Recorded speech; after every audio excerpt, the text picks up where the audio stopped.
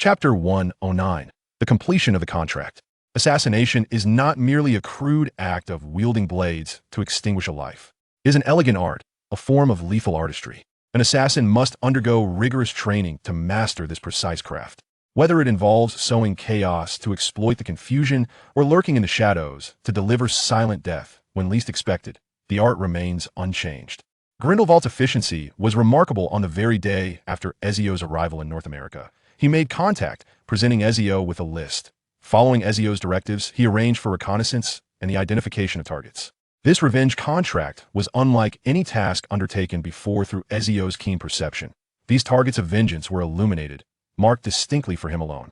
No one would notice a hawk soaring high above, nor would they sense the gaze aimed at them from hundreds of meters away. Ezio began with those whose death would be hardest to trace. Regardless of age or gender, he leveled the scales of justice in his mind, bestowing upon them an equal demise.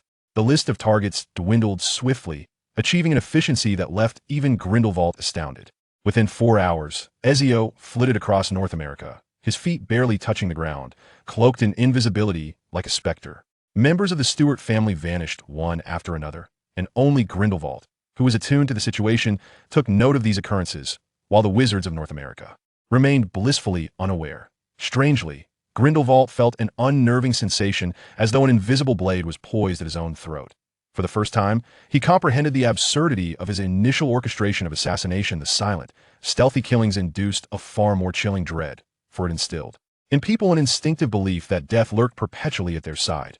From afternoon until evening, after a day of relentless activity, Ezio arrived at his final destination, the western part of Massachusetts, where stood Mount Greylock, the highest point in the state, soaring to 1,064 meters. The Ilvermorny School of Witchcraft and Wizardry was initially established here, evolving from a humble stone cabin into a sprawling castle complex that now houses over 3,000 students. At IN scale, it far surpasses Hogwarts, and in reputation, Ilvermorny is often regarded as one of the most democratic and inclusive magical schools in the world.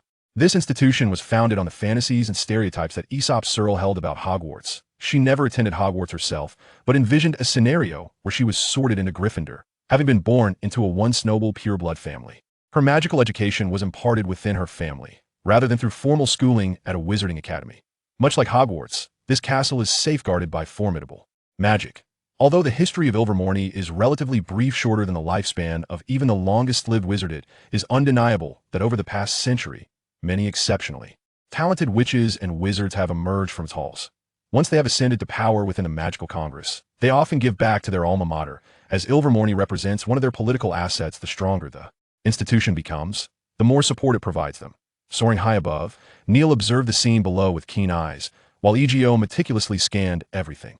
The last remaining survivor of the Stewart lineage was none other than Millie Stewart, the vice principal of Ilvermorny. She is a witch of considerable power and is the most likely candidate to become the next president of the Magical Congress. She is certainly not a lightweight like Fudge, while she may not rival Dumbledore in magical prowess. She is undoubtedly of the same caliber as Professor McGonagall. She oversees the charms curriculum at the school, and Ezio did not underestimate her capabilities. The wizards of the Pureblood faction temporarily disguised themselves, using Polyjuice Potion to impersonate key figures who had been assassinated by Ezio, yet such ruse could not be sustained indefinitely. The scene of over 3,000 attendees gathered was far more magnificent than the mere 700 or 800 present at Hogwarts, with professors seated at the faculty table, engaging in light-hearted conversations. With the aid of an invisibility cloak, Ezio bypassed the castle's magical defenses. Once shrouded in the cloak, he seamlessly blended into the ambient magical energy. The cloak is not entirely undetectable. Dementors can pierce its concealment through their soul sight, and similar magical items possess this ability as well. Its most remarkable feature lies in its capacity to immerse the wearer within the environmental magic, rendering them imperceptible to any spell, even causing spells aimed at them to veer off course, creating an illusion of direct penetration. Ilvermorny does not harbor Dementors, nor does it possess Mad-Eye Moody's watchful eye, allowing Ezio to slip unnoticed into the castle's interior. This action was exceedingly audacious and fraught with peril within Ilvermorny. Apparition is strictly prohibited, a dire piece of news for any wizard seeking to infiltrate. From beyond the grand doors, the lively chatter of the wizards within the Great Hall could be heard.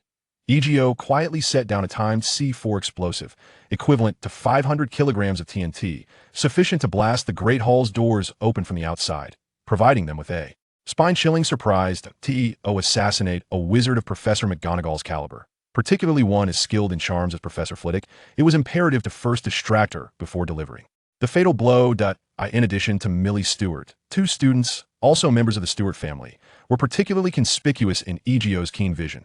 Ezio confidently entered the Great Hall through a side door, standing adjacent to the faculty table, silently counting down the seconds and waiting in anticipation. 3.2.1. Boom! A tremendous explosion resonated from beyond the grand doors of the auditorium, and contrary to the anticipated chaos of the doors being blown apart, the atmosphere within remained anchored in a semblance of calm.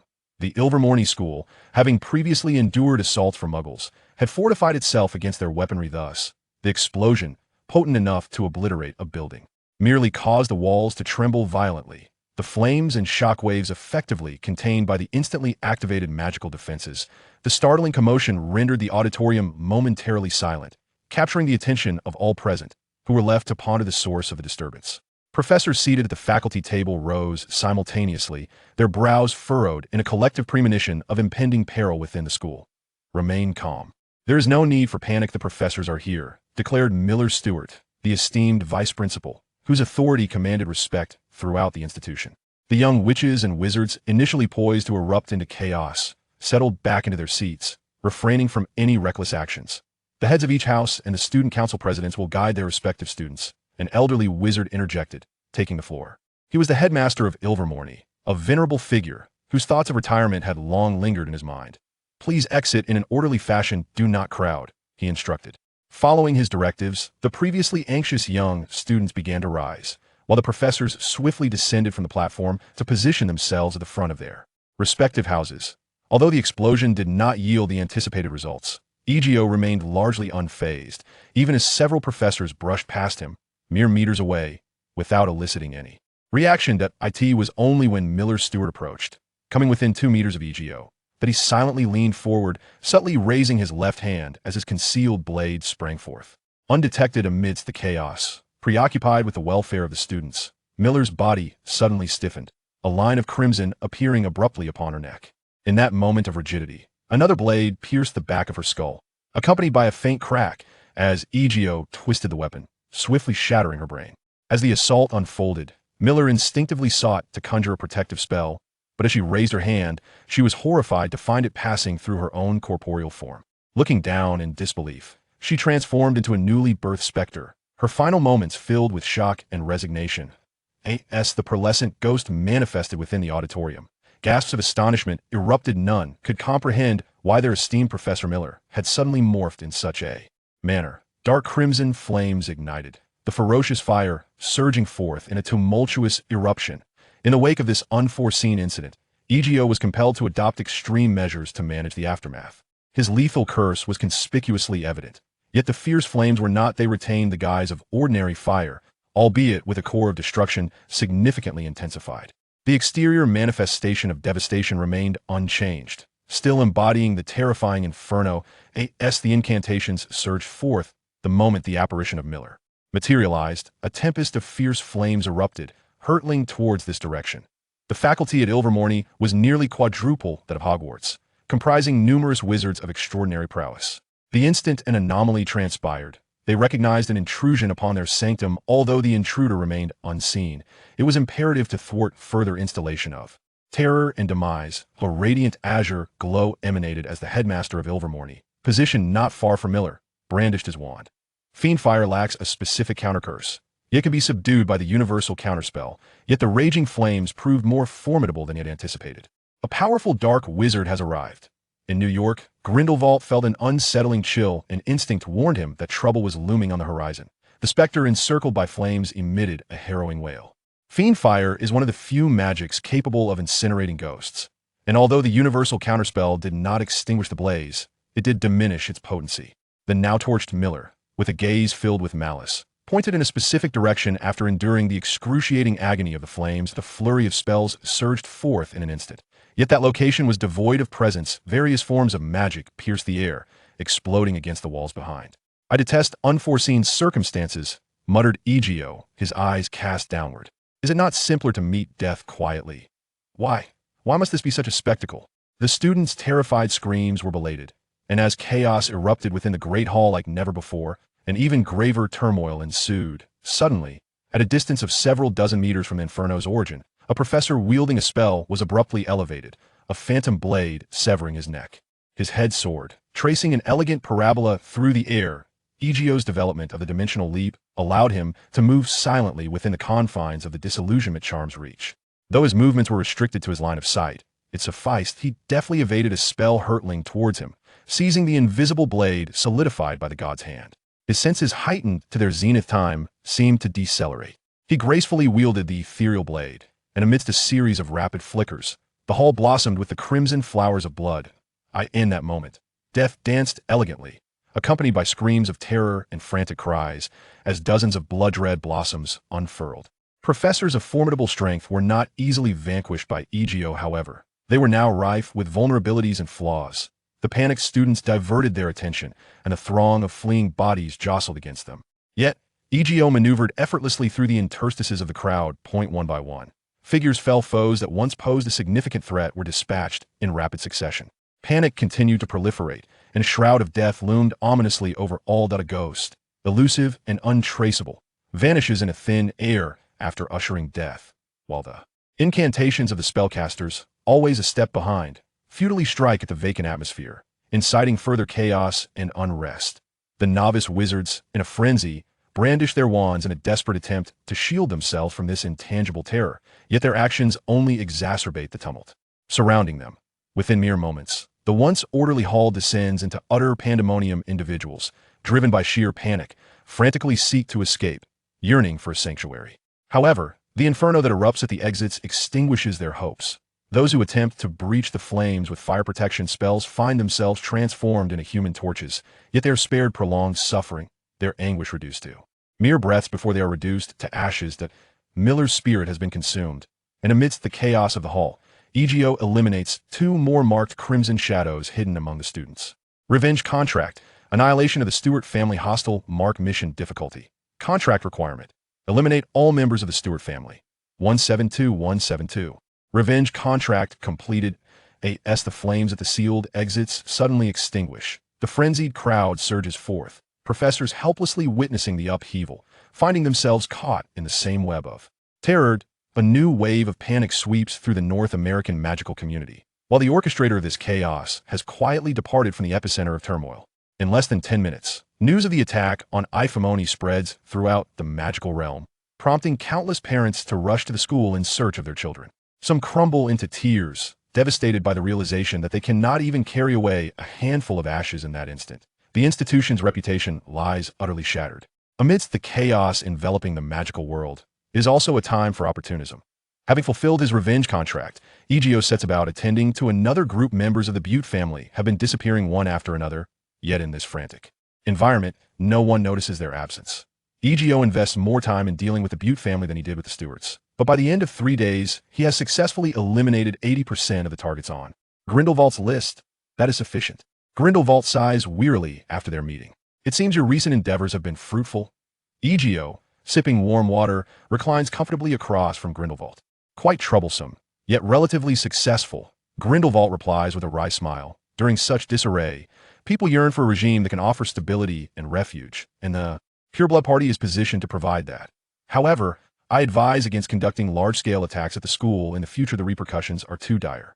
Had I not possessed irrefutable evidence of my absence, the frenzied parents would have nearly devoured me alive, convinced that I was behind it, given my prior intentions to set Paris ablaze. Who would have thought that a minor mishap would occur at that time? My initial intention was merely to eliminate a few individuals, however. When the plan unraveled and unforeseen circumstances arose, I was left with no choice but to stir the waters. Oh, you truly believe I could easily extricate myself from the grasp of numerous formidable professors? Magic is not omnipotent, and an invisibility cloak has its limitations. If they were to employ widespread magic, the cloak would not shield against the elements, and my presence would be revealed, leading to my demise. I can understand. Grindelwald nodded. The invisibility cloak only provides concealment against optical and magical detection. Its shortcomings were thoroughly examined when Grindelwald acquired it. Therefore, I harbor no resentment towards you. In fact, your recent actions have been remarkably efficient, securing substantial benefits for the followers of the pure. We have firmly established our foothold in North America, and the Magical Congress is in the process of reconstruction. Ithaca must seek my protection as well. Perhaps in 2 years, my people will ascend to the position of headmaster. It must be under control. Then you shall forsake Durmstrang? After all, it is your alma mater. Durmstrang? Grindelwald shook his head. That institution has become rotten, and there are too many who harbor animosity towards me. In the past, I eliminated numerous members of wizarding families who chose Durmstrang for generations. They were traditionalists who obstructed my reforms. Ithaca is the more favorable option, is it not? Even after this attack, it still boasts 3 times the number of students as Hogwarts. Then I wish you a prosperous career. Afterward, you might consider visiting this place. Once I have rebuilt it, everything will be transformed. That I eagerly anticipate that day. Chapter 110, The Finest Gift. The emotional state of an individual is often easily discerned through their demeanor. In the past, Ezio resembled a snow-capped mountain in the depths of winter, a sight so imposing that it could halt one's steps. Though his character was not unkind, conversation with him remained elusive. He seemed to possess an innate charm that silenced the chatter of those around him. While some might exchange greetings, few dared to engage in a prolonged gaze or casual banter. Save for a handful of dormitory mates and the few professors at the school who could manage a complete conversation with him. However, today, it appeared as if the mountain had begun to thaw, transitioning from the harshness of winter to the gentle embrace of spring. Despite the lingering chill, the landscape was no longer one of relentless snow. You have changed remarkably, Ezio, Harry remarked with curiosity in the dormitory. Where have you been to find solace these past few days? Oh, just about, Ezio nodded. I visited Giovanni's grave to lay a bouquet of flowers. You found him? Congratulations. Harry exclaimed, offering his heartfelt wishes. Your wish has been fulfilled. Indeed, Ezio stretched languidly. With that chapter closed, I can embark on a new life. My previous existence was so frantic that I neglected to appreciate the beauty of the magical world. But why do you seem troubled? Is it Black who is troubling you? Or have you and Autumn parted ways? Peter Pettigrew has fled. On the day of his trial and subsequent transfer to Azkaban for a life sentence, it was known that Black had transformed into his animagus form to escape imprisonment. Yet, they have not rectified this oversight. Peter has vanished. I can only hope he meets his end drowned in the sea. Harry spoke through clenched teeth, harboring a deep resentment towards the incompetence of the Ministry of Magic. After all, Fudge is utterly inept, Ezio shrugged. Though it is likely that Dumbledore has a hand in this, one cannot dismiss the possibility that the Ministry is plagued by forgetfulness among its esteemed members. They have certainly provided more than a few laughable blunders. Indeed, he lacks the capability to manage the Ministry. Whether he is present or absent makes little difference. It is fundamentally rotten. I truly wish someone would obliterate the Ministry and rebuild it anew. Perhaps Grindelwald could? He is currently preoccupied with matters in North America, Ezio shrugged. Yet, Harry's notion is not without merit. Entrusting the Ministry to Grindelwald's pureblood faction might yield positive changes. At the very least, there would be fewer inept individuals within. And those who could navigate under Grindelwald's watchful eye would certainly possess some skill. If he dares to resurface in the magical realm, I shall not let him escape. There may yet be a chance for another encounter. Ezio clapped Harry on the shoulder and stood. Perhaps you should prepare yourself, so that when the day comes, you can seize the opportunity to eliminate him. I shall seek out Professor Lupin. It has been far too long since I expressed my gratitude. It was his guidance that led me to find Giovanni. Although it was Sirius who ultimately revealed the matter concerning Regulus to Ezio, he harbored no affection for Black. Therefore, he decided to bestow the entire reward upon Lupin, considering it a repayment of the debt Black owed Lupin. Ezio had long harbored doubts about whether James and Sirius truly regarded Lupin as a genuine friend, yet such considerations seemed trivial. Ezio ascended to the 3rd floor and entered the Defense Against the Dark Arts classroom, where he found Lupin diligently supervising the grading of assignments with a quill. His complexion had noticeably improved, bearing a hint of rosy hue, far better than in earlier days. Have you encountered some joyful occurrences of late? Lupin greeted Ezio with a smile, gesturing with his wand to summon an armchair. I have discovered his whereabouts, thanks to you, Professor Lupin. Truth be told, I did not assist much, Lupin replied.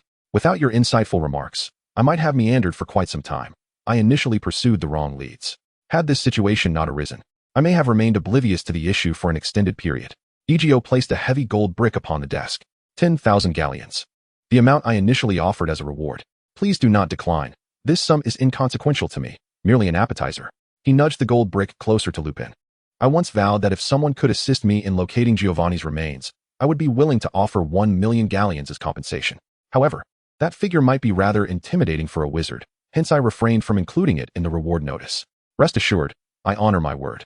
My wealth is substantial enough to casually part with 20 to 30 million galleons. This left Lupin momentarily speechless.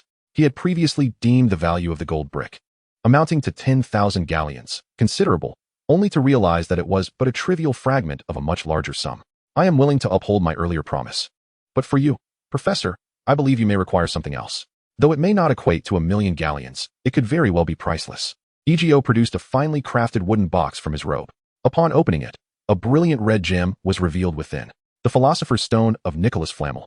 Albeit with only a vestige of its magical power remaining, it could transform a couple of armchairs into pure gold, yet pales in comparison to 1,000,000 galleons. However, the stone possesses another invaluable function: permanent transfiguration. In my first year, I discussed certain matters with Professor McGonagall, who informed me that the curse of lycanthropy actually stems from ancient wizard studies of animagi and human transformation. These ancient practitioners sought to morph into magical creatures, and the werewolf was their ultimate creation, resembling a magical being. While a werewolf's form cannot harness magic, it diverges from animal transformation, existing in a liminal state between human and wolf, akin to a magical creature. Strictly speaking, the transformation of a werewolf is an incomplete animagus form, fraught with severe side effects, resulting in a lack of control over one's thoughts and actions during the transformation. If the Philosopher's Stone could aid you in completing this incomplete transformation or forcefully alter the werewolf curse, granting you a full animagus form, then I believe the werewolf curse upon you could also be effectively controlled. An animagus is a more advanced and refined manifestation compared to the werewolf curse.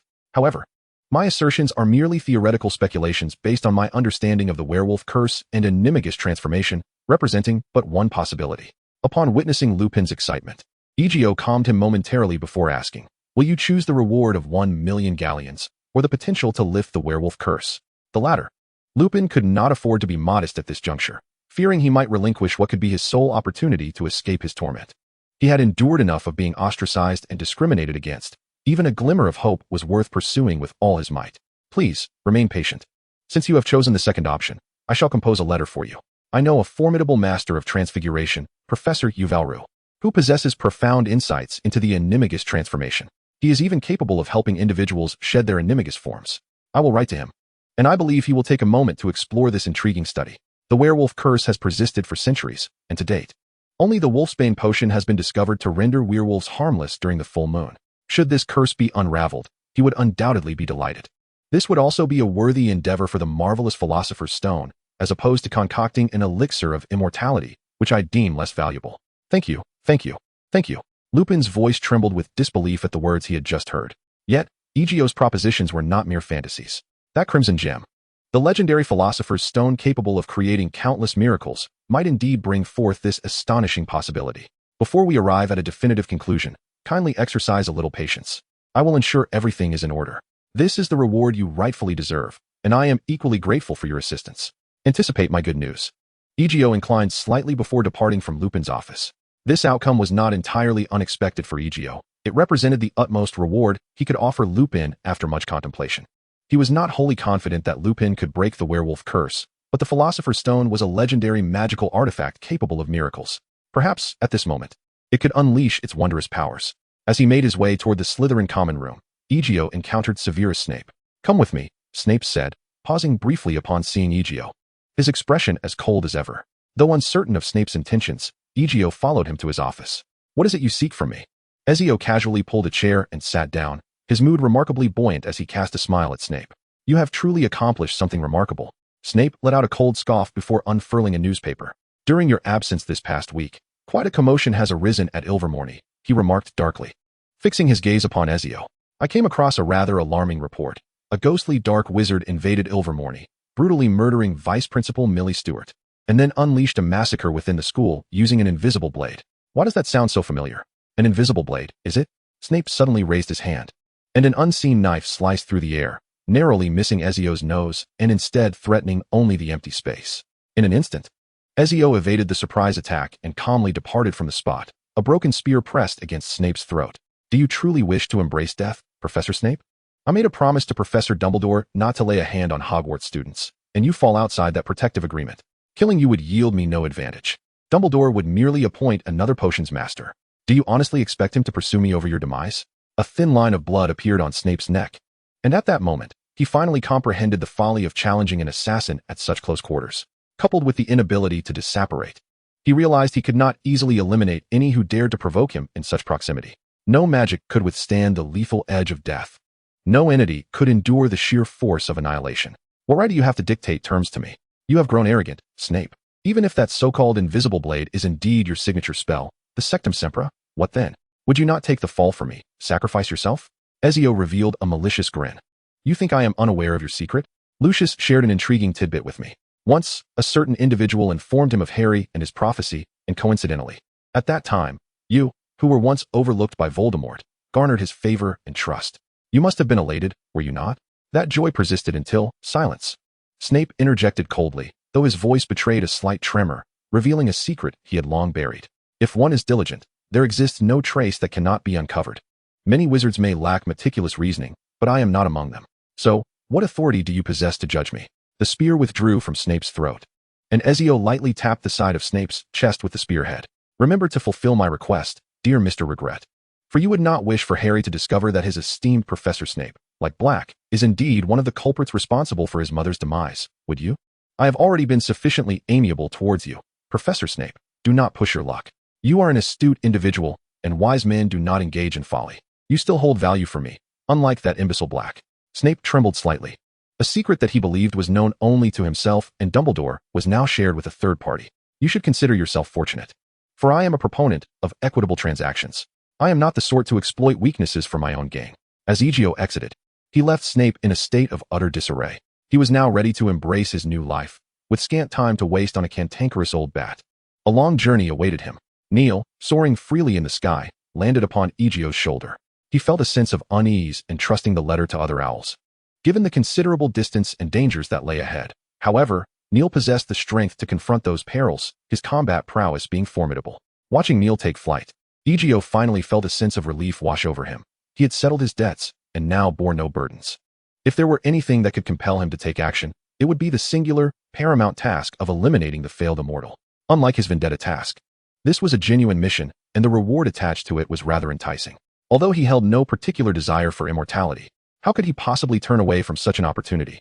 Gazing at the azure sky above, Ezio strolled across the grounds of Hogwarts.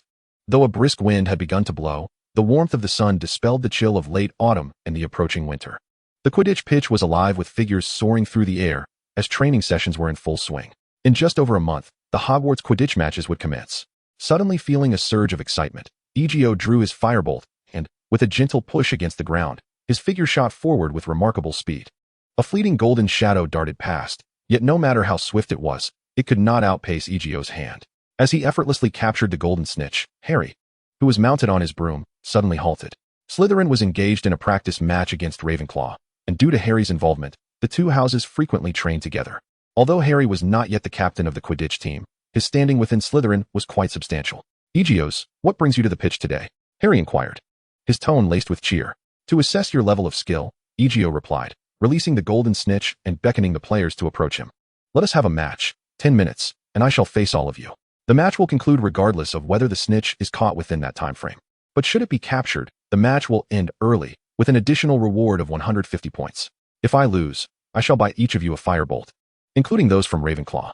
Upon hearing the news, a chorus of exuberant cheers erupted. Harry and Cho were mounted on firebolt brooms, an elite broomstick that evoked envy in all who beheld it, though its exorbitant price tag made it unattainable for many. Since you all agree, let us commence, said Ezio, shifting his posture, ready to deliver an astonishing display of absolute prowess. No player can maintain the broom's maximum flying speed throughout a match. Such a feat demands too much of the athletes.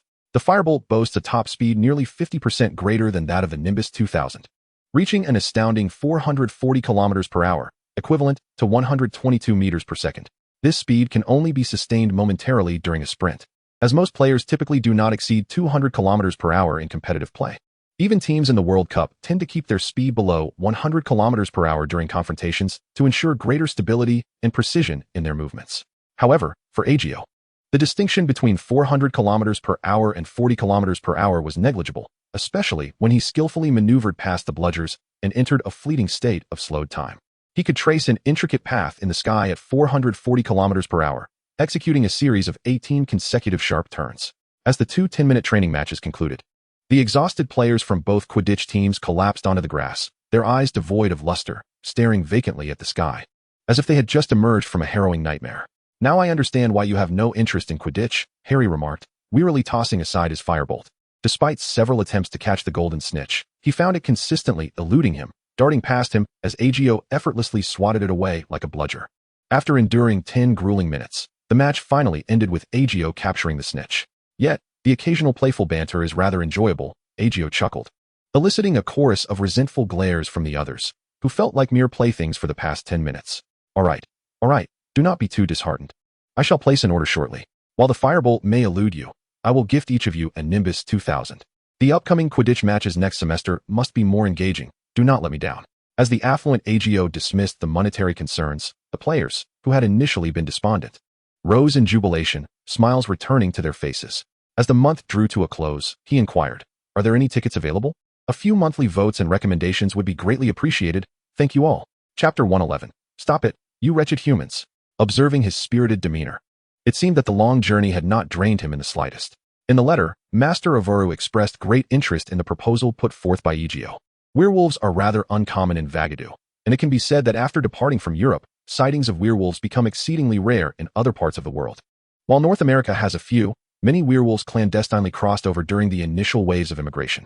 However, to a wizard, werewolves are regarded as uncontrollable beasts once transformed. They pose a significant threat. Yet, if a wizard is adequately prepared for battle, vanquishing a werewolf is not much more challenging than dispatching a large wolf. The inability to wield magic is the werewolf's Achilles heel. Their formidable physique can withstand some magical attacks, albeit to a limited extent, as they are not true magical beings. When confronted by a skilled combat wizard, they are often swiftly subdued. Powerful and aberrant werewolves, akin to Fenrir Greyback, are indeed rare. Most werewolves have been unwillingly transformed and harbor an innate disdain for their identity. Only those with inherently antisocial tendencies derive pleasure from the malevolent powers of being a werewolf. However, Master Ovaru currently has a study to pursue and has arranged with Ezio for him to bring Lupin over at the onset of summer vacation.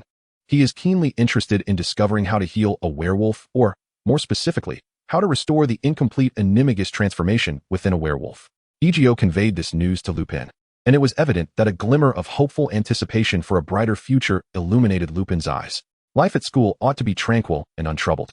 We are in a peaceful era, and Europe has yet to experience the turmoil witnessed in North America. Serenity and joy should be the prevailing themes of life. Magic, after all, is an empirical discipline. With practice and increased usage, even those of lesser intellect can gradually enhance their understanding of magic. The adage "practice makes perfect" holds particularly true in the study of magic, as many foundational concepts do not necessitate a brilliant mind for comprehension. One simply needs to apply them and engage in practice to witness improvement. I thought you would be spending Christmas at Hogwarts. After concluding their midterm exams, Fred and George were taken aback to discover that both Harry and Ezio boarded the return train. What about you, Ezio? Would you like to come to our home for Christmas? It will be quite lively, Fred suggested, well aware of Ezio's situation with his family having departed. Indeed, achieving 3 good grades is quite a challenge for Ron, Fred lamented, noting his own struggles with even one. Perhaps I can visit you another time. I've already made plans for this Christmas, Ezio replied, shaking his head. Is it some girl who invited you to her house? Oh, well, you guessed correctly, Ezio nodded, impressed by their intuition. The news startled the twins, who exchanged astonished glances. We were merely speculating, they remarked, quickly huddling closer to Ezio, their expressions brimming with curiosity. Who is it? The Triwizard Tournament commenced its preparations this year, but the seeds of this endeavor were sown during the previous summer holiday, when Dumbledore resolved to restore Hogwarts connections with magical schools worldwide. After unburdening himself of past doubts, he began to take a more earnest interest in the affairs of the school. Previously, Dumbledore had spent years at Hogwarts in a state of complacency, avoiding responsibilities whenever possible, akin to a turtle retreating into its shell. However, with Grindelwald embarking on a new venture, Dumbledore found himself invigorated, nurturing aspirations of elevating Hogwarts to the status of a global institution. The fame achieved by Ezio during the holidays provided a channel for this ambition.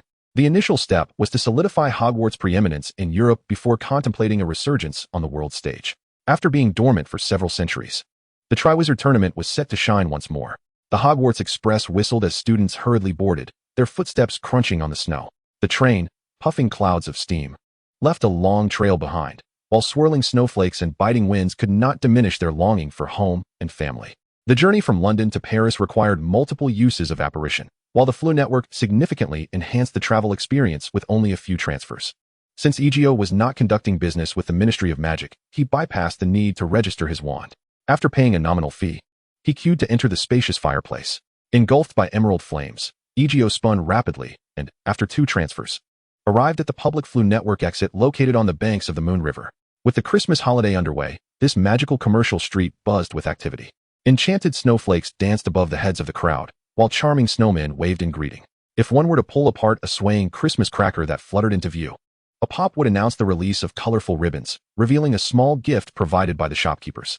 Ezio received a piece of chocolate with a perplexing mint flavor. Surely, it must taste akin to toothpaste? Unenthusiastic about consuming toothpaste, Ezio tucked the chocolate away and silently recited an address before vanishing from his spot.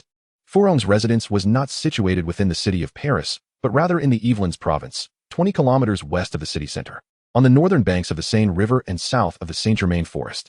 This exquisite estate, spanning 7 hectares, boasted a magnificent garden, with the central building showcasing a pronounced French classical style. As the snow began to melt after a recent storm, the main house of the estate glistened with a light frost, and the Baroque iron railings sparkled with icicles, refracting the sunlight into a dazzling display.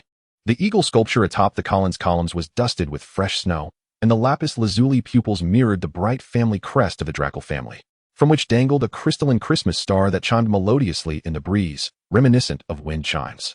Stained glass cast splashes of crimson and emerald light into the foyer, while a wreath of pine branches swayed between the Corinthian columns.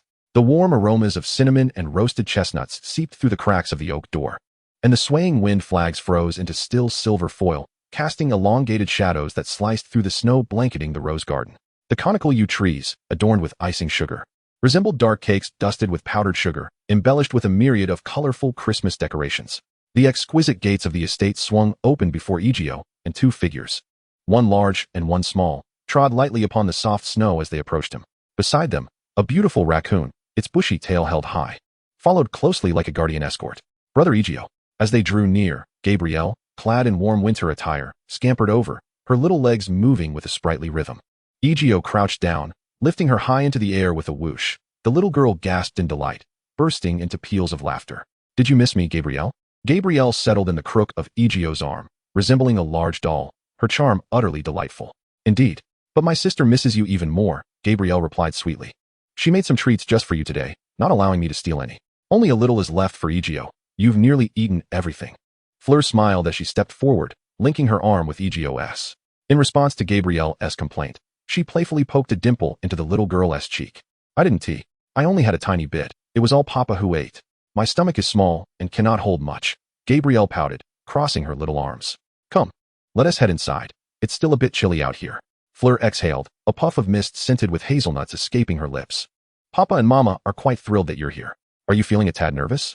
Do not worry. I believe they will adore you.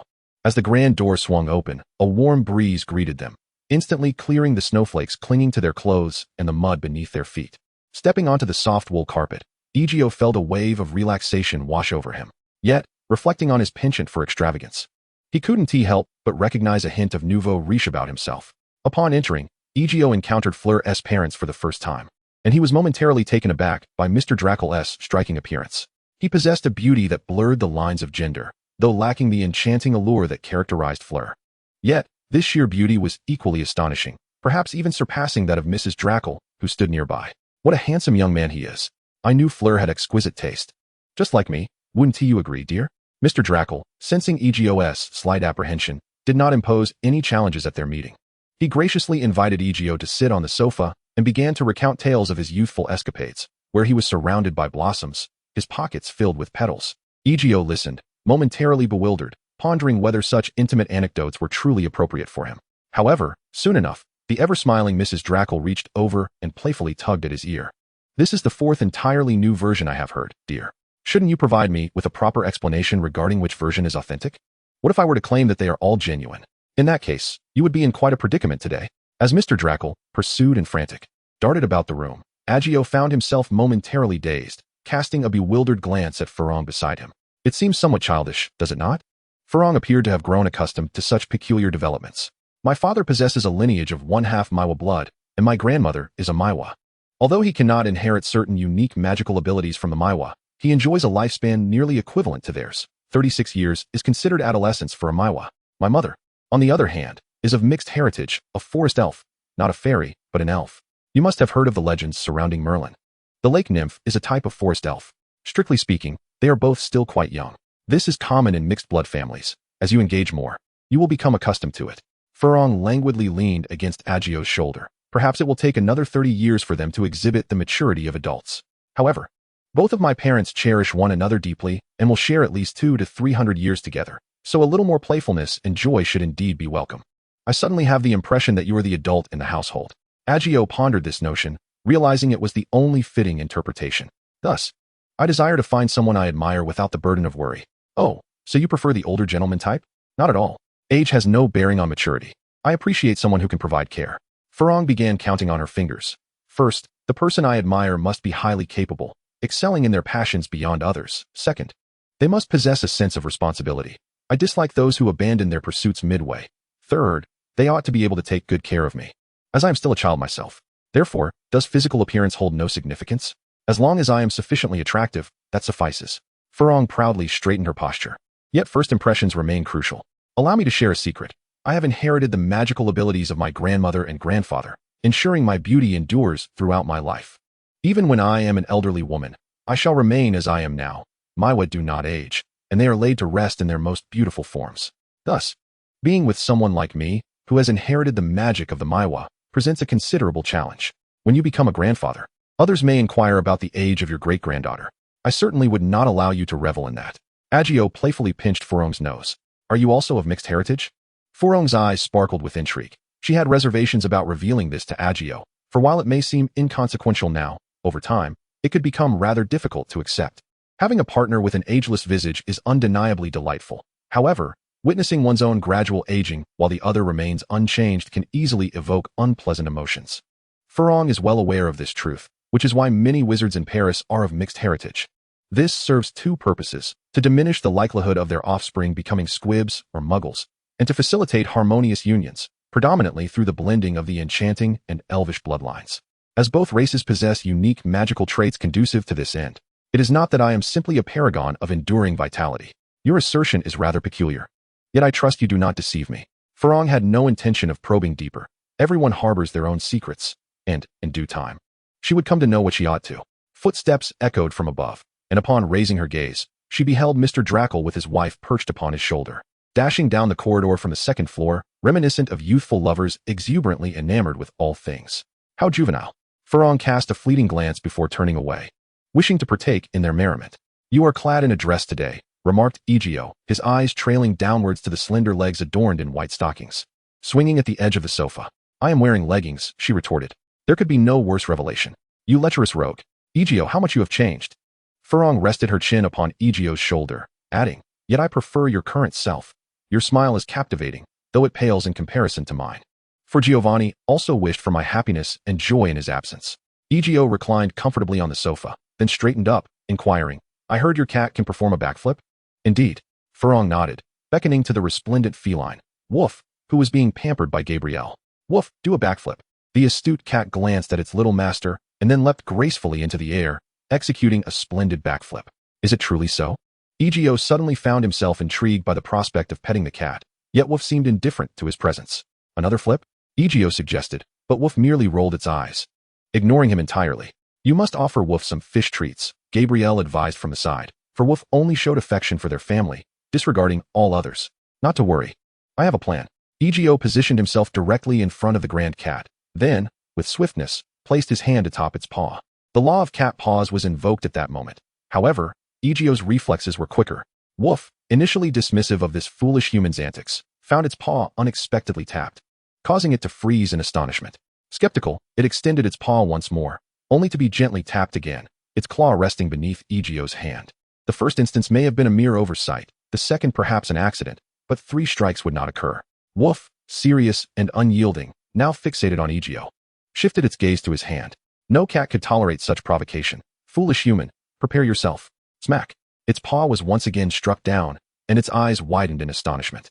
Furong and Gabri, who were watching nearby, witnessed a fierce battle unlike anything they had seen before. The human and the cat flailed their hands and paws like flashes of lightning, exchanging dozens of blows in mere seconds. Yet each time it was the mighty cat that bore the brunt of the strikes, its fur bristling in anger. Unfazed, it intensified its efforts, employing both paws in a flurry of slashes and strikes, as if a dance of blades flickered between them, sparks of conflict erupting. 98. 99, 100. Even amid the chaos, Ai quickly counted, the diminutive feline deftly handling the situation. I have one. Awu, who had previously looked down upon the foolish humans, now hung its head in defeat, for the bitter taste of failure was a new experience. In 100 intense exchanges, it had been utterly vanquished. Do a backflip. Awu reluctantly leaped in place, realizing that having lost, it must now showcase its talents. Once more, the cat felt a twinge of grievance, yet complied. Again. Ai seemed insatiable. Awu, don't go too far. The cat executed another somersault, but now it seemed a bit frantic. This was too much. Are you convinced now? Ai locked eyes with Awu, both maintaining a serious gaze, each vying to assert dominance over the other. Come here. Ai reached out with lightning speed, and in an instant, Awu leaped, only to have its nape caught midair. The cat was taken aback, astonished by the human's remarkable reflexes. But I am a cat. Yet before it could comprehend this turn of events, it felt a large, mischievous hand brushing against its soft belly. This was a forbidden zone. Just as it prepared to retaliate with its mighty feline fists, an overwhelming sensation surged throughout its body. Aijiao's fingers gently and swiftly kneaded its soft belly. A jolt of pleasure coursing through its nerves, leaving Furong stunned beside them. She instinctively covered Gabrielle's eyes, as if a gateway to a new world had opened before her. How impressive, Furong thought, instinctively tightening her legs. The hand speed was extraordinary. Mere seconds later, the once belligerent Awu had completely surrendered, its little tongue lolling from its mouth, trembling as its eyes threatened to roll back. Whoa. Meow, meow, meow, meow, Awu. Enough. Stop. You insufferable human. It must not continue. Once Aijiao's wicked hand retreated, Awu lay sprawled on the ground, resembling a flattened cat pancake, twitching occasionally, still recovering from the overwhelming experience. Are you convinced now? After regaining some strength, Awu managed to rise, rubbing its head against Aijiao as a sign of acknowledgement. Awu, I suppose you're not too bad. With a playful twist of her head and a flick of her tail, the little creature darted into Gabrielle's embrace, seeking a cozy cuddle. As nightfall gradually descended, the fragrant aroma of delectable cuisine wafted through the Fuyong household. The classic French Christmas feast surpassed even the exquisite dishes that Ezio had savored in Michelin-starred establishments. The culinary skills of house elves were unparalleled, passed down through generations and infused with their unwavering passion for the art of cooking. Chapter 112, The Elapse of Time. The Christmas holiday for the two was far from lonely. Gabrielle was taken on a trip by her parents, and the youthful-hearted Dracule couple, who were good friends with Gabrielle, ensured that their outings were anything but dull, reminiscent of elder siblings taking their youngest sister on adventures. The ambience at the Moon Embankment was thick with Christmas cheer, bustling with tourists from all corners of the world. Countless couples hand in hand entered the renowned love fortune-telling booth, while Harry and Autumn, having spent Christmas Eve with their family, also arrived, though their paths did not cross amidst the crowd. There was an air of detective intrigue, yet Fuyong relished the experience, and Ezio had no intention of unveiling the truth. However, after their stroll along the Moon Embankment, they decided against continuing their escapade in the magical realm of Paris due to the overwhelming throngs of people. Although the number of wizards was relatively scarce, the limited space of the magical world could not accommodate the influx of holiday revelers. Ezio then took Fuyong to the Twin Alps ski resort, comprised of the charming alpine villages of Mont Blanc and Vynorski, complete with a luxurious international resort. The cable car ascended to a breathtaking observation deck at an altitude of 400 meters, offering a panoramic view of the enchanting winter landscapes of the Alps. After an exhilarating outdoor adventure, they could unwind in the natural mountain hot springs, where frigid winds and snowflakes contrasted with the soothing embrace of the steamy waters. Within a mere week of joyous experiences, their bond visibly deepened. It will be several months before I see you again. On the final day of the Christmas holiday, they ventured to the pinnacle of Paris, the 56th floor of the Montparnasse Tower, where the city's finest restaurant awaited. The all-glass faade allowed diners to revel in the stunning vistas of Paris. And on clear days, one could even glimpse the Palace of Versailles, located 40 kilometers away. Not to worry, come next school year, we shall be together for an extended period. Are you considering studying abroad in Buxbatten for your final year? Fuyong remained unaware of the Triwizard Tournament. Yet the prospect of graduating together and embarking on a leisurely life brought a smile to her face. Perhaps you might even attend Hogwarts. Madame Maxim would never allow me to go to Hogwarts, Fuyong teased, resting her chin on her hand, her eyes sparkling as she gazed at Ezio. Beneath the table, her petite feet fidgeted restlessly, their playful demeanor betraying a light-hearted tussle concealed from the world above. You snagged my stockings. Furong, with a playful huff, inserted a piece of uneaten foie gras into Ezio's mouth. That rascal. In truth, I wouldn't mind helping you swap a sock. For did we not purchase a plethora today? This is a restaurant, and there are people around. Furong's cheeks flushed with embarrassment as she furtively glanced aside. Fortunately, The position they chose was quite secluded, shielded from prying eyes. Is someone still fidgeting? Ezio grasped the little foot that twisted restlessly. An unusual stimulation causing Furong's eyes to narrow, her toes tensed. As the knee-high stockings slipped down gradually, the delicate sensation of her skin was almost irresistible. Almost half an hour passed, and feeling a chill in her legs, Furong cast a reproachful glare at Ezio. You're only focused on your own amusement, bullying me. In truth, I find that wearing stockings on just one leg is quite alluring, possessing a certain asymmetrical beauty. Do you have a foot fetish? No, it's just that the current circumstances do not permit it. They won't allow it in the future either. You're dreaming. Then I shall have to devise other means, as being alone at Hogwarts can be rather dull. Are there girls at Hogwarts more beautiful than me? None, to be sure. Ezio conceded this point. Hogwarts lacked the presence of Vila hybrids, and even among them, Furong would shine the brightest, having successfully inherited the finest traits from both her parents. I wouldn't mind you admiring beautiful girls, but I forbid you to settle for less. At the very least, find someone who can compare to me. What logic is this? Because a crushing victory brings no sense of achievement. It's far better to encounter someone who leaves me unable to lift my head. Their jealousy lacking even the courage to manifest. How reasonable. I shall strive to seek out such girls in the future. You dare. Do you know how fierce I can be when angered? Vila can be rather petty and ill-tempered, and I am exceedingly willful and spoiled. This, however, had not been apparent. Who could blame me for pursuing you first? You should be content, for even that bad temper has been subdued. Is it possible that you have yet to encounter a girl who could evoke jealousy and anger in you? You are quite perceptive. Furong shook her head, teasingly scratching Ezio's palm with her toes. Over the past decade, she truly had not met an equally matched rival. The Vila's notorious temperament had never manifested in her. Being a hybrid, she lacked the extreme sensitivity of pureblood Vila. Shall I warm your bed for you? Furong cast a flirtatious glance, her gaze somewhat dreamy. Oh, indeed. You are dreaming if you think merely holding you is a remarkable reward. Furong slightly lifted her chin, exuding an air of regal pride. Yet soon enough, the queen lowered her head, her ears tinged with a faint blush. Before long, she donned a pair of knee-high cotton socks that differed from those she had arrived in. In truth, this fabric feels even better than stockings. I shall wear them for you again next time. Our next meeting shall be in summer. Will it not feel a bit sour? If it does, I shall feed you, eat heartily. Furong said somewhat fiercely, then leaned in closer, greedily kissing him. Be careful on your way. I shall miss you. Indeed, the same goes for you. Ezio's hand glided from the silvery hair of Furong, and with a casual wave, he turned to step into the fireplace of the flue network behind him. In the swirling green flames, his figure vanished in the blink of an eye. Hogwarts, after the Christmas holiday, bore a hint of languor. Its inhabitants were just emerging from the leisurely respite of the break, requiring a moment to transition back into the rigors of the new semester. Hagrid had acquired 2 new dragon eggs and was eager to teach the young wizards the art of hatching fire dragons, igniting their enthusiasm. This was a Christmas gift from Ezio, procured through legitimate channels, with Dumbledore assisting in writing to the Department for the Regulation and Control of Magical Creatures, garnering swift approval. After all, Hagrid had successfully tamed a fire dragon before, and when the ministry officials learned that he could toss a Norwegian ridgeback around like a mere doll, they were astounded. With such overwhelming strength as assurance, they perceived no uncontrollable risks in Hogwarts breeding dragons to provide fertilizer and educate young wizards about magical creatures. The dragons in the Dragon Sanctuary were far less obedient than those trained by Hagrid. Norbert had begun to allow the young wizards to touch him, and he rather enjoyed the attention from the little ones who brushed his scales and fed him treats. After all, who wouldn't revel in a life of ease? He had been pampered to the point of being akin to a pet dog. In the second month following the Christmas holiday, 2 baby fire dragons hatched. Having never before witnessed dozens of mothers observing them, the little ones trembled even while pecking at their eggshells. Having undergone socialization from birth, these 2 were much better tempered than Norbert had been initially. They did not breathe fire indiscriminately and were comparatively affectionate. One was a Romanian longhorn, and the other an Australian opaleye. Both dragons were strikingly beautiful, medium-sized, and would weigh no more than 2 to 3 tons as adults. Although they paled in comparison to Hagrid's favored larger fire dragons, they were perfect for the young wizards, both aesthetically pleasing and possessing low aggression, making them excellent for observation.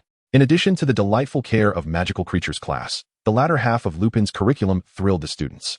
After a semester of theoretical learning, the second half was predominantly practical, with less written work and more opportunities for playful learning. Under Lupin's guidance, they personally experienced close encounters with numerous magical creatures commonly found in the wizarding world, many of which harbored ill intentions. Knowing how to deal with them required both courage and wisdom. After receiving accurate information from Ezio, who was prepared to journey to Wagadu during the holidays, he imparted his knowledge to the young wizards with little reservation, uncertain if he would have the opportunity to teach at Hogwarts next semester. He aimed to share as much as he could while he still had the chance, for the subject of defense against the dark arts bore an air of uncertainty, and the quality of teachers could not be guaranteed. Time seemed to fast forward, slipping away through the fingers of those it touched in the blink of an eye. As for the formidable former minister and strong candidate, Bataclouch, he remains unable to vie for that position, as his son utterly obliterated his political career.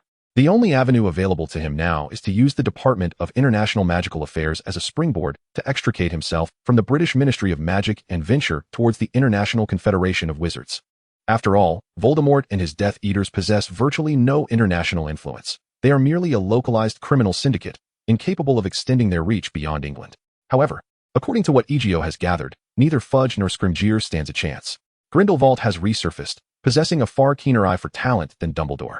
Following the stabilization of affairs in North America, he even found time to assist Dumbledore, such as by organizing the old members of the Order of the Phoenix who once accompanied him. Many of them are powerful, yet remain underutilized. Grindelwald intends to unify the European magical community, and England will certainly not be spared. A wizard named Kingsley Shacklebolt has caught Grindelwald's attention. Like Ezio, he harbors no prejudice against black individuals. Rather, he discriminates equally against all who lack capability. In his eyes, blacks and the inept are two distinct species. In North America, he has already been dubbed the Negro Terminator of Dampeners, as he vigorously apprehends and executes those who engage in $0 purchases or graveyard shopping during times of unrest. The chaotic atmosphere has been swiftly reversed within just a few months, as Grindelwald employs draconian measures during this tumultuous period, earning him considerable support among the wizarding community in North America. People are fervently yearning for a stable societal environment. As the academic year drew to a close, Lupin eagerly set forth on the journey to Wagadu alongside Ezio. Fawkes kindly transported them to the distant shores of Africa, where Master Uwaru greeted them with warmth. I am delighted that you have brought me yet another splendid proposal. To be honest, the study of werewolves is quite fascinating. However, in Africa, we do not encounter any traces of them. This is likely due to the abundance of animagi here, as werewolves pose little threat to those who have mastered animagus transformations and instead become prey. In my century-long existence, I have yet to encounter a living werewolf in this region. Nevertheless, the Philosopher's Stone presents an excellent breakthrough. Master Uwaru picked up the Philosopher's Stone that Ezio had placed on the table, examining it with awe. Nicodemus Lamé truly deserves his reputation as an epic-defining legendary alchemist. This stone possesses unparalleled magical power. Permanent transformation is simply marvelous. Yet, this is the last Philosopher's Stone in existence, is it not? I struggle to comprehend his reasoning. What is so undesirable about life? Witnessing the world continuously improve seems like a most delightful endeavor.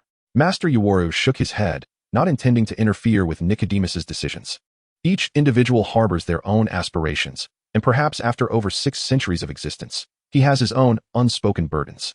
The Philosopher's Stone should possess the capability to unearth the effects of curses. Perhaps I could discover a method to utilize the magical energy of the stone to transform the werewolf curse into an animagus transformation, fundamentally altering the composition of the werewolf curse with its eternal magic and permanently fixing this modification. I believe the likelihood of success in such an endeavor is quite high. Upon hearing this, Remus, who had been fraught with anxiety, felt a slight easing of tension. Do not worry, my child, Master Uwaru reassured him, patting Remus on the back. I can see that you are a kind-hearted individual. The werewolf curse has inflicted upon you a great deal of suffering, yet you continue to approach this world with gentleness. You possess remarkable nobility, which is indeed rare. I am willing to assist you, but this may require an extensive period of research. Are you prepared to remain here for several years? Remus, suppressing his excitement, nodded vigorously. I will follow your guidance, Master. As long as the werewolf curse can be lifted, I am willing to do anything. Excellent. Then it is now entrusted to me, Master Uwaru stated, turning his gaze to Ezio. You are also a good child. Although the magical energy in this Philosopher's Stone is nearly depleted, its value as the last remaining stone in today's world is undeniable. It is indeed a rare occurrence that Ezio can draw it forth and use it generously. Professor Remus has been of great help to me, and I hope to assist him in return. You are all good children. By the way, Ezio, have you considered beginning your practice as an animagus? Of course, but not at this moment, Ezio replied with a nod. He indeed harbored aspirations of learning to become an animagus. I have given away the unicorn potion. I hope that does not trouble you, Master. Not at all. Since I entrusted it to you, it is yours to command. However, I presume you bestowed it upon someone of great significance to you, correct? Yes, a girl I hold dear, and who cares for me in return. Oh, is that so? Then I wish you both happiness. Would you like to invite her to visit Hogwarts? There are many fascinating experiences here that you have yet to encounter. The school is open to you, and you may explore freely. That would be splendid. Thank you, Master. There is nothing more precious than youth to cherish. He winked at Ezio, his face radiant with joy. As the month draws to a close, I wish everyone a joyful Labor Day. It is the end of the month. If there are any uncast monthly votes, please cast a few. Now, let me report on this month's progress. This month, I updated 310,000 words and took a day off, yet the daily updates remained fairly consistent. The only regret is that I missed the milestone of 30 consecutive days of 10,000 words. I shall strive to achieve this. During this month, Ezio concluded his 3 years of study at Hogwarts. Personally, I believe it is from the 4th book onward that the narrative truly departs from the realm of childhood fairy tales. Cedric's death reveals a glimpse of the darkness within the magical world, which, in truth, scarcely qualifies as dark. In my vision, magic serves as a vital assurance for Ezio to ascend to a grander stage. Merely possessing the identity of an assassin renders it exceedingly difficult for him to make a significant impact in the vast expanse of the world, where protagonists from other realms possess capabilities that are insurmountable for mere mortals. The ability to soar through the skies and traverse the earth is merely foundational. The extraordinary powers at their disposal can achieve feats that are both numerous and terrifying. Empty words devoid of strength are but a jest. If Ezio aspires to be a protagonist, he must acquire sufficient power. Hogwarts stands as a crucial springboard. However, the journey of adventure is one that must inevitably commence. Have I heard that some wish to see rivers of blood? Very well, but it shall not occur within the confines of home. Upon stepping beyond this world, opportunities abound. I kindly ask for your patience as we await the moment when Ezio's mastery culminates, allowing him to ascend one mountain after another. When the book launches on April 1st, although the initial subscriptions total 500, the average subscriptions hover around 200. In the first couple of weeks, I deliberately refrained from checking the data, fearing that the burden of financial strain might lead to abandonment. Yet, with the support of many, I have glimpsed a glimmer of hope. A month later, on April 30th, this book approached the threshold of 900 average subscriptions, allowing your humble writer a moment to breathe. Having sufficient funds for rent and sustenance ensures that I can continue writing, albeit without the ability to save much. However, as long as I am not starved, I possess the strength to craft words. The goal for next month is to strive for a daily output of 10,000 words and to push the average subscriptions to 1,000. For only upon reaching this milestone can I hope for a chance at a recommendation spot. We are merely 100 subscriptions away. Let us rally together. I hope this book continues to flourish, and I wish everyone a joyous Labor Day. Though the holiday may hinder an explosion of updates, I shall not become complacent and will continue to write. Thank you for your unwavering support, dear readers. Chapter 113, The Real and the Fake Moody. This year, Platform 9 3/4 appears particularly lively. It seems that the influx of new students attending Hogwarts has increased, easily discernible by the presence of many wizards, dressed in a manner distinct from the rest, accompanying their children. For instance, some don attire reminiscent of the 18th and 19th centuries, popular across the Atlantic. Speaking with an American accent, their necks sunburned to a rosy hue. A significant portion of students has departed Ilvermorny. Those from affluent backgrounds, who could afford to study abroad, have left North America. Some have chosen to attend the Castrobush School of Magic in South America, while others have opted for Europe, with Hogwarts welcoming a share of these students, along with Durmstrang and Beauxbatons. At 10:30, Ezio leisurely strolled onto the platform, and near the closest pillar to the entrance, he spotted Harry, Autumn, and several children from the Weasley family gathered together, among whom stood a somewhat short, yet robust young man. "Hey, Ezio. It's a shame you didn't catch the Quidditch World Cup during your holiday," Harry called out, waving at him. "But why do you look considerably darker than you did 2 months ago?" I ventured into Africa, galloping across the vast savannah on a dromedary, an exhilarating experience indeed. I had always believed such creatures resided solely in the mountainous regions of Europe, yet I was pleasantly surprised to discover a subspecies thriving in Africa, adorned with a delicate powdery blue skin, exuding a youthful charm. Surely, you have yet to experience the thrill of hunting amidst a million migrating beasts with a lasso and spear. Suddenly, the Quidditch World Cup seemed rather mundane in comparison. Harry received a necklace from Ezio, its shimmering silver mane of a magical horse strikingly beautiful, with a triangular scale at its apex, radiating a lovely roseate hue. The magical realm is vast, and it would indeed be a travesty not to explore it. It was Charlie, our elder brother. Fred and George, flanking him on either side, had surpassed Charlie in height. During his time at school, he was the brilliant keeper for the Gryffindor team. Alas, he did not pursue a career in Quidditch after graduation. Had he done so, this year's finals might have featured England instead of Ireland. A true pity. Ezio extended his hand for a shake.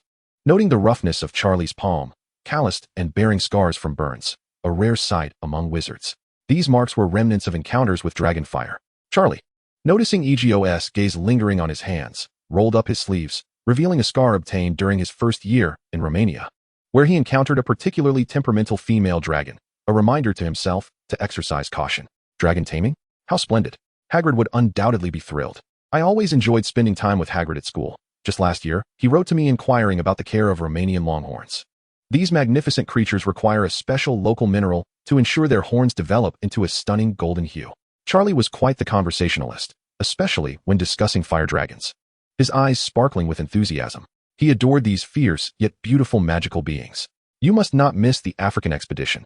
Within the belly of Mount Kilimanjaro lies a colossal cavern inhabited by a lava earth dragon.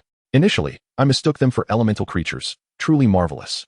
Of course, if I ever have the chance to go, many dragons necessitate specific habitats to thrive. I once visited Iceland, where a rare ice dragon resides. One that breathes not fire but a frigid mist. Its existence is exceedingly rare. Is it delicious? Ezio's eyes gleamed as he looked at Charlie, his curiosity piqued. The known wild population is alarmingly sparse, predominantly residing within the Arctic Circle. Witnessing one is a stroke of luck.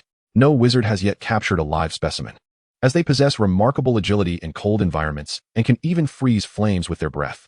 What a pity, Ezio mused. It was a pleasure to meet you, Charlie. As the train prepared to depart, Ezio and his companions bid farewell to Charlie. Perhaps we shall meet again soon. Charlie waved, a hint of a mysterious smile gracing his face. What could that mean? Harry, filled with curiosity, inquired, recalling his acquaintance with Charlie from the Quidditch World Cup. Their relationship was quite amicable, and to his knowledge, Charlie was not one to indulge in enigmatic riddles. The Triwizard Tournament, I assumed you were informed about it, he said. Ezio, walking ahead, searched for an empty box and soon opened the door, comfortably settling into his seat. I truly had no idea, Harry remarked, glancing at Cho, who merely shook her head in response. In essence, this year, Hogwarts, Beaux Batons, and Durmstrang would jointly host a competition featuring 3 champions from the respective schools, with the victor receiving a prize of 1,000 galleons. This event occurs once every 3 years, although it has been suspended for several centuries. Suspended? Isn't that rather intriguing? Harry asked, puzzled. Due to the high death toll, not only champions have perished, but spectators have also faced peril, Ezio explained. I thought the Death Eater's attack on the World Cup camp was thrilling enough, but it seems the competition could surpass even that in terms of fatalities. Harry commented with a hint of exasperation. Not all troublemakers are Death Eaters. There exist many deranged wizards with a profound disdain for muggles, Ezio noted. Having read about the World Cup incident, where attackers tormented muggles managing the venue, displaying exceedingly vile behavior. Do you know the truth? Harry's curiosity was piqued. It's not that I possess any knowledge, but while I was enjoying myself in Africa, Lucius sent me a letter, assuring me he had no involvement in the matter, whether as an attacker or the one who ultimately conjured the Dark Mark. Draco's father, Harry's expression became somewhat complicated, yet he felt relieved this matter did not concern him. He is indeed a scoundrel, yet he has seemingly pledged allegiance now, given his previous actions. Voldemort would have obliterated his ashes, should he be of use. Feel free to leverage him. The Malfoy family still holds some power, and it may serve you well in the future. I prefer to avoid dealings with them. As long as he doesn't corrupt Draco, I'll be grateful. Harry replied. As they conversed, a knock echoed at the box door. Turning, they saw 2 unfamiliar witches at the entrance, seemingly seeking a place to sit. Ezio waved his hand, and the door to the box swung open. May we sit beside you? The 2 witches asked Ezio. No, he replied succinctly. Why not? Their faces displayed a hint of astonishment at the blunt refusal. My girlfriend does not permit me to downgrade, Ezio stated. Cho burst into laughter, despite the rudeness of the remark. But the reasoning is impeccable, is it not? Ezio shrugged, asserting that after savoring fine delicacies, he could hardly settle for coarse fare. Absolutely perfect, Cho praised, giving a thumbs up. But where do you and Fleur currently stand? She inquired. Well, we've only been together for 2 months, he replied. Oh, Cho responded with a knowing smile. You 2 are quite swift in your actions. Since the Triwizard Tournament is taking place this year, will Fleur be coming to Hogwarts? I know of a certain body wash that could be quite appealing. Autumn retrieved a pristine bottle of lotion from her suitcase and offered it to Furong, saying, I usually use this, it's quite effective. Furong expressed her heartfelt gratitude. You 2 must take care, she added. How do you know so much? Ezio raised an eyebrow as he accepted the lotion, teasing, the legendary female driver, is it? Like a little train running amok? Harry, bewildered by the Chinese pun, paused momentarily, while Chio took a moment to respond. Although she was bilingual, having grown up here, English had become her primary language. I've been reading, Ezio remarked, pulling out the book titled The Theory of the 5 Elements that he had received the previous year. I had considered studying this, but cross-system magical learning presents certain challenges. The methods of spellcasting are entirely distinct, and the foundational rules of magic vary greatly. Separating magical energy into 5 fundamental elements requires considerable practice. Chio glanced at the text and found herself somewhat perplexed. I recognize the individual characters, but when they're combined, I cannot comprehend it. Is this encrypted language? The classical style of writing is rather difficult to grasp without a teacher. This textbook is over a century old. I've heard that the new editions are much more accessible, yet there is currently minimal discourse regarding magic in this area, unless Professor Dumbledore can facilitate study abroad opportunities. That remains a future concern. Ezio did not dwell extensively on this matter, as he himself had only just begun to scratch the surface of understanding. He had not neglected his studies while at Hogwarts. Compared to before, his comprehension of animagus transformation had deepened significantly. He had nearly mastered the enhancement and modification of ordinary biological transformations as practiced by Hogwarts wizards. Once he successfully executed an ordinary transformation, he would be able to continually strengthen the transformed creature's physique, pushing its bodily limits. The weather today was rather inclement. The wind howled outside, accompanied by the ominous rumble of thunder reminiscent of last year, although this time, the Dementors were absent. A torrential downpour descended like a deluge, and one could only imagine the dreadful experience of crossing the Black Lake in such weather. Amidst the tempest, they disembarked from the train, uncertain if Hagrid had heard their greetings. The group hurriedly squeezed into the carriage, protected by enchantments that kept them dry, yet they still appeared somewhat disheveled. The chaos of the crowd was overwhelming. While the spells prevented water from soaking them, they offered no defense against mud, a peculiar limitation that illustrated the imperfections inherent in magical design. The carriage carried them through the wrought iron gates of Hogwarts, adorned with animal motifs, and along the spacious driveway. The fierce winds caused the carriage to sway violently, yet the two individuals seated opposite Ezio seemed to revel in their camaraderie, observing their playful antics. Ezio chose to feign ignorance. As numerous drenched students crowded into the castle, Peeves the poltergeist floated above, cackling mischievously as he hurled water bombs at the young witches and wizards, delighting in the chaos and frolicking in the air. As the mischievous Peeves floated in front of Ezio, he exaggeratedly removed his hat and bowed before him. Why not try adding a pinch of chili to the water? What a brilliant idea. You truly are the person I admire most. The young wizards, who overheard the exchange between Ezio and Peeves, shuddered in fear, gazing at Ezio with astonishment. How could one utter such chilling words with a mouth so warm? Is this even humanly possible? Perhaps you ought to brush up on a spell one should have mastered by the second grade, one for waterproofing. Moreover, Professor Lupin had recently instructed you on the incantation to counter Peeves' mischief. Wadawasi. What a troublesome little imp he is. Next time, he might resort to chilly water. Ezio kindly reminded them, and under the threat of a chilly water bomb, the young wizards suddenly found motivation in their studies. It seems that a little pressure is often the catalyst for progress. Does anyone recall how to dry your clothes? Perhaps Professor McGonagall would be willing to grant you some points. Ezio glanced down the corridor, where Professor McGonagall was approaching briskly. It's the drying charm. Hermione instinctively called out from nearby, Eridatio. Excellent, Miss Granger. Professor McGonagall, satisfied with Hermione's response, remarked, Ravenclaw earns a point. The third-year students and above, who failed to dry themselves, were now in need of assistance from Professor Sprout, who required help stirring fertilizer for her newly constructed greenhouses. Oh no. The young wizards groaned at the news, yet most felt little pressure, as the spell was not difficult and had already been taught. The majority of the young wizards entered the great hall dry and comfortable, while Professor McGonagall helped the younger students dry their clothes. Meanwhile, a few unfortunate souls wore frowns, for they would have to assist Professor Sprout in her new greenhouse this weekend.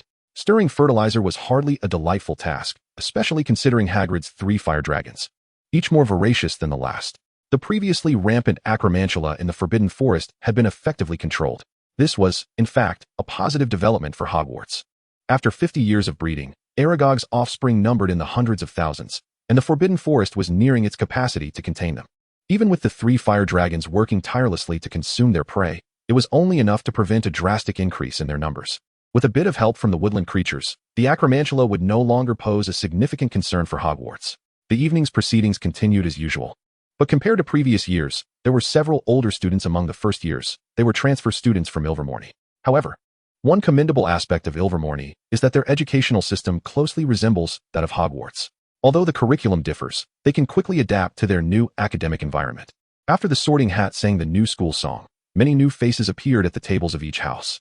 The dinner was particularly lively, as the young wizards of Hogwarts expressed their curiosity towards the newly arrived transfer students, eagerly inquiring about Ilvermorny, which was a novel topic for them. After a while, the last piece of dessert vanished from the plates, and Dumbledore once again rose to his feet, silencing the buzzing discussions that filled the hall. The howling winds outside echoed through the rain-streaked windows. Now that we are all well fed and refreshed, Dumbledore began with a warm smile. I must once again request your attention, as I have several announcements to make. Mr. Filch, the caretaker, wishes for me to inform you that there are additional prohibited items within the castle this year. bringing the total list to 437 items. Those interested may verify this in Mr. Philp's office. As before, the Forbidden Forest remains off limits. This year, we welcome several students transferred from other magical schools, and I hope you all remember this warning. The Forbidden Forest houses 3 dragons, along with many other perilous magical creatures. However, your care of magical creatures Professor Hagrid is more than capable of managing them. If you harbor an interest in these magical beings, you may choose to take his class in your 3rd year, but I implore you not to burden him further, as this is also a matter of your own safety. The new students and transfer students were momentarily startled by this news, particularly the transfers. The notion of dragons being raised at the school was astonishing in any context. Yet, when informed that Hagrid could single-handedly lift a dragon and throw it to the ground, their gazes toward the seemingly wild giant were tinged with shock and admiration. Indeed, a formidable presence always draws attention, and one as extraordinary as Hagrid's was even more captivating. I must now regretfully inform you that this year, the school will not host the Quidditch House Cup. A chorus of incredulous voices erupted, but soon the students settled down once more. This was due to a significant event commencing in October, which would occupy much of the teacher's time and energy throughout the academic year. However, I am confident that you will find immense enjoyment in it. I am delighted to announce that this year at Hogwarts, at that moment, a tremendous clap of thunder resounded, and the doors of the hall swung open with a bang. A man stood in the doorway, leaning on a long cane, draped in a black traveling cloak. Lightning illuminated his figure as he removed his hood, shaking out a mane of long, gray-white hair, and made his way towards the staff table. What drew the most attention was not his wooden prosthetic leg or the scarred visage resembling weathered timber, but rather one of his eyes, which rolled about in a rather unsettling manner. This magical eye was exceptionally powerful, capable of penetrating obstacles and granting the ability to see through them, as it could perceive the very shape of souls. In the establishment of Boggins and Bach, there exists a similar eye. However, the effects of the two remain shrouded in mystery. The false eye in Boggins and Bach is imbued with a formidable curse of blindness, which, as a magical eye, carries an air of sardonicism. This eye belongs to Mad-Eye Moody. Some individuals recognized him as one of the most efficient, proactive, and formidable aurors in the history of the Ministry of Magic. Moody's reputation is substantial, particularly among dark wizards. Half of Azkaban cells are filled due to his endeavors, and his magical eye consistently enables him to apprehend any who attempt to conceal themselves. A smattering of applause erupted, though it was unclear whether it was directed at Moody or at their beloved Professor Lupin. Very well, let us proceed, Dumbledore began after Moody took his seat, clearing his throat. Perhaps some of you are not entirely clear on what I just articulated.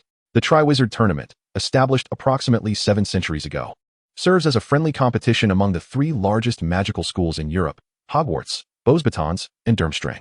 Each institution selects a champion, and these 3 champions then compete in 3 distinct magical tasks.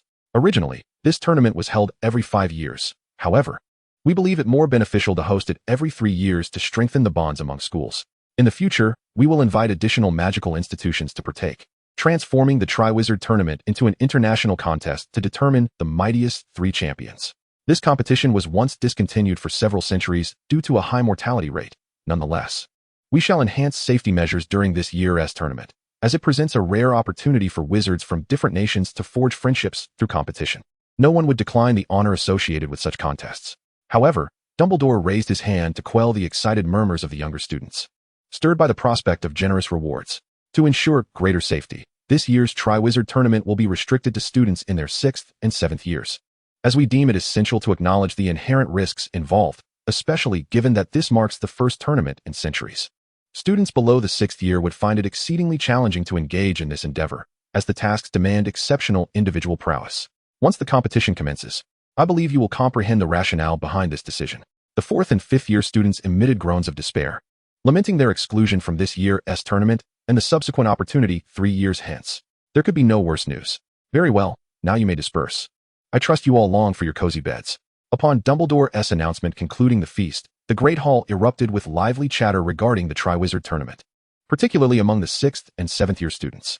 However, it was not long before one of them posed a question. Isn't that guy, Ezio, in his 7th year this year? They clicked their tongues uncomfortably, for if he entered, their chances would surely dwindle. As senior students who have spent 3 years at Hogwarts alongside Ezio, they are acutely aware of the nature of their junior classmate, who is a few years younger than themselves. Although he has never bested Professor Flitwick in a duel, it is worth noting that Professor Flitwick is a champion of dueling, having triumphed over all formidable challengers in the world arena. To engage in combat with Professor Flitwick without succumbing immediately is indeed a commendable feat. Would you care to sample this, Professor? Fresh dirigible plum milk. The The pudding made from it is exquisite. A dash of honey would elevate it further. Dumbledore retrieved a jar of honey from beneath the table and generously poured in nearly half the jar, achieving an almost 1-to-1 ratio, which made Ezio's eyebrows twitch in disapproval. Such a manner of consuming beverages lacks soul. Honey embodies the spirit. Nothing in this world can bring as much joy as it does. Dumbledore savored a sip of the sinfully sweet milk, his face aglow with delight. This honey is derived from the blossoms of the everlasting vine. I also intend to experiment with a Nimigus transformation. I haven't pursued this magic before, as I wasn't particularly interested in becoming an animal. However, transforming into a phoenix would be marvelous. Dumbledore's lineage has long been protected by a phoenix, and he shares a profound resonance with these majestic creatures. After his coming of age, Fawkes sought him out and forged a bond of sorts, remaining steadfast by his side. Dumbledore harbors a deep affection for phoenixes. They are also his patronus, alongside Grindelwald, though Grindelwald's bond with the phoenix is not for the same reasons. I need to harness at least 4 magical cores. The magic of a phoenix is formidable among magical creatures. Why not consider the blood of a unicorn? Certainly. This year, I've allocated a special fund for Hagrid. It is a significant burden for them to share their blood and magical blessings.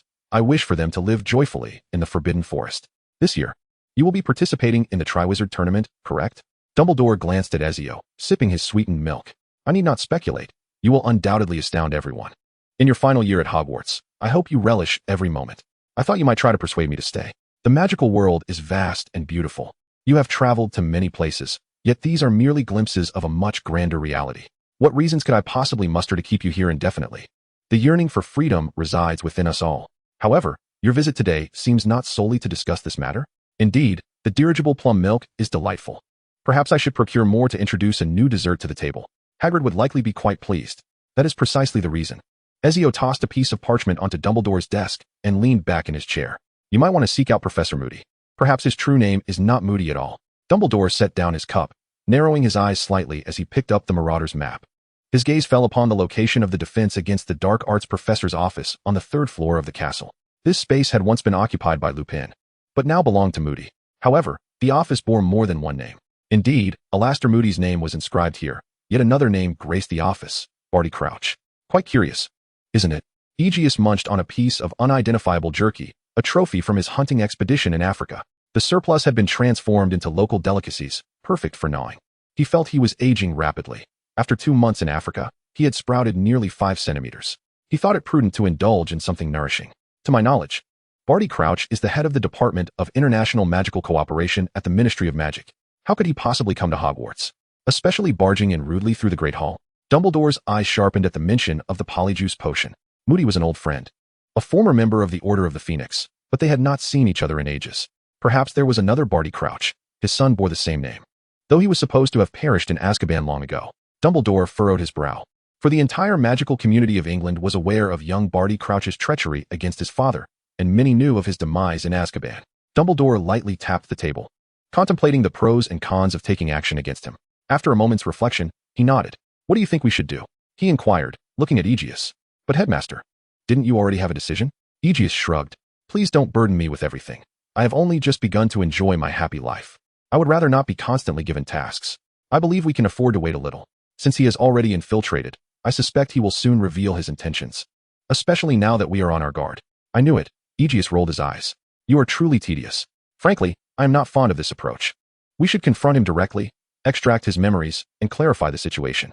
If he still holds value, we can use the Imperius curse to control him. If that proves unreliable, we could wipe his memory. Of course, this would require some preparation. For instance, we could silently subdue him, ensuring that even if he awakens, he perceives it merely as a nightmare, unaware of our true intentions. Does the Elder Wand enhance the Imperius curse? I believe so, Dumbledore nodded. Then what are we hesitating for, Headmaster? Aegeus spread his hands. Rather than allowing him to act freely and risk instability, it would be wiser to control him, retrieve his memories, and then proceed to accomplish what he desires. This would minimize all risks. Undertaking his plans ourselves would be far more reassuring than letting him execute them personally. What if his infiltration aims to eliminate someone, perhaps Harry? Are you certain you could save Harry if he were to strike during class? Perhaps you wish for Fawkes to safeguard Harry. Even if that fellow were to unleash the killing curse, Fawkes could shield Harry from a single strike of that fatal spell, allowing you to halt his actions in time. Fawkes, Ezio cradled the phoenix from its perch, gently stroking its diminutive head while whispering, Dumbledore has been unkind to you. Why not forsake him and join me? I shall provide you with magical flames daily, of every conceivable flavor, for I am exceedingly wealthy. Look, Fawkes seems rather displeased. Professor Dumbledore, you are undeniably erudite and wise, yet your actions are rather unscrupulous. Dumbledore awkwardly touched his nose, pondering how this sentiment echoed Gale's earlier musings. Upon learning of the Order of the Phoenix, Gale's expression mirrored Ezio's now, a peculiar blend of incomprehension and disdain. Perhaps I am indeed ill-suited to make decisions. Dumbledore was momentarily beset by existential doubt. In the future, when faced with pivotal decisions, it might be prudent to consult Mr. Grindelwald. He is far more reliable than you. Ezio fondled Fawkes' feathers, caressing its soft belly. The phoenix's texture was delightful, warm and supple, the finest hand warmer in existence. Allow me to borrow Fawkes for a year, and I shall handle this matter for you. Is that agreeable? That, of course, depends on Fawkes' own consent. Dumbledore shrugged. Fawkes was his companion, not merely a pet, and the phoenix was intelligent, deserving of his respect. I shall provide meals, Ezio added. Fawkes nuzzled against Ezio's cheek, not out of greed, certainly not. Thus, it was decided in pleasant accord. Though the use of the killing curse was best left to your esteemed self, my power is insufficient, just to be safe. Why do I feel as though I've been taken advantage of? Dumbledore's lips twitched slightly. Although he had said he would handle it, he still had to intervene himself. Was there truly any difference from outright theft? Do not be so concerned. After all, you incur no loss and save on Fawkes' expenses. How splendid. Very well, very well. Dumbledore waved his hand, conceding, for Fawkes was evidently willing. Then let us proceed. Ezio drew his wand, placing Fawkes upon his shoulder. With a burst of golden flames, the two figures vanished, abruptly materializing in Moody's office.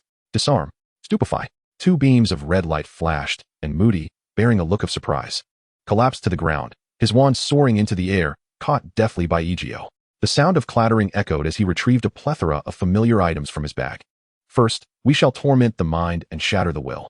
This will facilitate extracting the information we seek from his thoughts. Moody's magical eye darted about, perhaps frozen by the chilling nature of these words. Happy May Day. Please vote. These days are double monthly votes. I seek your indulgence. Chapter 114, Moody's Dark Arts Defense. Indeed, it is he, young Barty Crouch. As anticipated, the diminutive Wormtail, previously liberated by Dumbledore, found his way to Voldemort. With the assistance of this timid servant, Voldemort successfully acquired a frail corporeal form to house his weakened soul. Following the Quidditch World Cup, Voldemort located the young Barty Crouch and commanded Wormtail to ensnare the elder Crouch using the Imperius Curse, thereby rescuing young Barty. Shortly thereafter, Wormtail and young Barty infiltrated Moody's residence, launching a surprise attack on the aged and battle-worn recluse, ultimately substituting him with Polyjuice Potion. The true objective of young Barty's arrival at Hogwarts was indeed Harry Potter, not to extinguish his life, but rather to present him before Voldemort. For the Dark Lord's resurrection necessitated Harry's blood, the blood of an enemy, the bones of a father, and the flesh of a servant. These three items would enable Voldemort to forge a formidable body, restoring his magical prowess to its fullest potential. Perhaps, for us, this is a fortuitous turn of events. Dumbledore sat serenely in his chair, and upon receiving this intelligence, he even inclined his head in satisfaction. As I had surmised, Tom, upon discerning the formidable power residing within Harry, which even he dreaded, contemplated how to seize it to augment his own strength, thereby liberating himself from fear. This bodes well for us, said Dumbledore, his fingertips tapping rhythmically upon the table. Previously, I had not possessed absolute certainty in safeguarding Harry from death. When Tom first struck at Harry, he rendered him akin to a Horcrux, establishing a one-sided connection between them. To vanquish Tom, one must first extinguish Harry's life.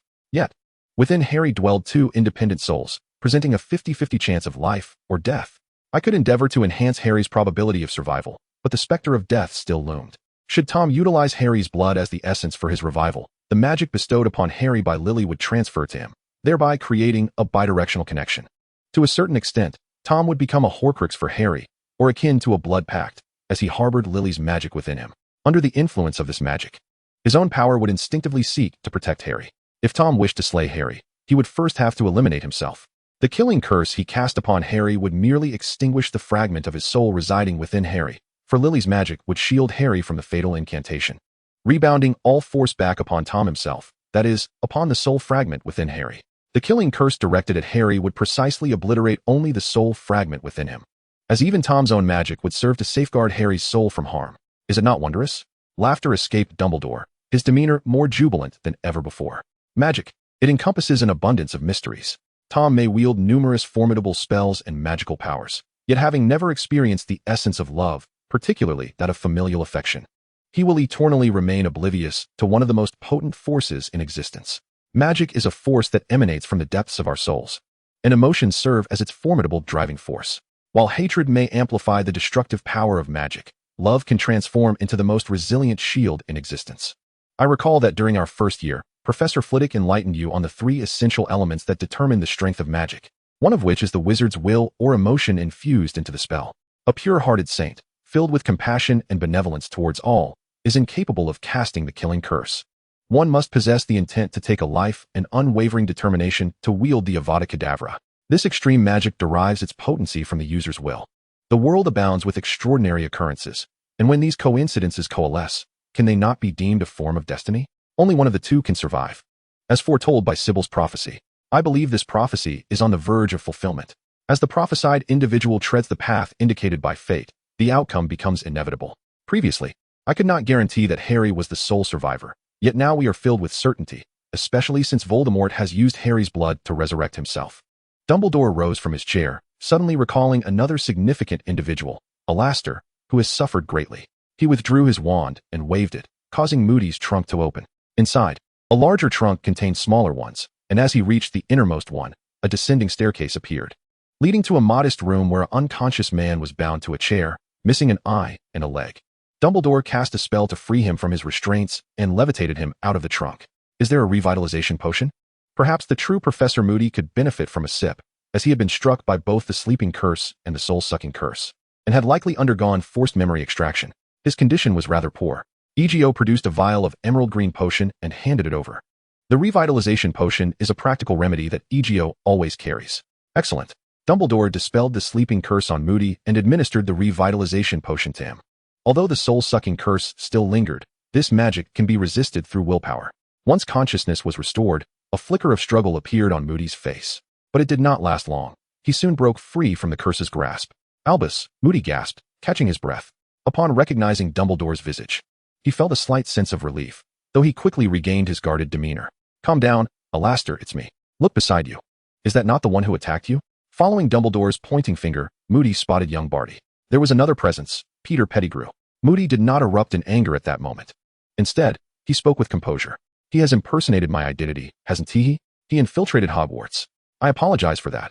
I must admit, my old limbs have grown rusty, unable to contend with 2 dark wizards. Perhaps. Moody pressed his cracked lips together, yet the comfort of retirement had lulled him into a false sense of security. Though there would be no next time. Was it you who discerned his troubles?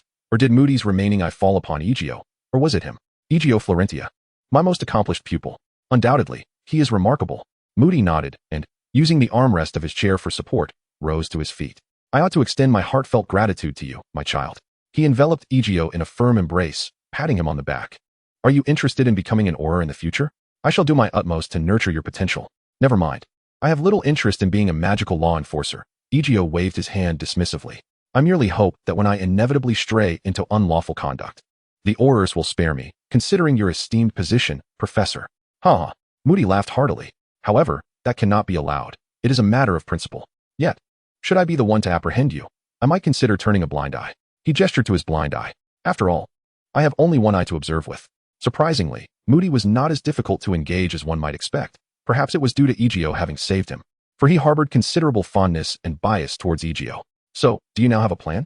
Moody refrained from insisting on imprisoning the fellow in Azkaban, having realized that there was a conspiracy at play involving Voldemort.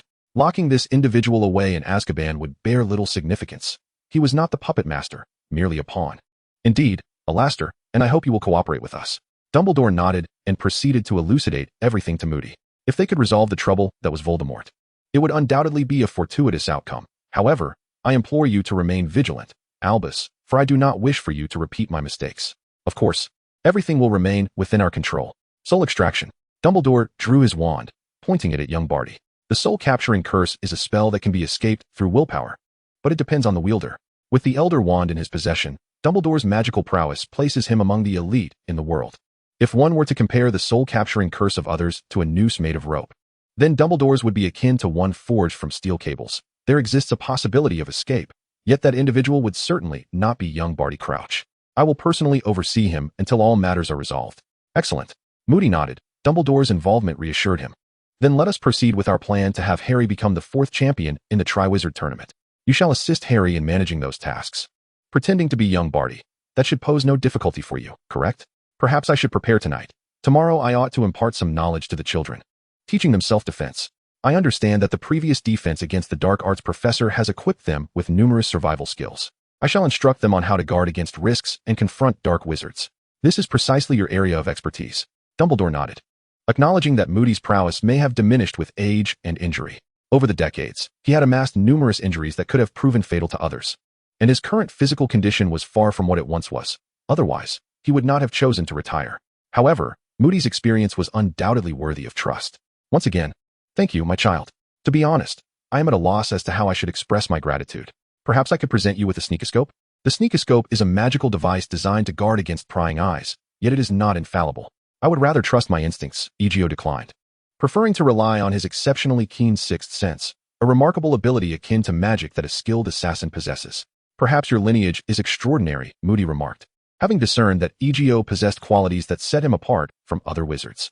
Moody realized that he subconsciously overlooked Ezio's presence when not directly observing him, a notion that in itself felt unsettling. Only someone with an overly sensitive disposition, like Moody, would perceive such a thing. Nevertheless, he did not delve deeper into Ezio's identity, recognizing that everyone harbors their secrets. To be candid, Ezio had a strong desire to nurture a phoenix, yet their numbers were scarce, and they seldom appeared before humans. To forge a bond with a phoenix, one would typically require extraordinary luck or a lineage akin to Dumbledore's, or else rely on introductions. Indeed, there exists a connection among phoenixes, a fact that Dumbledore could assure Ezio. Glory, Ezio intoned, and the blank wall revealed the entrance to the common room. Upon entering, he was met with a chorus of cheers from the lively gathering. Aside from the newly admitted first years, who were somewhat bewildered, the other Slytherin students unanimously regarded Ezio as the sole contender for the Hogwarts champion. No one was more suited than he, a matter that was practically indisputable. Ezio clapped his hands to signal for silence. Thank you, everyone. I will be participating in the Triwizard Tournament. However, prior to that, I would like to offer you a reminder. When the selection for champions officially begins in 2 months, it is tradition for the Triwizard Tournament to include a ball. This year's school supply list features formal attire in preparation for the event, and it might be wise to practice your dancing beforehand. Finding a dance partner in advance is also a prudent choice, whether a lovely lady or a dashing gentleman. It's first come, first served, wouldn't you agree? Can we dance with you? A bold girl from the crowd called out. Apologies, but I already have an engagement, Ezio replied. So seek out other handsome lads. The Slytherin boys are quite remarkable, and of course, there are many from other houses as well. Draco, please tell me you do not intend to attend the Triwizard Tournament ball with that little elf. I'm merely practicing, Draco responded earnestly. I am quite popular, you know. Several girls have already invited me. I'm just rehearsing my steps in advance. It would be rather awkward if I stepped on their toes. However, I did not notice with whom Draco was conversing just now. Harry, with a hint of teasing on his face, approached. In truth, the Christmas dough is quite enchanting. But your wife is not exclusive to you. Perhaps Fred and George could unveil their previously mentioned custom creations ahead of schedule? Draco, with a flick of his hair, transformed his center part into a more pronounced side part. I was aware of the Yule Ball in advance of the Triwizard Tournament. Hence I began my preparations during the holidays. Oh, who might that be? A faint blush swept across Draco's pale face as he found himself wedged between Harry and Blaise. He fidgeted and hesitated to speak until the duo's relentless prodding compelled him to reveal a name. Astoria Greengrass. Greengrass? The two exchanged glances before inquiring with confusion. Isn't there only Daphne in our year? It's her sister. Draco's voice faltered slightly as he stared at his shoelaces. She is 2 years below us. Hiss. Harry drew in a sharp breath, then shifted his weight slightly away. So, you have a penchant for younger girls. Scoundrel Draco. Not at all.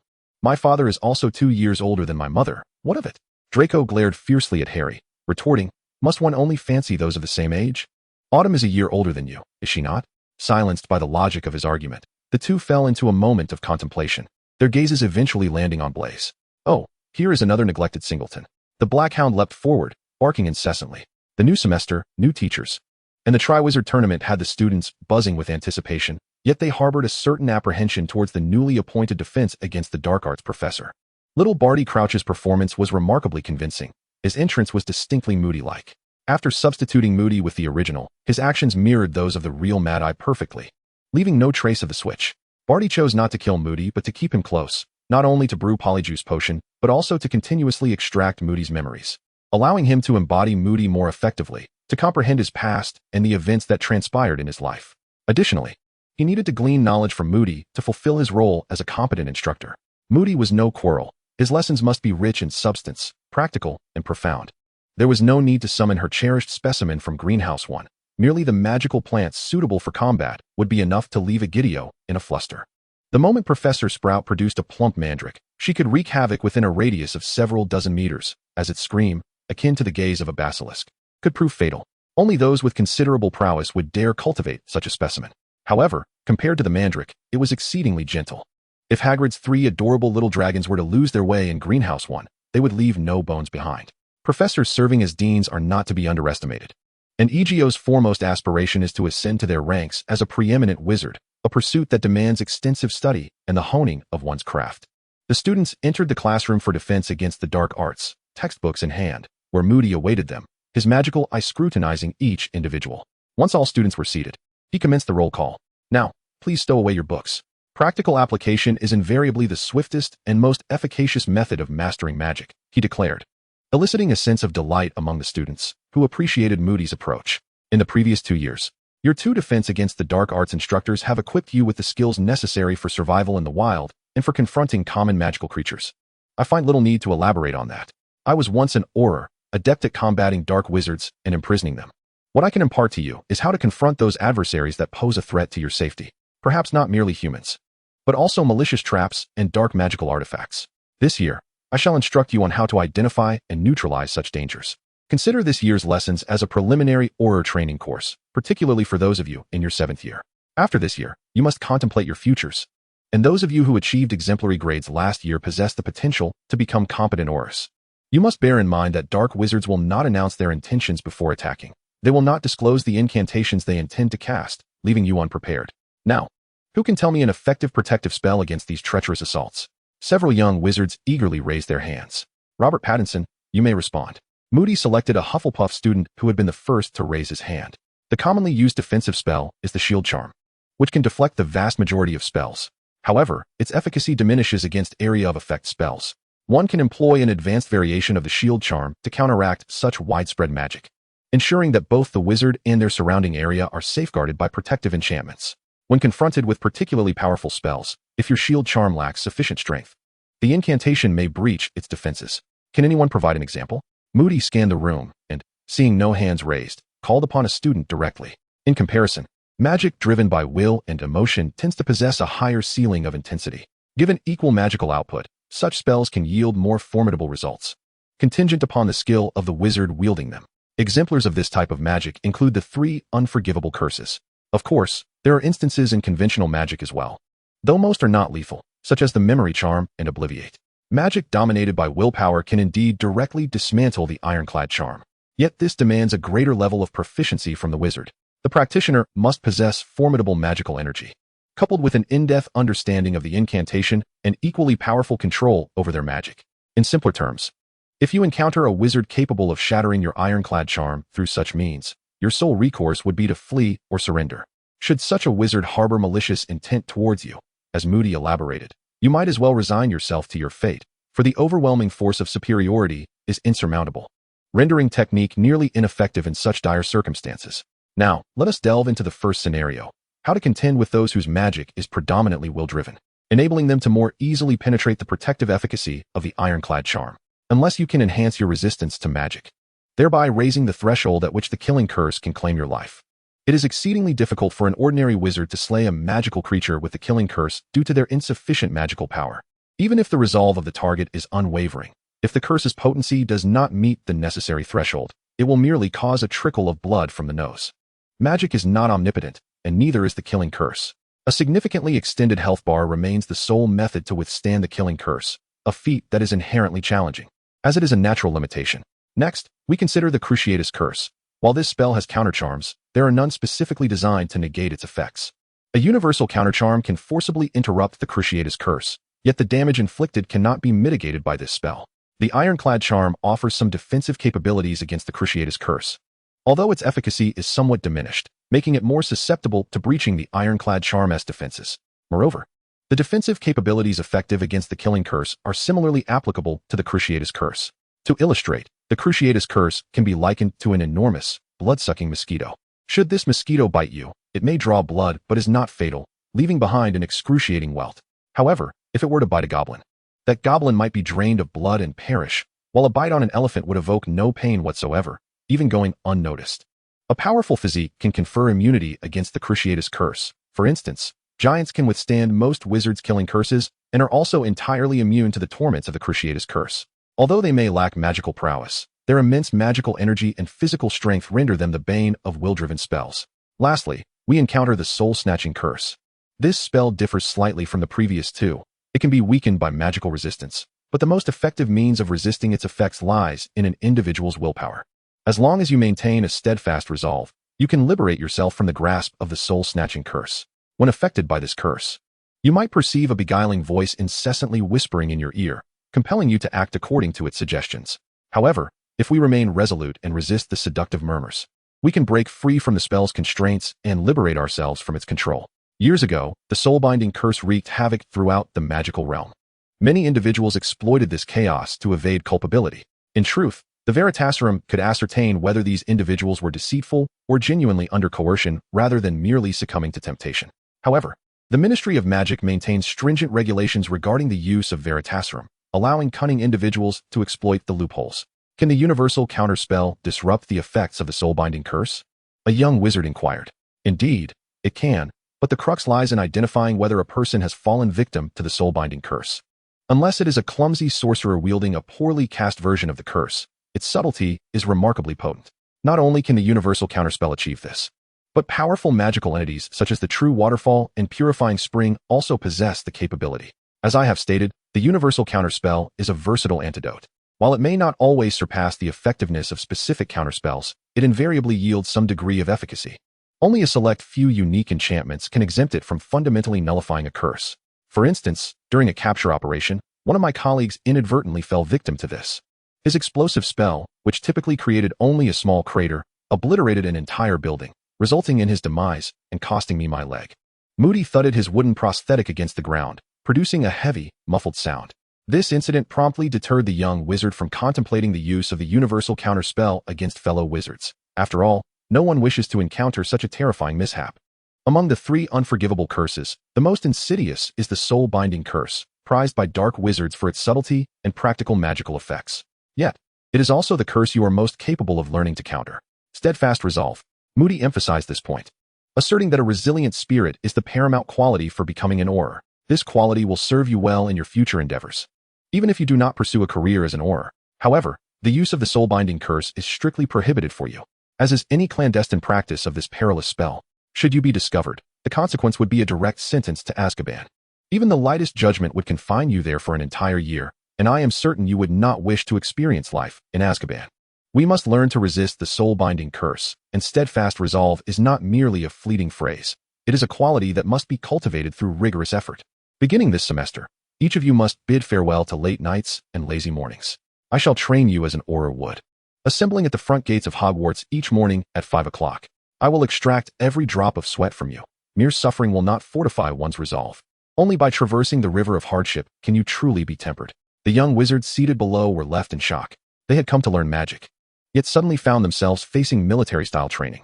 Some wished to lament at that moment, but Moody's fearsome magical eye seemed to surveil them incessantly. A chill ran down their spines, and they trembled in silence, too intimidated to voice their dissent. Moody's countenance was terrifying enough to haunt their dreams for an entire semester. Do not fret about your inability to endure. I have reached out to Professor Snape, who has graciously offered his assistance. He is prepared to procure several cauldrons of potent, invigorating potions, ensuring that each fainted individual can partake in a hearty cup. I assure you, you shall rise with renewed vigor. Initially, Snape was reluctant, yet Moody's unique knowledge of his past as a Death Eater instilled a natural trepidation within him. After all, he willingly ventured into darkness, an inescapable facet of his history. Errors must be rectified, and one must pay the price for past misjudgments. The young wizards can take solace in the fact that this ordeal is not confined to them alone. Every student under Moody's tutelage is treated with equal fairness. Oh, but there is an exception, Ezio. He approached Moody outside of class and, in his presence, casually lifted a 200-kilogram barbell, as if it were a mere dumbbell. While he may not rival Hagrid in sheer physical strength, he surpasses the majority of individuals globally. Ordinary exercise has become ineffective for Ezio. Such training pales in comparison to allowing him to develop naturally over time.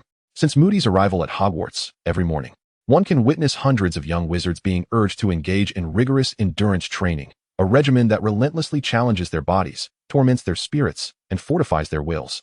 With even more variations to come in due course. The arduous days have commenced, and the young wizards yearn for the arrival of October. For it is then that students from Beauxbatons and Durmstrang will visit. Perhaps Moody might show them a modicum of leniency, considering the presence of foreign guests. Yet, during this waiting period, the leisurely Ezio encounters a minor predicament. What is vomit? Yes, it is the House Elf Rights Advocacy Association. I initially intended to name it the movement to prohibit the cruel mistreatment of our magical creature friends and improve their legal status, but that seemed rather inappropriate. It appears you recognize the unsuitability of such a concept in our world, Hermione. I am not jesting, Ezio. Hermione replied earnestly.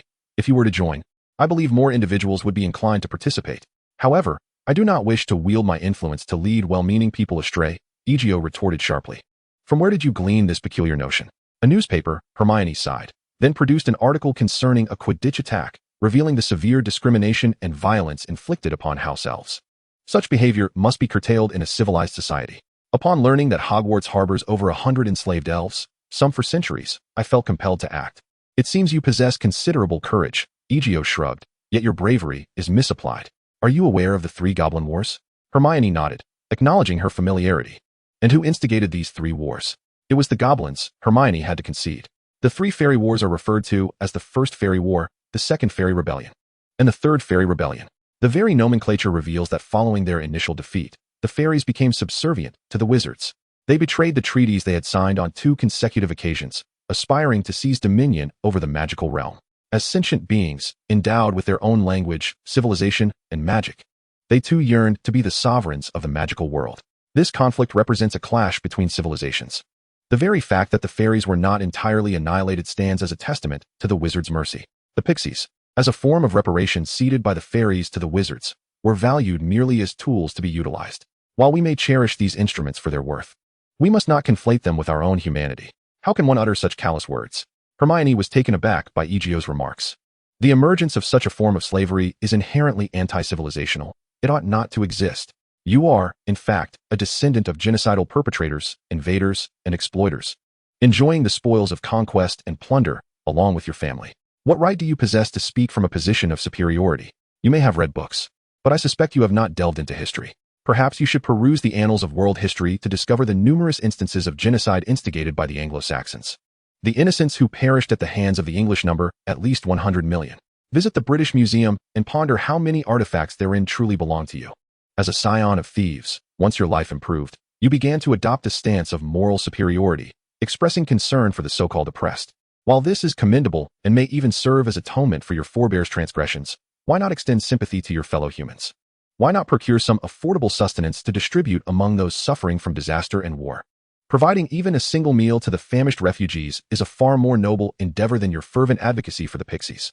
Is a pixie's life of greater value than that of a refugee? Let me inform you that during the First Fairy War, the total number of European wizards was reduced by a quarter, and the death toll in the Second and Third Fairy Rebellions exceeded 10,000. Why not consult the history books?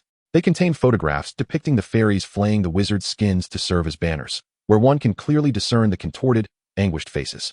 Had the wizards not utterly obliterated the core of fairy civilization, thereby extinguishing any possibility for the fairies to unite and establish an empire, they would only exist in small tribal forms.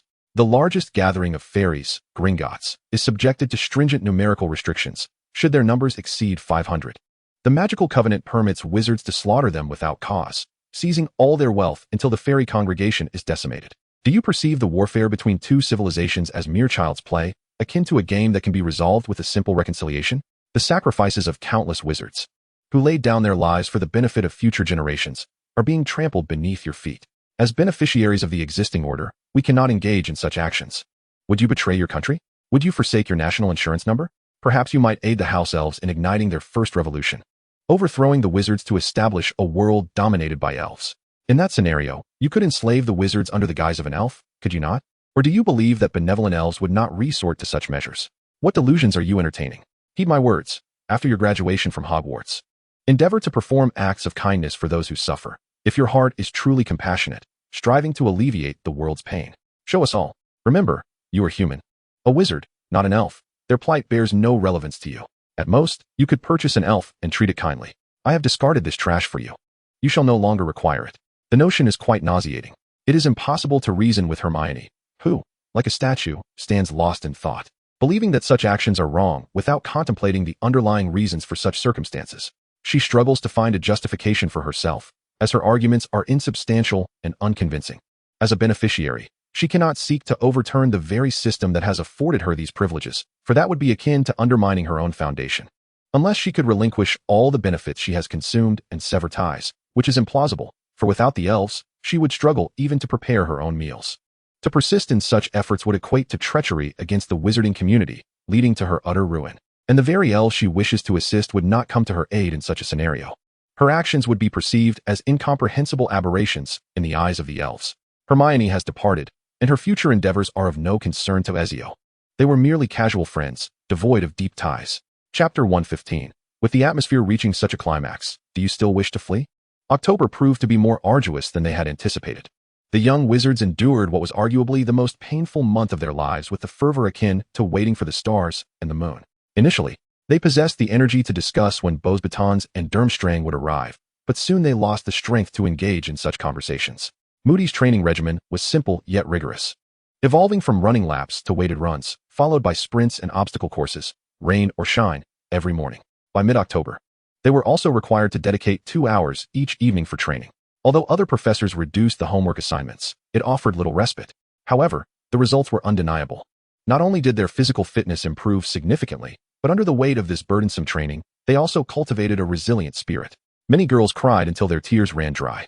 Moody treated everyone equally, indifferent to gender. The more fragile and delicate one appeared, the harsher the trials they faced. With that magical eye watching over them, the young wizards had no chance to slacken their efforts. In challenging times, they indeed cultivated a heart far stronger than before. After all, this is the realm of magic, where the prospect of a mental breakdown is elusive. Moody would deftly obscure the memories that could lead to such despair, although one might forget. The body would indubitably retain the lesson. Over a month later, the entrance hall of each college displayed a new bulletin. Upon learning that students from the other 2 schools would arrive at Hogwarts in just one final week, the excited young witches and wizards embraced one another in tears before the notice board. However, this was merely a metaphor, as even the most delicate of Hogwarts students were unable to shed tears from their eyes. Their minds echoed a singular thought: no matter the adversity faced, one must not fear but confront it with a smile, for worse challenges awaited ahead. A lack of laughter now could mean an absence of joy later. As the students from the 2 other schools approached, Filch, who once relished the thrill of intimidating students, could no longer savor that peculiar delight among the bustling crowd. On the morning of October 30th, after completing the routine early classes, the young witches and wizards, drained of all energy, entered the Great Hall, where the new decorations signified a day of distinction. Enormous silk banners adorned the walls, each representing the colors of the 4 houses: the red and gold lion of Gryffindor, the blue and bronze eagle of Ravenclaw, the yellow and black badger of Hufflepuff, and the green and silver serpent of Slytherin. By afternoon, with burdens lifted, the young witches and wizards gathered outside Hogwarts Castle on a brisk, refreshing evening. The heads of the houses instructed the students to form an orderly line as dusk approached. An illuminous, translucent moon hung in the sky. From afar, a stirring commotion could be heard. Eyes turned skyward as a colossal figure emerged on the horizon, a pastel blue castle drawn by 12 robust winged horses. These magnificent creatures, comparable in size to elephants, appeared diminutive in relation to the castle-like carriage, yet they galloped with impressive speed. In no time, the grand carriage approached, and the hooves of the winged horses, as large as dinner plates, thudded against the soft lawn of Hogwarts.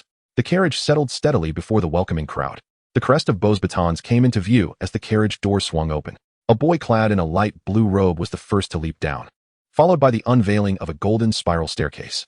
A pair of glimmering black high heels emerged from the carriage, resembling oversized children's sleds.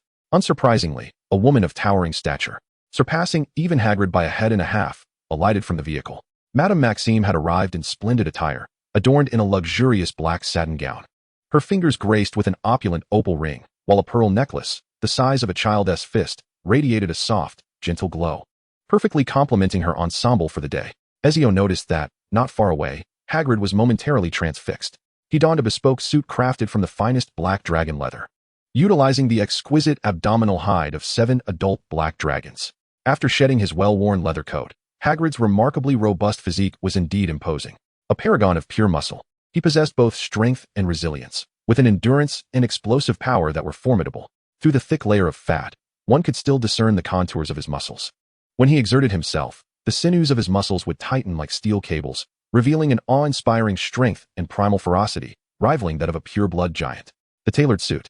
A significant undertaking for the seasoned tailors of Savile Row could not be turned down, despite its staggering price of £200,000. They were tasked not with cutting the fabric, but with designing it according to Ezio's specifications. Over the course of a month, these experienced artisans nearly lost a handful of hair in the process, while the bespoke clothing store in Diagon Alley secured an extraordinary commission. Ezio felt a deep sense of indebtedness to Hagrid. During his first encounter with Madame Maxime, Ezio had invested considerable effort. Hagrid was a cherished friend, known for his kindness. Perhaps due to their equally striking heights, Madame Maxime, upon alighting from her carriage, turned her gaze not towards Dumbledore, but towards Hagrid, who stood observing her. Clothes do indeed make the man, and the half-giant was no exception.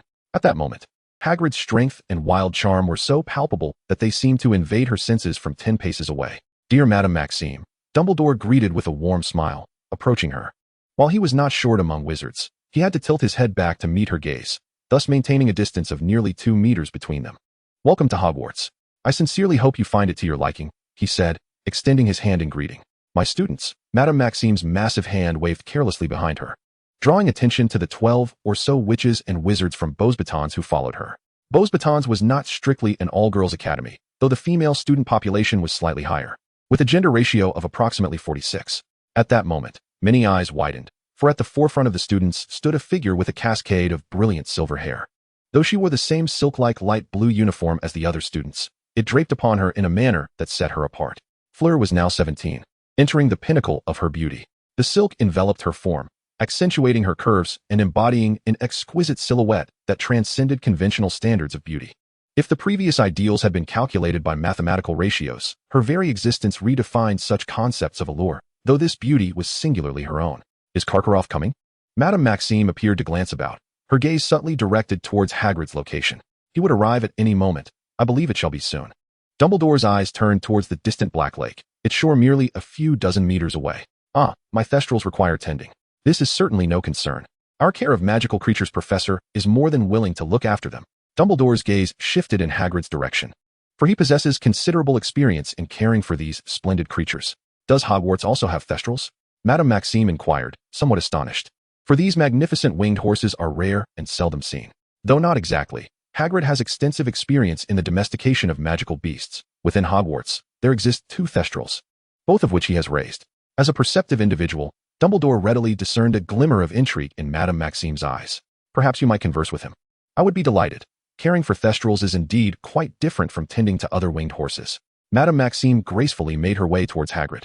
The Beauxbatons students did not follow her, prompting Dumbledore, as the host, to gesture towards them.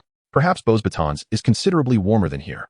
He noticed that this group of students, clad in silk uniforms, seemed somewhat ill at ease. With a wave of his hand, tiny sparks emerged, coalescing before them into a magical flame that was warm yet not scorching. As Fleur approached, the breaths of the young wizards grew tense. Yet, under the watchful eyes of many, this strikingly beautiful girl stood before Agio. "Where's Cho?" Fleur leaned slightly forward, whispering to Agio, "Her body wash is simply divine. I feel as though I might glow. Have you not always sparkled?" Agio teased, pinching Fleur's cheek, seemingly shattering the dreamy illusions that had just begun to rise in the hearts of several boys. "Such flattery," Fleur replied, turning her head, only to catch sight of Cho smiling at her from beside Harry. As they awaited the arrival of the Durmstrang students, the 2 girls shared whispers, thoroughly enjoying their conversation. After approximately 4 or 5 minutes, a loud, suppressed rumbling accompanied by a sucking sound emanated from the direction of the Black Lake, reminiscent of a poorly constructed giant vacuum cleaner traversing the lake bed. The water surface became agitated, and soon, beneath the center of the lake, turmoil erupted, splashes cascaded. Waves lapped at the shore, and a massive whirlpool appeared as a lengthy mast emerged from the depths. An antiquated yet imposing vessel surfaced, resembling a ghost ship at first glance, exuding a mysterious allure that beckoned exploration yet instilled trepidation. The portholes on either side glimmered with a misty light, akin to the eyes of phantoms. The Durmstrang contingent had also arrived. The great ship swiftly docked, dropping its heavy anchor to secure its position. A long plank thudded down onto the shore, and a group of seemingly robust figures disembarked from the vessel. "I have long awaited the arrival of this day, and it brings me immense joy to finally meet you." He stepped forward, clasping Professor Dumbledore's hands with a nervousness akin to that of a junior employee encountering a high-ranking official. "Thank you, Professor Karkaroff," he said. Dumbledore nodded, exhibiting none of the warmth he had shown to Madame Maxime. Igor Karkaroff, a Death Eater, had secured leniency from the Ministry of Magic by betraying his fellow Death Eaters. His relative freedom was largely due to his non-involvement in any severe attacks, which spared him from a substantial criminal record. Otherwise, he would not have escaped the confines of Azkaban. Even if he were not sentenced to indefinite imprisonment, a few years or even a decade would have been a certainty. It seems everyone has arrived. I sincerely apologize for the wait. No matter, let us step inside and warm ourselves. Dumbledore gestured invitingly, leading Madame Maxime and Karkaroff towards the direction of Hogwarts Castle. Hey, Agio. Harry nudged Agio with his elbow. That's Victor Krum, the seeker for the Bulgarian team.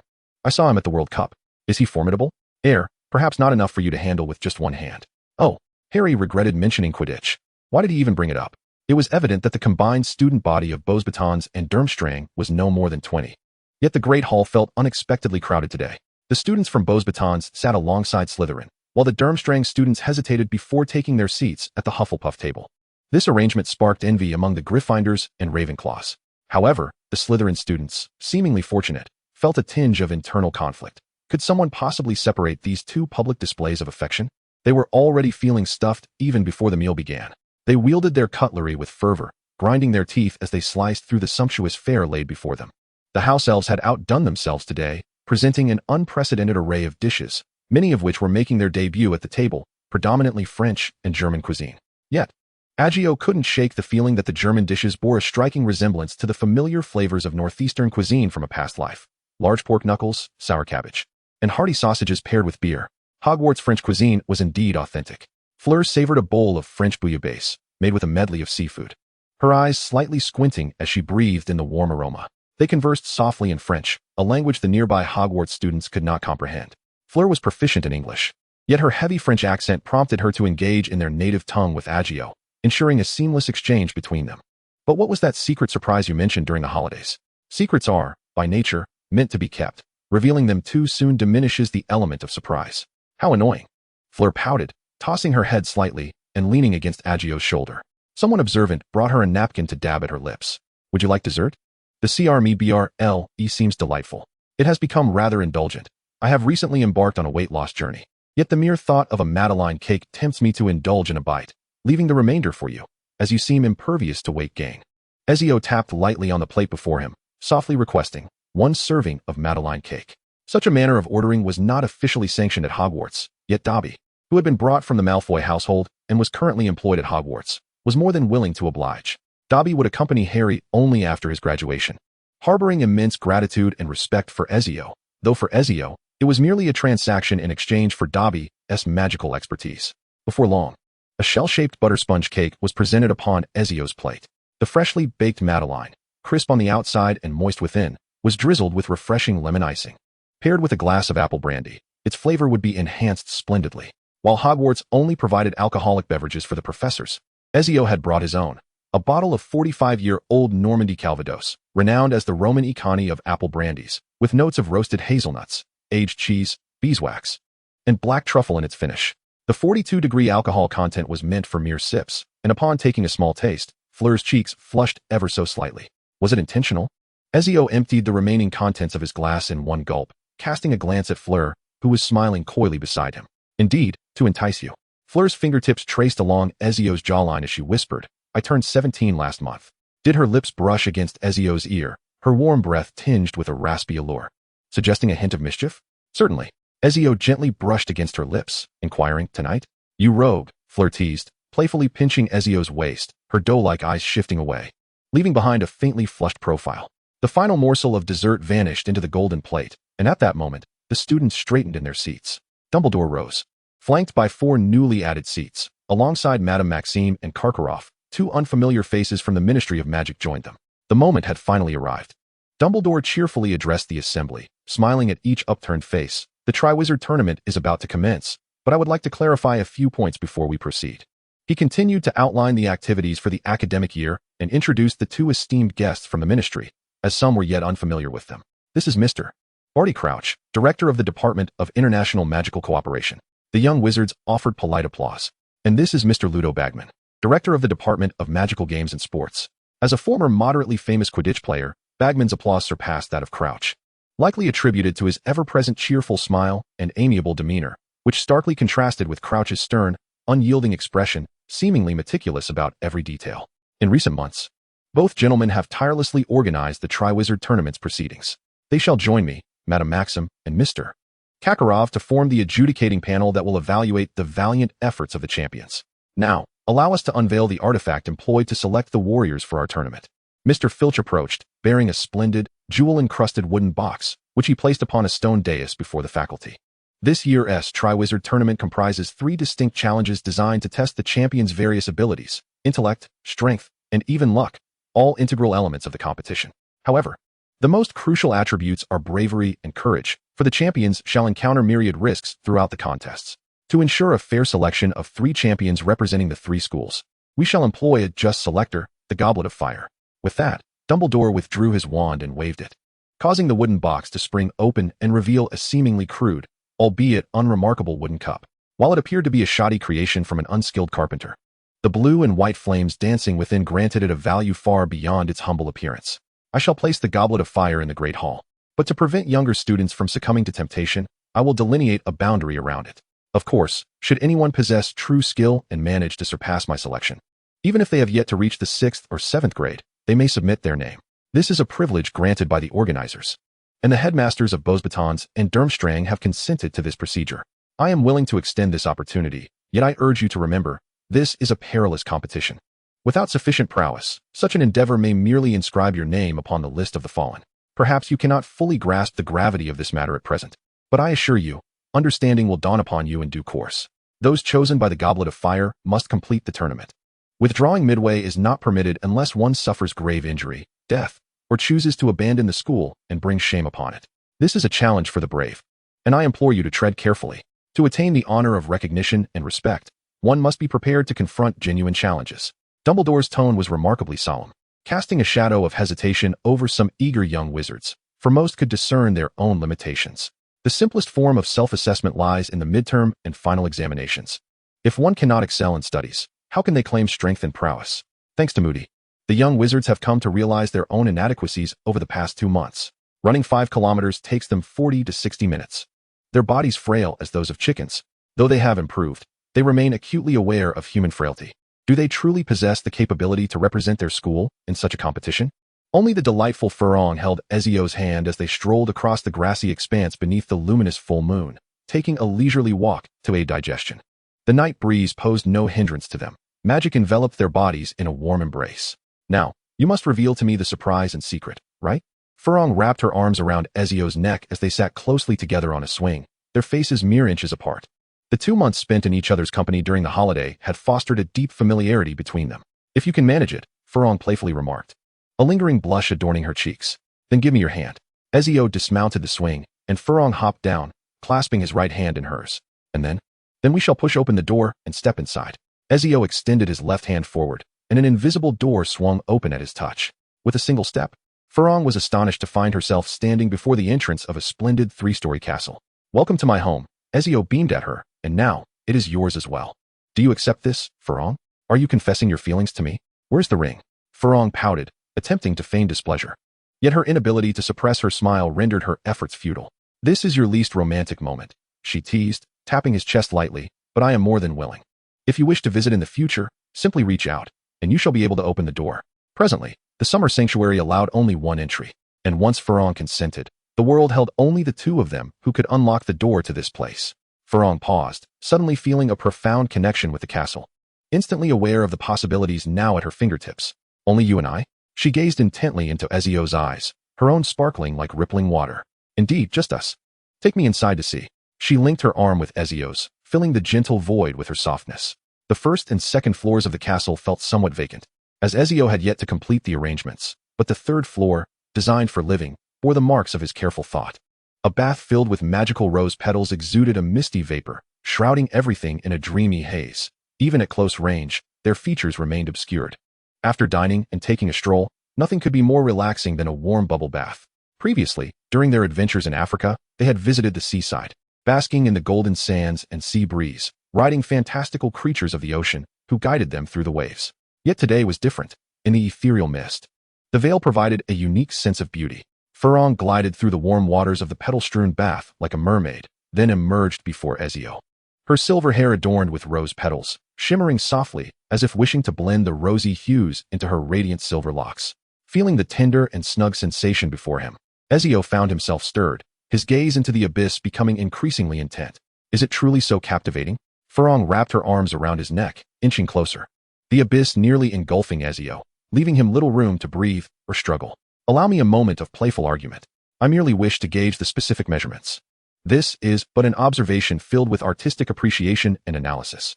Ezio squinted, his hand around Furong's waist subtly rising, yet I discern that my estimation may be rather inaccurate. Hence, should I express gratitude for your generosity? It sounds as though you are. Furong leaned back against Ezio, inquiring, did you feel my heartbeat? Is it quick? As Ezio sensed her heartbeat, he thought, am I so small? How long do you intend to ponder this? Furong exhaled hurriedly, then swiftly glided away, the sound of splashing water accompanying her, aware that lingering longer would surely result in tomorrow's puffiness. Watching her retreating silhouette, Ezio propped himself up from the bath's edge. With a snap of his fingers, he was instantly dry. Do you require assistance? He opened the door to the changing room, where Furong sat on a chair.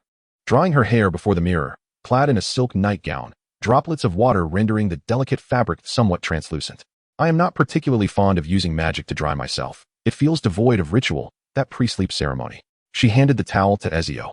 Relaxing to relish the moment of tranquility, the towel absorbed the moisture, and under the spell's influence, became thoroughly dry. The bedroom was filled with the subtle aroma of incense. Not overpowering, yet remarkably effective for calming the mind and aiding sleep. After extinguishing the crystal chandelier above, the magical candles on either side of the bed became the room's gentle night lights. They illuminated only a small area, emitting a soft, warm glow that did not dazzle the eyes as one prepared for slumber, yet revealed certain enchanting vistas, particularly in this hazy ambience, which rendered them all the more alluring. At this moment, Ezio explored this beauty firsthand, traversing the smooth, level plains ahead. However, if your gaze shifts downward from the flat expanse, you would discover a rather modest subterranean space. It is getting late. Shall we rest? Do you require my assistance in extinguishing the lights? Ezio's fingers seemed to await a response, for the night had deepened, signaling the time for repose. What? Are you perhaps a bit eager? Furong bit her lip. Her lips now of vivid crimson, the flush on her cheeks spreading to reveal a soft pink hue, especially under the dim light, exuding an air of alluring mystery. Were you not so calm and rational before? Furong provocatively leaned closer, asserting, I have said it before, those I wish to pursue, I shall undoubtedly attain. I possess the capability, and I am certainly not merely a pretty vase. I embody both inner and outer beauty, and I find no reason for failure. Unless, of course, you prefer men. But evidently, I am not one. Ezio shook his head. In truth, I still possess an Italian identity card. Giovanni mentioned that his ancestors were likely Italian. Yet by the time it reached him, nationality had lost its significance. With a flick of his fingers, a paper identity card materialized in his hand, only to vanish again as if by magic. The historical circumstances of England do not affect me. I have scarcely paid taxes here. Ezio shrugged. Such is the reality. So now you finally admit it. You have feelings for me, do you not? What kind of delusion led you to believe otherwise? You were not always like this. I must do something for him. Otherwise, how could I justify my feelings, right? Once I accomplish this task, my life will wholly belong to me. Will you be fickle in the future, Ezio? Furong cupped Ezio's face, asserting that many girls would surely adore him. What if a girl as beautiful as me appeared? You were the first, were you not? Would you like me to assure you? Assure me of what? Unless you expressly permit it. I vow not to touch any other girl, even if she surpasses you in beauty. Such a person does not exist. Furong pouted, playfully asserting her beauty. I am the most attractive. Indeed, you are the most captivating. Her nightgown was short, barely reaching above her knees. As he gently lifted it, he felt the peculiar sensation of goosebumps rising, prompting him to pause and smooth the delicate texture. Furong's face flushed deeper. She was not an ignorant young girl. She was well prepared for everything. Yet today was not the day. She chuckled playfully, leaning in close, declaring, I cannot have anything cold today. She resembled a cunning little devil. Her crimson lips painted with a delightful poison that could ensnare one's heart. Next week, a week is not too arduous, is it? Her triumphant smile brimmed with mischief. And you have yet to prepare a ring for me. She extended her right hand, revealing her slender fingers, the ring finger bare and in need of adornment. Ezio found himself both amused and exasperated by Furong. He rolled over and sat up on the bed. Now that the atmosphere has reached this point, do you still wish to escape? Who told you to secretly indulge in delicious treats without sharing? You claimed you were on a diet, refusing to eat, and made me taste it instead. I do not care. Who told you to enjoy it so? That mouth. Ugh. Furong, rendered speechless, playfully struck Ezio's stomach, looking up at him with a hint of grievance. So now you are eating? Bah. Furong spat, turning her head away in mock disdain. Today, I shall let you off easy. Though she said this, a glimmer of curiosity flickered in her eyes. Is it truly pleasurable? She extended her little tongue to lick lightly. Fresh from the shower, devoid of any odor. You should try it first before I say more. Continuation omitted, 12-17 words. I have written nothing, have I? Chapter 116, Dumbledore. I choose the most popular course of action. Ezio indulged in a rare opportunity to sleep in. Although he awoke at 6 in the morning, it did not necessitate an immediate rise. In the hazy moments of dawn, numerous delightful escapades could unfold, such as measuring a map to determine whether Ezio's lifespan exceeded that of Furong's legs. The outcome led to Furong, her cheeks flushed with embarrassment, hastening to the nearby bathroom, where she locked the door and took half an hour to compose herself. Do you feel a tinge of regret now? Ezio mused as he brought breakfast from the kitchen. Just as Furong emerged from the bathroom, freshly groomed and clad in a new, cozy nightgown, discarding the damp one from the previous night. This is all you're doing. She pouted, yet her lips betrayed an uncontainable smile. To be honest, I do regret it a bit. I shouldn't have come here with you. Would you care for a croissant? I just fetched it from the Hogwarts kitchen. Hot chocolate, milk, or juice. All are available. Furong placed the plate on a small side table. The croissant, with its buttery, flaky exterior, was exquisite, filled with almond paste, and paired with a sip of rich hot chocolate made from whole milk. The chill from outside seemed to dissipate. My mouth is sore from just one bite of bread. Furong lamented, cradling her cheek in mock dismay. This is your own doing. Ezio chuckled softly, recalling how Furong had stoked the flames of their playful banter. Although both felt a bit stifled, it was Furong who bore the brunt of the teasing. He could still derive some amusement from the situation. Would you dare to try again next time? Ezio tore a freshly baked baguette into pieces and soaked them in a cup of hot milk, offering her a bite. Next time? Humph, Furong replied, crossing her arms defiantly and tilting her chin.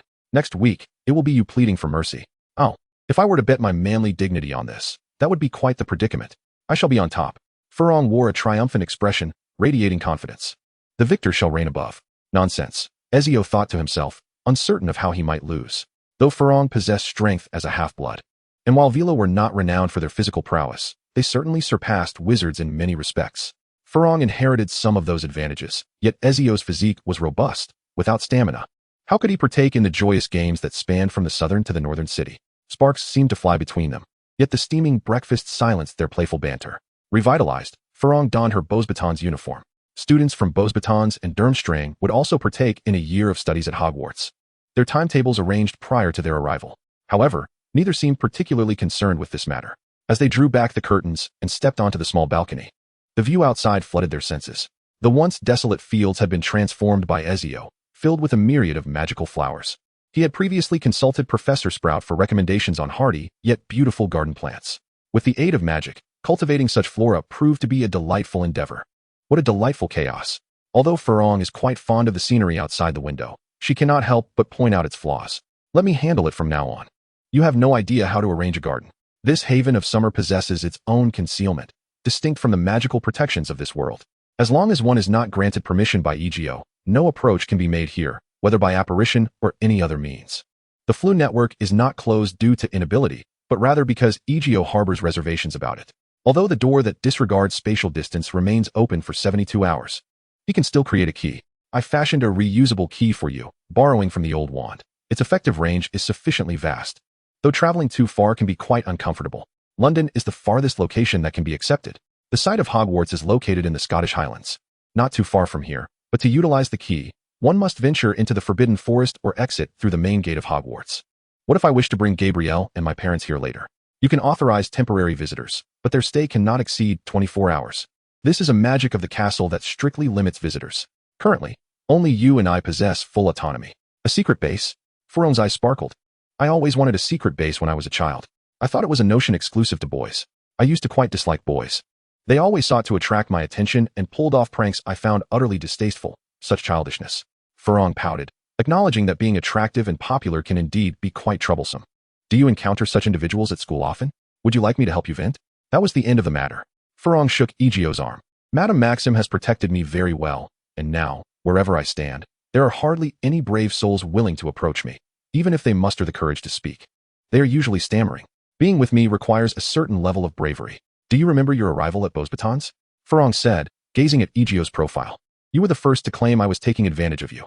At that moment, I thought you were rather shameless, but upon reflection, perhaps you were not entirely wrong. Quick, Lift your shirt so I can touch your 8-pack, little treasure. Hey, you little rascal. Hurry up, or I shall bite you. Furong adopted a fierce expression, though it only served to enhance her cuteness. Today is Saturday, yet Moody still intends to conduct an early class for the students. Perhaps because it is the day of voting for the Triwizard Tournament, granting them an unusual reprieve. Ezio and Furong appeared at the spot where they had exited the previous night. The swing swayed behind them, buffeted by the wind. The Great Hall was abuzz with excitement, as students were not only anticipating the commencement of lunch, but also eager to witness who had cast their names into the goblet. However, many were also eager to test their ability to cross the golden line beside the goblet of fire. The golden line delineated by Dumbledore is not insurmountable. Students below the 6th year may also step across, albeit in exceedingly rare numbers. Currently, the population of students from the 1st to the 5th year at Hogwarts has surpassed 600. However, among this multitude, there are 2 notable exceptions, a 4th-year girl from Ravenclaw and a 5th-year boy from Slytherin, who serves as the head of his house and a seeker on the Slytherin Quidditch team. If Harry aspires to captain the Quidditch team, he must first excel in overall evaluations to surpass him. In truth, Snape had intended for Harry to assume the role of head boy this year. But Harry himself declined the offer. Though he has advanced a grade and kept pace with his peers, he feels an incessant need to prove himself further. With many capable individuals in Slytherin, Harry is reluctant to undermine the house's emphasis on merit. He wishes to ascend through his own efforts rather than rely on Snape's favoritism. As Ezio entered the Great Hall, he witnessed younger witches and wizards attempting to cross the golden line. Autumn stood at the edge of the line, cautiously extending her foot forward, as if stepping into a pool of glue. Despite her flushed face, she could not muster the strength to press forward. After a brief moment of hesitation, she was repelled by an unseen force, stumbling backward and landing in Harry's arms. It seems I am incapable, she lamented, shaking her head in disappointment. As she turned to speak with Harry, she caught sight of Ezio and Fleur approaching. Let us go to his house. Autumn's antennae-like hair perked up. I have this feeling that something particularly thrilling happened last night. Perhaps you should refrain from driving the train at noon. Ezio remarked with a sidelong glance, quietly teasing her. The train is scheduled to depart at noon, Autumn retorted with confidence. Haven't you heard the old adage that trouble will eventually arise? I'm impressed by your logic. Harry is about to enter. Want you support him? What if Harry succeeds? I believe in him, Autumn exclaimed, raising her fist to cheer him on before turning to face his direction. The hierarchical structure of Slytherin is strict and well-defined, earning a high degree of credibility throughout the school. Several classmates with whom he shares a good rapport were encouraging him, with Draco being the most animated, though he was also prepared to mock Harry loudly should he fail. Feeling a knot of anxiety in his throat, Harry swallowed hard and stepped forward with determination. His right foot entered the golden circle, the air thick around him. Veins pulsed on his forehead as he summoned every ounce of strength to push forward. With a stumble, he took a half step ahead. After a brief silence, the surrounding Hogwarts students erupted in cheers, having witnessed a third individual who had not yet reached 6th year successfully enter the circle. I did it, Harry exclaimed, pumping his fist in exhilaration. He then took a few steps within the circle before leaping forward. Aren't you going to submit your name? I hadn't planned on it from the start, Harry replied with a grin. I merely wanted to test my own limits. Whether I could be a hero is of little consequence to me. Isn't this already fantastic? I knew you could do it, Harry. As Autumn approached, she enveloped him in a warm embrace, prompting a chorus of playful jeers and lively sounds from the onlookers, creating a bustling scene. I can lend you some parchment and a quill. With a snap of his fingers, the parchment and quill floated gracefully in the air. A simple summoning spell he had mastered well. Thank you. Harry, without much thought, took the parchment and swiftly wrote down his name in school. Ezio and Fleur stepped forward first, crossing the golden line without any hindrance, and tossed the pre-prepared parchment into the blue flames of the goblet of fire. This action elicited no surprise from the crowd. It was indeed expected, though Ezio was of the same age as other 4th-year students. His prowess evidently surpassed that of his peers. It wasn't until lunchtime that the young wizards gathered around the goblet of fire began to disperse. The afternoon was devoid of wind. The surface of the Black Lake remained eerily calm. Fleur, intrigued by the giant squid residing in the lake, squatted at the dock to feed it some morsels, even balancing on one of its outstretched tentacles, lifted several meters into the air. Ezio, you've arrived, exclaimed Professor Lockhart, holding a bottle of shampoo made from the eggs of the bird snake and a quick-acting conditioner from the Potter family, suggesting that their combined use would yield superior results. Hagrid's hairstyle had also undergone a transformation, with his thick, abundant hair partially tied up into a small ponytail at the back of his head, while the lower section cascaded down with a slight natural curl, surprisingly complementing his leather attire, wild yet refined. He had even shaved off his dense black beard, making him appear 20 years younger. Ezio had offered considerable advice on Hagrid's new look, which the giant had evidently taken to heart. Ezio, you little rascal, remarked Madame Maxime, casting a glance his way. I just arrived at Hogwarts with Fleur, and you've already whisked her away. Her eyes sparkled with warmth, when not buried in paperwork. She appeared quite amiable and held a favorable impression of Ezio. Isn't there a competition coming up? I thought I'd get a head start on my future rival. Ezio replied with a mischievous grin, only to be playfully pinched by Fleur, which promptly subdued him. Fleur is quite an exceptional child, Madame Maxime remarked, blinking her eyes. I shall keep a vigilant eye on her, and you must not cause any mischief. Did you hear that? Fleur, with a hint of playful defiance, placed her hands on her hips. I am formidable, so be cautious. I assure you, I will give it my all, no matter who it is. I shall leave them utterly vanquished. Beware, or I shall tell my mother that you are bullying me. Not to worry. I can arrange for them to embark on a grand tour around the globe, taking Gabrielle along. That should keep them occupied for at least a year. Observing the playful banter between the two, Madame Maxime couldn't help but smile indulgently. After Hagrid tended to the pumpkin patch, he found himself with some time on his hands. He brought out his prized trio of dragons, which had become dear to his heart. After more than 6 months, the Romanian Longhorn and the Australian Opali had grown to a size comparable to Norbert's. They had all been trained remarkably well, especially in the presence of Madame Maxime, who was nearly their height. The 3 little ones displayed delightful affection, playfully circling around her feet. The Longhorn, adorned with its golden horns, particularly captured Madame Maxime's admiration. What's in the forest? Ezio casually inquired, although he was already well aware of the answer. Hagrid, midway through his explanation, abruptly covered his mouth, admitting, I really shouldn't be disclosing this information just yet. Oh, come on, Hagrid.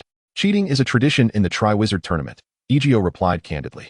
To be honest, fairness has never been a factor in this competition. Even if it were, it would merely be a slogan that no one truly cares about. I've long understood the intricacies of the tournament. The notion of friendship first and competition second doesn't apply here. The sole aim of the contest is to win. What is wrong with that? However, it was not the adorable little dragons that intrigued him, but rather the magnificent fire-breathing beasts, each measuring at least 30 meters in length and weighing over 50 tons. When standing alongside them, Norbert appeared as a mere adorable pet. Romania truly is a sanctuary for dragons. I long to visit that place. Perhaps during the holidays. 2 months is ample time to explore and take leisurely strolls. It would be a shame not to indulge in that experience. Yet, I haven't established any contacts there. Perhaps I could consult Professor Dumbledore or Madame Maxime. Do you have any means of reaching the wizards there? Madame Maxime smiled at Ezio, saying, I can think of a way, but it shouldn't be too difficult. With a gentle nod, she turned her gaze towards Hagrid. That is splendid, Olam, Hagrid exclaimed, his excitement palpable, though it was not solely due to the dragons. Once those magnificent creatures were settled, perhaps I could escort you to see them. The team would be led by Charlie, one of the Weasley children. He is quite remarkable. To be honest, it's the first time I've heard of someone obtaining the highest level of dragon trainer certification before turning 20. Can Charlie knock down a dragon with a single punch? Ezio queried. I doubt he could, Hagrid replied, shaking his head. What about you, Hagrid? I've actually been eager to give it a try, Hagrid admitted, looking quite eager. I believe it is crucial for them to recognize your strength. I have some experience in this regard. Norbert, having been affectionately patted on the head by Hagrid, wagged his tail, increasingly resembling a playful pup. This transformation was likely not solely due to Hagrid, but also the influence of his sister, Livy. Livy had become quite formidable, managing 3 little siblings, and occasionally taking them on wild escapades through the Forbidden Forest. Even the towering behemoth, a Tyrannosaurus Rex standing 15 meters tall, dared not confront them. Although these 4 young rascals might not be able to overpower it, provoking a confrontation would certainly draw Hagrid's attention. Hagrid's fists are no trifling matter. When riled, he could even draw his bow and unleash a shot that would obliterate its head. They felt an immense sense of gratitude for their timely awakening. The prank props paled in comparison to the delightful experience of nurturing a little sprite. Their assets had nearly reached 10,000 galleons, sufficient to acquire the finest shop in Diagon Alley. With the impending graduation from 7th year, they were poised to embark on grand ventures. Yet they cherished their time at Hogwarts even more. The professors had been of tremendous assistance, and such support would be scarce after leaving the hallowed halls of Hogwarts. However, the attention of the crowd was not captivated by the evening feast. Students craned their necks, each face alight with excitement and anxiety, eager to discover who would be named a champion. Even the school heads could not help but feel a sense of anticipation. At last, the golden plates returned to their pristine state, and the noise in the hall suddenly escalated. Dumbledore rose, and the voices of the young wizards hushed to a whisper, soon falling into complete silence. All right, the time has come. The Goblet of Fire will soon render its decision, and I estimate we have about a minute left. He continued. Once the champions' names are announced, I hope they will proceed to the top of the hall, walk along the staff table, and enter the waiting room at the back, where they will receive initial guidance for the competition. Dumbledore waved his wand dramatically, extinguishing all lights save for the flickering candles within the jack-o'-lanterns. The hall dimmed, and the blue-white flames of the goblet of fire became strikingly vivid, even somewhat blinding, as they sputtered sparks. Suddenly, the blue-white flames transformed into a fiery crimson, crackling with an eruption of sparks, resembling a miniature volcano. A long serpent of flames surged upward, only to revert to its blue-white hue, yet remained fervently animated. Dumbledore extended his hand to catch the parchment, lifting it high to read the inscription. The first champion from Durmstrang. He announced loudly, Victor Krum. Cheers and applause swept through the hall, everyone celebrating Krum, even though he was not a Hogwarts student. The young wizards graciously honored the international Quidditch star, many of whom were avid fans. Wonderful, Victor, Karkaroff shouted, clapping vigorously. I knew you were destined to be our champion from Durmstrang. Krum rose, his expression unchanged. As a renowned Quidditch player, he was accustomed to such lively scenes and swiftly made his way into the designated chamber. The second champion. The flames of the goblet flared crimson once more, producing a second slip of parchment. The champion from Beauxbatons, Fleur Delacour. Madame Maxime smiled elegantly from the side, offering applause for Fleur, though it seemed her ovation was slightly less than Krum's. Many girls felt disheartened that Fleur had captured the attention of Cedric, yet they lacked the courage to compete against her, knowing they could not match her prowess. I shall await you inside. Fleur kissed Cedric's cheek and then briskly made her way into the chamber, as the flames of the goblet of fire transformed into a vibrant crimson for the third time. The crowd's gaze shifted away from the parchment and turned towards the direction of Ezio. The third champion, Dumbledore of Hogwarts, bestowed a subtle smile upon Ezio Florentia. A resounding cheer erupted, nearly lifting the very roof of the great hall. Particularly enthusiastic were the Slytherin serpents, who had brought along their handheld fireworks. The explosive sounds drowned amidst the jubilant roars. Make Slytherin great again. Someone initiated this rallying cry, and soon it became the fervent chant of the Slytherin students. This exuberant display left the students of Beauxbatons and Durmstrang somewhat bewildered, as they sensed that the four houses of Hogwarts were perhaps not as discordant as rumored. The notorious reputation of Slytherin had reached far and wide, yet in this moment, the animosities appeared to dissolve. Victory shall belong to Hogwarts. Ezio waved to them, and a thunderous chorus coalesced into a singular declaration. Victory belongs to Hogwarts. This undeniable advantage of the home team was apparent.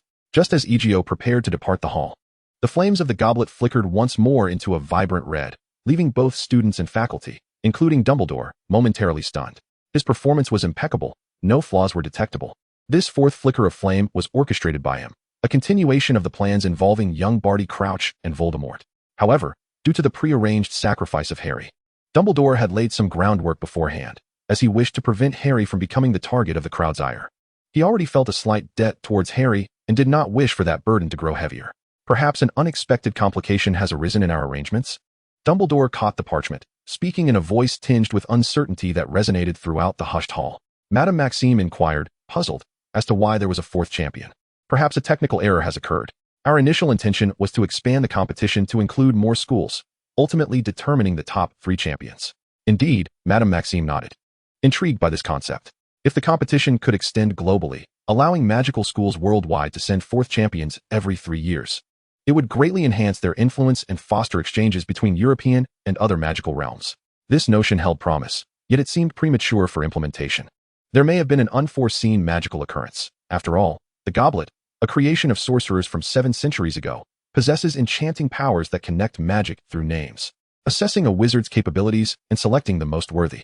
Initially, it served only our 3 schools, but now we have altered its rules. Karkaroff, the 4th champion, furrowed his brow, demanding to know from which school this champion hailed. Harry Potter was the response. Dumbledore uttered the name inscribed on the parchment. There was no applause.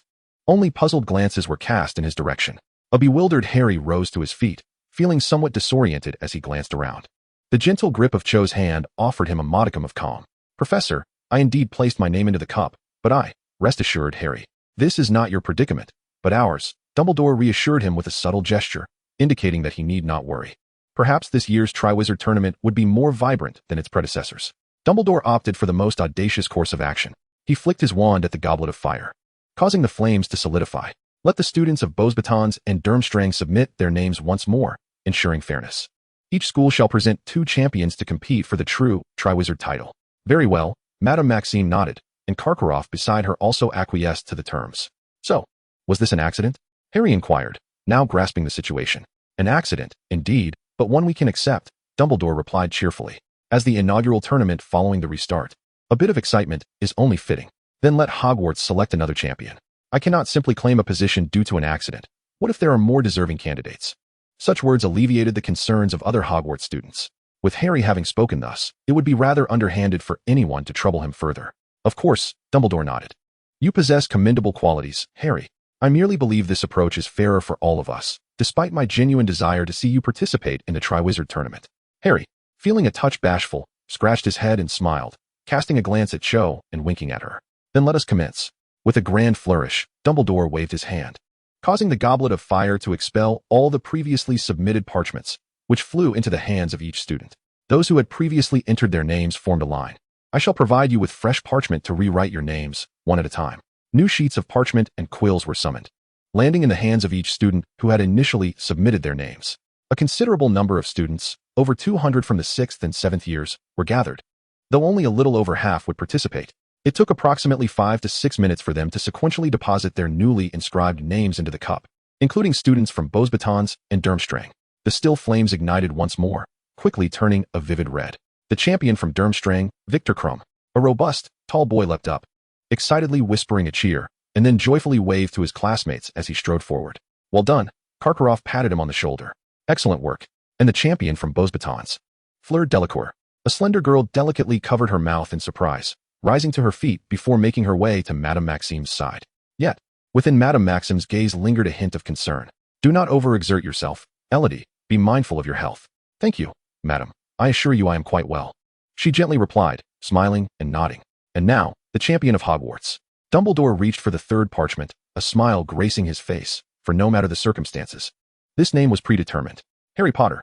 This time, the cheers were directed towards Harry, as genuine belief echoed among the crowd that he possessed the capability to fulfill the role of Hogwarts champion. The results of the Goblet of Fire had twice favored him. Thus, there could be no error. His initial selection had been a matter of chance, but this time, it was anything but. The Hufflepuff Badgers, though clapping, felt a tinge of disappointment. They had anticipated Cedric, yet upon realizing that Harry, despite his youth, had entered the inner circle and cast his name into the goblet, their hearts lightened slightly. Entering through the back door may breed discontent, yet victories earned through one's own merit do not, much like the currently resplendent Slytherin house, which now faced no accusations of being a den of scoundrels, having secured their House Cup triumph with commendable finesse. Why are there so many people this year? Fleur expressed her astonishment upon noticing that behind Ezio stood 3 others. Carmel, what brings you here? She stepped forward, taking the girl's hand, indicating their amicable relationship within the school. The Goblet of Fire seems to have encountered a minor issue, hence we cast our votes once more. And I am pleased to announce I have been selected, Fleur. She is my dear friend from Beauxbatons, Ezio explained. However, Carmel had not been in the best of health previously. Before the champions could engage in further conversation, the 3 headmasters and the representative of the Ministry of Magic entered. This is against the regulations, Dumbledore, old Barty Crouch stated in a steady voice, his expression stern and serious. Yet, there appears to be no dissent regarding this matter. Is there? Ludo Bagman remarked cheerfully, how splendid it is to have a lively atmosphere. The students are quite fond of it. I can hardly wait to witness the exhilarating duel. However, this may jeopardize our prior preparations, Crouch retorted coldly. You have done little to contribute thus far, have you, Bagman? Ludo opened his mouth to respond, but found himself at a loss for words, for it was largely Crouch who had orchestrated the proceedings. He was merely a figurehead, and a rather portly one at that. Enough, gentlemen, Dumbledore interjected, assuming the role of peacemaker. Upon his speaking, Ludo appeared less awkward. The tournament will proceed as planned. And if necessary, I believe Gellert can offer us some assistance. Gellert is a name exclusively reserved by Dumbledore for Grindelwald, and all those present were acutely aware of this fact. The mere mention of Grindelwald's name caused Karkaroff's body to tense up immediately. He had already received warnings, or rather threats, from Grindelwald. He had long since become a pawn in this game. His only thought before stepping down was to ensure the safety of Durmstrang and to prevent any disturbances. He cared little for the position of headmaster. All he desired was to survive and scathe thereafter. Crouch, ever respectful, nodded affirmatively. Grindelwald's name had proven to be an effective tool since his return, particularly in Dumbledore's hands. Few dared to challenge it. Let us commence the pre-competition briefing, Dumbledore announced with a cheerful smile. Barty, the floor is yours. Ludo relished the spotlight.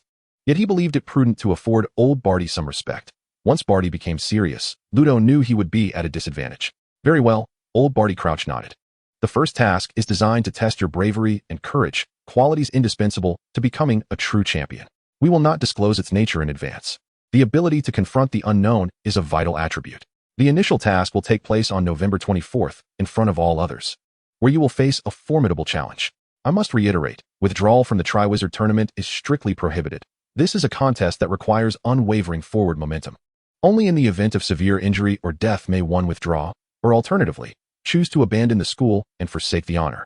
This has been a tradition established 7 centuries ago, which every champion must adhere to. Only after the conclusion of the first round will you receive clues regarding the second task. The judging panel will score the first 2 tasks, determining the order of the subsequent competition. This is an advantage, as the third task will ultimately reveal who the true victor is. High scores in the initial rounds will afford you greater leverage in the final contest. That is all, Dumbledore concluded. Are there any questions? He nodded, then turned his gaze towards the 6 champions before him. You should now have a clearer understanding of the competition.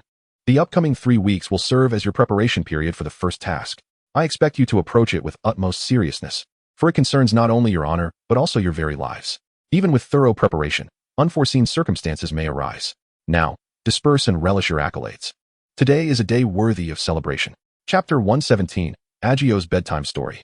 A gathering formed in the center of the common room, a mix of both genders dancing joyously, as the little snakes reveled in their playful spirits. I can hardly believe that 2 champions have emerged from our dormitory.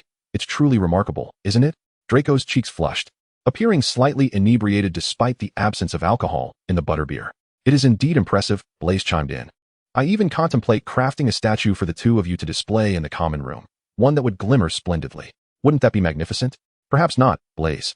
Let's not squander our money on this, Harry quickly interjected. It would be utterly shameful to draw such attention. Let us postpone these matters until we secure the championship. After all, the other 4 champions may prove formidable as well.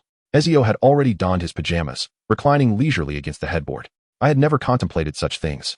Though that crumb does pique my interest, he is quite renowned, is he not? Blaise had attended the Quidditch World Cup during the holidays. Although he wasn't an admirer of Crumb, he had observed his performance in the matches. Excelling in Quidditch does not necessarily equate to greatness, Draco countered. I too witnessed his games. That fellow possesses no sense of teamwork. What does it matter if he catches the golden snitch? Bulgaria still lost, did they not? Perhaps he is merely trying to mitigate his losses, for aside from the seeker position, the other players on the Bulgarian team are inferior to those on the Irish team. The score gap may very well widen further. Harry shook his head, acknowledging Crumb's Quidditch prowess. As a fellow seeker, he recognized Crumb's skill, yet he also perceived the shortcomings of the other team members during the matches. But Harry, you cannot be worse than him, Draco remarked, patting Harry on the arm. You are the most gifted seeker I have ever encountered. Yet at present, I may not match his prowess, Harry replied, remaining humble. To be candid, during my time playing at school, I hardly studied the nuances of professional Quidditch techniques. I relied solely on my quick reflexes. I believe there remains considerable room for improvement. However, I doubt I will pursue a professional career. My aspirations lean more towards becoming an auror. Harry was significantly influenced by Moody, harboring a desire to effect change in the world. Why not contemplate a ministerial position? Ezio suddenly suggested, prompting Harry to ponder for a while. Perhaps. But even if I wished to pursue that path, it would require years of honing my skills. Being an auror, at the forefront of conflict, would allow me to elucidate many matters, such as the tensions between wizards and muggles, the disputes among wizards, and the glaring deficiencies in rules and order within the magical realm. Harry contemplated seriously before breaking into a smile. But for now, I need not dwell on such thoughts. I should focus on preparing for the match in 3 weeks. The dormitory soon returned to silence as the lights dimmed, and before long, it was the following day. Sunday had dawned, a day of respite, yet Moody's leniency had been exhausted. When the familiar magical whistle sounded, the young wizards, having enjoyed a brief reprieve, rose with bleary eyes to change their clothes. They then filed out of the castle, making their way to the designated assembly point. Rain fell lightly in the morning, chilling them to the bone, and the remnants of sleep were swiftly dispelled as they lined up to commence the early lessons that had persisted for 2 months. This approach is undoubtedly torturous, yet amidst the torment of both mind and body, it fortifies their willpower. Perhaps the cacophony generated by the morning exercises of these several hundred individuals piqued the curiosity of students from Beauxbatons and Durmstrang, who ventured out of their carriages or ascended the decks of their ships. They observed this group of Hogwarts students, braving the rain while engaging in activities they could scarcely comprehend, feeling a mixture of confusion and concern. To say nothing of the warriors emerging from such a school, one must not underestimate their indomitable spirit. Witnessing those who, despite their exhaustion, stumbled yet resolutely rose to continue, instilled a sense of terror in their hearts. However, one cannot place the blame entirely on Moody. Snape bears some responsibility for the situation. The potent, invigorating potion he concocted was remarkably effective, but its taste resembled that of a fertilizer meant for magical plants, which, even in mere whiffs, could render one unable to eat for an entire day. The students would rather exhaust themselves than take a single sip of this abominable concoction, which, while revitalizing and restorative, possessed a nauseating quality that left one feeling trapped in torment. Their growling stomachs compelled them to devour food, an experience akin to willingly consuming filth, which was utterly distressing. What?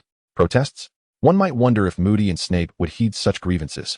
These two were akin to dark lords within the walls of Hogwarts, untouchable figures.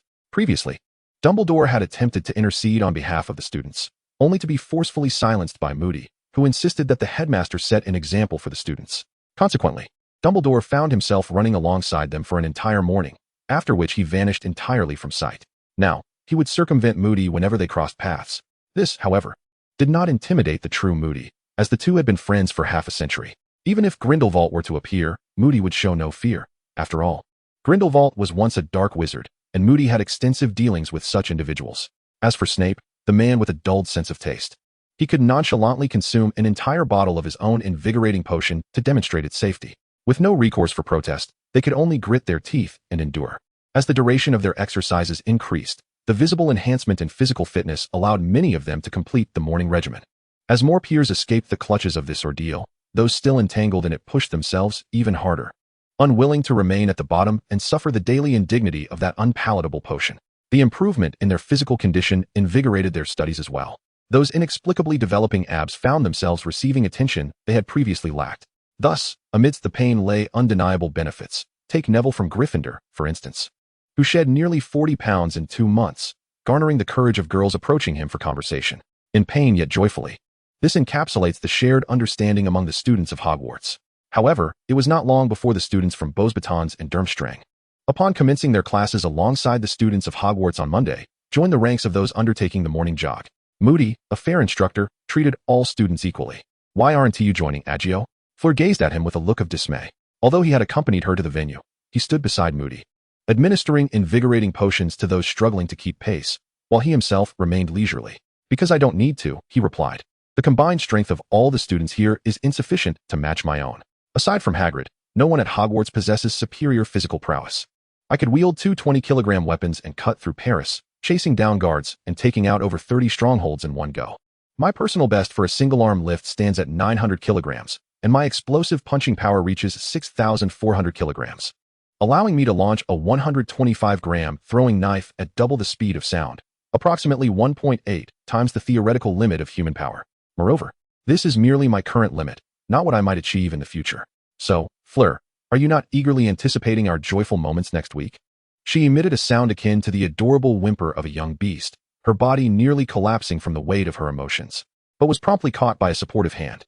"It's time for breakfast. We have classes to attend shortly." Perhaps motivated by a last-minute surge of determination, Fleur endeavored to keep pace with Moody's training over the following week, nearly sculpting her abdominal muscles into a defined line. By Friday, during Professor Flitwick's Charms class, the two received notice that the champions of the Triwizard Tournament were required to assemble in a classroom. They excused themselves from the professor and made their way to an empty classroom on the second floor of the castle. Most desks had been pushed to the back, leaving a spacious area in the center, while 3 desks were arranged together at the front, draped with a velvet cloth. 5 chairs were positioned behind the desks, where Ludo Bagman was engaged in conversation with a flamboyantly dressed witch in a magenta robe. As Ezio and Fleur arrived, the other champions trickled in, including a portly man holding a somewhat smoking black camera, seemingly preparing to take their photograph. "Oh, everyone is here," he exclaimed. "Are we to be interviewed?" Ezio raised an eyebrow and glanced at Ludo. Initially, Ludo intended to nod in agreement, but hesitated. "Actually, just a couple of photos will suffice. The interview won't take much time, will it?" "That seems reasonable," Ezio nodded. "I hope there won't be any scandalous rumors circulating. You should be well aware of her character, Mr. Bagman. Hasn't she previously concocted tales about your romantic escapades?"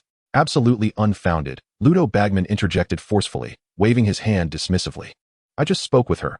This competition is serious, and it's not a place for someone like her, who revels in fabricating nonsense." After Ezio averted his gaze, Ludovico Bagman nervously wiped the non-existent sweat from his forehead, contemplating the return of the red envelope he had received, for it felt like a hot potato in his hands.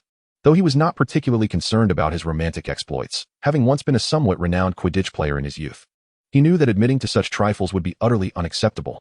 After the troublesome individual, who was sure to bring chaos, was escorted out, It wasn't long before the other headmasters arrived, accompanied by the esteemed Mr. Ollivander. Allow me to introduce Mr. Ollivander.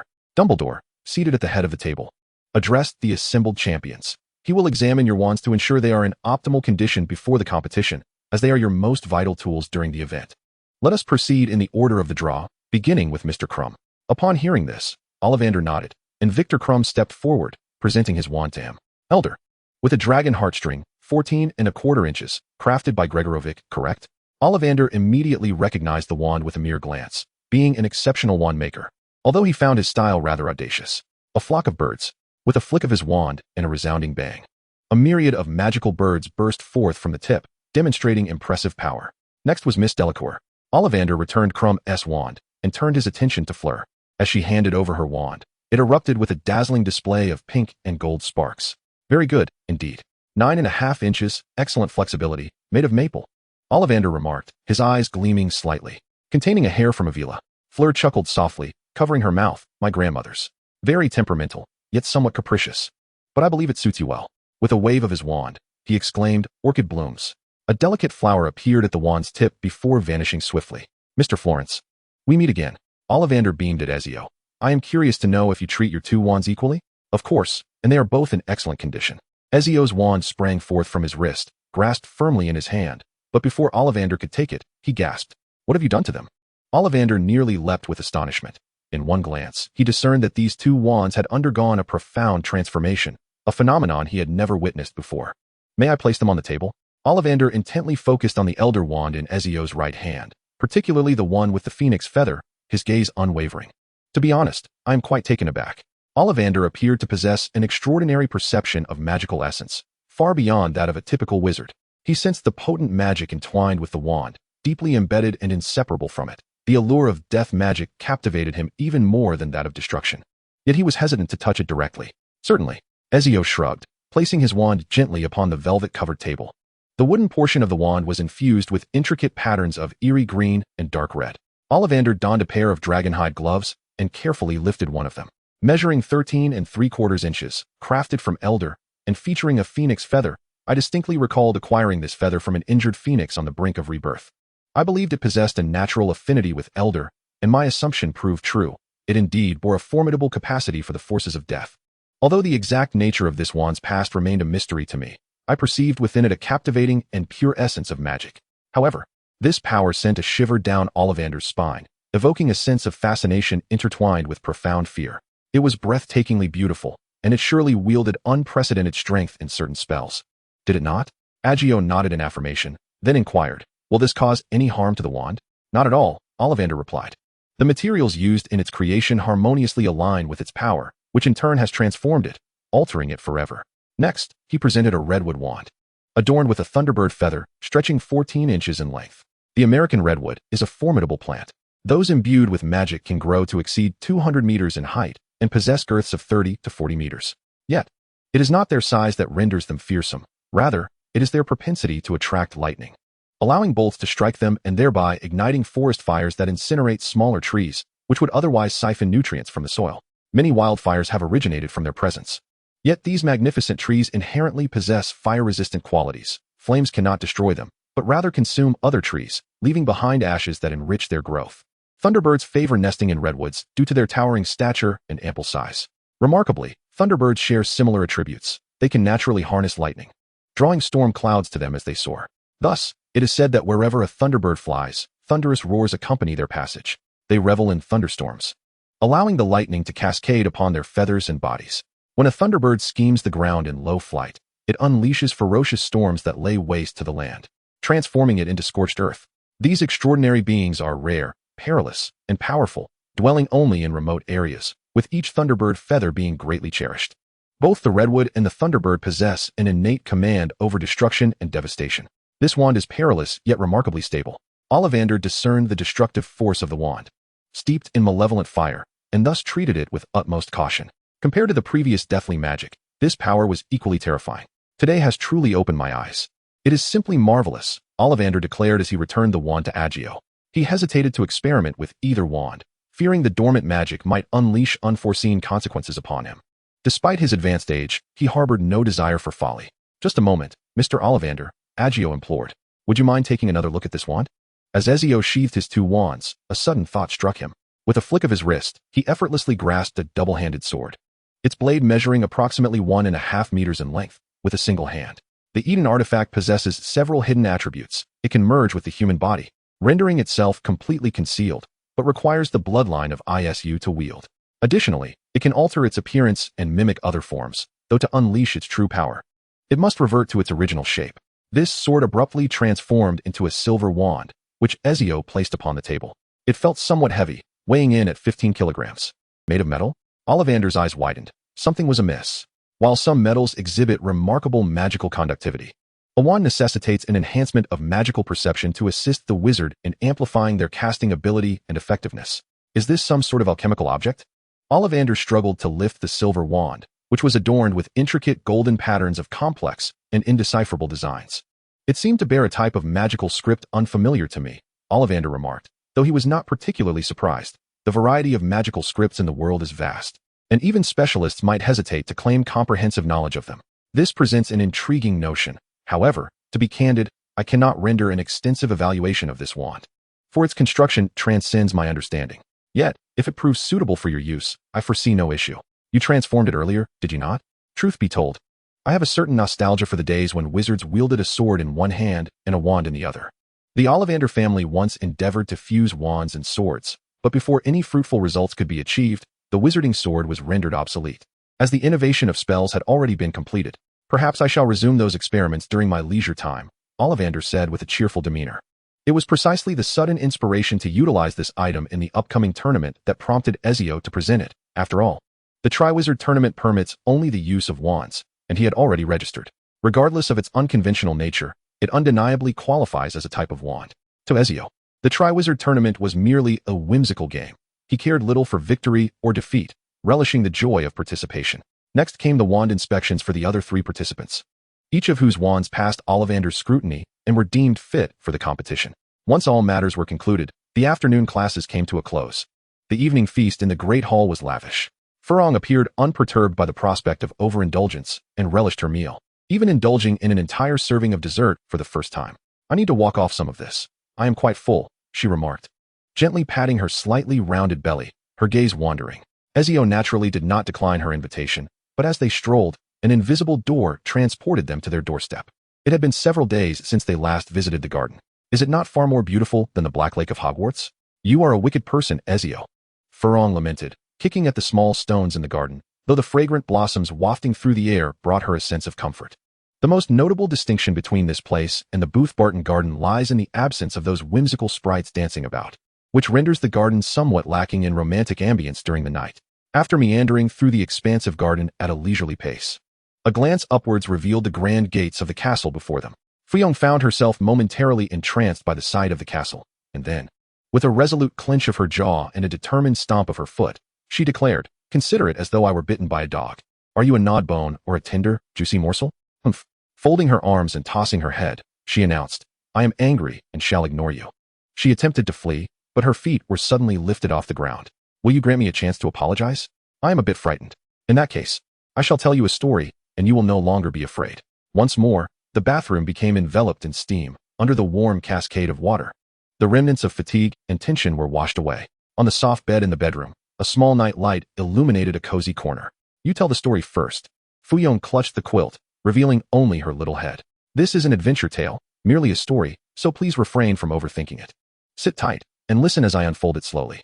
Ezio reclined, his gaze crossing the peaks to glimpse Fuyong's eyes glimmering with a hint of moisture. Once upon a time, there was a captain named Fuyong de la Cour. She harbored a dream of sailing her own ship across the vast ocean, having heard tales of its breathtaking vistas and grand adventures. Upon reaching adulthood, she obtained her very own license. The license was triangular, adorned with exquisite lace, and bore a few accidental drops of her indulgent saliva. "All right, enough of that. Don't pinch me." One fateful evening, the captain, fully prepared for departure, arrived at the dock and beheld her new vessel, a slender ship with 2 straight masts. At its stern hung a bottle of 17-year-old red wine, intended for the celebration of the ship's maiden voyage, for she was a French girl and thus eschewed champagne. This story is quite lengthy. Feel free to take it as you wish. Is it enjoyable? Ezio tilted his head, but Fuyong had unknowingly drifted into a deep slumber, a faint trace of moisture lingering at the corner of her eye. It must be delightful, as it has lulled her to sleep, he mused, smiling broadly as he tucked her in snugly. Do you have a monthly pass? Perhaps a kind-hearted lord could bestow a little upon me? Chapter 118. The Feast of Warriors and Dragons. As dawn broke, Ezio suddenly felt a weight pressing down upon him. A burden of over 100 pounds resting upon his form. The moment he opened his eyes, he beheld Fuyong, vibrant and imbued with an ethereal essence, seated energetically at the helm. You are in serious trouble.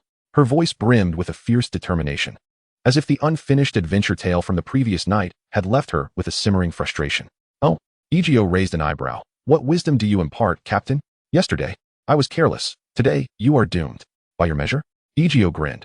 Who was it that fell asleep with half the story untold and muttered in their dreams all night? Today is my domain. You are not permitted to move. I assure you, I shall remain as steadfast as a mountain. Ezio raised his hands in surrender, finding amusement in watching Furong bustle about with such joy. To be honest, he had feared he might frighten her the previous night. Yet now it seemed his concerns were unfounded. With a full 19 days remaining until the commencement of the Triad Championship's first match, they had taken a 2-week leave in advance. Ezio possessed commendable culinary skills, and the kitchen was stocked with an array of fresh ingredients. Furong excelled in the art of pastry, demonstrating remarkable prowess in baking. They devoted considerable time to exploration, leaving their mark in every corner of the living quarters, which took them over a week. After countless revisions, Ezio finally discovered Furong's favorite version of his bedtime adventure stories. Surprisingly, she preferred 2 other identities over that of a captain. However, due to censorship imposed by the game's system, these 2 identities could not be articulated at present. This is not my fault. On a languid afternoon, the apron-clad chef was placing the freshly made cake batter into the oven, her demeanor somewhat vigilant, as if guarding against a sneaky little thief with a penchant for sweets. Just as she allowed herself a moment of relief, washing her hands and preparing to await the oven's delightful aroma of honeyed sweetness, the cake-thieving little rascal arrived. Not ready yet. That's unacceptable. Here, 300 words are omitted, truly not my fault. Today marked the 10th day, and Ezio and Furong, with a look of feigned defeat, raised their little heads. I concede. I truly concede. If it comes to that, then what do you take me for? Ezio waved his hand, and the perfectly baked cake flew out of the oven, automatically sliced and landing on their table. Aren't Italians known for their romantic and fickle nature? Furong, cheeks slightly puffed, poked at the soft cake with her fork, seemingly irked. Giovanni and I share no blood relation. Possessing an Italian ID does not make me Italian. Aside from 2 trips there, I am utterly unfamiliar with the place. Moreover, I also hold a French national ID, which, rounding it off, makes me French as well. I could navigate 18th century Paris with my eyes closed, more familiar than you. If you fancy other nationalities, I could readily switch citizenship. German, Swiss, Spanish, any of those would suffice. Furong's words were abruptly halted, her mind racing as a series of numbers rapidly reorganized themselves. At least 20 days in a month. And even if we count just 3 times a day, that amounts to 60 times a month, or 720 times a year. After consuming the potion infused with unicorn blood, I have at least 350 years remaining, equating to 252,000 times. Oh dear, Furong exclaimed, bursting into tears as she leaned in to embrace Ezio's waist, then bit into his side, causing him to wince in pain. Although he was built of iron, he was not impervious to hurt, and it stung nonetheless. Ezio, clueless about the tumult of thoughts racing through Furong's mind, could only endure the pain. It hurts, but it's not as if I'm losing flesh. What is the matter with you? Enduring the pain, Ezio gently caressed the silky long hair of Furong, her silver locks shimmering with a delicate radiance. The glistening brilliance seemed to overflow. I dreaded the moment Furong lifted her tear-streaked face, her pitiable expression bringing a semblance of amusement to Ezio. Why not take a leaf out of my father's book? Before marrying my mother, he kissed at least 40 or 50 girls. Perhaps you could indulge a little too? Having a preference for just one is quite sufficient for me. Ezio summoned a handkerchief to wipe away the tears from Furong's face, then leaned down to bestow a gentle kiss upon her forehead. I am not greedy. I only desire what is rightfully mine.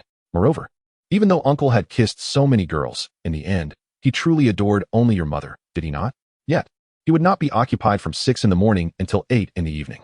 Furong trembled as she hugged her knees, still unable to rise. How about this? Ezio proposed, devoid of ulterior motives, yet empathetic to Furong's sentiments. Have we perhaps been a tad indulgent these past few days? Furong's eyes suddenly sparkled. But you must deduct the first 3 and last 3 days from that week. At least a 3-day break for every 1 day worked. You've already deducted half. 2 days off for every 1 day worked. Furong pouted, rising from her seat to assertively press down on Ezio's shoulders, her forehead against his. Very well, Ezio chuckled, shaking his head. The cake will soon grow cold. You. Furong's cheeks flushed crimson. I'll take you on. I have a stimulant potion. Furong narrowed her eyes. Tomorrow. Don't expect to get out of bed on your feet. All right, I await the spectacle. Even if a throng of pure-blooded beauties paraded by, they could not diminish her radiant glow in that moment. By afternoon, Hagrid had Neil deliver a letter, requesting that the two of them visit his cabin after nightfall. It seemed the fire dragon had arrived. Ezio lowered his voice to Furong's ear. Let us go see tonight. Furong nodded obediently. I have already devised a plan to deal with these characters. After a full day of classes, they leisurely enjoyed dinner in the auditorium, then strolled outside under the envious gazes of many. Upon reaching Hagrid's cabin, they found 3 figures had arrived early. It was Harry, along with Madame Maxime and another warrior from Beauxbatons, Camille Elodie. This young lady was not in the best of health, although it was said she had recovered. She was among the few not coerced by Moody to participate in the morning runs. Moody was as unyielding as a rock. Yet he was not a fool devoid of reason. He would not force certain special students to comply. Hagrid stepped out of the hut and waved at Ezio. He had brought them the previous night, and, to be frank, upon their arrival, they had been quite rowdy. The dragon trainers had little means to manage these temperamental creatures. I took it upon myself to discipline them, and today they are significantly quieter. Otherwise, their incessant fire-breathing towards the sky would have created an unbearable commotion. Norbert and the others were thoroughly frightened, for these are fully grown fire dragons, each at least twice their size. And among them is a particularly formidable specimen, which I can scarcely contend with. In the wild, it faces no natural enemies. Even a horde of giants would struggle to overpower it. What kind is it? Ezio inquired with curiosity. The Ukrainian ironbelly, the largest species of fire dragon in the world. Without exception, the largest individuals can reach lengths of 45 meters and weigh over 140 tons. Its scales are as thick as the stones I use for building walls. However, the ones delivered this time are of a standard size, measuring 30 meters in length and weighing around 85 tons. You must be cautious of its fire, although its flames are not the hottest or the most destructive. Their coverage is extensive, capable of engulfing a 50-meter radius in an instant. Moreover, it can sustain its fire for an extended duration, easily lifting a ship from the sea and soaring hundreds of meters into the air before dropping it. A significant incident occurred at the end of the 18th century, resulting in the demise of an entire ship of muggles, who were toyed with as if they were mere playthings. As Hagrid spoke of the fire dragons with great authority, his understanding had deepened since he began raising dragons himself. He had once been a frequent visitor to the library, poring over every book related to fire dragons. Although Hagrid did not complete his education at Hogwarts, he is by no means an illiterate fool. A group of 5 followed closely behind Hagrid, as they traversed the Forbidden Forest, which was imbued with magical enchantments. Upon passing through this magical barrier, the thunderous roars of the fire dragons resonated in their ears. You best not reveal yourselves, for according to the rules, you should not be here. We shall not make it difficult for you. Hagrid, Madame Maxime nodded, standing still and peering through the gaps between the trees towards the 6 fire dragons in the distance. Each of the 6 dragons was distinctly different in form, yet each one stood at a minimum of 25 meters, marking the threshold for large fire dragons. Due to the variations in dragon morphology, some appeared considerably slimmer. For instance, the blue Swedish short snout possessed a lithe body adorned with metallic silver-blue scales. It seemed to be the smallest among the fire dragons. Yet, this slender creature emitted an intensely high-temperature bright blue flame, evidenced by a scorched pit before it, still smoldering with remnants of dragon fire. Its slenderness does not imply that it is easily intimidated. From left to right, they were the silver-blue Swedish short snout, the dark green Welsh green, the jet-black Hebridean black, the black and yellow Hungarian horntail, the crimson Chinese fireball, also known as the lion dragon, the gray-blue Romanian longhorn, and the silver-white Ukrainian ironbelly. Among the various dragons, the one with the highest flame temperature is the Swedish short snout, while the Hungarian horntail is known for its fierce temperament and remarkable range of fire breath. The Romanian longhorn boasts the swiftest flight speed, whereas the only venomous dragon is the Welsh green. The largest in size and possessing the longest vitality is the Ukrainian ironbelly, and the dragon renowned for its exquisite meat and unparalleled flavor is the Chinese fireball. Eugene yearns to encounter the Chinese fireball, a dragon that has been extensively domesticated as a culinary delicacy. However, due to the scarcity of this dragon within the country, securing one abroad proves to be an impossible task, were it not for the Romanian Dragon Breeding Institute being the supplier of these magnificent creatures. The Ministry of Magic in England would not have access to such a diverse array of dragons. These dragons, while not exceedingly rare, are not overly common either. They primarily serve as economic breeds providing various materials to wizards. Every part of the fire dragon is valuable. Its skin, flesh, bones, and blood all have their uses. Although the costs of breeding are high and the risks considerable, the potential profits are substantial. Hagrid approached Charlie, greeting him warmly, and other dragon tamers gathered around. Their impression of Hagrid was exceptionally positive. The image of him riding atop a fire dragon and subduing it into unconsciousness was still vivid in their minds. It was their first encounter witnessing a human withstand a dragon's fiery breath and then deliver a powerful uppercut to silence it, followed by coaxing it into a peaceful slumber. While some might deem such actions brutal, they also found them remarkably impressive, except for the Ukrainian Ironbelly, which remained indifferent to Hagrid's presence due to its thick skin and robust physique. The other fire dragons behaved quite placidly. In the wild, giants are among the few beings that actively hunt such apex predators as the fire dragon. Some mighty tribal giant kings can hurl stones weighing hundreds of kilograms at supersonic speeds. Giants possess magical abilities, and when combined with their inherent brute strength and formidable defenses, hunting fire dragons is not a daunting task for them. Fortunately, giants have low reproductive rates, often giving birth only once every several years, or even decades. Otherwise, the world might not remain under the dominion of human wizards. Fascinating, aren't they, these magnificent creatures? Hagrid remarked with enthusiasm. However, Hogwarts is not currently equipped to care for such beasts. While I have a great fondness for them, I must also consider the students' well-being. After spending over a year as a teacher, Hagrid has become more contemplative. Introducing students to smaller dragon species is already sufficient. Large dragons can cause significant destruction if mishandled, and Hagrid wishes to avoid jeopardizing his beloved care of magical creatures class. Eugene, have you and Fleur devised a plan to manage the fire dragons? Fleur mentioned that she had already formulated her idea. That is splendid. Harry felt a wave of relief wash over him. Eugene and Fleur had previously taken a day off, and truthfully, he had harbored some concern. He believed it was not the right time for leisure, particularly with fire dragons involved. He hoped they would not have to duel the dragons with wands. Surely, the challenges would not be insurmountably difficult. I just spotted some dragon eggs. Are we to become egg thieves? Harry chuckled at his own thought. Perhaps it's a genuine possibility. Ezio chuckled softly as he helped Fleur onto the carriage of Beau's batons, subsequently turning alongside Harry towards the majestic Hogwarts castle.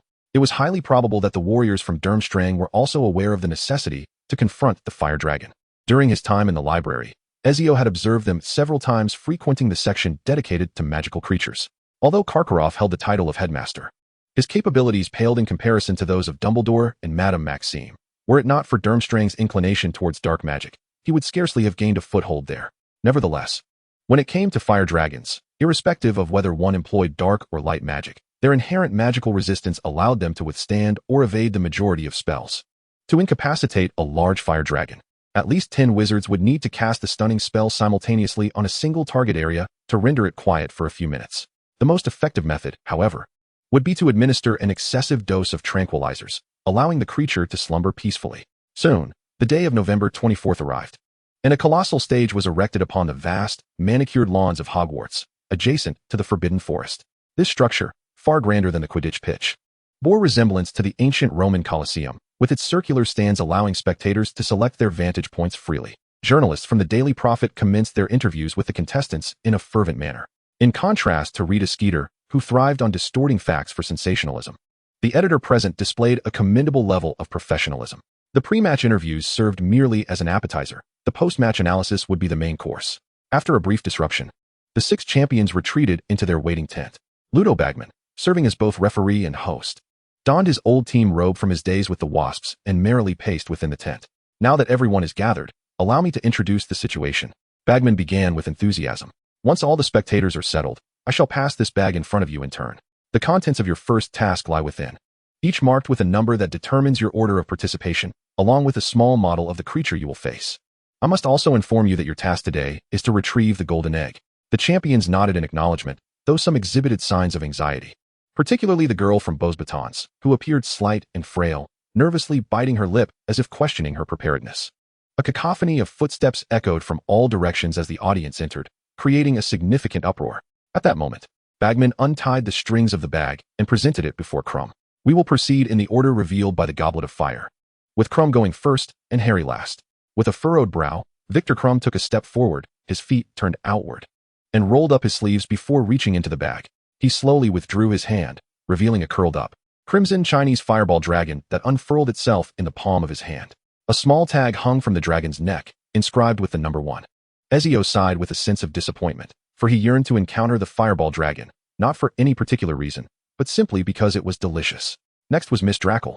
Ludo Bagman placed the bag before Ferrand, who, feeling somewhat anxious, clutched Ezio's arm with one hand while cautiously reaching into the bag with the other. A slender, Silver-blue Swedish short-nosed dragon emerged in her grasp, and the number she drew was 3. When it was Ezio's turn, having already lost the opportunity to obtain the fireball dragon, he had little else on his mind. He casually reached inside, and a plump little creature, its scales matching Forong's hair color, tumbled into his palm. Oh, the Ukrainian ironbelly. This one would not be easy to handle. Ludovagman clicked his tongue, seemingly indicating that this creature was meant to make a grand entrance. The Ukrainian ironbelly bore the number 6, placing Ezio at the end of the line. I may have caught the one with the most meat, Ezio lamented to Forong. But will this creature's flesh be palatable? The meat of the Ukrainian ironbelly is non-toxic, yet since it had not been domesticated in China as a meat dragon breed, there must be some aspect that was less than satisfactory. Although it was unclear whether a selection akin to Zhang Qian's existed in this world, something similar must surely be present. Could you not be a bit more serious? Forong prodded Ezio's arm, her palm damp with perspiration, despite being aware of the project's details. Facing a fire dragon that spanned dozens of meters alone was undeniably nerve-wracking. As they whispered among themselves, the remaining 3 participants completed their draws. Crumb was the first to take the stage, followed by his schoolmate Miller, then Forong, Harry, Camille, and finally Ezio. Ludovagman exited the tent, and soon his voice, amplified by magic, resonated loudly enough to overshadow the chatter of the students in the audience. Now, let us welcome our first brave warrior, Victor Crumb. With a grim expression, Crumb lifted the curtain at the tent's entrance and stepped into the passage, much like he did when entering a Quidditch match. Traversing this corridor would lead him to his battlefield. With no retreat possible, he gripped his wand tightly. He was aware of a spell that was particularly effective against fire dragons. These formidable magical creatures, encased in thick skin and scales, could not be easily overcome by ordinary wizardry. However, the fire dragon had a weakness. When undisturbed, its eyes were its only exposed vulnerability. Yet, fire dragons possessed a double eyelid, with a layer of transparent, fleshy membrane within. Under normal circumstances, they would not cover this membrane, only donning full armor when entering combat. Just as one would wear a diving mask when submerged, the ultra-high temperatures of dragon fire could erupt with scorching heat, sometimes incinerating objects. This fleshy membrane served to protect their delicate eyes during such moments. Fire dragons were not solar-powered and could not rely on their eyeballs to deflect bullets or absorb magic. Crumb's expression tightened upon witnessing the fiery dragon, acutely aware that he had but a single opportunity. Prolonging the encounter might incite the dragon's wariness, particularly given the multitude of spectators. The presence of so many onlookers unnerved the fireball dragon, which was protectively guarding its egg. As the creature's attention was momentarily diverted by the stands nearby, Crumb swiftly brandished his wand. Almost immediately, his eyes were afflicted by the blinding curse, and the agonizing pain drove the dragon into a frenzy. It roared fiercely, unleashing enormous mushroom-shaped fireballs that were nearly a third of its own size. These projectiles then expanded violently, erupting into countless searing bursts of dragon fire. The audience was shielded by powerful magic, courtesy of Dumbledore himself. The dragon's breath could not breach the protective barrier. A master of fire, he had the phoenix, Fox, at his side, capable of absorbing the dragon's fiery breath as if it were mere jelly. The spectacle was fraught with peril and Bagman, as the host, passionately narrated the events. Yet, the crowd's focus remained fixated on the furious dragon and Crumb. After approximately 5 or 6 minutes, Crumb narrowly snatched the golden egg from the shattered dragon's nest. As Bagman declared the conclusion of his competition, dozens of dragon tamers surged forward, casting a flurry of stunning spells at the same spot on the dragon, ultimately incapacitating it. The arena was swiftly restored, and the dragon was magically removed from the scene. It was a remarkable display, though regrettably, the dragon egg had been destroyed. Several judges quickly exchanged opinions before raising their scorecards. From left to right, they were Dumbledore, Madame Maxime, Karkaroff, Bagman, and Crouch. The score read 871097. And Crumb ultimately received a score of 41. His previously sullen demeanor appeared considerably improved, despite his tattered robes and the lingering scent of singed fabric. He raised the golden egg to acknowledge the audience before bowing his head and retreating into a nearby passage. Following the preparations for the second round, Miller entered the arena, facing the Welsh Green Dragon. This breed, known for its generally amiable nature, posed little threat of aggression. However, it was entirely toxic, possessing a potent paralytic effect. Should a wizard be struck by its venom, the likelihood of cardiac paralysis and subsequent death was alarmingly high. Its venom was a potent anesthetic requiring utmost caution. Perhaps due to Karkaroff's inability to provide superior assistance, Miller's approach mirrored Crumb's almost identically. Yet, the fire dragon he confronted was unlike the previous fireball dragon. Unfamiliar with the Welsh Green's characteristics, Miller successfully cast the blinding curse upon it. However, the toxic dragon breath enveloped the arena in a lethal mist for him. Unaware of the danger, He entered the paralyzing fog without first employing the bubblehead charm. After inhaling just a few breaths of the poisoned air, he began to convulse and tremble uncontrollably. In his haste, he charged forward, only to be struck by the flailing wings of the rampaging green dragon, which sent him flying across the arena. The audience erupted in screams as they witnessed the horrific scene of his arm being severed by the jagged scales at the edge of the dragon's wing.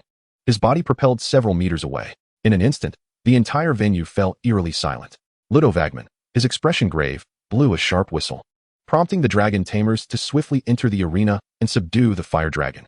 He, along with his severed arm, was escorted away, while Madame Pomfrey rushed to the scene to commence emergency aid. There is no immediate danger to life, Madame Pomfrey informed the several judges present. However, completely removing the toxin will require some time. He will recover within a week, and I can reattach the arm. He will be fine thereafter. A collective sigh of relief washed over the heads of several headmasters, while Bagman and Crouch also allowed themselves to relax, for a fatality would have brought about dire complications. Bagman addressed the audience to update them on the situation, which brought a slow exhale of relief from the crowd. Yet, they now held a renewed understanding of the Triwizard Tournament.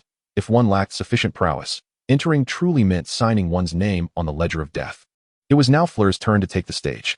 The enchanting beauty, radiant as if glowing, silenced the audience, who were unwilling to witness a repetition of the earlier scene. For such cruelty was too much for anyone to bear. Though Fleur felt a twinge of anxiety, she remained composed. A hybrid of Vila, and possessing a trace of forest elf blood, her extraordinary allure stemmed from the potent blend of these two lineages. When her charm surged to its zenith, it exuded a lethal magnetism unlike any other moment before. The silver-blue Swedish short snout seemed affected by her presence upon her entrance. It lay quietly on the ground, shielding its egg with its wings, refraining from any aggressive action. Fleur gently waved her wand, her movements soft and graceful. As she approached the dragon, its eyelids gradually descended, as if lulled by a soothing lullaby, and within mere minutes, it succumbed to a profound slumber. Fleur cautiously navigated around the flames that erupted from the dragon's nostrils. During its sleep, its breaths exhaled bright blue embers, the heat emanating fiercely. This required Fleur considerable time to draw near, after which she quietly slipped beneath its wings and cradled the precious dragon egg. The audience remained hushed, fearful of disturbing the slumbering fire dragon. Next came Harry, who had learned 3 weeks in advance of his impending confrontation with the fire dragon. He and Cho had undertaken extensive preparations. Harry felt confident in his dueling skills, yet he understood that recklessness would not suffice against a dragon. The firebolt arrows soared from the castle. Mounted on his broomstick, Harry deftly maneuvered through the thick, inescapable black mist that enveloped the arena. The Hungarian horntail he faced was utterly blind, unable to perceive any movements from the outside. Just as it flapped its wings to take flight, attempting to disperse the smoke, Harry dashed into the fog. The audience could only hear the faint sound of rushing air, and 2 seconds later, he emerged from the mist, a golden egg tucked under his arm. Stay tuned for the next competitor from Beauxbatons, Camille Elodie. As the slender, delicate girl cautiously entered the arena, an air of concern swept through the crowd. She was to confront the Romanian scythe dragon, a creature renowned for its astonishing speed and razor-sharp wings, which could leave even the swiftest arrow in its wake. This magnificent beast, capable of supersonic flight, was 5 times faster than the cumbersome Ukrainian Iron Belly and resembled the peregrine falcon in its predatory diving prowess. Relishing the thrill of swooping down to deliver a fatal blow to its unfortunate prey, it delighted in toying with unwieldy targets, such as civilian aircraft, causing considerable distress to the magical authorities of every nation, as these creatures remained under stringent surveillance in the wild. Yet, this seemingly fragile girl was no ordinary individual. Camille had mentioned her to Frou-Frou. The girl's prior frailty stemmed from unstable magical powers. Like Frou-Frou, she hailed from a lineage of French wizards. Yet her bloodline was a mlang of 7 different magical beings. Although the proportions of each were minor, they seemed to trigger a peculiar magical reaction within her, leading to years of suffering from erratic magical fluctuations, only rectified upon reaching adulthood. Camille did not draw her wand. Instead, her slender fingers danced gracefully, releasing a flurry of sparkling lights that scattered across the arena. At that moment, Professor Sprout rose with a sudden fervor, her eyes gleaming with anticipation as she gazed down at the competition below, eager to witness a cherished spectacle. Her fingers plucked at the invisible strings of a harp concealed within the air, and the sound of birdsong seemed to envelop the scene. The gentle murmur of flowing water accompanied her, as if the fragile form of the girl was merging with the very essence of nature. "Awaken, slumbering soul," she sang softly, her voice weaving a wondrous melody reminiscent of ancient magic. The previously scattered lights began to sprout anew, and a verdant wave surged forth in an instant. as countless plants unfurled their branches. The startled scythe dragon, barely managing to unfurl its wings, found itself ensnared by hundreds, if not thousands, of leaves, vines, and roots, rendering it immobile as if bound in a silk cocoon. Fiery breath erupted from its nostrils and between its teeth, and while its sharp wings sliced through the entangling foliage. The escape required precious moments sufficient for the verdant tide to deliver a golden egg gracefully to Camille. Her complexion paled slightly as she received the egg, panting from fatigue. Her magical energy had been significantly depleted, leaving her feeling weak. Alongside Frou-Frou and Harry, she achieved a commendable score, tying for first place with a score of 49. Madame Maxim, casting a fierce glare at Karkaroff, who was distractedly conversing, felt that the lack of a perfect score was unjust.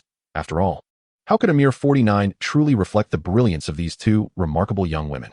Now, let us welcome our final contestant, Ezio of Florence. A silhouette emerged at the entrance, and Ezio leisurely stepped into the arena, extending his hand to grasp the hilt of a formidable two-handed sword that materialized in his palm. An inappropriate yet thrilling notion flickered in the minds of onlookers. Was Ezio truly going to wield this blade against the colossal Ukrainian dragon before him? Larger than any fire-breathing beast encountered previously, the gleaming armor was robust and seemingly indestructible, its massive form resembling a small mountain, with a rotund belly akin to a sphere.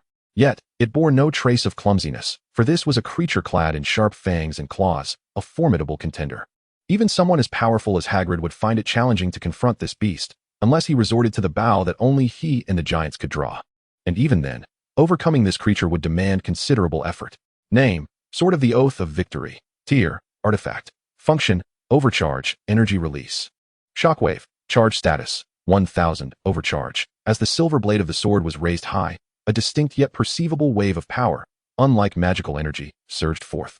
The ground beneath Ezio erupted with a tempest strong enough to displace boulders, and the inscriptions on the sword illuminated in an instant. A magnificent wave of energy ascended, accompanied by a blinding golden radiance toward the heavens.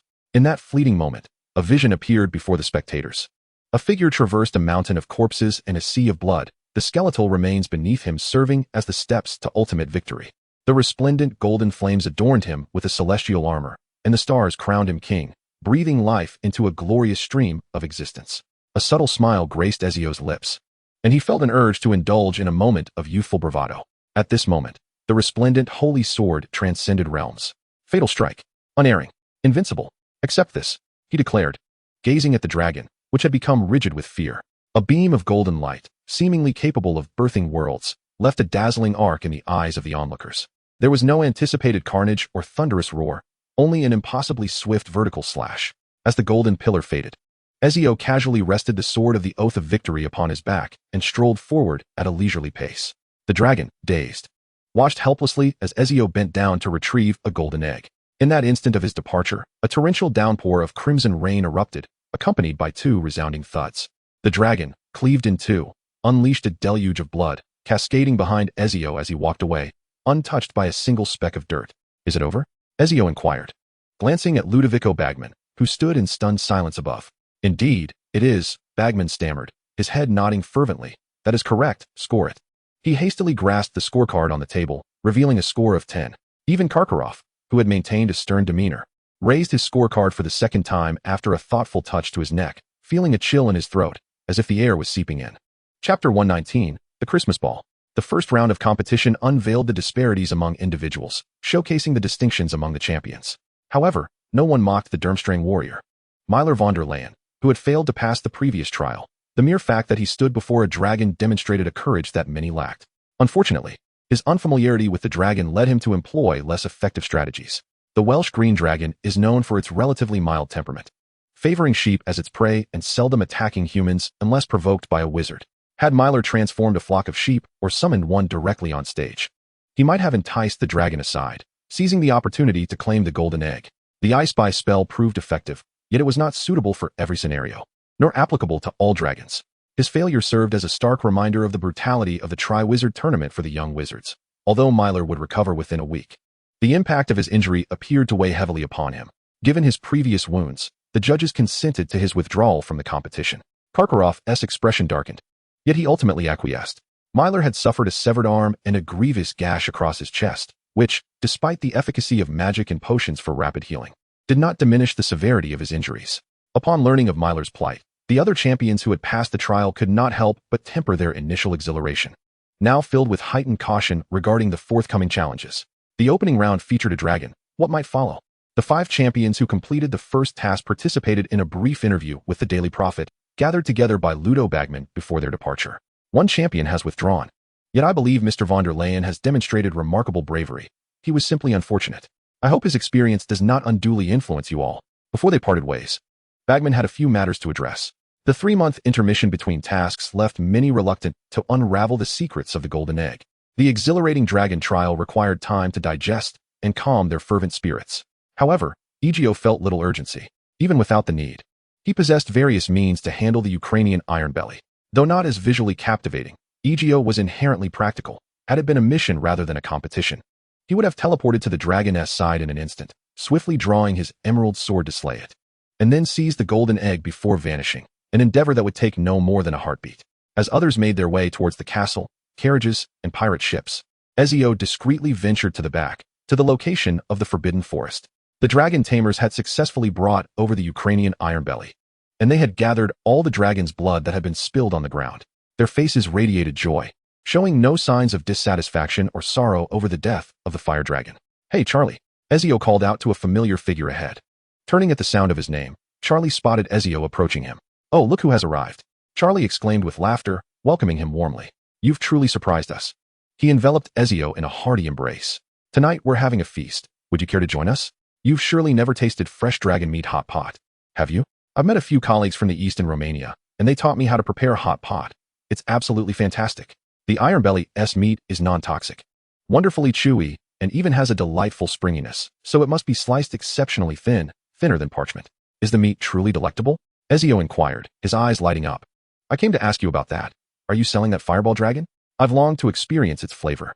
I'll offer you a splendid price," Charlie replied with a grin, patting Ezio on the shoulder. Despite his youth, he was one of the leaders of this dragon-taming team, and selling these fire dragons would yield him a share of the profits. Consider it a token of gratitude for your assistance in dealing with the troublesome iron belly. Sometimes, it takes an entire day to handle such a creature. Their vitality is formidable, making them quite difficult to kill. Perhaps I can lend a hand when the time comes. I'll give you a 50% discount on processing fees, ensuring it's cheaper than purchasing from the market. Tonight, I've also invited Hagrid and Professor Dumbledore to join us. We intend to send some of the iron belly's meat to the kitchen for the students to sample. And you're welcome to bring your family along. Would you like to witness the dissection of the fire dragon? Every part of these magnificent creatures is valuable. Even if it cannot be consumed, it serves other purposes. At the very least, it can be transformed into premium meat feed for other magical beings." Encouraged by Charlie's enthusiastic invitation, Ezio participated in the disassembly of the Ukrainian iron belly. The magical slaughtering process was far less gruesome. The residual blood within the creature had been magically extracted beforehand, and various parts were meticulously detached, akin to deconstructing Lego blocks.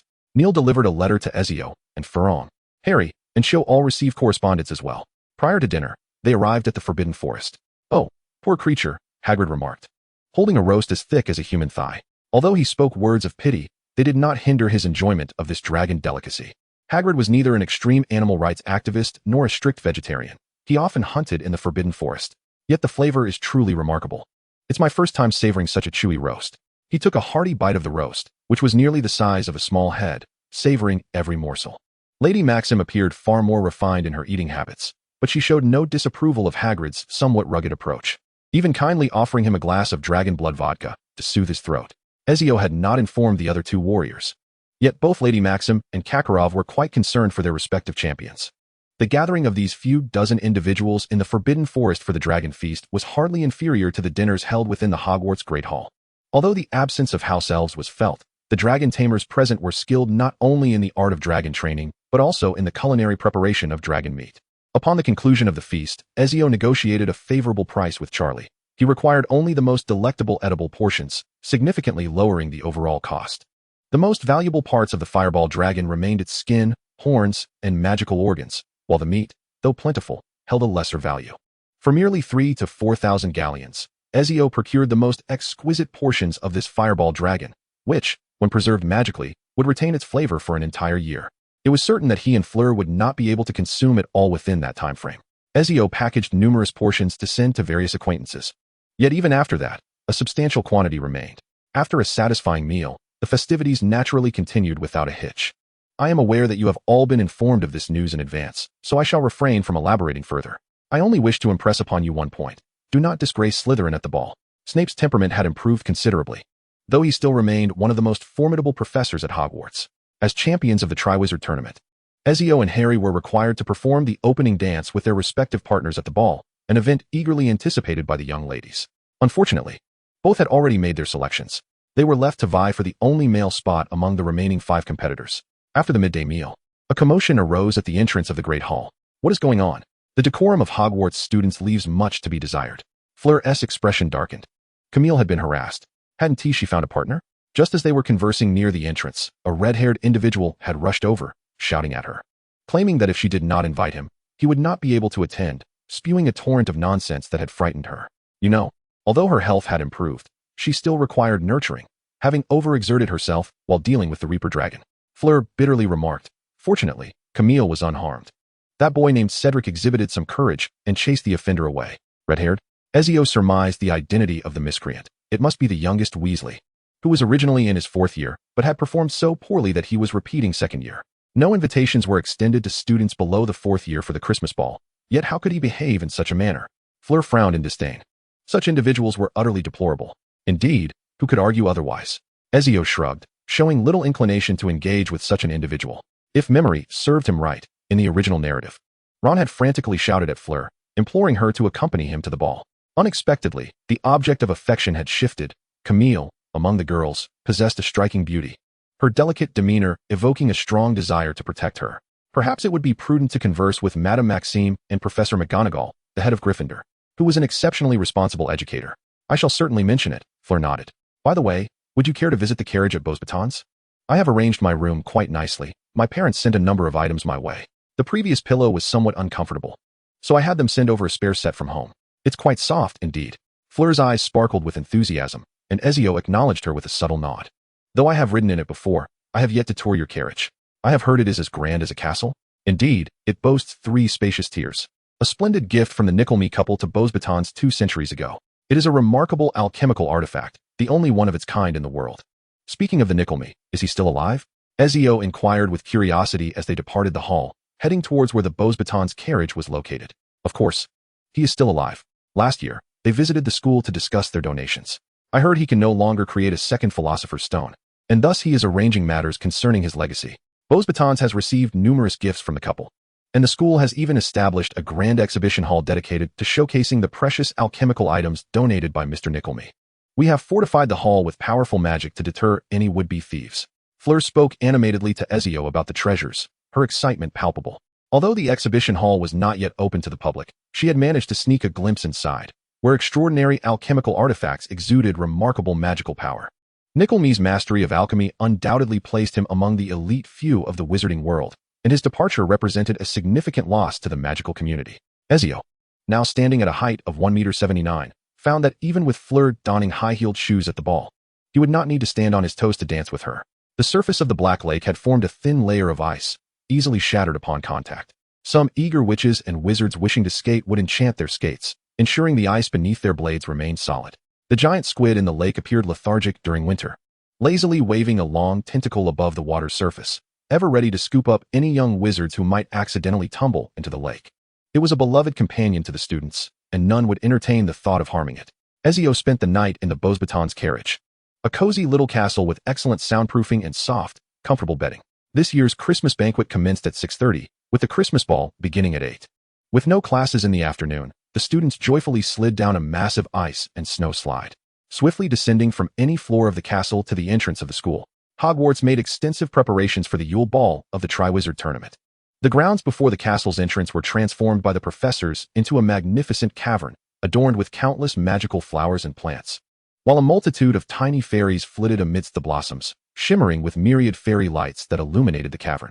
This enchanting space served as a relaxation area, where one could unwind after dancing, sipping on a glass of a non-alcoholic beverage indistinguishable from champagne, or enjoying a warm mug of butterbeer. Inhaling the sweet scents of honey and butter, brave champions, gather here, beckoned Professor McGonagall, who had loosened her tightly bound hair, allowing it to cascade down, and donned a robe that softened her typically austere appearance. The other students attending the ball entered the Great Hall first, and only after they were settled would the champions make their grand entrance. As a few gathered, Hermione, resplendent in a gown that shimmered with hints of lavender and brilliant blue, caught the attention of Ezio, though he was not entirely surprised, considering that in the original story, Krum had recognized her beauty at first glance. Ezio had met Krum in the library. He was quite unaccustomed to the fervent admirers that surrounded him. Hermione, though slightly shy, explained her attire with an air of grace, as it was her first time presenting herself in such a manner. "It suits you well," Ezio nodded, acknowledging Krum's excellent taste. Upon hearing this, Krum returned Ezio's nod with a smile. Their acquaintance was minimal, yet free of any notable discord. "There is something I've wanted to discuss with you," Hermione ventured, perhaps prompted by the unique atmosphere of the ball, as she seized the moment to speak with Ezio. Fleur, observing from a distance, cast a curious glance, wondering if there was a tale between them. Though jealousy did not trouble her, she was sensitive and willful, yet not easily swayed by mere feelings. "I visited the Hogwarts kitchens to meet the house elves." Hermione took a deep breath and continued. "I also researched extensively to clarify certain matters. The goblin wars of yore were indeed brutal. The house elves, once close to wizards, were branded as traitors by the goblins. As a form of retribution, they were ostracized and effectively ceded to wizards as compensation. It's difficult to articulate the complexities of this situation. While the house elves have historically been friendly towards wizards, many participated in the war, aligning with the goblins. I cannot claim that any side was wholly virtuous or entirely malevolent. The reality is multifaceted. Upon relinquishing my previous condescending pity, I find that the house elves have adapted to their current circumstances. They fear my earlier intentions to rescue them, perceiving that wandering outside would subject them to goblin oppression or even abuse. Working within wizarding households, however, offers them a semblance of protection, as the ministry safeguards them, considering them property of wizards." At this moment, Hermione's expression was notably intricate. I had previously been unaware of this truth. The house elves had been abandoned and loathed by the fairies. The fairies, being rather petty, harbored a strong desire for revenge. Should wizards fail to protect the little elves, they might face extermination at the hands of the fairies. It was only now that I comprehended the gravity of this situation, leading me to realize that the house elves, lacking work and shelter, yearned to find employment within a wizarding household. Most wizards treated house elves fairly well, yet some did not. I inquired with Dobby, who informed me that in the conservative pureblood families, the treatment of house elves was less than favorable. Nevertheless, the majority of house elves led satisfactory lives, a belief I wholeheartedly embraced. As long as one possesses a kind heart, which I believe to be true for most, they would not be overly harsh towards those who prepare delectable meals and maintain their homes without demanding wages or holidays. Indeed, the world is still predominantly filled with good individuals.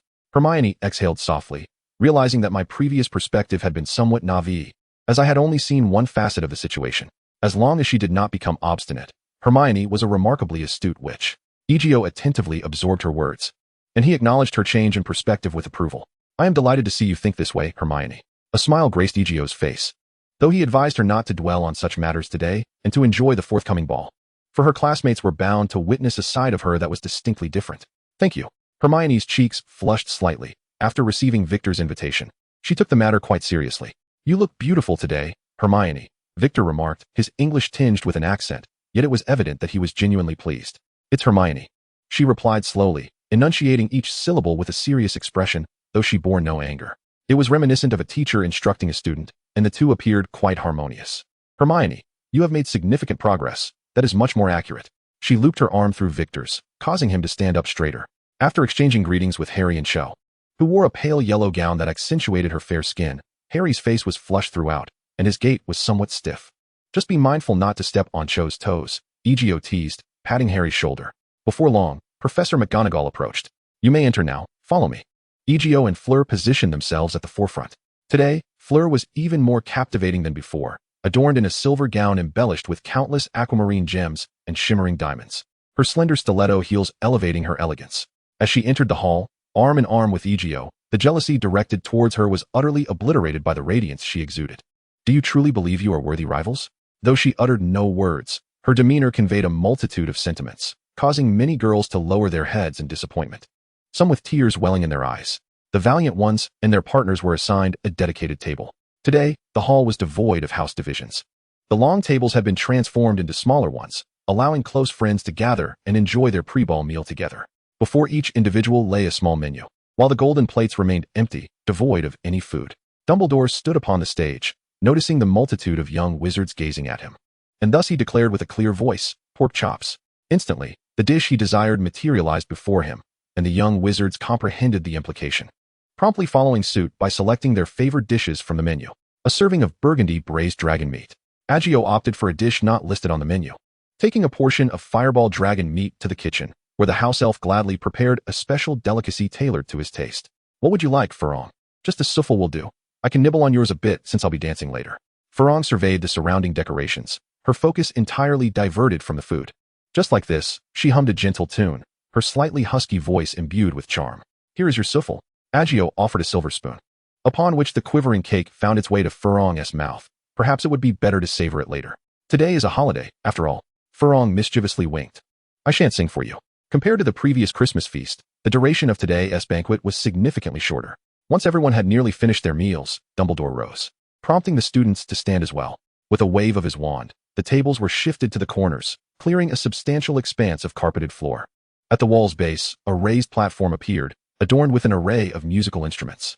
To the applause of the young wizards, a renowned peculiar sister duo from the English magical community emerged, their attire deliberately ragged in black robes, their abundant hair nearly obscuring their faces, a testament to the unique aesthetic sensibilities of English witches. Suddenly, the lights dimmed, and beams of light cascaded from the starry ceiling, illuminating the warriors' positions. The peculiar sisters began to play a slow and melancholic tune that seemed ill-suited for the occasion. Yet, those who stepped onto the stage in pairs paid no heed to the ambience.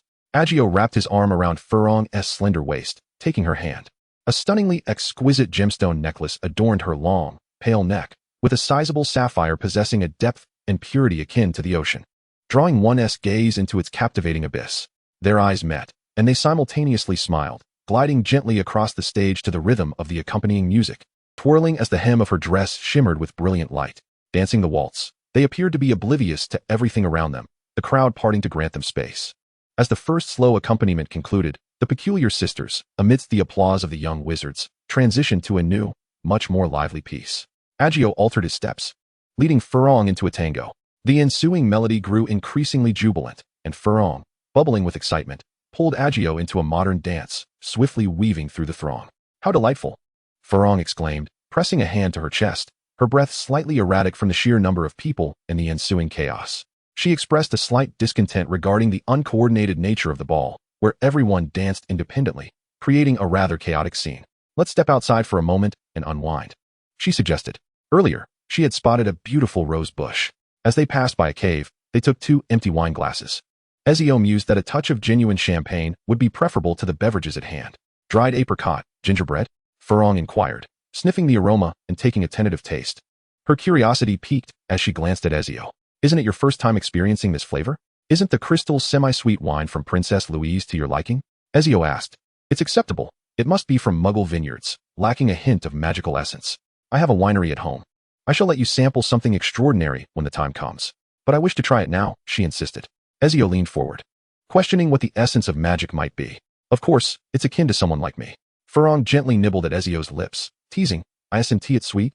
With one arm wrapped around her slender waist, Ezio swiftly reached into the rose bushes, capturing a panicked beetle in his hand. A glass jar materialized, into which he tossed the beetle. Then he gently tapped the jar and secured the lid, leaving a tiny ventilation hole. Neil soared above them, deftly grasping the glass jar that Ezio had tossed into the air. What's the matter? Farong asked, puzzled. Just now, Neil was feeling jealous, claiming I only accompanied you and not him. Then let us find Neil a companion, she suggested. A splendid idea. Many others shared their sentiments, as the garden seemed to have been designed for such encounters. Ezio employed a touch of magic, creating a separation between their 2 areas. Honestly, the hushed whispers from the nearby hidden spots elevated the thrill of secrecy. We agreed that today I would take a break, though her heart raced with excitement. Farong still playfully pushed against Ezio's chest. Have you ever heard of taking a holiday, Farong? He inquired. What is that? She tilted her head, pondering. It means. As Ezio embraced her and stepped forward, she suddenly found herself in the bedroom on the 3rd floor of the summer sanctuary. I brought you a few bottles of passion fruit-flavored invigorating potions, the latest research. Would you help me test its efficacy? Farong squinted at the crystal bottle in Ezio's hand. Then, I shall graciously sample its flavor, but only 2 bottles, no more. Perhaps Hogwarts, in preparation for the Christmas ball, had dispersed the clouds in the sky, allowing stars to adorn the heavens. This act drew an abundance of clouds towards Ben Nevis, not far from Hogwarts. On Christmas Eve, a fierce blizzard swept through, causing the castle, illuminated by small night lamps, to sway precariously until the storm finally receded late into the night. The following morning, Farong, somewhat irked, playfully punched Ezio's chest a few times, exclaiming, "What on earth did I drink yesterday?" The potent elixir with the flavor of passion fruit took considerable effort to perfect. I had to suspend Snape for an entire afternoon before he consented to assist me in refining the formula. This concoction is a treasured gem. A masterpiece painstakingly crafted by a master potion maker over the course of 2 weeks to achieve the desired efficacy and taste. There are actually 17 other flavors yet to be explored, but I have not found the time to experiment with them. Why didn't you mention it sooner? Farong lamented, struggling slightly to rise. You never asked, Ezio replied innocently, shrugging his shoulders. However, I can give you a high score. Out of 100, you received 101. Humph. Farong tossed her hair, not a single decent man among them. Are you upset? Ezio sat beside her, gently stroking her hair. Am I that petty? I don't even dislike this matter. I was quite happy yesterday, Farong remarked with a wistful glance at Ezio. I simply miss them. If I happen to miss you again, you must come to me, do you understand? She held Ezio's face and planted a firm kiss on his lips. We still have 300 more years together.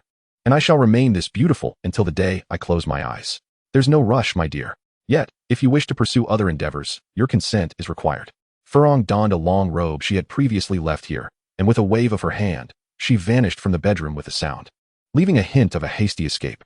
What thoughts occupy that little mind of yours? The rose garden had been cleared away, and he stood on the snow-dusted lawn of Hogwarts. Surely, no one would choose to visit the Hogshead Inn, as its ambience was utterly dreadful. Upon returning to the dormitory, Ezio was met with the sight of Harry being interrogated. Draco held a stick fashioned from parchment and paced before Harry. Speak. Where were you last night? The 8th floor, Harry replied succinctly, a faint blush creeping onto his cheeks. The 8th floor's room of requirement was a secret that Ezio had shared with him, and Harry had instantly fallen in love with that tranquil sanctuary upon learning of it. Oh, Ezio nodded knowingly, intrigued. How did it go last night? He felt a playful urge to tease Harry. What do you mean?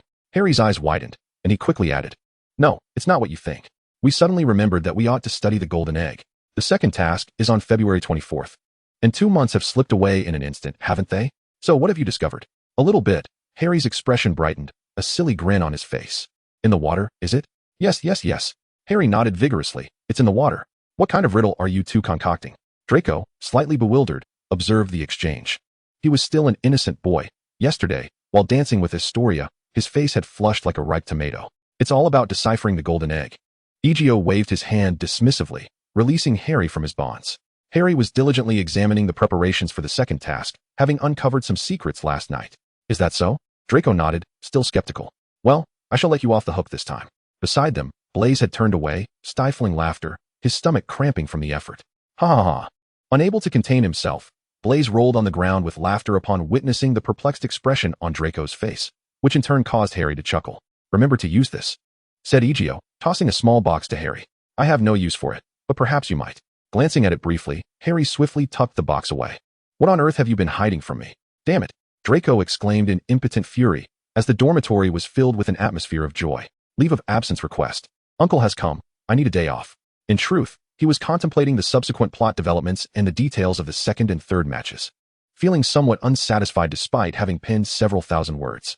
Allow me to adjust. Chapter 120. Do you believe in light?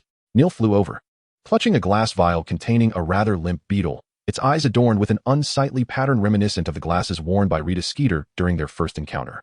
Oh, an illegal animagus, Ezio remarked, holding the vial aloft, his voice light as he observed the beetle within. Upon hearing Ezio's words, the beetle stirred, appearing quite uneasy.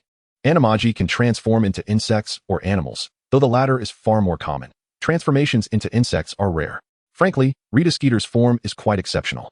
I suspect you wish to eavesdrop on certain matters and then fabricate a plethora of scandalous reports for your newspaper. While I do not harbor disdain for journalists, I am thoroughly vexed by those devoid of ethics, solely seeking attention. They remind me of the difference between humans and beasts. I do not even consider them to belong to the same species. You are no different, am I not correct? You are a third-rate journalist, Rita Skeeter. Ezio ventured into the Forbidden Forest, where the dragon had either been removed or slaughtered, its remains transformed into various transportable parts. However, this area would not attract magical creatures for some time, as the scent left by the dragon would deter many. Ezio waved his hand, casting spells to prevent prying eyes, then twisted open the vial and released the beetle. Having gone an entire night without food and sleep, Rita Skeeter, now restored to her human form, appeared exceedingly haggard. The heavy dark circles under her eyes even visible beneath her thick makeup. I assure you, I shall not appear before you again. A grimace contorted Rita's face. her frustration palpable as she regretted having flown so close, realizing she now had the incriminating evidence against her, making escape difficult. Of course, this is precisely what I hoped to see, Ezio nodded, appearing amiable. This sudden display of kindness momentarily eased Rita's tension, but before she could exhale fully, a dark green gem-encrusted dagger plunged into her chest. Her clothing remained unscathed, and no wounds marred her body, yet in that fleeting moment, her astonished expression froze on her face. From now on, you shall no longer appear before me. The dark crimson blade gently pierced her form, as the essence of destruction swiftly devoured her lifeless body, leaving scarcely a trace of ash. In that moment, her soul and corporeal existence dissipated into nothingness. I harbor a disdain for inconvenience, and unfortunately, you embody a veritable harbinger of trouble. As the golden egg submerged beneath the water's surface, the initially jarring cacophony transformed into comprehensible speech, a peculiar chorus resonating with a melody that diverged from the lyrics etched in the recesses of Ezio's memory. The clues pertaining to the golden egg directed attention towards the aquatic realm. Yet rather than depicting a scenario of us stealing your most cherished treasure with but an hour to reclaim it, it morphed into a narrative of cunning impostors lurking in your midst. You are both hunters and prey, embarking on a quest for the true treasure, to exchange for your reward, but the opportunity is singular. The nature of the second contest appeared to shift. Whether this was due to an increase in the number of warriors or some other factor remained uncertain. Ezio sensed that the forthcoming trial would prove more formidable than the preceding one, which piqued his interest. Merely entering the Black Lake to accomplish a rescue mission would be rather monotonous. Hunters and prey? That held a modicum of intrigue. Perhaps I should procure a vessel? Ezio recalled the milestone he triggered at Durmstrang, which pointed directly to the Assassin's Creed, the jackdaw from Black Flag. Edward Kenway was a pirate, having even appropriated his assassin identity, yet there was no denying his prowess. He still possessed the 4 golden flintlock pistols, now enshrined in a display case on the second floor, augmenting his collection. Does a submarine count as a ship? His thoughts meandered, contemplating whether to borrow a Typhoon-class submarine from the Russians. Ezio found himself captivated by this behemoth, the largest submarine in the world, constructed in 1981. Unlike the cramped interiors of other submarines, this marvel boasted cutting-edge technology, complete with a sauna and swimming pool. Comparatively, its amenities were rather splendid. The 20R-29 submarines on board were also familiar to Ezio. The nuclear warhead that previously devastated Manhattan had been disassembled from one of those missiles, boasting a yield of 200 kilotons, quite formidable indeed. Nevertheless, this contraption would attract unwarranted attention. Even if he managed to acquire it, the chances of operating it were slim. Not to mention its second-hand nature was off-putting. It would be wiser to amass funds to commission a yacht, which he could subsequently modify to his liking.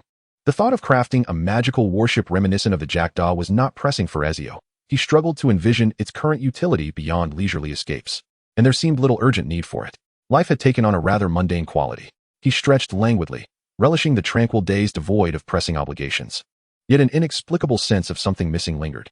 Perhaps he should wait until after graduation to embark on a journey around the world. Only a few months remained.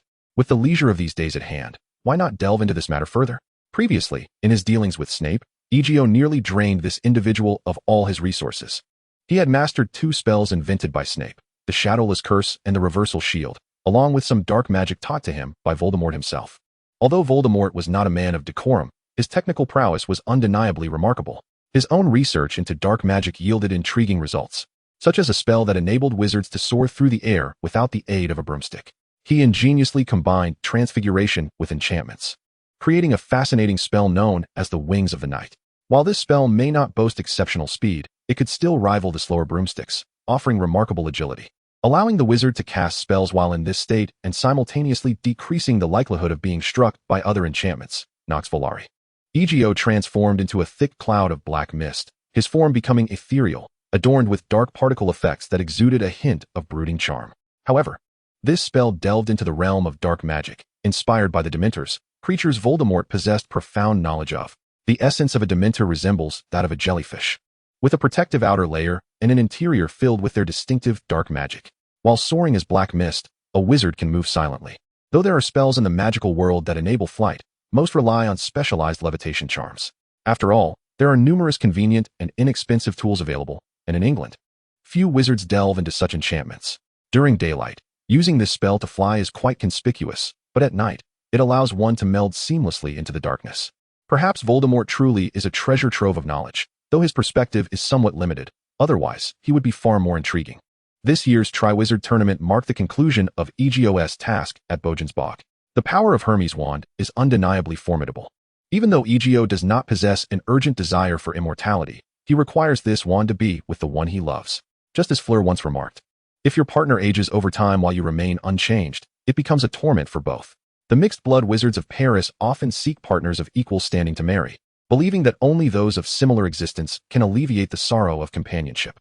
Ezio learned from Dumbledore how to efficiently deconstruct a spell, his familiarity with the destruction of this incantation surpassing that of the vast majority of wizards worldwide. While Fleur spent her Christmas holiday at home, Ezio undertook the task of unraveling this spell.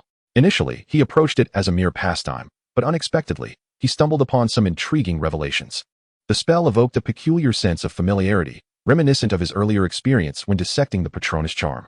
Although these two spells appeared unrelated, it was remarkable that the connective phrases used in their incantations bore significant similarities. Ezio endeavored to reconfigure the magic, making slight adjustments to the incantation's vocabulary. Thus, a new spell, or rather, a variant of an existing incantation, emerged, Lux Volare, meaning wings of light. The original dark particle effects transformed into luminous particles. Unfortunately, this magic possesses no semblance of stealth. Even during daylight, the glowing, humanoid, thick mist it conjures is exceedingly conspicuous, leaving no possibility for concealment. If employed at night, it would merely serve as a glaring beacon. While lacking in utility, at the very least, it would not immediately evoke thoughts of dark sorcery. Regrettably, mastering this spell is no trivial task. It demands considerable control over magical energy and a firm grasp of transfiguration. Even among 7th-year students, perhaps no more than 1 in 10 could successfully learn it. The alteration is not particularly vast, resembling somewhat the twin of Wings of Light. Moreover, the initial intention to simplify the magic has been thwarted, as the newly created variant proves even more challenging to learn and appears more ostentatious than its predecessor, Solis Volare, meaning wings of the sun. Hurry, Furong. I have something splendid to show you. What is the rush? Furong inquired, jogging to keep pace with him, her face adorned with a curious smile. Upon reaching the wishful room, Ezio pushed the door open. This was his private chamber for magical research, slightly disheveled, with stone tablets inscribed with magical runes scattered about, each embedded with gold, glimmering under the sunlight. How extravagant! Furong exclaimed, having taken alchemy classes at Busbarton. She was quite familiar with such tools of magical study. The focus is not on this. I possess ample gold. If you desire, take as much as you wish. I could easily furnish a grand bed of pure gold for you. How vulgar! Furong teased, sticking out her tongue. After a fortnight apart, her smile radiated even more brightly, and she was not overly concerned about money, having a tidy sum of over 100,000 galleons in her little vault. I have a question for you. What is it? Do you believe in light? A flicker of surprise crossed Furong's face, and she regarded Ezio with a peculiar expression. How did you know? From her 4-dimensional pocket at her chest, she extracted a pendant. Today, she wore a delicate necklace, with the pendant nestled deeply within the soft fabric. I brought you a gift. One half remains with me. In her palm, the pendant shimmered with a moon-like silver glow, perfectly complementing her hair color. The other half, I intend to give to you. She produced a necklace radiating warmth, its pendant a gem glowing with a sun-like golden-red hue. The light of the sun will illuminate the moon, so do not expect to win so easily in the future. That stone is quite colorful. Ezio understood instantly, recognizing the peculiarities of the magical realm. Ezio lowered his head as Furong draped the necklace around his neck, insisting he not remove it. Did you hear me? Understood. Ezio kissed Furong's forehead, yet he reiterated, but that is not what I just asked. Do you believe in light? Of course, Furong nodded. After Ezio donned the necklace, she felt a gentle warmth enveloping her body. Then, behold this. Ezio snapped his fingers, invoking a new magic he had recently mastered. In that moment, his body radiated a dazzling brilliance that was almost difficult to behold, transforming him into a giant of light. Zaipeli Ao Guangxian. The little luminary gestured, and a harmless beam of light shot forth. You seem rather childish today. Although Furong did not comprehend what Ezio was doing, she felt the pure joy emanating from him. As if a childhood dream had been realized, a joy that resonated with her. Would you prefer something more mature? Ezio suddenly reverted to his original form. Today, I might indulge in a bit more. Furong wrapped her arms around his neck, saying, I missed you. Chapter 121, The Second Match. Ezio remained awake until dawn. Rarely did he treat himself to a cigar, savoring it deeply for its invigorating essence. This necklace is quite intriguing. Ezio picked up the necklace Furong had gifted him and examined it closely, chuckling with delight. What a fine treasure. Perhaps his exuberance was too loud for Furong, who had only just dozed off, began to rub her eyes in confusion. What time is it? It's 6:50. You've only slept for 15 minutes. Then wake me at 8:30. Having just opened her eyes, Furong turned over, pulling Ezio closer as if he were a pillow. I'm awake now. I've only slept for 15 minutes. My longest record of staying up is 12 days and 4 hours, swimming and running from Lugafire to East Anglia. Taking down a cult. Farong protested with a slight squirm, but soon fell back into a deep slumber. Ezio, unable to rise himself, discarded the half-smoked cigar and idly began to play with a ball, finding the delightful sensation quite addictive.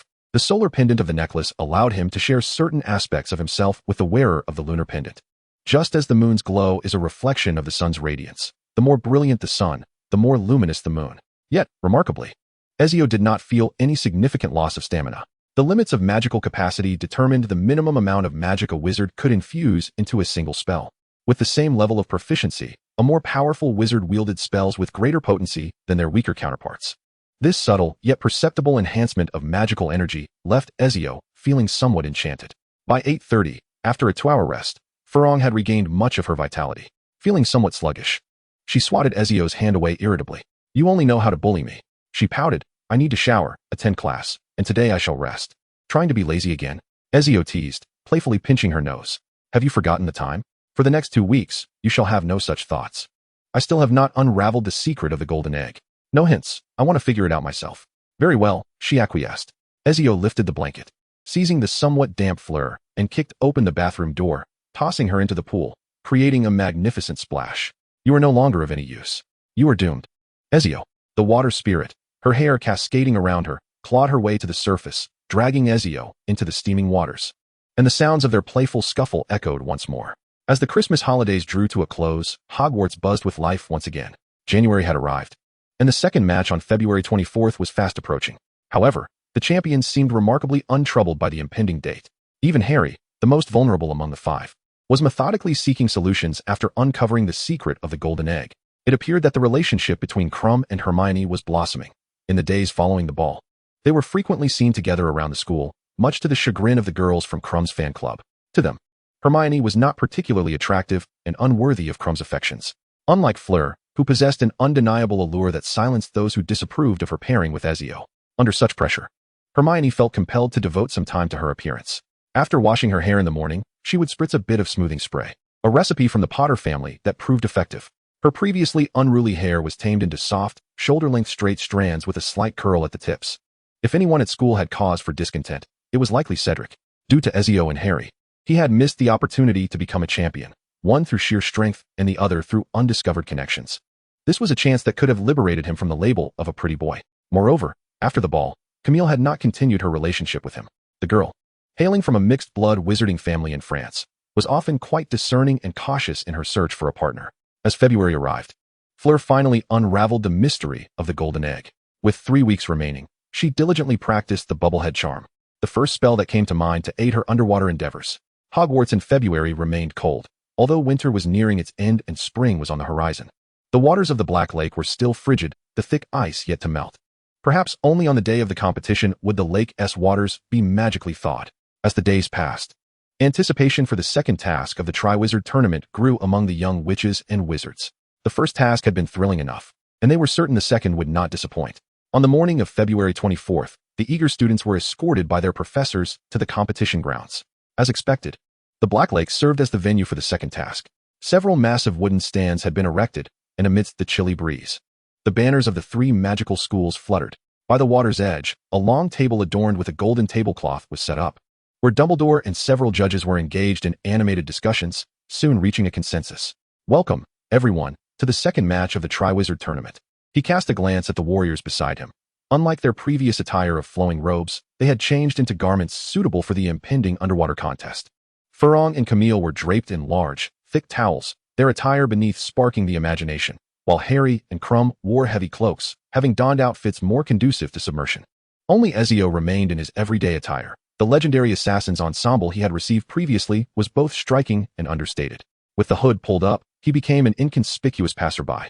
Yet when he removed it to reveal his hair, the form-fitting assassin's outfit accentuated his striking appearance to an almost distracting degree. No mere phrase could encapsulate his essence. Ezio glanced at Harry, who had yet to fully grow into his stature, standing half a head shorter than both Krum and Ezio. However, his physique was commendable. Moody's training was arduous, yet it could not be denied that the Hogwarts students collectively underwent a remarkable transformation, shedding their previously plump figures. As long as they were in good health, They were required to partake in morning exercises and evening classes. The young wizard's perception of Moody had shifted slightly, though his reputation as a strict instructor remained firmly intact. Not too bad, Harry chuckled awkwardly. But Ezio, how do you plan to tackle this competition? Aren't you going to dive in? I have prepared Gilweed. I believe it surpasses the bubblehead charm in effectiveness. I have experimented with both. And Gilweed's transformation is far more adaptable, better suited for me. I fear that if I disrobe, the girls might find it challenging to move today. I should consider the boys' feelings as well. You rascal, Harry replied with amusement, casting a glance at the platform where Cho was watching him intently. Let us give it our all together. The championship belongs to Hogwarts. Indeed. After some light banter, Bagman introduced the details of the match to the young wizards. Since the warriors would be competing underwater, the spectators on shore would be unable to see the event.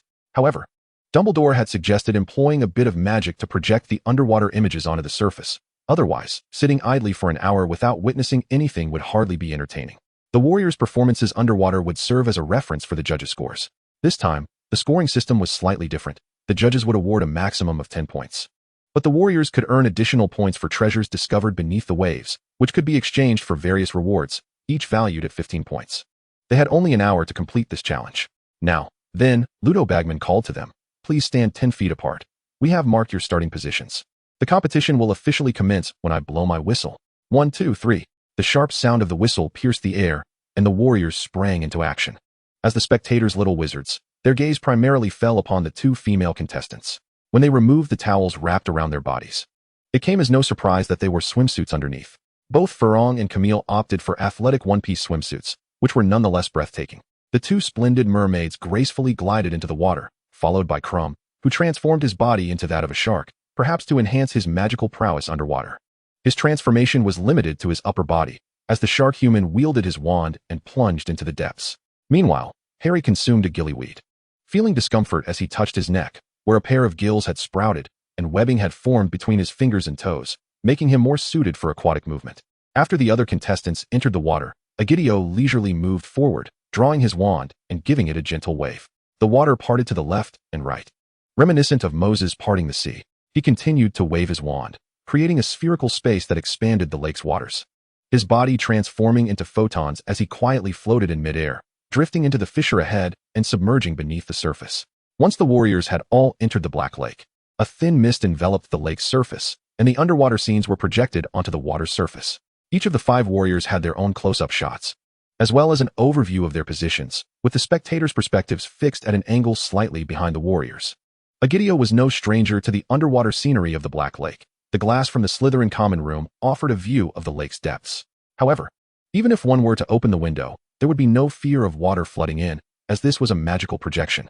Although the Slytherin common room was situated in the castle's underground level, the castle itself was built on the cliffside overlooking the lake, with a cavernous dark port below. The underground classroom area was not beneath the surface of the Black Lake. Egidio regrettably had once caught a glimpse of a Black Lake mermaid from the Slytherin window, and it was astonishingly hideous. If the mermaid in fairy tales were to resemble a Black Lake mermaid, any prince who fell into the water would not require its rescue. Upon seeing it for the first time, one would instinctively leap out of the water, sprinting to shore at a speed of 300 miles per hour. Only the sea nymph could rival the Black Lake mermaid, for the latter possessed a dull grayish skin, lacking the allure and charm. Black Lake mermaids are widely distributed throughout the lake, forming numerous tribes of varying sizes, nearly monopolizing the lake's resources. The bottom of the lake connects to an underground river, which once piqued the curiosity of a wizard who ventured down to explore, ultimately discovering that it led directly to the English Channel. The expansive and intricate underground river region is home to many wondrous creatures seldom seen elsewhere. It is said that in warmer seas, the mermaids residing there boast beautiful appearances, their tails shimmering with vibrant rainbow hues, adorned with exquisite and enchanting features. However, Egidio has yet to encounter such a sight. The Black Lake is vast, and Ezio floats serenely within the spherical space he has conjured. The sunlight above dims, and among the dense aquatic vegetation lurk numerous perilous magical creatures, such as the sharp-clawed Grindylows. These beings serve as both pets and prey for the merfolk, acting as guardians of their domain, and are occasionally raised like livestock. The area of aquatic plants is where the merfolk of the Black Lake tend to their charges. These cunning little creatures lie in wait, ready to ambush any passing adventurers. The underwater realm of the Black Lake has been meticulously rearranged. The thick vegetation resembles a colossal dark forest, concealing dangers and challenges of the day. As Ezio drifts past them, the spherical bubble pushes the Grindylows aside. This is a novel application of his newly developed magic, the Silence of the Dead Zone. This spell incorporates the effects of the bubblehead charm, possessing the unique ability to filter oxygen. As the inventor of this enchantment, Ezio can effortlessly adjust its effects. He reverses the oxygen extraction mechanism, transforming this magic into a spell suitable for underwater maneuvering, with the sealed space isolating him from the surrounding water and other intrusions. The Grindylows, momentarily displaced by the bubble, express their displeasure, baring their teeth and claws at Ezio. Consequently, he permits one to enter his bubble. In the absence of water, the previously lively Grindylow grows lethargic. While it can breathe on land, it is not fond of venturing above the surface. This creature is tethered by a fine string to a dull gray stone, which appears devoid of ornamentation. It is likely a task item for the current competition. Ezio removes the gray stone and carelessly tosses the Grindylow aside, continuing his exploration. After a while, as he senses he has approached the central region of the Black Lake, his keen instincts alert him to a presence of hostility ahead. There, he perceives a creature, a horse, moving gracefully through the water.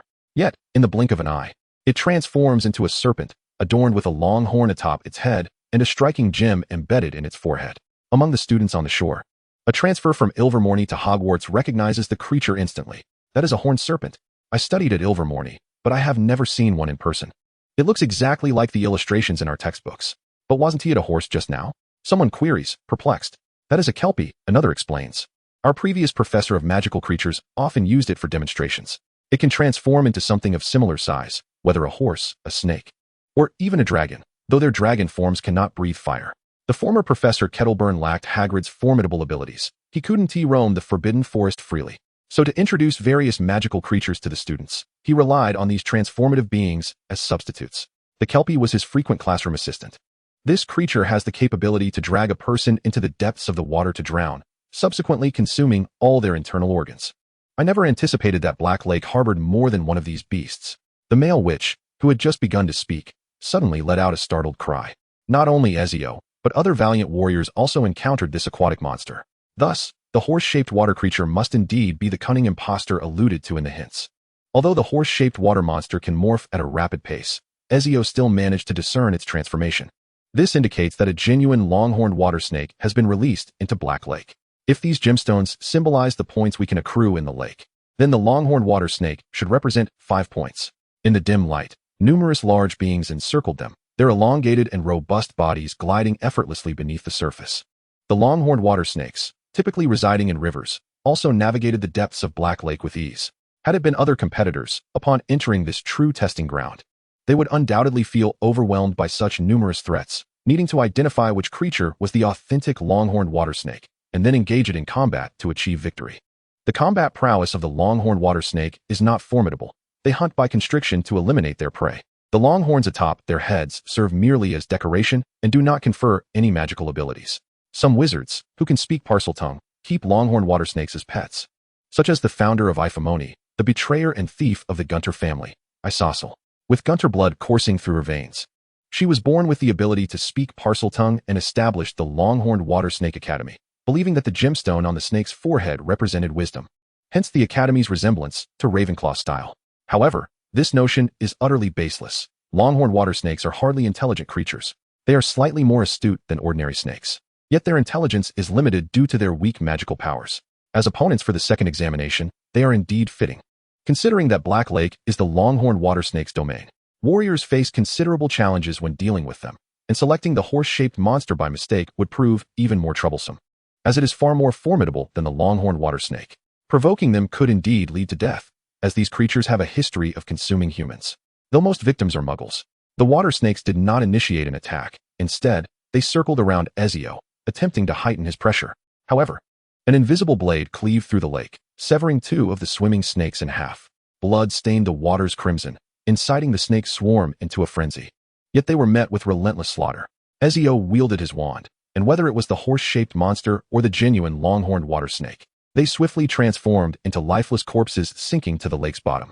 The remaining creatures scattered in disarray, and Ezio successfully unearthed the gemstone from the forehead of the true longhorned water snake, nearly the size of a fist, shimmering with an ethereal blue glow, surrounded by a faint yellow halo.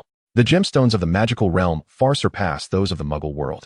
These wondrous beings produce gemstones that are crystalline with inherent magical properties, widely utilized in alchemy.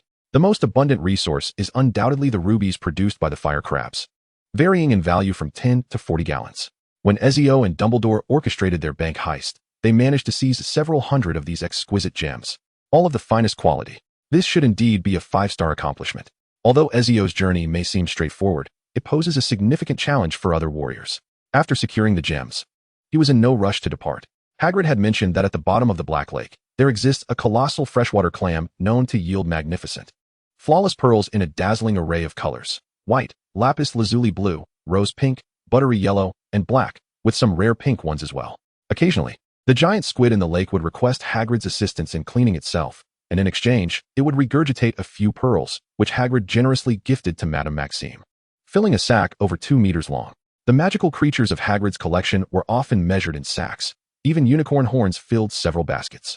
The large clams at the lake's bottom suffered greatly, as Ezio knocked on door after door. The giant squid delightedly followed Ezio, feasting on the clam meat he discarded after collecting pearls. Its reproductive capacity was impressive. Had it not been for the mermaids and giant squids in the Black Lake, which preyed upon them, they would have long since become a nuisance.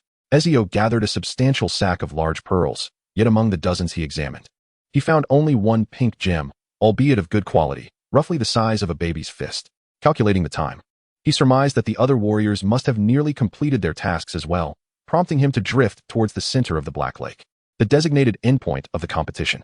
Here lay the largest gathering of the merfolk, their homes constructed of grayish-white stone and shells. These peculiar beings, dressed in pebble-made necklaces and wielding harpoons, possessed shimmering silver tails, hair the color of decaying seaweed, slate-gray skin, and bright yellow eyes, marred by uneven, yellowed teeth, an unsettling sight indeed. Among them stood a particularly striking merman, towering over 8 feet tall. Unlike his kin, he possessed the ability to speak the language of wizards. As Ezio approached, his low, gravelly voice resonated through the water, reaching Ezio's ears. "What do you bring?" The opportunity for exchange is but once. Ezio tossed a gem from a long-horned water snake towards him. "Excellent." The merman accepted the gem, scrutinizing it before returning with a shell adorned with 5 golden stars. "Am I the first to arrive?" Ezio inquired, stowing away the shell. "You are the first, but others are close behind." The Black Lake merman seemed to possess a heightened awareness of the events unfolding beneath the water. His yellow eyes gazed into the distance, and soon enough, Harry, with his webbed feet, swiftly swam over, clutching a purple gem, not one from the long-horned water snake. Dealing with such creatures at the lake's bottom proved challenging for him, prompting him to seek alternative treasures. "I acquired it from the piranha swarm in the depths of the lake." Harry, baring his teeth, showcased the bite marks on his arm to Ezio, one of which still held a broken tooth embedded within. "These creatures nearly claimed my life. Yet they proved to be somewhat easier to handle than the long-horned water snakes. The stunning spell worked wonders against them." "Is this how scores are exchanged?" Upon receiving a nod from the merman, Harry tossed the gem he held, trading it for a shell adorned with 4 golden stars. "Quite satisfactory. Are you waiting for Fleur?" "Yes, I shall wait for her here." "Harry, you may ascend first." "It matters not. I am in no hurry." Harry shrugged, finding that swimming through the water was scarcely inferior to soaring through the skies. The gillyweed was indeed a marvelous thing, albeit its taste was rather peculiar.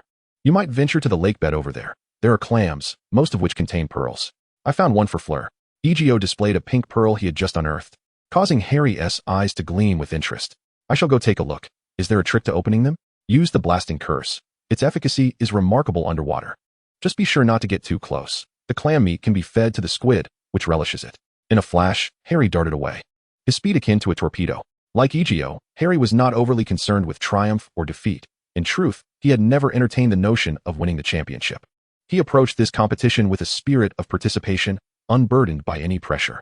Shortly after Harry departed, a commotion erupted in the waters behind Ezio, prompting the merfolk to gaze in that direction. Their eyes could pierce through the depths with clarity. It was Fleur, adorned with a large bubble to facilitate her breathing underwater. Her elongated legs transformed into a fish's tail. She had mastered the art of metamorphosis, enabling her to swim with greater swiftness. Were mermaids to exist in this world, Fleur would undoubtedly be the epitome of such a creature. However, she appeared rather displeased at the moment, pursued by a throng of mermen. They seemed wary of the wand she held, daring not to approach too closely while emitting a cacophony of unintelligible, shrill sounds akin to nails scraping against a chalkboard. As Fleur swam nearer, the mermen halted their advance, encircling her menacingly, brandishing their spears as they spoke to a larger merman. "What transpired?" Ezio inquired through his bubble. "Long-horned water snakes. I incited them to turn on one another, but it appears the outcome exceeded expectations. Those horse-like water beasts have gone mad, growing to an enormous size, and subsequently wreaked havoc on the merfolk's homes. I used magic to restore their dwellings, yet these creatures still sought trouble, which I was compelled to repel with my spells. Fleur, too, felt vexed. The chaos was instigated by the horse-like water beasts, not her, and she had aided in restoring the homes. Fleur's fish tail shimmered silver, matching her hair color, yet it glowed with a lustrous sheen, far surpassing the tails of the mermaids from the Black Lake. The imposing figure of the Black Lake merman was engaged in conversation with those pursuing Furong, yet the body language suggested an exchange fraught with tension. Hand over the gem, he demanded, turning away from the aggressive pursuers to focus on Furong. After acquiring the gem from the long-horned water serpent, he presented the 5-star jewel to her. This formidable merman tightened his grip on the spear and addressed Ezio in a deep voice. They do not belong to your tribe? Ezio inquired. No, there are 3 merman tribes in the Black Lake, and we are the strongest. Therefore, there is no cause for concern. Dumbledore has entrusted me with overseeing this competition, and there will be no issues. That is reassuring, Ezio replied with a smile. Although he was tempted to inquire about the intentions of the hostile group, he sensed that their desire to eliminate him rendered further questions unnecessary. Point me in the right direction. Where is their tribe? Ezio narrowed his eyes slightly and drew the sword of oath and victory. Full charging would require 41 days, a seemingly protracted period, yet time always slips away quietly. After 3 months, the blade was unsheathed once more. What do you intend to do? The Black Lake is no place for your wizards to flaunt their power. Leave at once, he stated coldly. That way, the merman leader indicated without hesitation, pointing towards a direction approximately 2 miles away. The distance mattered little. Ezio raised the sword of oath and victory with one hand, sensing the impending danger as the merman hastily swam away from that direction. Suddenly, a blinding golden radiance erupted before them, vanishing in an instant. A great cloud of blood mist appeared before Ezio, and the aggressive mermen pursuing Furong were instantaneously reduced to mere pulp by a surge of immense energy. The golden energy strike was entirely under Ezio's control, sparing the nearby surroundings from harm. However, in the distance, the golden energy cleaved through the lake's waters, and upon reaching its designated location, a brilliance akin to the sun burst forth from the depths of the dark Black Lake. It was as though a heavy bomb had detonated underwater. The destructive energy shockwave expanded instantaneously, forming a sphere with a radius of 50 meters, obliterating all matter in its explosive wake. Hundreds, even thousands of tons of lake water were violently propelled into the air, supported by the erupting golden energy. They then shattered violently mid-air, as torrents cascaded down from above, with the surrounding lake waters rushing into the crater created by the explosion, transforming the area into a vortex capable of shredding everything in its path. Even 2 miles away, the tumult of flowing water could be felt, tugging and pushing with its force. Now only 2 remain. Ezio sheathed the sword of oath and victory and ascended gracefully with Furong. Did you eliminate them all? Furong asked incredulously. Indeed, Ezio nodded. Will there be trouble? While Furong felt a sense of satisfaction at the retribution, she couldn't help but voice her concern. Please, try not to be so impulsive in the future, Ezio. Mermaids do not consider themselves human, much like centaurs, who maintain a distance from wizards. In contrast, creatures such as vampires and sirens perceive themselves as part of humanity and are thus afforded the protection of wizarding law. The slaughter of vampires and sirens is deemed illegal, whereas the extermination of mermaids incurs merely a monetary penalty. However, I doubt any fool would approach me to discuss matters of compensation. Ezio scoffed. Perhaps there are indeed quite a few talents within the Ministry of Magic. By the way, I have brought you a gift, pink pearls from the Black Lake, which I searched for extensively before finding them. The lustrous pink pearls elicited a smile from Furong, who held little affection for the fearsome and unsightly mermaids, particularly those who pursued her. Were it not for her wand, which had repelled those mermaids, who knows what they might have attempted? Furong was quite perceptive, easily discerning the emotions behind the gazes directed at her. Upon Ezio's arrival on shore, the impatient judges surrounded him. Dumbledore, with a hint of exasperation in his eyes, sighed and patted Ezio on the shoulder, saying, "Could you not make my life more difficult? Those mermaids provoked me first. It is unreasonable to expect me to wait until they act against me to retaliate." Ezio waved dismissively. It was merely a few fish that were blown up. The mermaids do not even acknowledge their humanity. Why should I concern myself with them? Next time, however, try not to create such a commotion. It is rather frightening. Dumbledore found little justification to advocate for the mermaids, as they had indeed chosen to relinquish their claim to humanity. In fact, I possess one more trick up my sleeve. Dumbledore raised an eyebrow. Have you heard of the Star of Distortion from the Celestial Divide? Ezio's lips curled into a playful smirk as he regarded Dumbledore. I have not, and I do not wish to encounter such a thing, Dumbledore replied, his mouth twitching at the ominous name. He preferred to live a tranquil life without further upheaval, and with Ezio set to graduate this year, at least Hogwarts would be safe. He patted Ezio's shoulder firmly, dismissing the others. After approximately 10 minutes, several heads emerged from the water. Harry surfaced with a small pile of pearls, the effects of the gillyweed concluding just in time. After submitting the star-adorned shells, he hurried to show Cho his findings. Each of the 5 champions had secured at least 4-star shells. Although the longhorned water snakes posed a challenge, the piranha swarms were manageable with the aid of magic. The judges' scores were finally announced. Ezio received perfect scores in both matches, whether due to his swift completion or the 2 curry sticks he had previously earned. Even Karkaroff, who had his own motives, could only render a fair assessment. Next, there was Farong, who exchanged the gem from the longhorned water snake for 5 points. Although Crumb also achieved this, the transformed Sharkman displayed commendable combat prowess. However, he initially misjudged his opponent and spent a considerable amount of time entangled with the horse-shaped water creature before finally extricating himself. The final standings were as follows: Ezio with 105 points, Farong with 101, Harry with 100, Camille with 99, and Crumb with 93. Crumb suffered in the first match, as he was the first to compete and sustained some injuries, resulting in a significant loss of points, even though his score in the second match was commendable. Ludovico Bagman animatedly announced that the Warriors would receive detailed information about the third match 30, 27, 24, 21, and 18 days prior to its commencement. And each Warrior was required to keep this information confidential, known only to themselves. Let us offer them our applause. Today they have delivered a splendid performance, and we must continue to support them. Amidst the cheers and applause of the young wizards, they departed the arena. Chapter 122, The Cunning Old Bee Dumbledore. There remained a full 4 months until the third match, which seemed excessively long, too long indeed. It stretched on to the point where Ezio found himself feeling rather bored. Perhaps due to Ezio's habitual suppression of his surplus emotions, Farong did not perceive the subtle shift in his mood. She was a girl who relished the joys of life, embracing both the mundane and the academic with an optimistic spirit that yearned for beauty. Though she occasionally vented her frustrations about Hogwarts to Ezio, she still found immense pleasure in her studies here. While she disliked Professor Sprout's insistence on toiling with fertilizers, she adored the wondrous plants within Sprout's greenhouse. She would complain about Snape's lectures being cold and harsh, akin to knowledge being forcefully crammed into one's mind, yet she earnestly engaged with each potion, eagerly anticipating the swirling vapors rising from the cauldron. She skillfully allocated her time, maintaining an organized and fulfilling schedule, while also ensuring ample moments for rest and joy, allowing her to greet each day with vitality.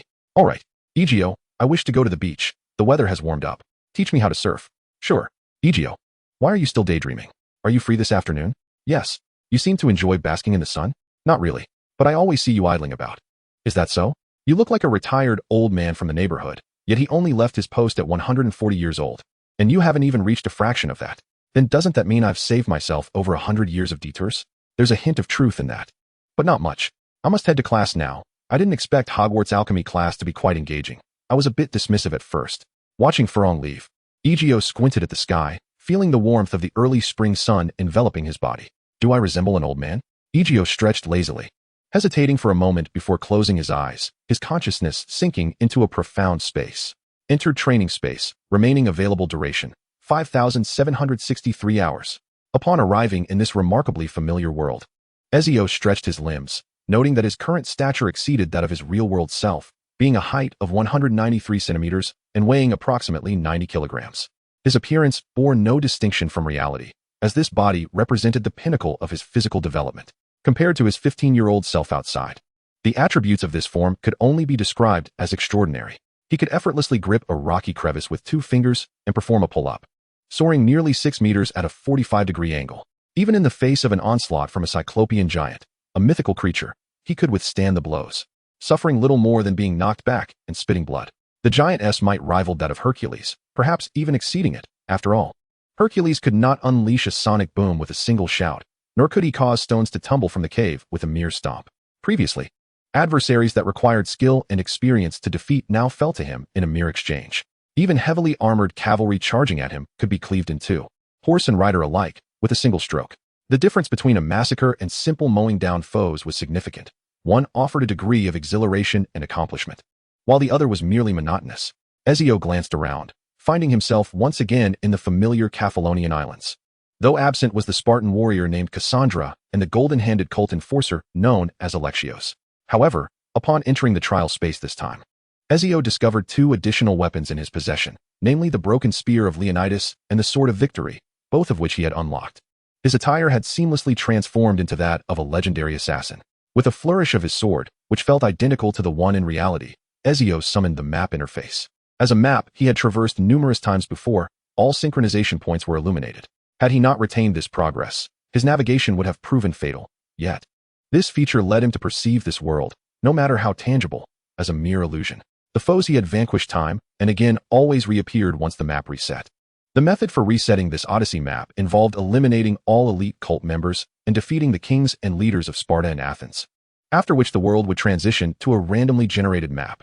Even as an ultimate veteran who could traverse without error, upon teleporting to his destination, Ezio leapt several meters, sprinting across rooftops.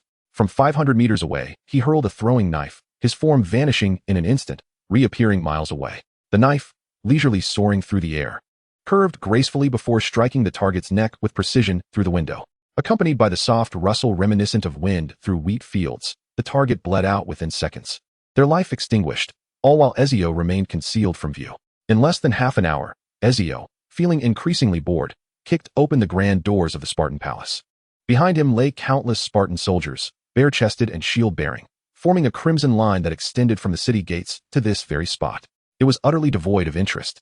He muttered to himself, stepping forward to cleave a guard in two with his blade. Grabbing a broken spear, he casually hurled it, pinning the Spartan king against the wall behind his throne, shield and all.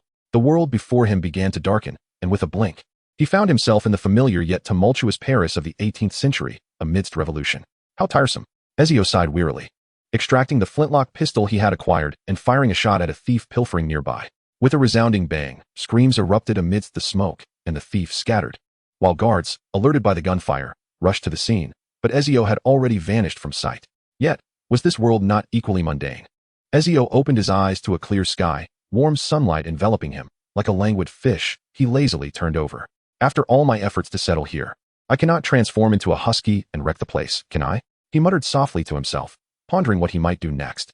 Perhaps Giovanni was right. My future lies in finding a girl whom I adore, and who adores me in return, to share this lengthy journey of life. Perhaps I shall have a multitude of children and witness their gradual growth, ultimately lying beside Ferrong in the grave to conclude these centuries. So be it.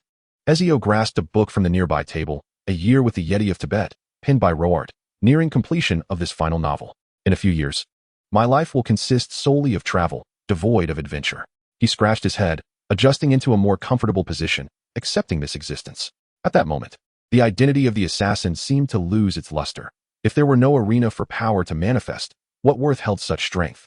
Ezio harbored no ambition for world domination. He was no Grindelwald, driven by greed. Contentment lay in simply having what he cherished. Such a life may not be perfect.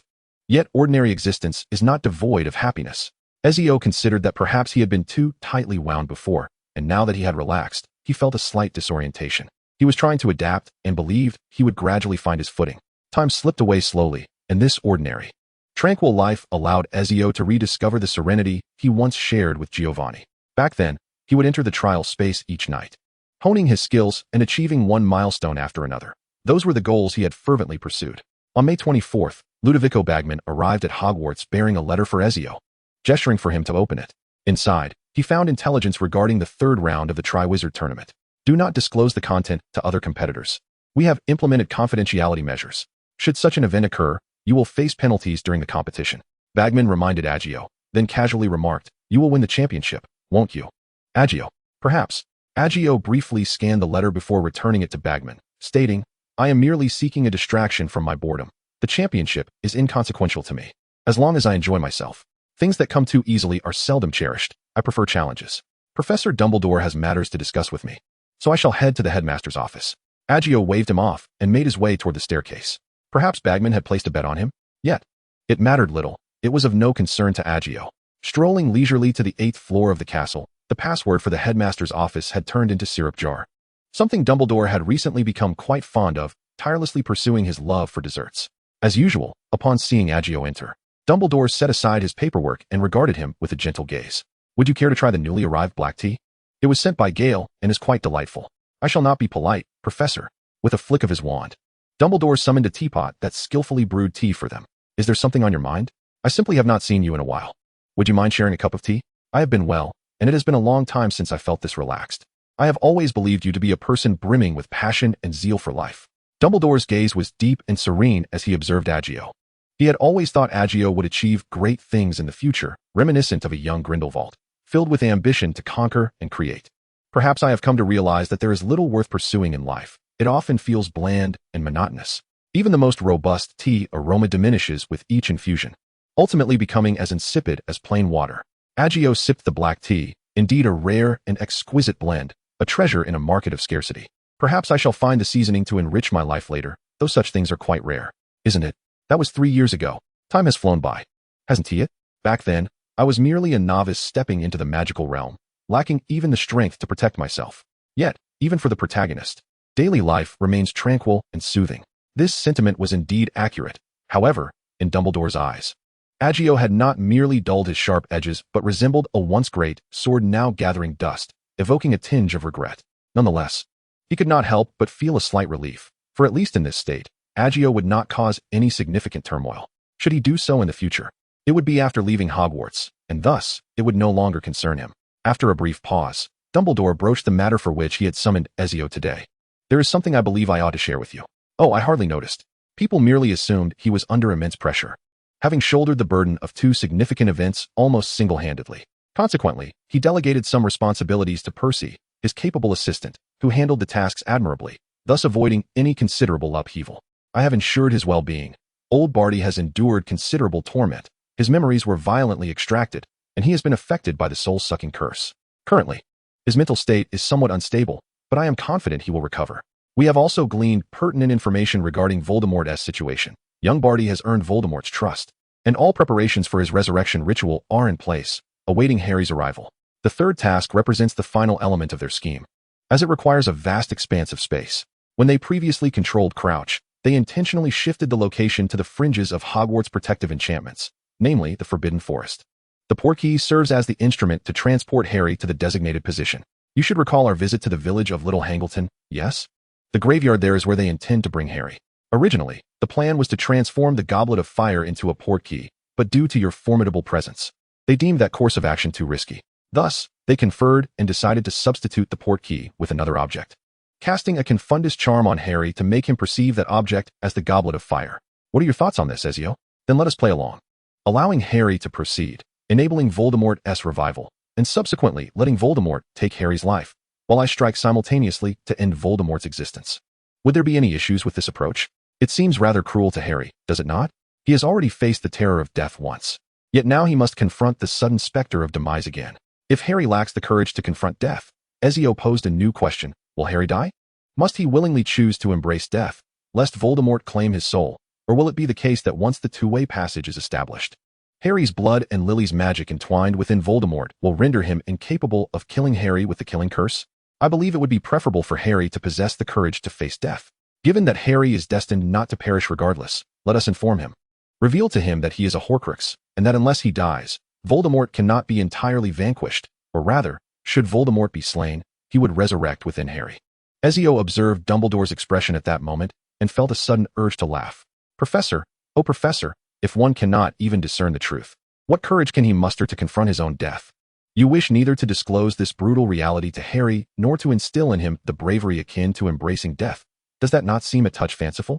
Dumbledore fell silent, realizing he had been somewhat greedy, yet this was precisely why he had sought Ezio's assistance to accomplish this task on his behalf. But what would be the cost? Ezio gazed intently at Dumbledore. What price would you be willing to offer for it? If it is that, is it sufficient? Dumbledore gently placed the Elder Wand on the table and pushed it towards Ezio. Perhaps I shall no longer require it in the future. Yet, even if I were to obtain it, there are no lurking beasts in this world that demand my attention. Ezio understood the power of the Elder Wand, but such power seemed devoid of significance to him. In fact, should the news of the wand being in his possession leak, it would only bring him trouble. Although Ezio could unleash chaos without hesitation, it would still be a futile endeavor. Lacking sufficient strength for self-preservation is indeed a grave predicament. Yet it does not lead to the worst of fates.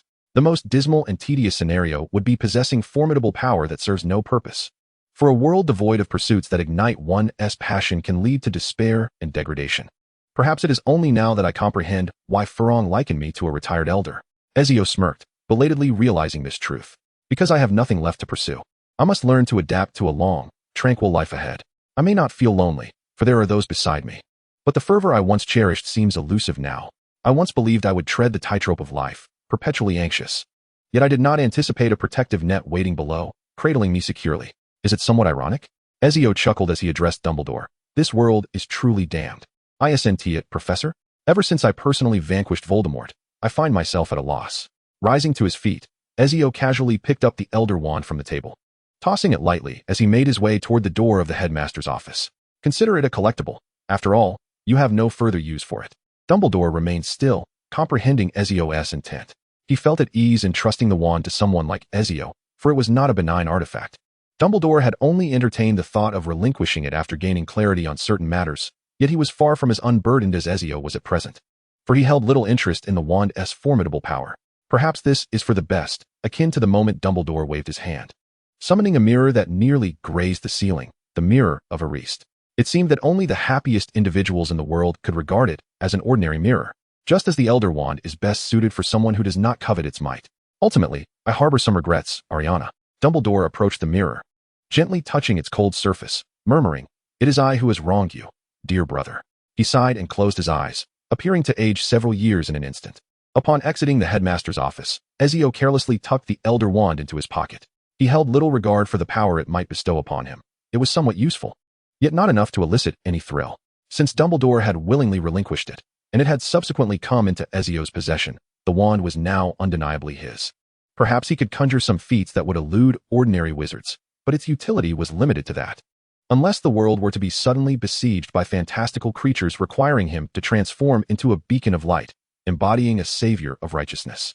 Yet, in a world devoid of even Ultraman, where would such light originate? Nevertheless, having accepted the task, Ezio resolved to execute it diligently. In terms of both competence and attitude, he excelled. When his prowess had been lacking, he had meticulously plotted the path of his target to assassinate the leader of the Knights Templar, enduring 3 days and nights in silent vigil to deliver a decisive blow. This assassination mission was merely rated 2 stars, and the ultimate reward was but an ordinary assassin's cloak. Regardless of the final reward, once he committed to a task, he would see it through. There were no missions he abandoned, only those he deemed beneath him. This was not a matter of obsessive compulsion, but rather one of integrity. Ezio stubbornly clung to this moral baseline, aware of his waning humanity and the necessity to uphold certain principles he deemed essential to being human. To fulfill this mission, Ezio sought out Dumbledore once more, acquiring the Resurrection Stone along with a key that corresponded with the one Harry was destined to activate. Once Harry engaged his key, Ezio too would be transported to the designated location. The invisibility cloak currently adorned him, and inadvertently, he had gathered the 3 Deathly Hallows. Yet, legends remain mere legends. Possessing all 3 Hallows would not render one the master of death. In truth, those privy to the secrets of death magic perceived Ezio as even more formidable than the illusory Grim Reaper. In this realm, no creature could withstand his killing curse. Akin to an absolute instant death effect, even a mighty dragon, endowed with formidable magical resistance and vitality, could not escape its grasp. The nature of his killing curse remained shrouded in mystery, fundamentally distinct from that of a typical wizard. The Resurrection Stone was not intended for his own use. Rather, Ezio sought to comfort Harry, since Dumbledore refrained from revealing the harsh truth to Harry, yet needed him to possess the courage to confront death. Some other form of assistance was imperative. After much contemplation, the only entity capable of instilling such courage in Harry was none other than she, Lily Evans. A devoted mother, kind, intelligent, and beautiful, she poured all her love into her soul's son, Harry, standing before him when Voldemort sought his life, bestowing upon him her final blessing. If there exists a force in this world that can be deemed truly great, it is undoubtedly the selfless and fearless love a mother has for her child. On the eve of the 3rd match, Ezio called out to Harry. "What is it, Ezio?" Harry inquired with curiosity, aware that the competition was about to commence. Becoming a warrior without the burden of final exams was rather delightful, especially since it meant he could directly earn outstanding points across all subjects. By the way, the Dursleys are coming. I wrote to them previously, informing them of my participation in the Triwizard Tournament. To be honest, I hadn't initially intended to do so, but Autumn advised me that it was the right course of action. After all, we have reconciled, and I hope they can set aside their animosity towards wizards. Perhaps exposing them to the magical world will ease their sentiments. Autumn's parents are wonderful individuals. They do not discriminate against muggles. I have heard that in Autumn's hometown, there are no confidentiality laws like ours. They employ different means to safeguard magic, allowing wizards and ordinary people to coexist. In 2 years, once Autumn and I graduate, we plan to travel and visit her homeland, to witness its landscapes and people. I am even learning Chinese from her. I believe Mu Diao is how it is said. In Harry's eyes, Ezio discerned a glimmer of hope and anticipation for the future. When Harry encountered a girl he admired, who reciprocated his feelings, his life seemed to radiate with brightness. Voldemort was no longer the weight pressing upon his heart. Yet, fate, that wretched entity, loomed ominously. Ezio suddenly understood why Dumbledore had chosen him for this grim task. He could have devised a similar plan. But that cunning old man was reluctant to take it upon himself, perhaps aware of the cruelty involved, unable to confront the gaze of Harry. I must devise a way to give Dumbledore a proper thrashing, Ezio muttered softly. What did you just say? Harry, unable to catch the previous remark, asked. Oh, nothing. I just remembered seeing a pack of unsealed adult diapers in Professor Dumbledore's office. It suddenly crossed my mind that perhaps they are for his personal use. What? Harry's expression morphed into one of bewilderment. Is that for real? Of course, it wouldn't be false. Why would I fabricate something about our headmaster? That is a fair point. Harry nodded, though he could understand, considering Professor Dumbledore was over 100 years old. Perhaps age had its toll on him. I feel the same. The professor has a penchant for sweets. The thought of candied fruits dipped in honey and sprinkled with powdered sugar makes my teeth ache. Meanwhile, in the headmaster's office, Dumbledore inexplicably sneezed several times, startling Fawkes, who was peacefully sleeping nearby, causing him to tremble and nearly fall. Harry, there is something I must discuss with you. What is it? This year's Triwizard Tournament has complications. Ezio carefully measured his tone, lowering his voice slightly and infusing it with gravity. It seems that last year's escaped Peter Pettigrew has re-established contact with his master, Voldemort. Harry's brow furrowed deeply. Indeed. The Ministry of Magic has recently been embroiled in a series of unsettling events, notably the mysterious disappearance of Bertha Jorkins. This woman is notoriously absent-minded within the ministry, leading many to speculate that her vanishing was merely due to her lack of temporal awareness. However, as the days turned into months, the gravity of her absence began to dawn upon the public. A newspaper article from the Daily Prophet caught the attention of Ezio, revealing the headline, Ministry Employee Mysteriously Missing for Nearly a Year. Direct Supervisor Ludo Bagman claims ignorance. The piece was a scathing critique of Bagman's negligence and incompetence, detailing his extravagant gambling losses during the Quidditch World Cup. In truth, Bagman was indeed a hapless individual devoid of capability. That summer, preceding the Triwizard Tournament, he had taken a vacation in Albania. Are you familiar with that locale? In first year, Harry recalled, Quirrell had also journeyed to the forests of Albania. Long ago, Nagini had been a wizard, cursed by a blood spell that transformed her into a beast, a curse far more potent than that of a werewolf. This curse allowed wizards to shift between human and animal forms at will, seemingly advantageous, yet ultimately led to the complete loss of one's human identity, rendering reversal impossible, a truly insidious form of dark magic. Bertha Jorkins was likely deceased, yet she was one of the few privy to the details surrounding the Triwizard Tournament. As the Department of Magical Sports managed aspects of the event, Voldemort may have become aware of this information. Furthermore, another judge of the Triwizard Tournament, Barty Crouch, had also vanished. Wasn't he ill? Harry inquired, surprised. Previously, Percy mentioned to me while discussing cauldrons that Mr. Crouch was unwell and recuperating at home, with him overseeing certain matters in Crouch's stead. Crouch had been confirmed missing just a month ago. These occurrences cannot simply be coincidental, Harry, especially in light of Voldemort's involvement. What can I do? Harry asked, his tone grave. Your foremost priority is to ensure your own safety. However, as a precaution, I have procured something for you. Ezio presented a precious invisibility cloak, a treasure of immense worth, one that could not be purchased. Accept this gift, he urged. Perhaps it may allow you to converse with your mother. Wizards can leave their marks upon the world. This stone possesses another purpose, Ezio added. What? Harry's attention was piqued. Could he use this stone to see his mother? Your mother once saved your life with her love, allowing you to repel the killing curse and becoming the sole survivor of its wrath. Harry nodded silently, touching his lightning-shaped scar. Go speak with your mother. This stone can save you a second time, just as she did for you once before. Whisper the name of the person you wish to see, then turn 3 times. Ezio rose, patting Harry on the shoulder, wishing to instill in him the courage to face death without knowing the entire truth. To achieve this, a suitable falsehood needed to be crafted. The resurrection stone served as the perfect pretext, one that could not be easily unraveled. According to legend, it possessed the power of the Deathly Hallows to resurrect the deceased, capable of withstanding a killing curse without issue, especially after Harry's conversation with the apparition of his mother, which truly granted him the bravery to confront death at that moment. For Harry understood that if Voldemort sought to kill him, it would only be the latter who would meet his end, not himself. At least this way, matters would not spiral too far into despair. Dumbledore truly was a piece of work, always wanting him to bear the brunt of the blame. Wasn't it said that with age, one would possess a childlike heart? Perhaps he simply hadn't aged enough? Or perhaps Dumbledore's heart had been shrouded in darkness since childhood. Ezio mused as he strolled towards the castle. For now, everything had been arranged. They merely awaited tomorrow, when it would all come to an end. Chapter 123, Blood, Flesh, and Bone. The third task of the Triwizard Tournament coincided with the final day of exams at Hogwarts. After the last examination concluded that afternoon, the young witches and wizards, relieved of their burdens, could finally relax and witness the concluding event.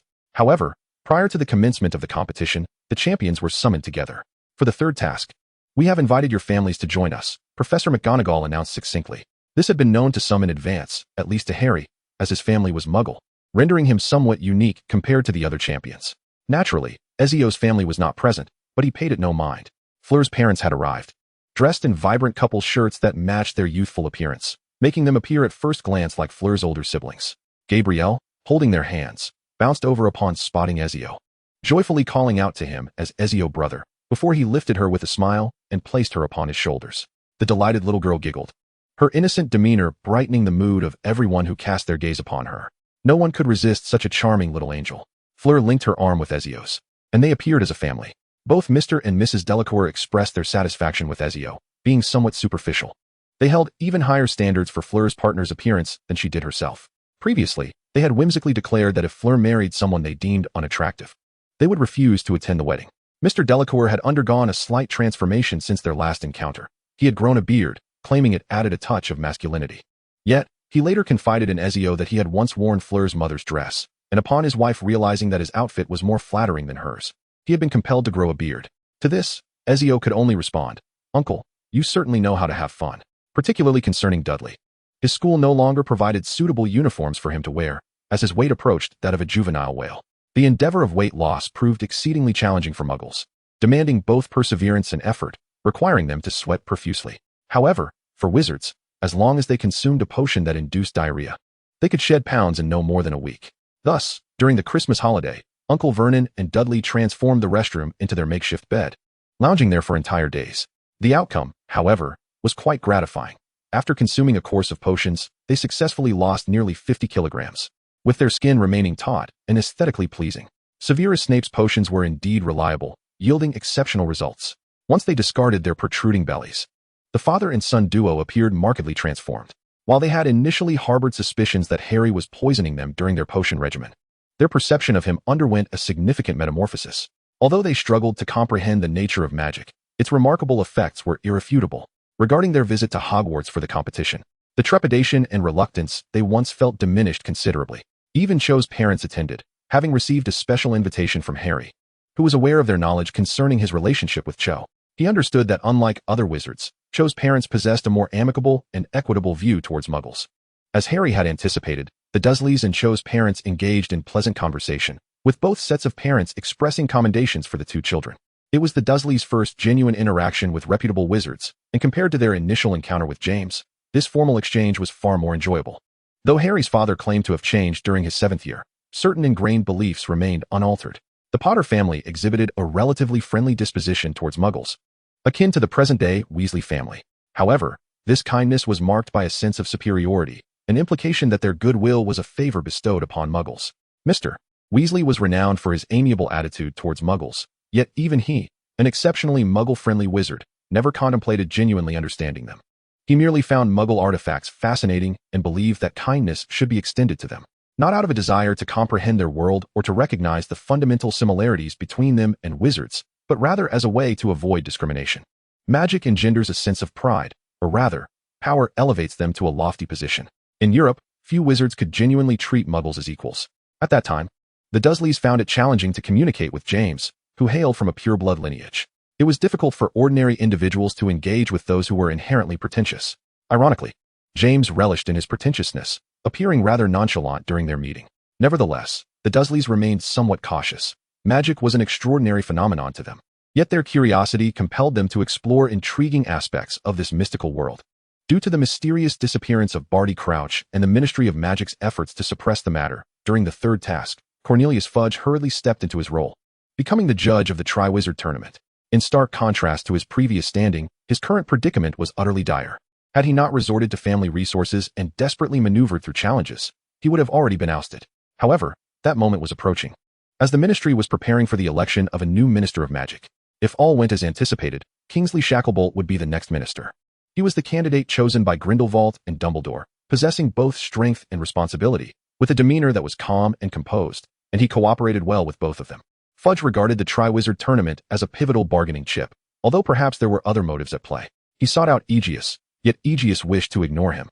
This man always found various excuses to intrude upon the pleasant conversations shared between him and Fleur.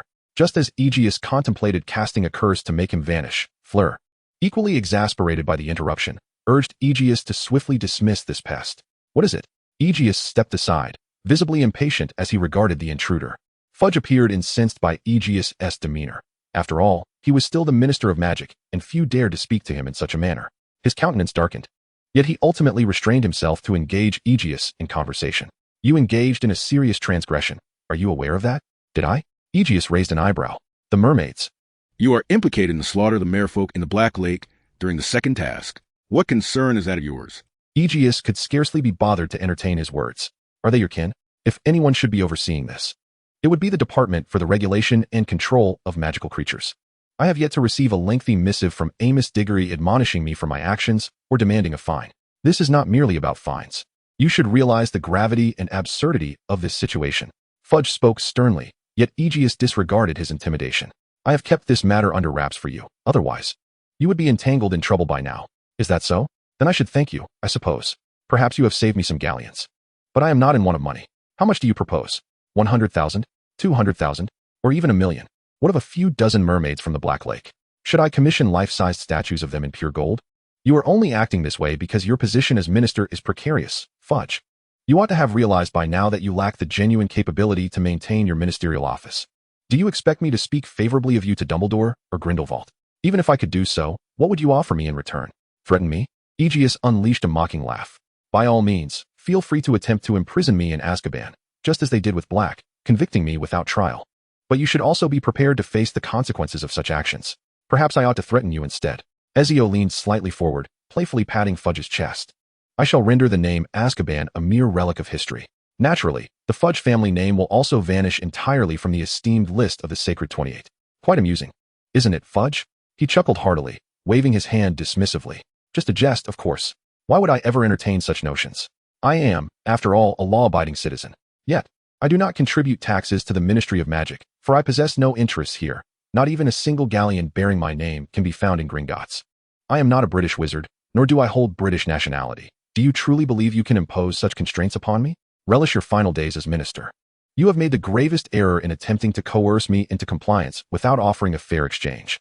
Even Dumbledore could not accomplish that feat. There is no such thing as a free lunch, nor are there pies falling from the heavens. Destiny has affixed a price tag to every gift. An equitable exchange is the most extravagant form of fairness. Yet, you seem to desire to exploit me for nothing. What a fanciful dream you entertain. A threat? I would not hesitate to snuff out its future before it even materializes. Perhaps you could add a touch of amusement to my currently mundane existence? Ezio's momentary display of defiance and disdain pierced Fudge's eyes deeply, yet as he caught the chill of indifference in those piercing orbs, all words lodged in his throat. However, the previous encounter seemed but an illusion. Once Ezio's gaze shifted from him, it was filled with tenderness and affection as he turned to Fleur, transforming into the charming boy next door, with the warm summer breeze scented with oranges swirling around him. It felt as if he were lounging on a beach, sipping a chilled cola, squinting slightly to enjoy the expansive azure view ahead. Fudge found himself perplexed, unsure which version of Ezio was the authentic one, perhaps both, or perhaps each was a mere fade. Mom, how could you say that to Ezio? Fleur, who had been eavesdropping, shyly stamped her foot, her cheeks blooming with a rosy hue. Seeing you happy brings me joy, Fleur. You two shall be together for a long time. So do not follow my example and rush into motherhood. Your father and I must wait for Gabrielle to grow up before we can indulge in our own world. But a decade passes swiftly, in the blink of an eye. Perhaps in a few decades, when we have enjoyed ourselves, you might even have a brother or sister. Don't come to me for child-rearing advice then. When Gabrielle was little, you both were quite indifferent to the responsibilities. Fleur pouted before breaking into a smile. But Gabrielle was so adorable as a child, all rosy and tiny. Except during diaper changes, Madame Delacour chuckled, covering her mouth playfully. You've never changed one, but your mother did. Do not say that. Fleur lunged forward to cover her mother's mouth, then turned to glare at Ezio. What are you listening to?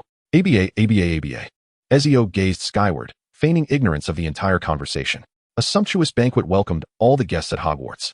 And as the magically enchanted ceiling transitioned from blue to a dusky shade of purple, Dumbledore rose from the staff table, prompting a hush to fall over the assembly. Ladies and gentlemen, in 5 minutes, I shall invite you to the Quidditch pitch to witness the final event of the Triwizard Tournament. For now, I ask the champions to accompany Mr. Bagman to the arena. Ezio and his companions bid farewell to their families and exited the Great Hall together. Although the Quidditch pitch was a considerable distance away, it provided an ideal opportunity for a leisurely post-meal stroll. They ambled along, and upon reaching the pitch, they found it transformed. 20-foot-high hedges had turned the area into a vast labyrinth, with the grounds expanded to connect with the nearby Forbidden Forest. From the stands, one could glimpse the intricate layout of the maze below, yet from the entrance, all that was visible was a dark, ominous gate that evoked a sense of dread reminiscent of a horror film. Ezio could hear the sounds of no fewer than 25 magical creatures, many of which had been contributed by Hagrid, alongside a significant number arriving from outside the school to ensure fairness. Shortly after they reached the entrance, the stands began to fill with hundreds of students, their excited chatter and the cacophony of footsteps filling the air. The sky was a clear, deep blue, with a gentle, massive light source illuminating the arena, but the champions would not enjoy such luxuries within the depths of the maze. If you encounter danger or face challenges you cannot overcome, please send up a red spark to signal for help. This indicates a withdrawal, and the staff will intervene to ensure your safety. Having experienced the difficulties of the previous 2 events, you should be well aware of the challenges that lie ahead. I urge you to harness your creativity and intellect to navigate the forthcoming trials. At this moment, Professor McGonagall approached their side, taking over from Mr. Bagman to explain the 3rd task. The order of entry into the maze would follow the previous scoring rankings. After the first champion entered, the subsequent champion would follow in 1 minute and 30 seconds through different entrances. You may encounter each other within, but be warned, what you perceive may not be reality. We have set countless tests within, not only fearsome magical creatures, but also magical traps and puzzles that require astute application of magic and intellect. Now, champions, prepare yourselves. When Mr. Bagman sounds the whistle, you must be ready to act. Every moment is precious. 3, 2, 1. With a sharp blast of the whistle, Ezio stepped into the dark passage ahead. The sky above him instantly darkened, and the uproar of the audience faded into silence. In the dimly lit maze, Ezio strolled leisurely, not seeking the coveted trophy, but rather waiting for Harry to activate the key, after which he would proceed with his intentions. He donned his hood to obscure his form, and then enveloped himself in the invisibility cloak, vanishing completely into the labyrinth. Every so often, a sharp whistle from Bagman would pierce the air, and Ezio, already in a state of combat readiness, adjusted his breath and heartbeat, remaining as still as a gnarled tree.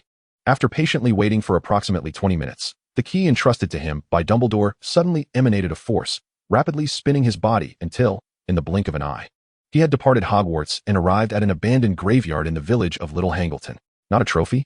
Harry, somewhat astonished, glanced down only to discover that what he clutched was not the Triwizard Tournament trophy, but rather a counterfeit carved to resemble a wooden cup. In that fleeting moment of disbelief, he immediately sensed the lurking danger. Am I under a spell? Who would cast a Confundus charm on me?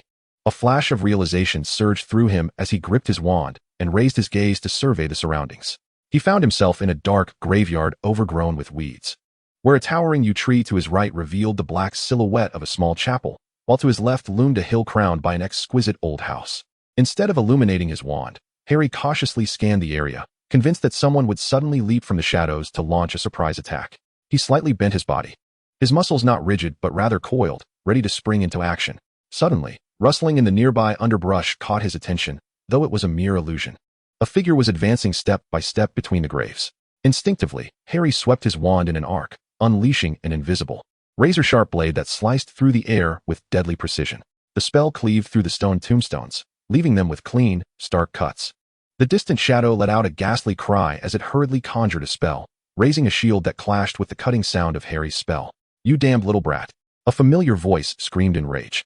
Just as Harry prepared to subdue this person, an excruciating pain suddenly surged through his forehead scar, an agony he had never before experienced. His body bent forward involuntarily, and despite his grip on the wand, he lost the opportunity to strike back. A red spell struck him, sending his wand flying to crash against a nearby tombstone. The shadow approached, one hand gripping a wand while the other clutched a black cloth bundle, perhaps containing clothing or even a baby. Magical ropes ensnared Harry's limbs tightly, and after the shadow set the bundle down, it stepped heavily beside him. The hurried yet faint sound of breaths emanating from beneath its hood. Harry caught sight of a hand missing a finger, and he recognized who it was. Wormtail. Clenching his teeth, Harry struggled with all his might, but it was futile. The magical ropes were binding him too tightly, and even as he nearly choked his own hands, he could not break free. The tail of the worm bent low, laboring diligently as it infused a remarkable cauldron with some liquid. In no time, flames ignited at the cauldron's base, and the parcel placed beside it began to stir, as if the little creature inside was filled with joy. The cauldron soon began to boil, its surface erupting with sparks as steam wafted into the air. At that moment, a cold, cruel voice echoed.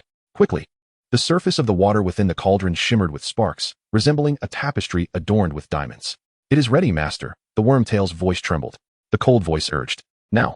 The wormtail promptly tore open the parcel on the ground, revealing its contents, a grotesque entity, sticky and slimy, resembling a horrifying doll crudely fashioned from decaying.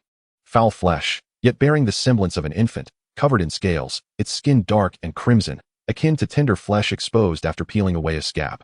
The infant's face, flat like that of a serpent, was adorned with a pair of glimmering red eyes. The wormtail cradled this repulsive creature, its hood slipping down to reveal a pallid visage, marked by a hint of disgust. Yet, he had no choice. Survival compelled him to proceed. He submerged the hideous infant into the cauldron. Trembling, the wormtail raised his wand, closing his eyes as if gripped by terror.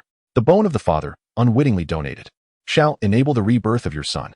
By the flickering light of the flames beneath the cauldron, Harry beheld the inscription on the trembling, cracked tombstone, Tom Riddle. This must be Voldemort's name. Was this his father's grave? A wisp of dust escaped from the fissure of the tomb, cascading into the cauldron, causing the diamond-like surface to shatter with a hissing sound, as the liquid transformed into a vivid blue. A realization dawned upon Harry. The words just uttered by the wormtail unveiled Voldemort's intentions. That grotesque infant was Voldemort. He sought to reshape his body and resurrect into this world. Harry felt the warmth of blood trickling, uncertain whether it was from the ropes or a scrape against the tombstone. The pain sharpened his senses, awakening him to the futility of his current struggles. He despised his inability to perform wandless magic. Perhaps he should have procured a spare wand like Egidio, for then things might have been different. The wormtail whimpered ahead, drawing forth a long, slender, glistening silver dagger from beneath its cloak. Its voice shifted from sorrowful to one of profound terror. "The flesh of the servant, willingly offered, shall enable your master to be reborn." With a right hand missing a finger, it extended forth, gripping the dagger with its left hand, and, eyes closed, struck down fiercely. The scream pierced the night, followed by a sickening plop as the severed hand fell into the cauldron, the potion transforming from a vibrant blue to a deep red, burning like fire. "The blood of the enemy, forcibly offered, shall bring your foe back to life." The potion in the cauldron transformed into a dazzling white, and Wormtail completed his task, sobbing as he clutched his severed hand, collapsing to the ground. His labored breaths could not mask the cacophony emanating from the cauldron. It was on the verge of boiling. And then it exploded. Diamond-like sparks erupted in all directions, blindingly bright, contrasting sharply against the already dim sky, rendering it akin to black velvet. The white mist thickened, and within this haze, a chilling spectacle unfolded as a dark figure of a man slowly rose from the cauldron, tall and slender, resembling a skeletal apparition. "Clothe me," that icy voice commanded once more. Trembling, Wormtail rose from the ground, using his intact hand to grasp a robe, draping it over the man's head. The tall, gaunt figure emerged from the cauldron, his snake-like face terrifyingly flat, devoid of a nose, with merely two slightly parted nostrils. His crimson eyes fixated intently on Harry. Voldemort had returned, seemingly with words meant for Harry. Yet, as he parted his lips to speak, he fell silent, recalling their encounter from years past. "Fool," he cursed, the joy of his resurrection dwindling in that moment. "Give me your hand." Voldemort's voice turned even colder. "Master," Wormtail choked back a sob. You promised. He extended his bloodied arm. "Not this one, Wormtail." Voldemort sneered, bending down to seize Wormtail's left arm, exposing the dark mark upon it. His pale index finger pressed down as if it were a branding iron, eliciting another anguished cry from Wormtail. "After feeling this, how many will dare to come? And how many will be foolish enough to stay away?" He murmured, scoffing softly. He ignored Wormtail's quiet sobs on the ground, and Harry, who, with his mouth gagged, yearned to sink his teeth into flesh. Voldemort paced, awaiting the arrival of those who were either wise or foolish. Dumbledore.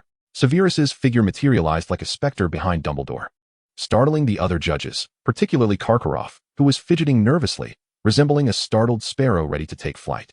"I need to use the restroom," he announced, his face contorted with discomfort, disregarding Snape and others as he hurriedly departed. "We need to talk." Snape's calm voice broke the tension. "Of course, Severus," Dumbledore nodded, then left with Snape.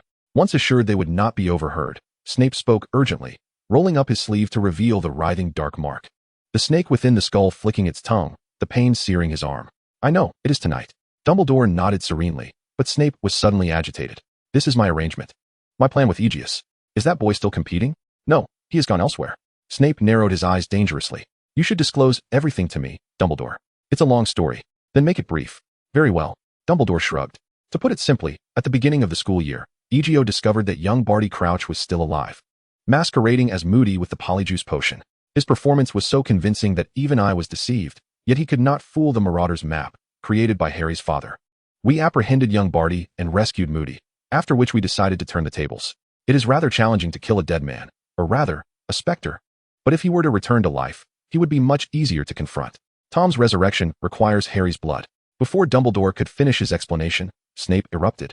What did you say? I said Voldemort needs to use Harry's blood to be resurrected. This is advantageous for us, Severus. You had better provide me with a satisfactory explanation, Snape hissed, his grip tightening around his wand. This would spare Harry from dying under their killing curse. It's complicated to explain, but that is the effect. How can you be certain? Snape's demeanor seemed to stabilize slightly. Because I am Albus Dumbledore. Is that explanation sufficient to convince you? Dumbledore's gaze turned slightly frosty. I once encountered a similar situation by coincidence with Gellert, so I know what the outcome will be. This will conclude tonight. Then you should not linger here. Please remain calm, Severus. You must learn to trust a student of whom you are also proud. Ezio is with him, but he is only 15. Do you believe he can confront the Dark Lord? Have you ever seen an assassin foolish enough to confront their target head-on? Dumbledore chuckled softly, for indeed Ezio could. However, this was not the moment to divulge that he had once slain a fireball dragon with a single thrust, as effortlessly as one would butcher a chicken. In some respects, he was the master of death, a grand accolade. One who possesses the energy to conquer the Dark Lord approached. Born into a lineage that had triumphed over the Dark Lord thrice. Born at the end of July, the Dark Lord would mark him as a formidable adversary. Yet he would wield a power unknown to the Dark Lord. One of them must perish at the hands of the other, for they cannot coexist in this world.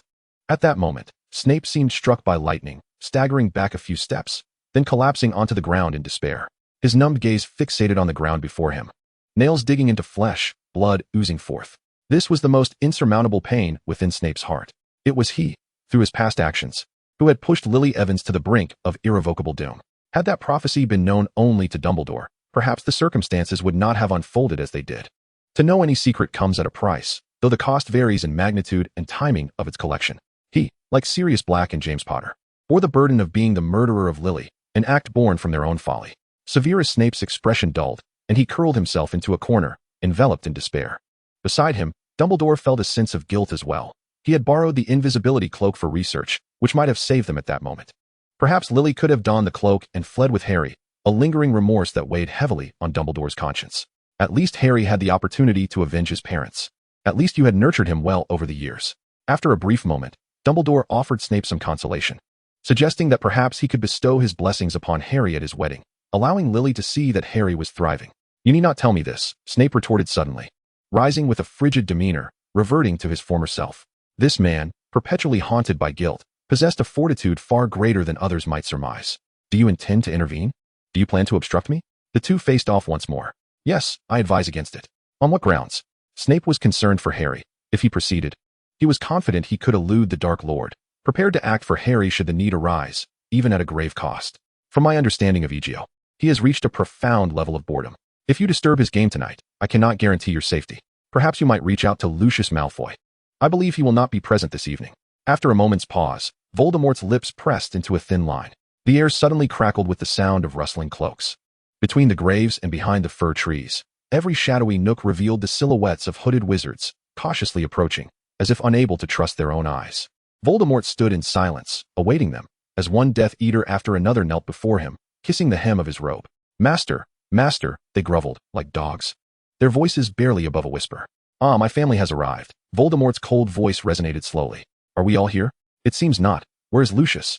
His gaze fell upon a robust figure. What say you, Goyle? Master, I do not know, came the frightened reply. Lucius' son is closely entwined with Potter. A hoarse voice interjected eagerly. The Malfoy family has betrayed you, Master. They must be punished. Everly, perhaps you have conveyed such sentiments to the ministry, seeking to distance yourself from me. Yes? Forgive me. Spare us, Master. Excruciating. Voldemort mocked, raising his wand toward him. 13 long years. 13 years of debt, I demand you repay before I grant you mercy. As the Death Eaters trembled at Voldemort's feet, pleading for clemency, Harry suddenly felt the ropes binding him loosen. Perhaps it is due to the struggles of the past. Harry, caught in the agonizing cries of torment, carefully wrestled against his bindings. He liberated his hands, then his feet, feeling an unseen force aiding him from behind. It mattered not who it was. As long as he could grasp his wand. Cautiously, he advanced and retrieved the wand that had fallen before the gravestone. Chapter 124. If you cannot return home, just think of me. 10,000 words, more to follow. Shadowless Blade. Severus Snape, as the most devoted professor to Harry at Hogwarts, unreservedly imparted his vast knowledge. Even if Harry hesitated to accept it, he guided Harry by hand, fearing he might choke on it, eager to ensure his understanding. Especially after Harry had become a champion of Hogwarts, Snape provided him with supplementary lessons daily. This incantation was Snape's signature skill, excelling in power, speed, and stealth, effective against both individuals and groups. It was a culmination of his talent, strength, and luck, nearly a flawless lethal spell. The invisible blade erupted from the tip of Harry's wand the moment he grasped it. Now in his 5th year, Harry had begun practicing silent spells, his foundation solid, at least a full level above his peers. However, Voldemort had already displayed extraordinary magical talent before enrolling at Hogwarts, and now, having regained his corporeal form, he wielded his full power once more. A silver shield materialized in an instant, effectively blocking the deadly Shadowless Blade, which could even slice through dragon scales. The clash of magic produced a deafening sound, and a pair of crimson eyes fixed upon Harry's position. A fleeting look of astonishment crossed Voldemort's face, quickly overshadowed by a menacing grin. He is mine. You surprise me, Potter. Voldemort's bloodthirsty smile revealed a sinister edge. Perhaps you all believe this boy is my nemesis. But now, I shall reveal how foolish it is to think he is stronger than I am. Come forth, Harry Potter. There is no Dumbledore to protect you now, nor is your mother here to sacrifice for you. She can no longer wield that magic. You, a wretched creature born of a love potion, a parasital parasite resurrected by my blood. Harry wiped his mouth with the back of his hand, having bitten his lip in his earlier lunge. A line of blood staining his skin. You carry my blood within you. It is a disgrace to me. Do you wish to be my son? I am your father. Heart-piercing. 2 serpent-like curses collided in midair.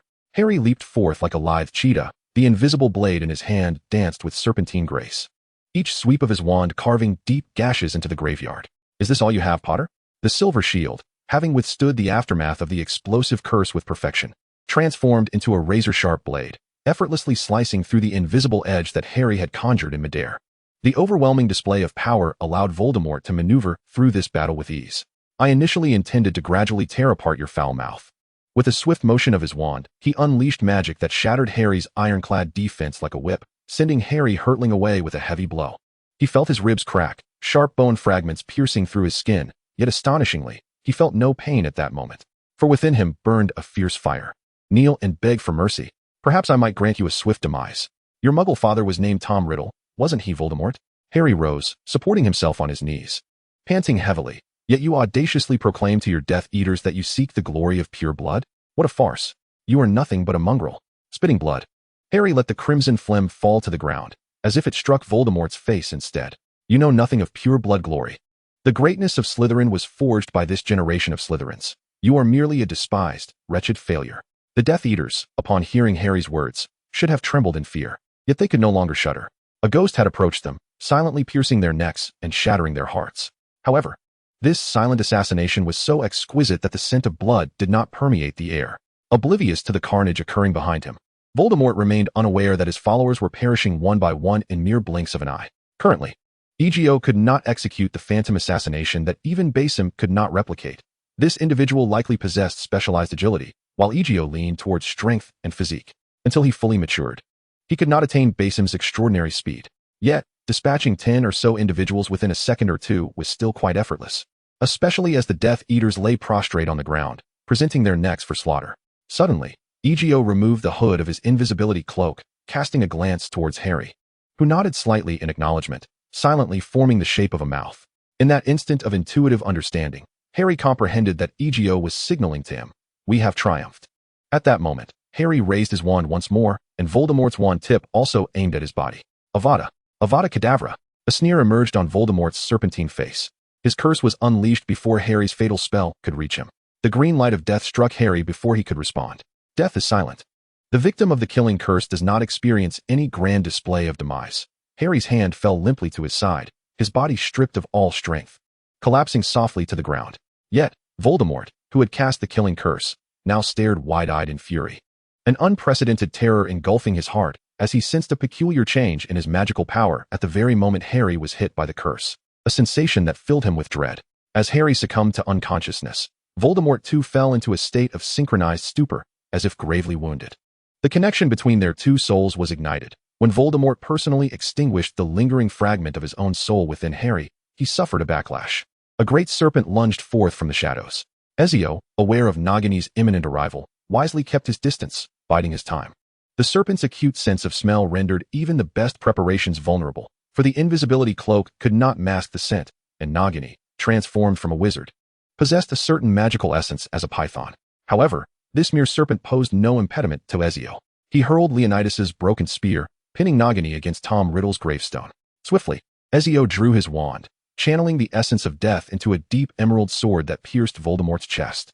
There were no anguished howls or cries of despair. The temporarily unconscious Voldemort would never again open his eyes. The world was devoid of his Horcruxes, and in that moment, his final soul was irrevocably extinguished. Failed immortality, completed. Quest difficulty, legendary character additional. Quest reward, Eden Fragment Staff, Hermes Wand. Rewards distributing. A spear adorned with entwined serpents materialized in Ezio's grasp, but before he could examine it further, a scarlet inscription emerged. You have completed the assassination objective in this world.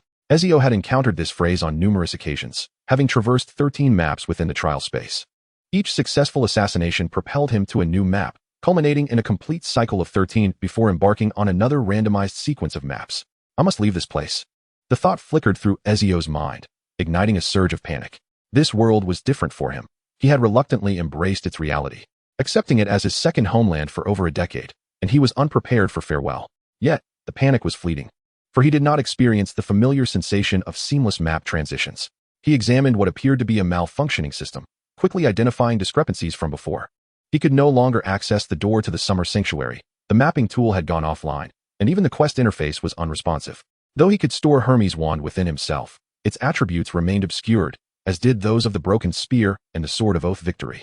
The powers of the Eden artifacts were intact, yet their panels were invisible. The system had not vanished, it had merely gone on strike.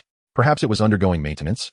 This was the only rationale Ezio could conceive. With no immediate course of action available, he resolutely abandoned further inquiry, regardless of whether the outcome was favorable or adverse. He could only choose to confront it. Am I truly not dead? After a brief moment, Harry, groggy and pressing his forehead, awakened just in time to witness the scene of Ezio dispatching the Death Eaters. The chaotic flashes of the killing curse made his eyelids flutter.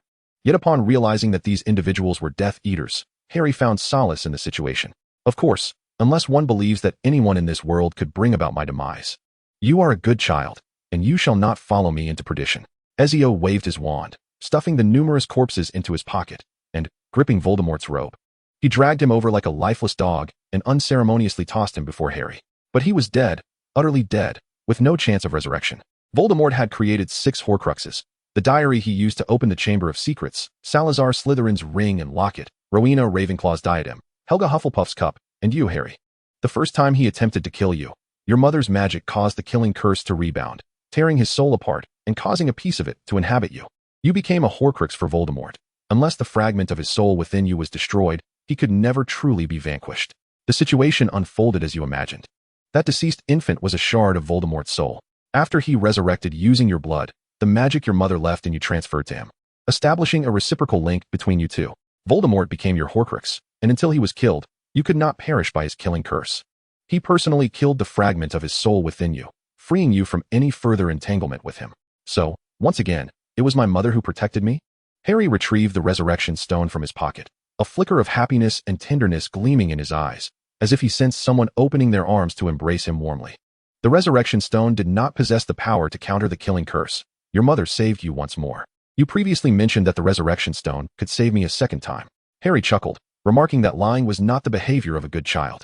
I know, Harry said softly, gazing at the black gem, but I wish for my mother to witness my wedding to Autumn. We are planning to marry right after graduation. Then allow me to extend my congratulations in advance, though Fleur and I are in no rush. We both have at least 300 or 400 years ahead of us, and we have yet to fully savor our romance. However, regarding the resurrection stone, if you must assign blame, direct it at Dumbledore. That fellow believed revealing the truth to you beforehand would be too cruel, but in my opinion, he was merely spouting nonsense. You are not a fragile pudding doll that can shatter with a mere touch. Yet the old man always indulges in irrational fears, worrying about this and that. I accepted his payment, and thus could only comply with his wishes. Therefore, take good care of the resurrection stone. It is what Dumbledore owes you. Oh, and do not disclose the matter of the resurrection stone to Snape. It would be detrimental to him. That man is quite peculiar. If the stone were given to him, he would have a 100% chance of meeting an untimely end. I am not joking. Snape's mind is troubled, and he can behave quite extremely in certain matters. I will keep it a secret. Harry nodded. He did not wish for Snape to perish. Since Ezio had cautioned him, Harry resolved to avoid making that mistake. The only lamentable aspect is the Triwizard Tournament that we missed. The competition must have concluded by now. I wonder who has claimed the trophy. Though I suspect it may be Fleur. If so, her tail would surely be soaring high, haha. In Ezio's mind, he could already envision Fleur's elated expression upon her victory. Now, do you have any questions? If not, let us align our testimonies and synchronize our narratives. Indeed, it has come to an end. Ezio fell into a brief silence before succinctly relaying the previously devised alibi and explanation to Harry. They lingered momentarily at the graveyard. Ezio supported Harry with one arm while grasping Voldemort's robe with the other. The key on his person was reactivated, and in the blink of an eye, amidst a whirlwind, they found themselves at the center of a bustling venue. The champion of the Triwizard Tournament had been announced, and the cheers had only just begun. Ezio and Harry's sudden appearance brought an abrupt halt to the jubilant clamor, leaving the crowd puzzled as they turned their gazes toward them. Several judges hurried over, and Ludo's once pallid complexion now bore a hint of excitement and vitality following a struggle. Just as the Minister of Magic and several gentlemen from the ministry were present, I have a few matters to address. Ezio's voice, amplified by magic, resonated loudly, silencing the entire venue. There are 3 points to discuss. Please remain quiet until I finish. First, Voldemort and the Death Eaters orchestrated an intrusion into the Triwizard Tournament. Voldemort and his servant, Peter Pettigrew, joined forces and captured Bertha Jorkins in Albania. From her, they obtained 2 pieces of intelligence, one concerning the precise details of the tournament, and the other about Barty Crouch's wife, who deceived the Dementors with her dying body, allowing her son to escape Azkaban while she perished in his stead. Crouch was subsequently kidnapped, affecting the arrangement of the competition venue. He was under the control of the Imperius Curse. The audience yearned to scream and murmur in shock, but the news was so appalling that they fell momentarily silent. Second, Voldemort is dead, along with his Death Eaters.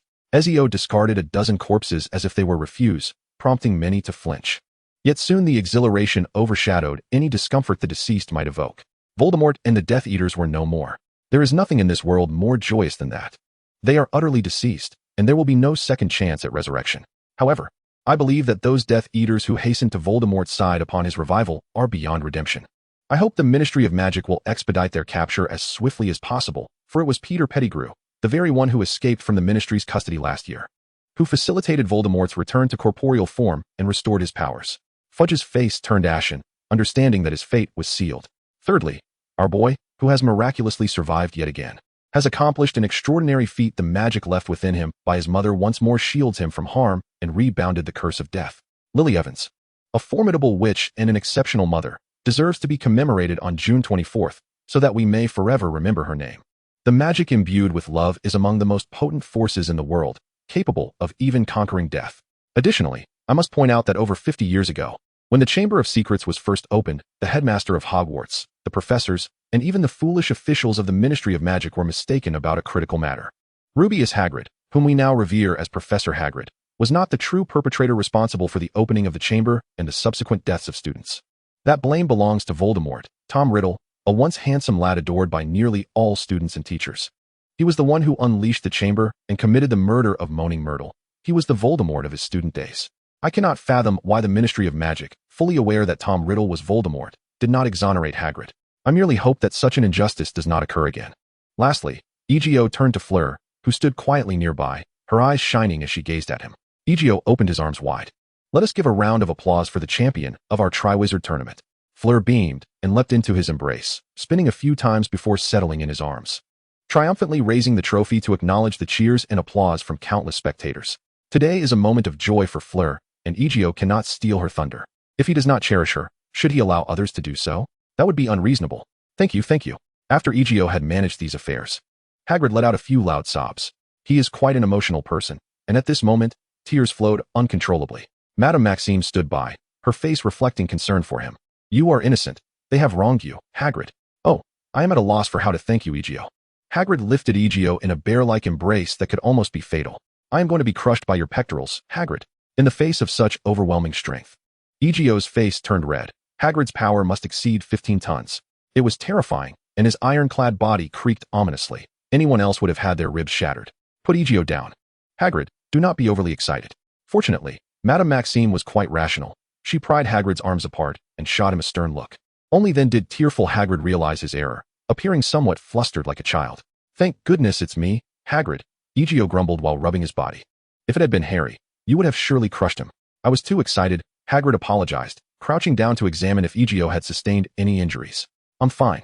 My body is sturdy. However, could you procure some unicorn hair for me? Do not seek the tail hair. Rather, it is the mane that you desire. I have heard that scarves crafted from unicorn hair are exceptionally warm. There is absolutely no issue. I can procure as many as you wish. Hagrid patted his chest and readily agreed, assuring you that he could gather a considerable amount of these materials and would deliver them to you in a few days. Just be cautious not to strip the unicorns bare. They are all delightful creatures. Hagrid nodded with a cheerful demeanor, for he would never harm the unicorns. These little beings were raised under his care, forging a deep bond. Although unicorns tend to favor witches, they do not resist the approach of someone as pure and genuine as Hagrid. The efficiency of the Ministry of Magic's operations tonight was remarkably high, likely due to Dumbledore convening an emergency meeting, which resulted in Fudge being ousted and replaced by the capable Kingsley. This transition also provided an opportunity to cleanse the Ministry of numerous pests, a plan previously orchestrated by Grindelwald, ensuring that everything transpired in an orderly fashion. Orders were swiftly issued and executed. The previously imprisoned Barty Crouch Jr. was taken away, and old Barty was sent to St. Mungo's Hospital for magical maladies and injuries. However, he could never resume his career, as two grave mistakes left him with no chance of redemption, particularly the second incident, which led to Barty Jr.'s departure from Azkaban. Regardless of his wishes, he now faced the same judgment and confinement as Fudge. Such leniency seemed rather excessive. Ezio languidly reclined in a soft armchair, suggesting that the Ministry should reinstate the death penalty. Frankly, Fudge deserved it more than the Death Eaters. Look at the absurdities he previously espoused. A man blinded by power, daring to say whatever came to his mind, even accusing me of lying, insisting I was not speaking of the Dark Lord, and threatening to charge me with murder. I should have annihilated his entire family, Professor Dumbledore. The Wizarding World does have laws. Ezio, we must always adhere to them. Dumbledore spoke calmly, a hint of weariness evident on his face after a long night. We choose to let the law make the judgments, not out of desperation, but out of respect and the belief that it can provide us with a fair and just resolution. However, if the law fails to deliver such justice, we possess our own means of resolution. Is there truly no room for negotiation? Dumbledore glanced at Ezio, his expression unchanged. An ancient Eastern proverb states, if you do not uproot the weeds, they will grow back with the spring breeze. Merely executing Fudge would not suffice, especially since he might only face a sentence of imprisonment in Azkaban. Given his previous actions, the punishment is far too lenient. I will have Gellert's people arrange this matter. Dumbledore nodded. Since Ezio had made his request, it was reasonable to acquiesce. Now, then, should this matter be considered completely resolved? Indeed, it is concluded. Dumbledore exhaled deeply, relieved that Voldemort's affairs had come to a close with a favorable outcome. The guilty had not escaped, and those meant to survive remained unharmed. Although Bertha Jorkin's fate was somewhat regrettable, the conclusion was nonetheless quite satisfactory. Go and relish your final week at Hogwarts, Ezio. Indeed, in just a few days, I shall graduate, and the thought of it stirs a sense of nostalgia within me. However, I am rather eager for the life that lies ahead, which may prove to be even more exhilarating than I have envisioned. A faint smile curled at the corners of Ezio's lips, although several hours had elapsed. His system remained silent, yet the future holds promise. On the following morning, the families and relatives of the warriors who had come to witness the competition departed from Hogwarts. Notably, Aunt Petunia, having fulfilled a childhood wish by witnessing magic at Hogwarts, seemed to harbor a more favorable attitude towards Harry. She lamented her inability to learn such wondrous spells, yet felt exhilaration as Dudley, having successfully shed over 100 pounds, revealed the robust physique he had once cultivated through boxing. The fusion of wizards and muggles is not uncommon. In fact, one might argue that mixed heritage is destined to be the mainstream of the future. Dudley had taken a liking to a girl from Hogwarts, and the two exchanged contact information. The feats once unattainable to her may now be within her child's reach, and Aunt Petunia's resistance to magic dissipated in an instant. Harry, aware of this development, couldn't help but chuckle, yet he found joy in witnessing this transformation. Perhaps this summer would be the most delightful holiday he ever spent at the Dursleys. Following the conclusion of the Triwizard Tournament, the young witches and wizards who had forged friendships during this time gathered to cherish their remaining moments together. The scent of young love wafted through the halls of Hogwarts. Yet no one could predict how many would ultimately find themselves together. Life may unfold in simplicity, but magic imbues it with romance. After all, the essence of magic is fairy tales, tales that can manifest one's desires. Even though such tales may encompass darker narratives, the majority are filled with beauty. Once again, Albus Dumbledore addressed the crowd, declaring, "It is finished." He expressed hope that everyone would bravely confront the challenges that lie ahead, for our lives are riddled with trials. Difficulties serve as stones that forge our will, and we must tread upon them to rise higher. Professor Moody has surely allowed you to experience the satisfaction derived from conquering obstacles this year. Our school has gained a plethora of handsome and beautiful faces, has it not? Laughter resonated through the audience. Morning runs and evening classes were indeed exhausting, yet each individual could feel the transformation in their bodies. A healthy body is the foundation of revolution, and wizards are no exception. I am delighted that over the course of this year, you have formed connections with students from Beauxbatons and Durmstrang. You have cultivated friendships. This was one of the primary intentions of the Triwizard Tournament. In the future, Hogwarts, Beauxbatons, and Durmstrang will strive to elevate this competition into a global event, allowing us to meet wizards from all corners of the world, to experience their magic, and to engage in camaraderie and rivalry. Our future shall shimmer even more splendidly. Let us toast to the sweat we have shed this year. Dumbledore raised his goblet, and before every student appeared an identical chalice filled with champagne-flavored sparkling water. He extended his heartfelt congratulations to this year's victors, Miss Fleur Delacour of Beauxbatons Academy of Magic. Let us anticipate our future, for it is forever worthy of our longing and pursuit. All rose to their feet, lifting their glasses in a distant toast to Dumbledore, and then drank deeply. The grand banquet commenced, marking the final revelry of the term at Hogwarts. The young wizards indulged in joyous abandon, some even dancing in the aisles, laughing and bidding farewell to classmates, aware that for some, this day might be their last meeting. A throng approached Ezio, raising their glasses in a toast with champagne. Though Ezio partook of genuine wine, welcoming all with open arms, resulting in a rare state of mild inebriation by the end of the feast. You shouldn't have consumed so much. At least 200 or 300 people came over. Yet, this feeling is rather delightful. I assent it. Ezio and Fleur found solace on a swing, gently swaying in the evening breeze. But you are a witch, are you not? You possess magic. Ezio playfully tapped Fleur's nose, his slight intoxication far from true drunkenness. What is happening? Fleur inquired, somewhat surprised. Due to an ongoing update. I am uncertain when it will be resolved. Perhaps tomorrow we can ride over on a thestral. Although slender, they fly swiftly and steadily. One named Yu is a dear friend of mine. Do you have a secret you wish to share? Fleur rested her head on Ezio's shoulder, grasping his wandering hand. To be honest, I once believed my future would become tranquil and serene. Yet, I find I do not favor such a notion. There is a saying in gentle lands. Heroes find their graves. I am nearly melted by you, Fleur, yet I must stand firm as a man. Is this what you mean? Fleur shifted slightly, suppressing a burgeoning rebellion within. Not here. However, we could set up a swing in the garden at home. Perhaps it would be exhilarating? You mischievous rogue. Fleur tossed her hair, a rosy hue blooming on her cheeks, her eyes shimmering with a glistening allure. Fawkes, Ezio called softly, for within the bounds of Hogwarts, as long as Fawkes was present, a simple call of his name would summon the Phoenix. Please take us to find the Thestral Yu. By the way, I must depart from Hogwarts now. Perhaps we shall meet again, but do not forget the promise you made to me. Ezio scratched Fawkes' soft belly, opening it filled with a vibrant magical flame, which delighted Fawkes, who nuzzled his face against Ezio's. Fawkes let out a satisfied burp, releasing a small burst of flame, and the next moment, Ezio found himself amidst a herd of Thestrals. Yu, would you kindly take us on your wings? Here are some treats for you. I am leaving Hogwarts. A pile of dragon meat, larger than 2 oxen, was placed by Ezio in the nest of Nightmare. A group of large black horses joyfully approached, but before indulging in their feast, they respectfully brushed past Ezio, nuzzling against his arms and body as a gesture of affection. Seizing the moment, Uwu feasted heartily. Dragon meat is remarkably satiating, and overeating can hinder digestion.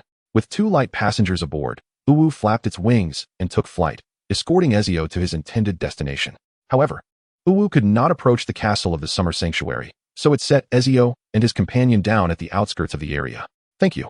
Ezio waved at Uwu, taking Fuyong's hand as they stepped into the lush garden ahead. Swings and such could be conjured effortlessly by a wizard's wand. The moonlight tonight was exquisite, with a grand full moon suspended high amidst the star-studded sky. Here, far from the metropolis, devoid of light pollution, everything showcased nature's most unadorned, yet genuinely splendid visage. Fuyong soared high, swinging vigorously, the full moon serving as her backdrop, as the silver-haired fairy seemed on the verge of ascending to the lunar palace. There is a song you have surely never heard. What? Fuyong gathered her hair, regaining her strength during the intermission. It is a song sung by children, titled Jade Plate. A nursery rhyme? Fuyong looked at Ezio with curiosity. No, this song is a battle hymn, 0.75 speed is the most accurate way to experience it. Ezio drew forth his old wand and struck it vigorously in the air, akin to a drumstick hitting a drumhead. The amplified transformation spell enabled him to conjure an entire band in an instant, as animated puppets clad in majestic armor wielded drumsticks, striking the first heavy beat, while the innocent and pure voice of a child echoed at that moment. The first secret I wish to share is that I am neither English nor Italian, nor from any European nation. My homeland lies beyond here, and my soul does not belong to this world. To you, I may appear as a mixed heritage. Yet my homeland, my country, encompasses 56 ethnic groups. My parents merely fell in love across provinces, which, in Europe, could be considered an international marriage. Oh, jade plate. The jade that falls into the dish signifies my country. Ezio lowered his gaze to Fuyong, noticing the flicker of surprise on her face. No matter where you hail from, you belong to me now, do you not? Having finally gained some momentum, I seek a few votes here. Thank you all. Chapter 125, version update complete. As the child's voice faded, the sound of the war drums concluded with a resounding final note. In the tranquil night breeze, beneath the luminous moon, Ezio inhaled greedily the scent that allowed him to relax fully. You seem to look like a little baby now. Fuyong gently touched Ezio's hair, gazing down at him. Does not being a little baby preclude you from eating? But unfortunately, you have none. Even if there were, I would not share. Fuyong's cheeks flushed slightly as she playfully patted his head. It seems you quite enjoy this. I am but a mere mortal, drawn to the allure of beautiful maidens with ample bosoms and long legs, and by chance, the most exquisite one stands before me. In due course, I shall grant you a taste. Heaven knows how long that shall take. Ezio chuckled softly, taking a gentle bite. He felt a shiver run down his spine. Yet he hesitated, fearing that the little ones might not be satisfied. One is hardly enough for play. I shall not indulge. Perhaps a century hence we may revisit this. I am still but a young girl, albeit one who is far from diminutive. You should cook. It has been ages since I last saw you don an apron. Will you be putting on stockings too? Furong puffed her cheeks, mimicking a little hamster. The moon shines so beautifully tonight, perhaps white silk. Though black silk would enhance your speed, yet I fear you may not withstand it. I am no longer the same as I once was. With a hint of mischief, Furong hopped off the swing, her bare feet treading upon the cobblestone path of the garden, stepping rhythmically toward the castle. She donned an apron and adorned her long, slender legs with stockings of contrasting colors, one black, one white. Does this not fulfill both of your desires? The wand in her hand waved gently, akin to a conductor leading an orchestra. As the kitchen came alive with activity, various ingredients were prepared and chopped, and in no time, a sumptuous midnight feast would grace the table.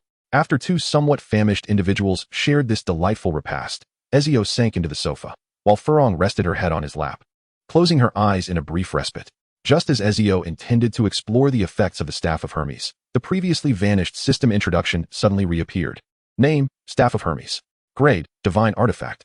Ezio had only fleetingly glimpsed the next moment's future when consuming the fortune elixir, but that was an illusion. More accurately, the elixir greatly intensified his sixth sense, providing insights that eliminated erroneous paths, guiding him toward the correct route amidst countless possibilities, distinct from the sixth sense of the ISU.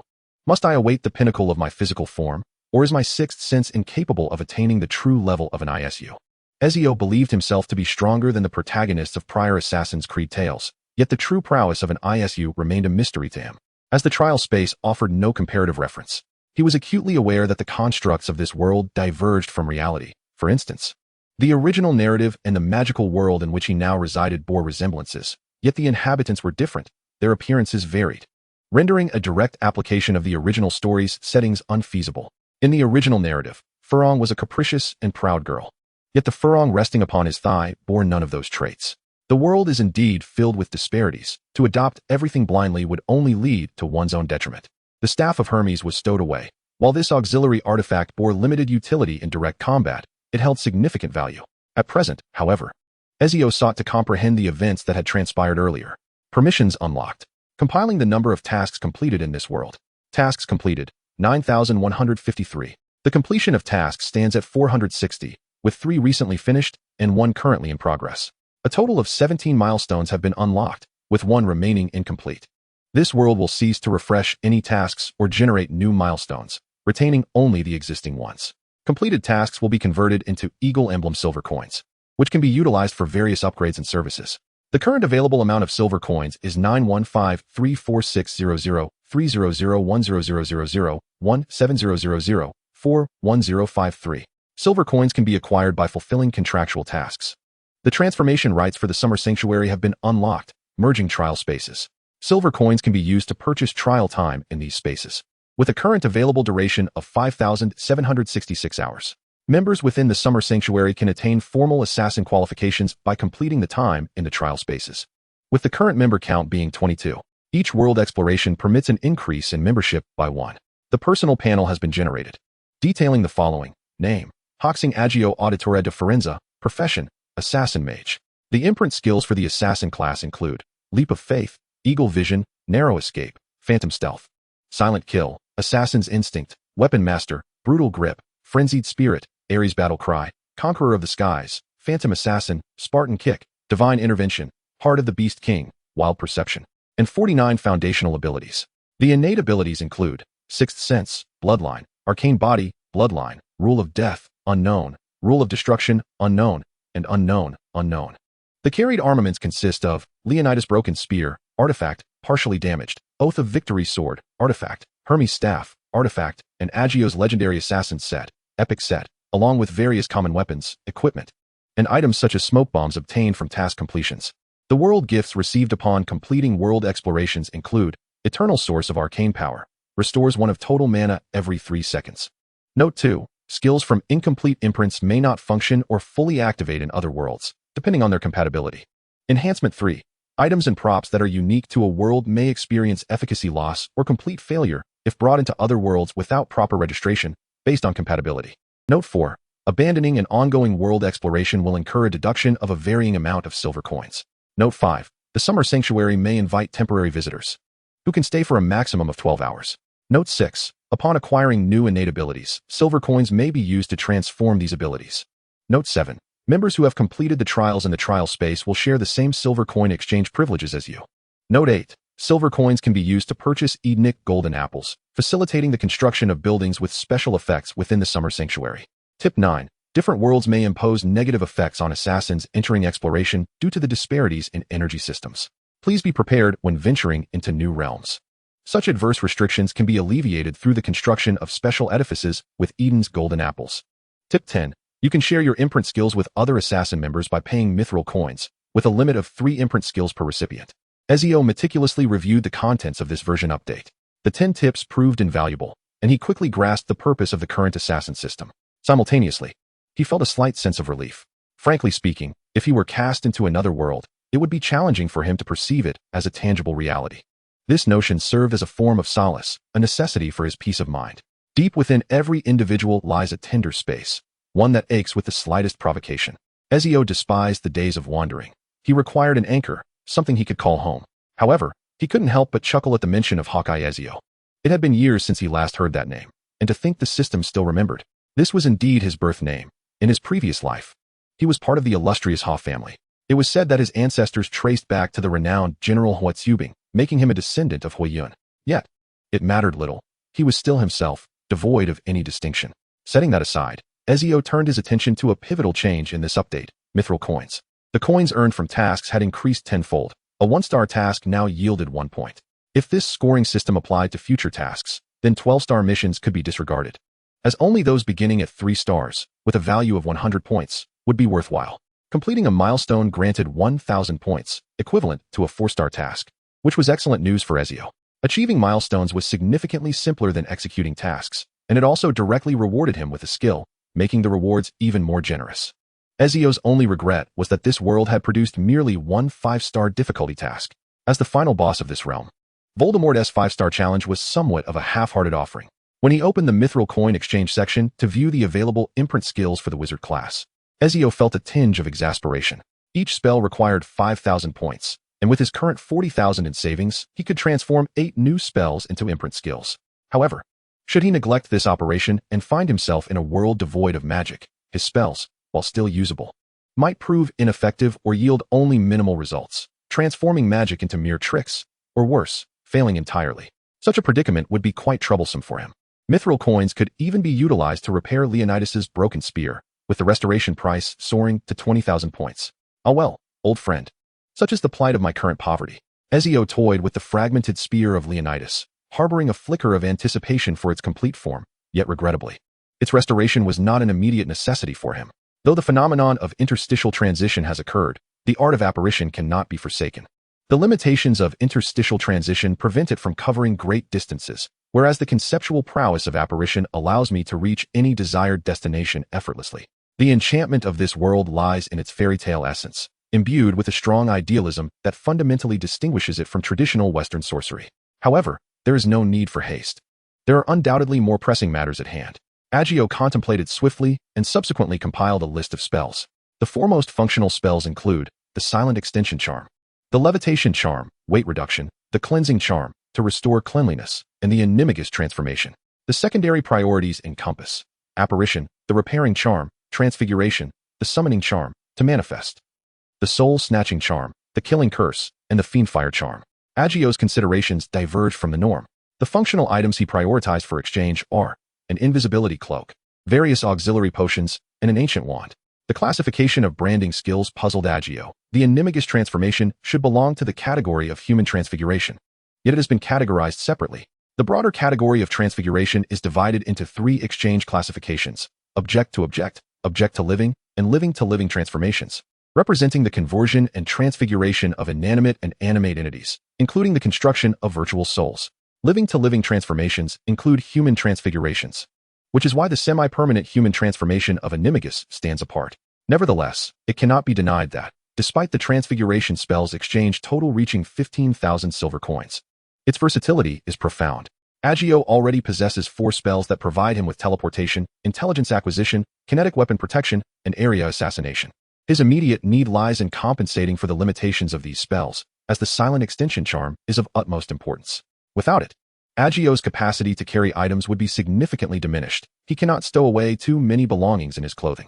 When combined with the Levitation Charm, the weight of his carried items would become virtually limitless. Speaking of the Levitation Charm, this fundamental spell is quite intriguing. It embodies conceptual power. When used as a commonplace spell, if the magical energy is insufficient, it cannot levitate excessively heavy objects.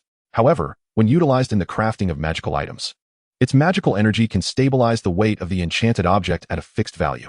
For instance, a fabric bag weighing 50 grams could potentially hold up to 10 tons of heavy items. If one were to fill this bag, its weight would still register as merely 50 grams when weighed. Such spells are numerous in this world, where the influence of idealism is omnipresent. The effect of the disarm spell is to nullify what one perceives as the opponent's weapon. Typically, wizards regard wands as weapons. However, if one perceives an adversary's teeth or robust limbs as threats, the strength of one's magical energy can render the disarm spell potent enough to transform an individual into a toothless entity. It can disarm an enemy on a physical level, yet few wizards can wield such power. If Ezio were to grasp the ancient wand, he would be capable of achieving this feat. The cleansing spell requires no elaboration. It is a remarkable skill for Ezio, enabling him to eliminate evidence with unparalleled ease. No longer does he need to petrify and dismember his foes. He can now effortlessly dispatch corpses into the abyss of the subspace, rendering their existence utterly erased. As for the Animagus Transformation, Ezio finds particular value in one of its unique abilities. Hint 6 reveals to him that, should he acquire certain innate powers, he can utilize mithril coins to transmute them. This notion evokes thoughts reminiscent of super soldier serum injections and radiation mutations. However, within his innate abilities lie 2 bloodline powers, the lineage of Isu and that of the sorcerer. This recalls the question he posed upon first encountering Animagus Transformation. Can one transform into a human? The answer is affirmative. One can metamorphose into another individual whose appearance, save for the face, bears no distinction from one's own, including the very blood coursing through their veins. This outcome is unattainable through mere potions of transformation. If I were to acquire Superman's blood, could I replicate his powers through Animagus Transformation and subsequently transfigure them into my own innate abilities? This audacious hypothesis prompted Ezio to prioritize Animagus Transformation on his list of magical engravings. Venturing into the new world presents myriad unknown risks and challenges, and he must be prepared to confront these perils while also making ready to seize any spoils. To safeguard against unforeseen circumstances, he refrains from exhausting all his mithril coins in one go. After a resolute decision, he completes the magical exchange, watching his points dwindle from 41,053 to 21,053. The value of exchanged items varies, determined by their rarity and potency. For instance, a cloak of invisibility, a creation of formidable magic, demands a steep cost of 5,000 points, while potions are valued based on dosage and effects. 100 points for a 1-hour supply of a complex potion yet 3 drops of truth serum command a staggering 1,000 points. The system employs its own valuation metrics, and Ezio exercises restraint in potion exchanges, spending merely 3,000 points on essential items. Following these necessary transactions, his remaining 21,053 mithril coins dwindle to 13,053. He intends to reserve this remainder, ensuring sufficient points for any unforeseen needs.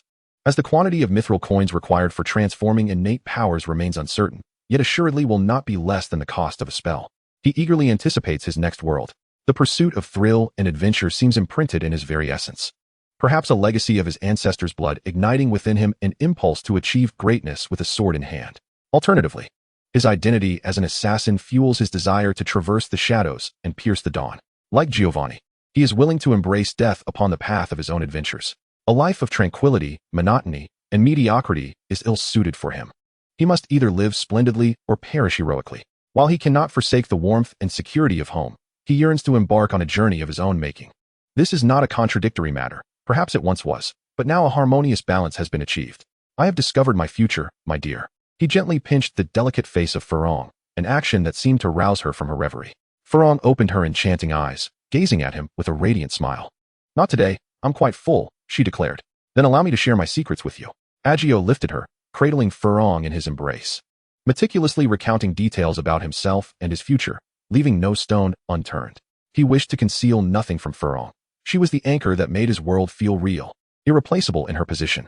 After a considerable time, upon finishing Ezio's revelations, Ferrong, brimming with excitement, planted a kiss on his cheek. Does that mean you will venture into other worlds? And I can accompany you? Indeed, but you must undergo the assassin training in the trial space. Although I could bring you along regardless, it would impose numerous limitations. I'm not particularly interested in adventures, she replied. Isn't that akin to everyone else? The husband works outside, while the wife busies herself at home. We each have our passions and lives, yet we share our joys and troubles together. You no longer resemble a retired elder at home. Seeing you uplifted fills me with joy. But you mustn't perish out there, nor emulate your father. I have several hundred years yet to spend with you. I refuse to become a lamenting widow. Ezio, you mentioned you would never grow old because of this. The staff of Hermes lay nearby, alongside the sword of victory and Leonidas's broken spear. Yes, as long as it remains in my possession, my body remains in its prime. Does that mean your stamina can be infinitely replenished? It can reverse time and gradually restore your condition, correct? In theory, yes, and practically as well. Even if I sustain near-fatal injuries, I can fully recover within just an hour. Upon hearing this, Ferrong's complexion paled slightly. When you go out, you must flirt with girls. There are so many beautiful sisters outside. Could you let them share some of the burden for me? She looked at Ezio with teary eyes. I can't handle such a large card. I have no interest in superficiality, he replied.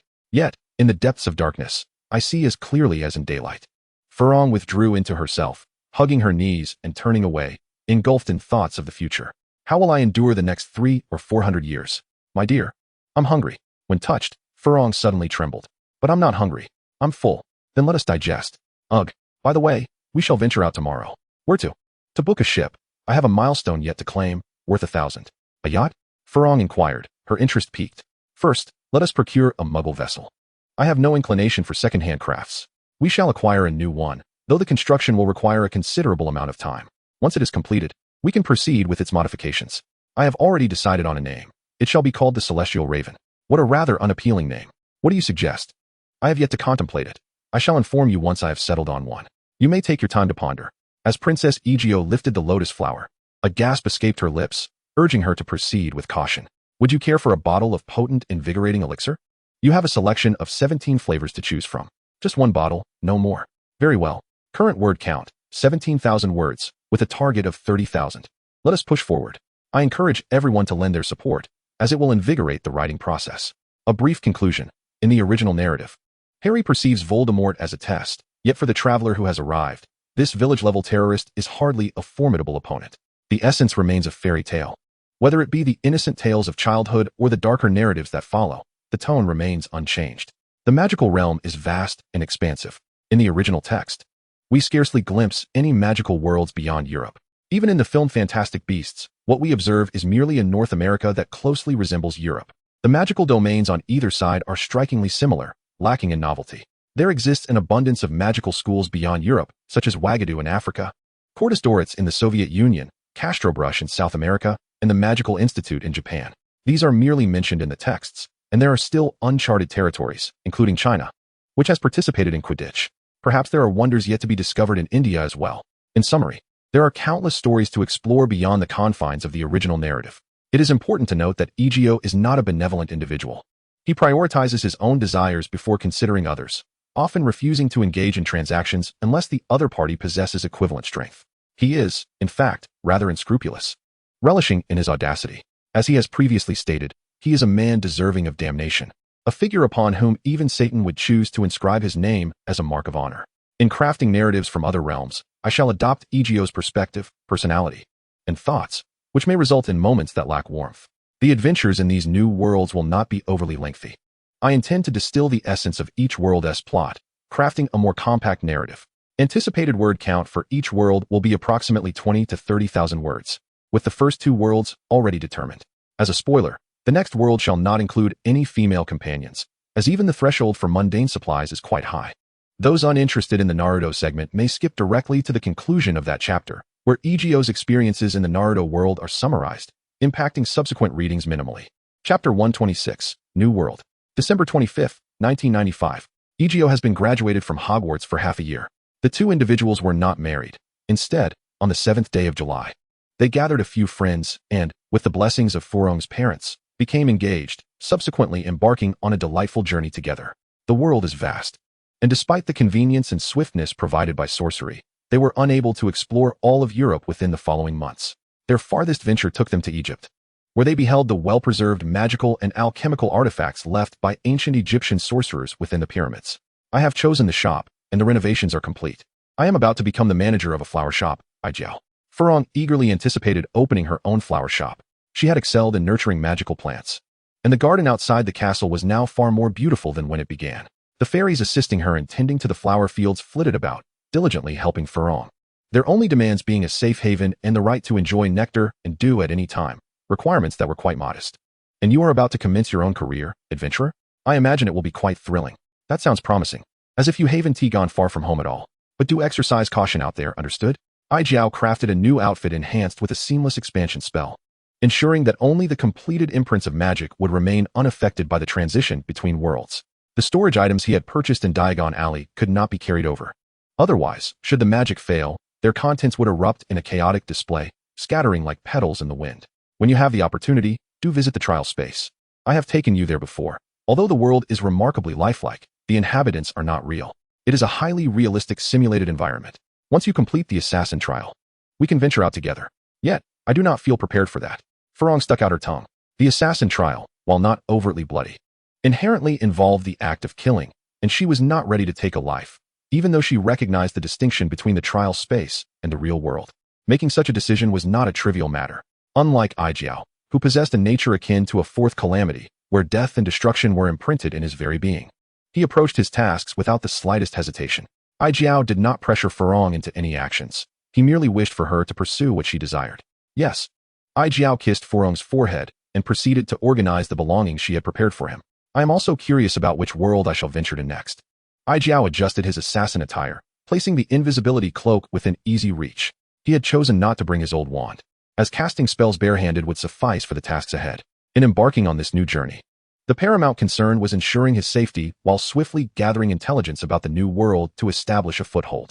Under Furong's watchful gaze, tinged with worry, Ezio's figure vanished from the bedroom as he pushed open a door leading to the new world. A sensation akin to drowning engulfed every corner of his being, as though he were a fish out of water, gasping for fresh air that eluded him despite his open mouth. Yet, his lungs expanded and contracted, and the oxygen levels in his blood surged due to his frantic breaths. Nevertheless, the feeling of suffocation remained unabated. He curled up in agony, sprawled upon the damp earth, slightly moist from the rain. The soft soil was squeezed of its moisture, forcibly compacted into blocks as unyielding as frozen ground. Oh, this fish out of water writhed in torment, not because the atmosphere lacked breathable air. On the contrary, the oxygen content here surpassed that of the world he had previously inhabited. The air crisp and invigorating, infused with the earthy scent of soil mingling with the natural fragrances of grass and flowers, akin to a pristine oxygen oasis. What suffocated him was not a deficiency of oxygen, but rather the realization that he had entered a realm utterly devoid of magic, a world that had not existed in his former reality. As a wizard, his connection to magical energy was not as stringent as that of magical creatures, who could not survive without it. However, Ezio was deeply imbued with magic. His innate talent included a bloodline gift of a magical physique.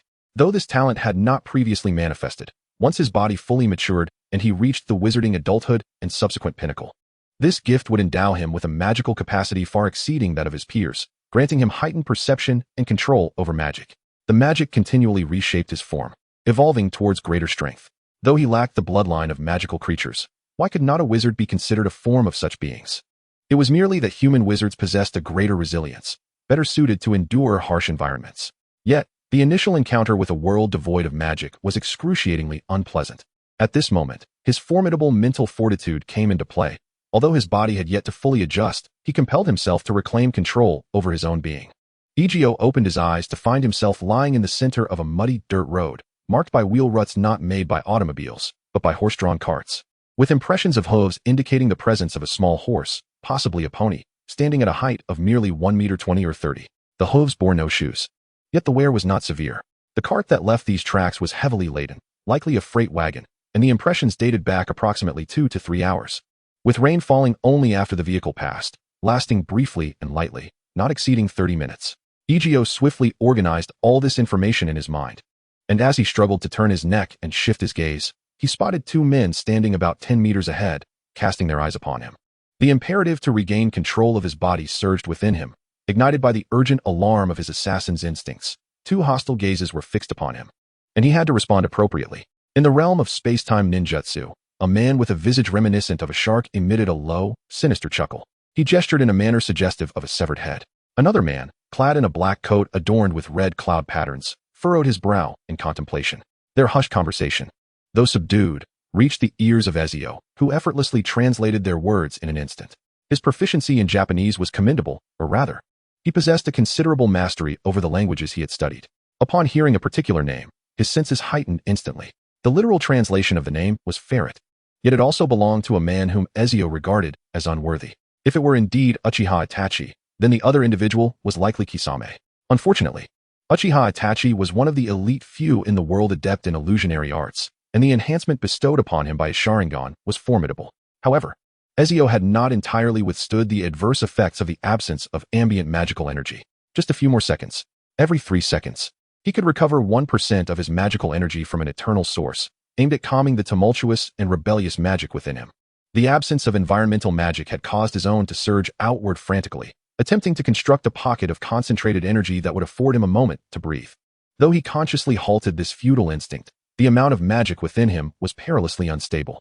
Yet, we must first ascertain his identity. Uchiha Itachi spoke coldly, and Ezio heard his footsteps drawing nearer. In this moment, he found himself incapable of any effective resistance, his body akin to a rusted machine. Despite commands to function being issued, restoration to operational status required time. Ezio chose to close his eyes, recalling at least that he must not meet the gaze of this individual. Oh, Uchiha Itachi grasped Ezio with one hand and pried open his eyelids. There were no swirling patterns of the Mangeki Sharingan, merely a pair of 3 Tomo Sharingan. In the instant their eyes locked, Ezio's pupils constricted to the size of pinpricks, as a potent mental force invaded his mind. Yet, the assassin's long-held focus transformed into a firewall, blocking all prying visions. Itachi's mind-reading techniques could not breach this defense, nor could ordinary illusions. Itachi was slightly taken aback, narrowing his eyes in intrigue at this enigmatic man who had suddenly appeared in his path. A person capable of resisting the illusions of his Sharingan was a rarity in the world. What astonished him further was the absence of chakra emanating from this individual. He was merely relying on his mental strength to fend off the invasion of Itachi's illusions. Nevertheless, it mattered little. The 3 Tomo within his eyes began to rotate, ultimately transforming into a pitch-black shuriken. Since invasion was impossible, he would simply envelop the man's mind directly with Tsukuyami, a kaleidoscopic ocular technique capable of ensnaring an enemy's spirit within an illusory realm. In the world of Tsukuyami, all elements, including time, place, and substance, are under the complete dominion of the caster. The torments inflicted upon the victim within this space are indistinguishable from those experienced in reality. In a moment of disorientation, Ezio found himself in an expansive dark space, where the sky was stained a deep crimson and the ground was a black liquid upon which one could stand firmly, creating gentle ripples. Uchiha Itachi, clad in a black cloak adorned with red clouds, stood before Ezio. Have you extracted my spirit? Or have you transported it to this world of your creation? Ezio slowly rose, his gaze steady as it met Itachi's. This may be the gravest mistake you will ever come to regret. Before Itachi could respond, the black surface beneath them was engulfed by a blinding crimson hue, revealing countless deaths in that moment. Following the detonation of the nuclear bomb in Manhattan, Ezio's tally of slain had surged from 1 million to an astounding 2,700,000. The blood of millions of deceased surged forth like a tumultuous tide, and ethereal white bones rose from the ground, forming a grotesque yet pure monument, while the wailing souls of the fallen spiraled in the dark red sky above. The bones cradled Ezio's form, lifting him toward the heavens. The god of death sat enthroned upon his skeletal seat, gazing down upon the diminutive figure below. The divine might surged like a crimson tide, inundating this realm. A chilling purity of death constituted the barriers of this mental prison. In this metaphysical realm, devoid of any material existence, Ezio, the sole unassailable deity amidst boundless death, reigned supreme. The black shuriken-patterned kaleidoscope within Itachi's eye spun wildly. Yet he had lost his grip on the Tsukuyomi space. An overwhelming force, beyond his resistance, suppressed this domain, amplifying the primal fear of death inscribed within all living beings. The terror of imminent demise rendered him paralyzed, causing 2 streams of blood tears to cascade down his cheeks. I cannot perish yet.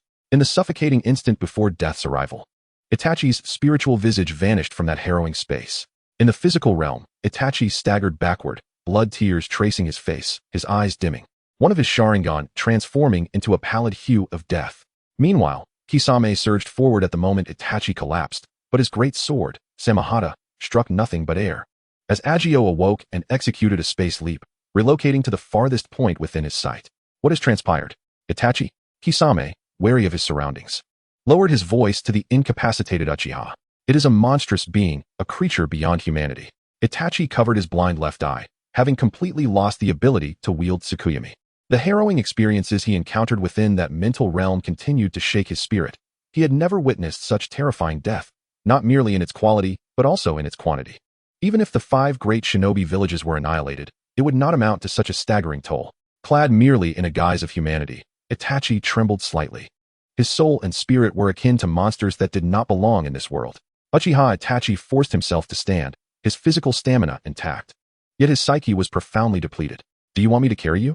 Kisame inquired, his gaze brimming with concern for Itachi, whom he held in great esteem, often addressing him as Mr. Itachi. No need, Uchiha Itachi replied, straightening his posture and wiping the blood tears from his face with his sleeve. I can still walk. Pure death, Itachi murmured inwardly. Even now, he felt an overwhelming sense of powerlessness and fear. Such a phenomenon should not exist in this world. At that moment, the monsters that had fled were filled with trepidation towards the duo they had just encountered. Uchiha Itachi had not been defeated by his opponent, but rather by death itself. In a mere contest of mental prowess, he and Ezio were not vastly different. In fact, due to his Manjiki Sharingan, Itachi even surpassed Ezio in the intensity of mental strength. The barriers constructed by the assassin were formidable, however. They endured immense pressure when faced with the intrusion of the Sharingan's Jinjutsu. Had Uchiha Itachi continued to cast his technique, Ezio might have only been able to endure for another half-minute. His spirit was not infinitely resilient. He too faced moments of exhaustion.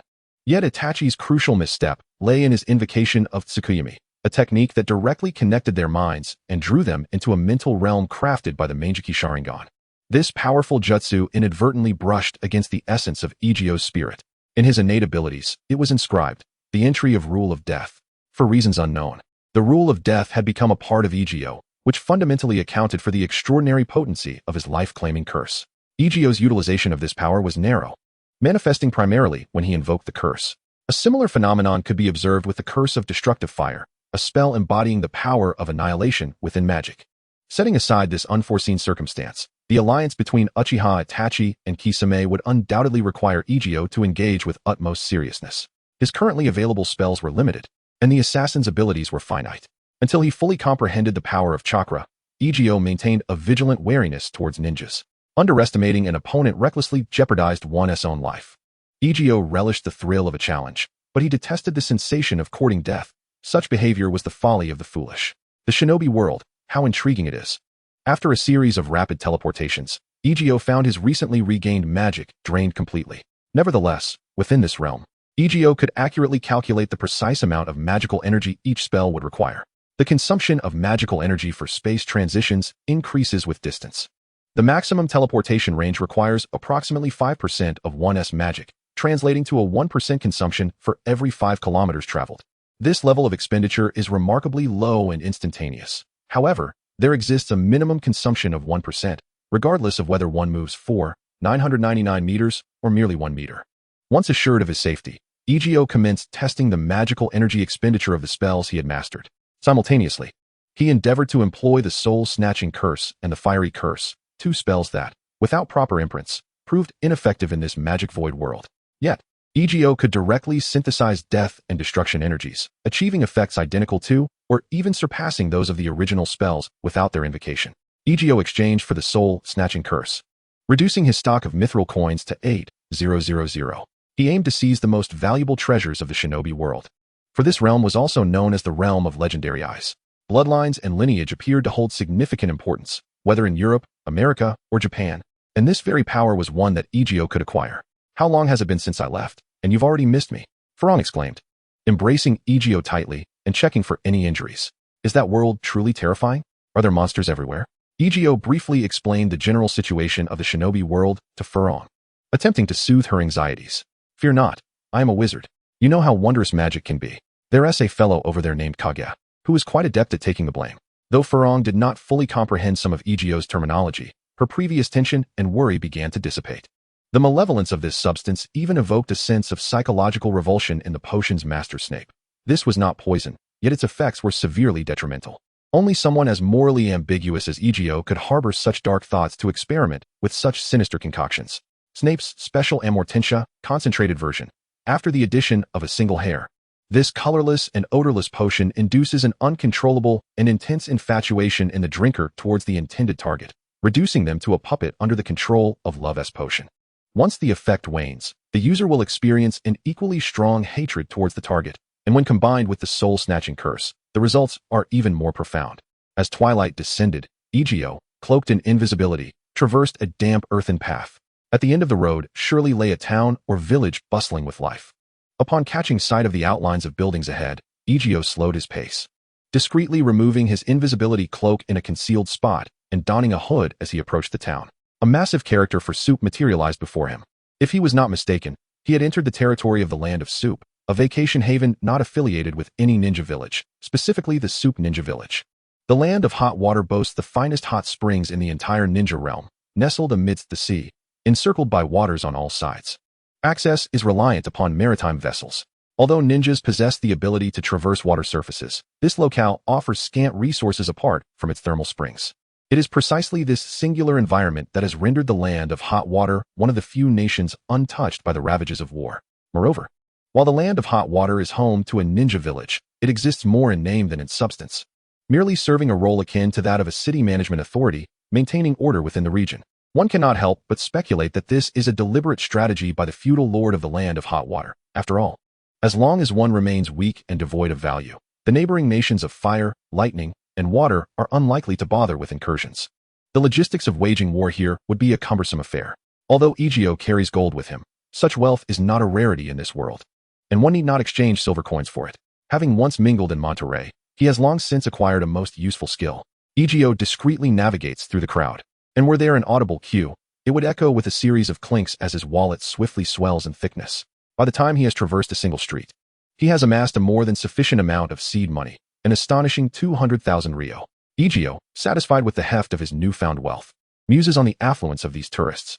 Casually selecting a hot spring inn, he seamlessly integrates himself among the travelers. In the ninja realm, identification is a non-issue. One merely needs to possess wealth to gain entry to such establishments. However, Ezio has little interest in the unique and dubious services offered within the inn. Accustomed to the finest culinary delights, he finds no allure in the remnants of lesser fare, lacking the broad-minded and indiscriminate palate of Jiraiya. As night falls, a shadowy raven slips into the darkness, targeting those lost in sweet dreams to glean information. They are but ordinary individuals, powerless to resist or even perceive the secretive enchantment at play. Drawing upon the knowledge etched in his memory, he meticulously sketches a map, portraying the general landscape of the ninja world. The journey from the Land of Hot Water to the Hidden Leaf Village, combining both sea and land travel, would take a non-ninja in nearly a month. While he has acquired methods for extracting chakra, doubts linger regarding his ability to master them. The physical foundation of the people here is notably robust. If his recollections serve him correctly, individuals in this land possess around 130 trillion cells, an astonishing figure. more than 3 times that of humans in other realms. Although their strength and agility do not visibly reflect such a disparity, it is evident that the chakra coursing through a ninja's body would enable them to wield greater power than he anticipates. Tsunade's formidable strength, capable of collapsing an entire street with a single kick, suggests that her raw power must be at least in the tens of thousands of tons. Yet, this cannot solely be attributed to brute force. Chakra undoubtedly plays a significant role in the transmission and amplification of destructive force, akin to the effects of magic. Nevertheless, her explosive punches must surely possess ton-level impact. Contemplating this, Ezio cannot help but feel a pang of trepidation. He recognizes the necessity of engaging with ninjas directly, preferably in combat, to personally experience the levels of power that can be unleashed through the harmonious interplay of chakra. What reason do I have to relinquish the pursuit of such power? While magic may prove ineffectual in directly enhancing Ezio's physical prowess, the energy known as chakra can effortlessly accomplish this feat as an assassin, yet embodying the essence of a formidable berserker. He revels in the unparalleled exhilaration it brings. With an infinite drive for strength ignited by worthy adversaries, he resolves to commence his endeavors with the weakest of the village ninjas. Before the sun fully ascends, Ezio peers out of the window, dons his hood, and cloaks himself in invisibility, swiftly darting across the rooftops and alleys with silent grace. His soul seems to leave his body momentarily. In an instant, 20% of his magical energy is expended. The consumption of dark magic is notably greater, particularly with ancient spells, which, while not necessarily powerful, certainly lack advancement, though Ezio can still bear the cost. A defenseless ninja, lost in slumber, gradually awakens in the lax environment of the Land of Soup, where even ninjas exhibit little vigilance. Nonchalantly, he dresses and heads toward the village outskirts. After approximately 20 minutes, the breathless ninja comes to a halt, and Ezio watches him with a mixture of disbelief and skepticism regarding his identity as a ninja. However, following their ensuing conversation, Ezio cannot help but smirk wryly. This individual has claimed to be a ninja for 8 years, attaining the status of a chunin through mere tenure. Yet the most authentic ninja feat he has achieved was overcoming a drunken robber, who, at the time, still wielded a knife. This encounter being the greatest challenge he has faced.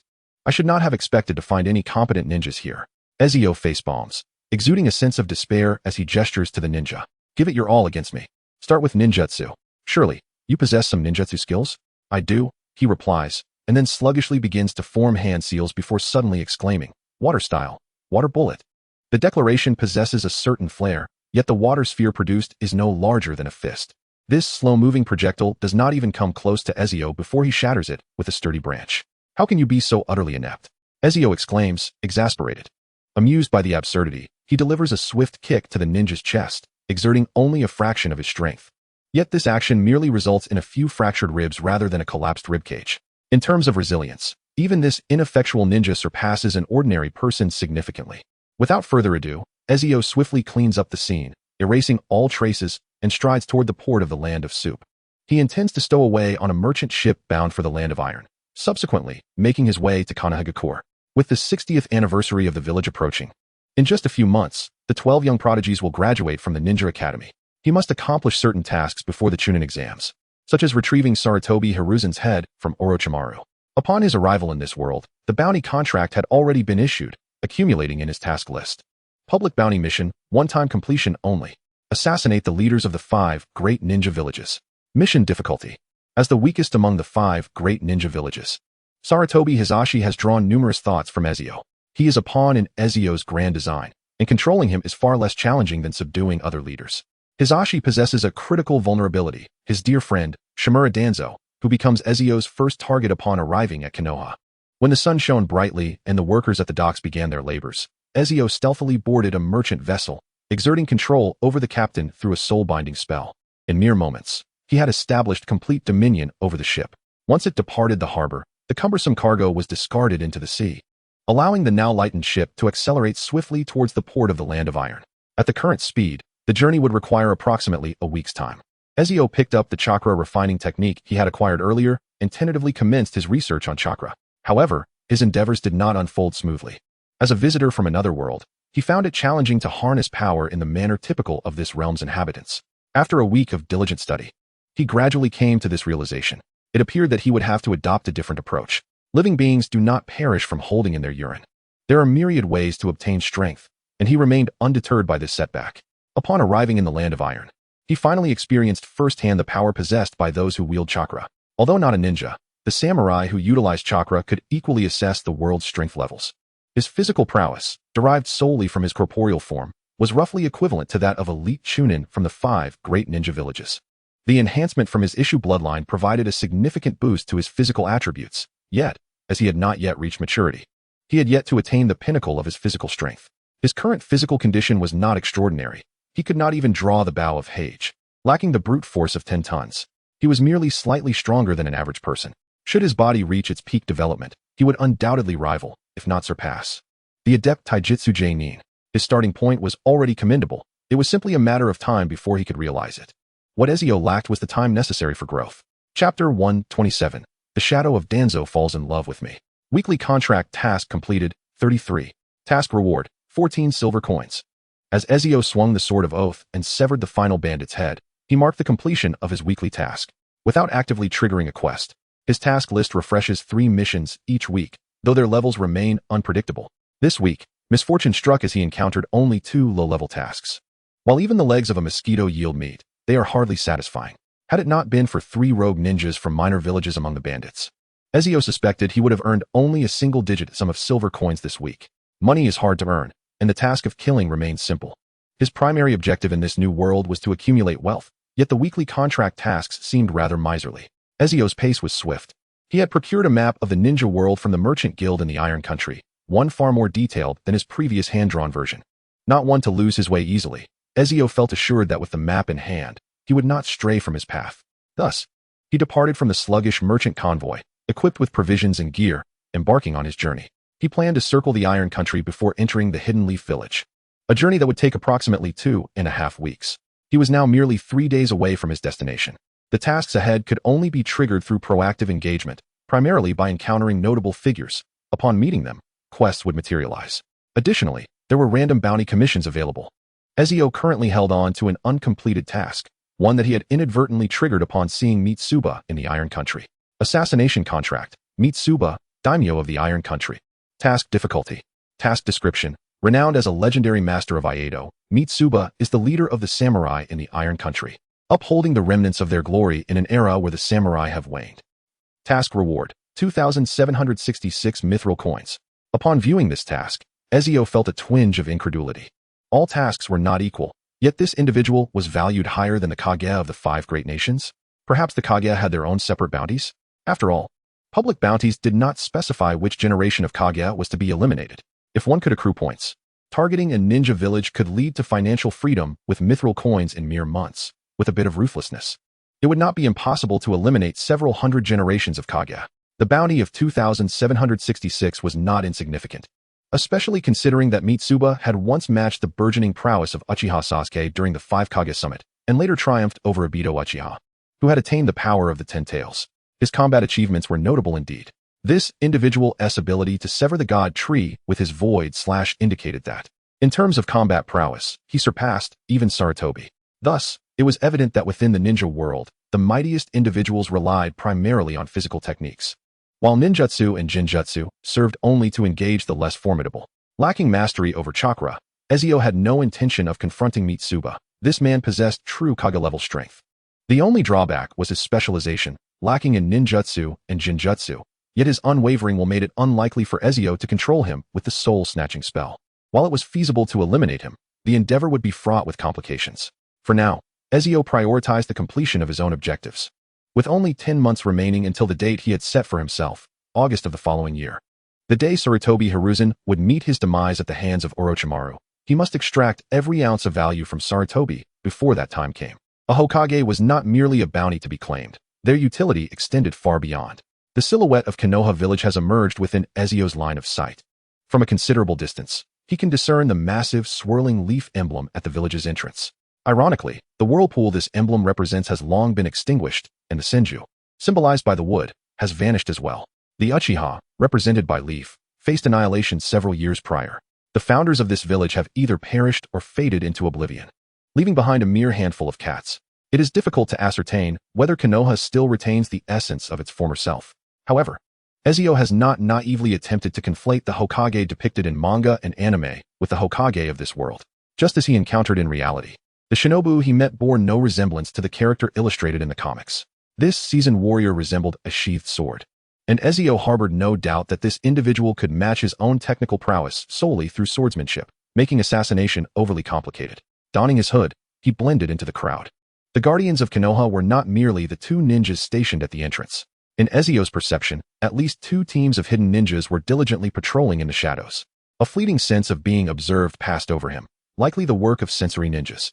However, lacking chakra and dressed as an assassin, his presence was significantly diminished. He navigated seamlessly into this vast village concealed within the forest. Konoha Village is home to no fewer than 500,000 residents. Describing it merely as a village feels somewhat inadequate. Its scale is akin to that of a small county town, surpassing the size of the first stop in the ninja world, Tinin Village, by more than tenfold. Upon entering the main thoroughfare of Konoha, a retro sense of prosperity enveloped him. Shops and eateries abounded, with merchants and travelers arriving incessantly, creating a lively and bustling atmosphere. Ezio casually sought refuge in an inn before setting out to scout Konoha. The synchronization point of this location lies atop the prominent Hokage Rock. To be honest, attempting to ascend to the heads of past Hokage during daylight for map synchronization poses quite the challenge. Most importantly, Neil could not accompany him, as Ezio had refrained from spending money to bring Neil here in the guise of a pet. He had lost the advantage of having an aerial view, but there was no cause for concern. Where assassins reside, eagles often circle above, as if embodying a conceptual notion. Recruiting an eagle temporarily to serve as his eyes was not a daunting task, though it lacked the seamless connection he shared with Neil. Neil was family, but at present, he was likely occupied caring for his wife. During Ezio's earlier world tour, he had arranged a marriage for Neil, pairing him with 3 different colored brides, nearly exhausting him in the process. Although the Uchiha clan had perished years ago, others within Konoha have assumed the patrolling responsibilities once held by the Uchiha, albeit without the same magnitude. There was no independent security department established. Primarily, it consisted of A and BU ninjas, undoubtedly infiltrated by individuals of various backgrounds. After a cautious exploration, Ezio marked over 170 members of the Umbu, each adorned with animal masks, within the village of Konoha. A few temporarily recruited hawks took turns soaring high above, keeping watch over this group on Ezio's behalf. However, these hawks could only partially comprehend his commands, rendering their surveillance far less effective than Neil's. As midnight approached, the once bustling Konoha began to quiet down. Although there was no curfew, the village's nightlife could only be described as mediocre. A few scattered taverns remained open while most shops had closed for the night. The streets were nearly deserted, with only a handful of silhouettes wandering about. Some so weary they succumbed to sleep right there on the pavement, embodying the essence of a tired office worker's routine. At 9:15, the Umbu members changed shifts. Regrettably, Ezio had not located an owl, the only nocturnal bird adept at navigating the darkened sky. Thus, he donned his invisibility cloak and stealthily perched upon a rooftop to keep watch personally. Distinguishing between members of the Umbu and those of Root required time, primarily observing their destinations after the shift change. Within the village, their vigilance was considerably lower than during missions. These were mere daily routines. As Konoha had enjoyed a long period of peace, and the ninjas were less tense than in wartime. As he surveilled, Ezio moved silently, akin to a specter, scaling the Hokage Rock with ease. The mere dozens of meters of cliff presented no challenge to him. Treading upon the nose of Hashirama Senju, Ezio leaped to the pinnacle, where he could behold the entirety of Konoha. He unleashed his dark crows, creatures born from the deity of guardianship, capable of partially substituting for Neil, though only to a limited extent. Map synchronization complete. New map of Konoha Village unlocked. The entire holographic representation of Konoha was now in his grasp, with every notable building marked, revealing the residences of the ninja clans and the entrances to Root in their entirety. Like a phantom, he spread his arms and leapt from the heights of Hokage Rock, landing soundlessly, barely disturbing the air. With a gentle touch of his toes, he propelled himself forward, sprinting across the rooftops ahead. However, the absence of chakra presented an advantage. Even sensory ninjas could not detect his presence. While every civilian in the ninja world possessed a trace of chakra, the amount was so minuscule that it rendered them incapable of becoming ninjas. Nonetheless, sensory ninjas could still sense their existence. The defenses at the entrance to Root were unlikely to be any less formidable than those at Konoha's main gate, where sensory ninjas were undoubtedly present. Ezio's sole concern was whether among the guards was a member of the Hyuga clan. Some members of the branch family had been absorbed into Root, and the notoriety and audacity of this individual were well known among every ninja in Konoha. Yet, who could blame him? He had grown up alongside the Hokage, their relationship a complicated intertwining of camaraderie and rivalry, each bearing the other's burdens without disdain. The worst-case scenario did not transpire. It remains uncertain whether the Byakugan was unable to perceive the cloaked Ezio, or if there were simply no members of the Hyuga clan present to surveil him. Stealthily trailing the ninja ahead, Ezio felt no gaze directed towards him. Yet, even if the direst situation had arisen, he had a contingency plan in the form of the flashing man Leonidas' broken spear lay outside the village of Konoha, its instantaneous teleportation surpassing that of the Shadow Clone and space-time ninjutsu. Once bound to Ezio, its transport capabilities could function across vast distances, with the only limitation being its inability to traverse between worlds. Moreover, its usage incurred no adverse effects, though the energy contained within diminished with each use, rendering it a consumable with a finite number of applications until it was restored. The sense had been masked, footfalls inaudible, and his figure entirely concealed.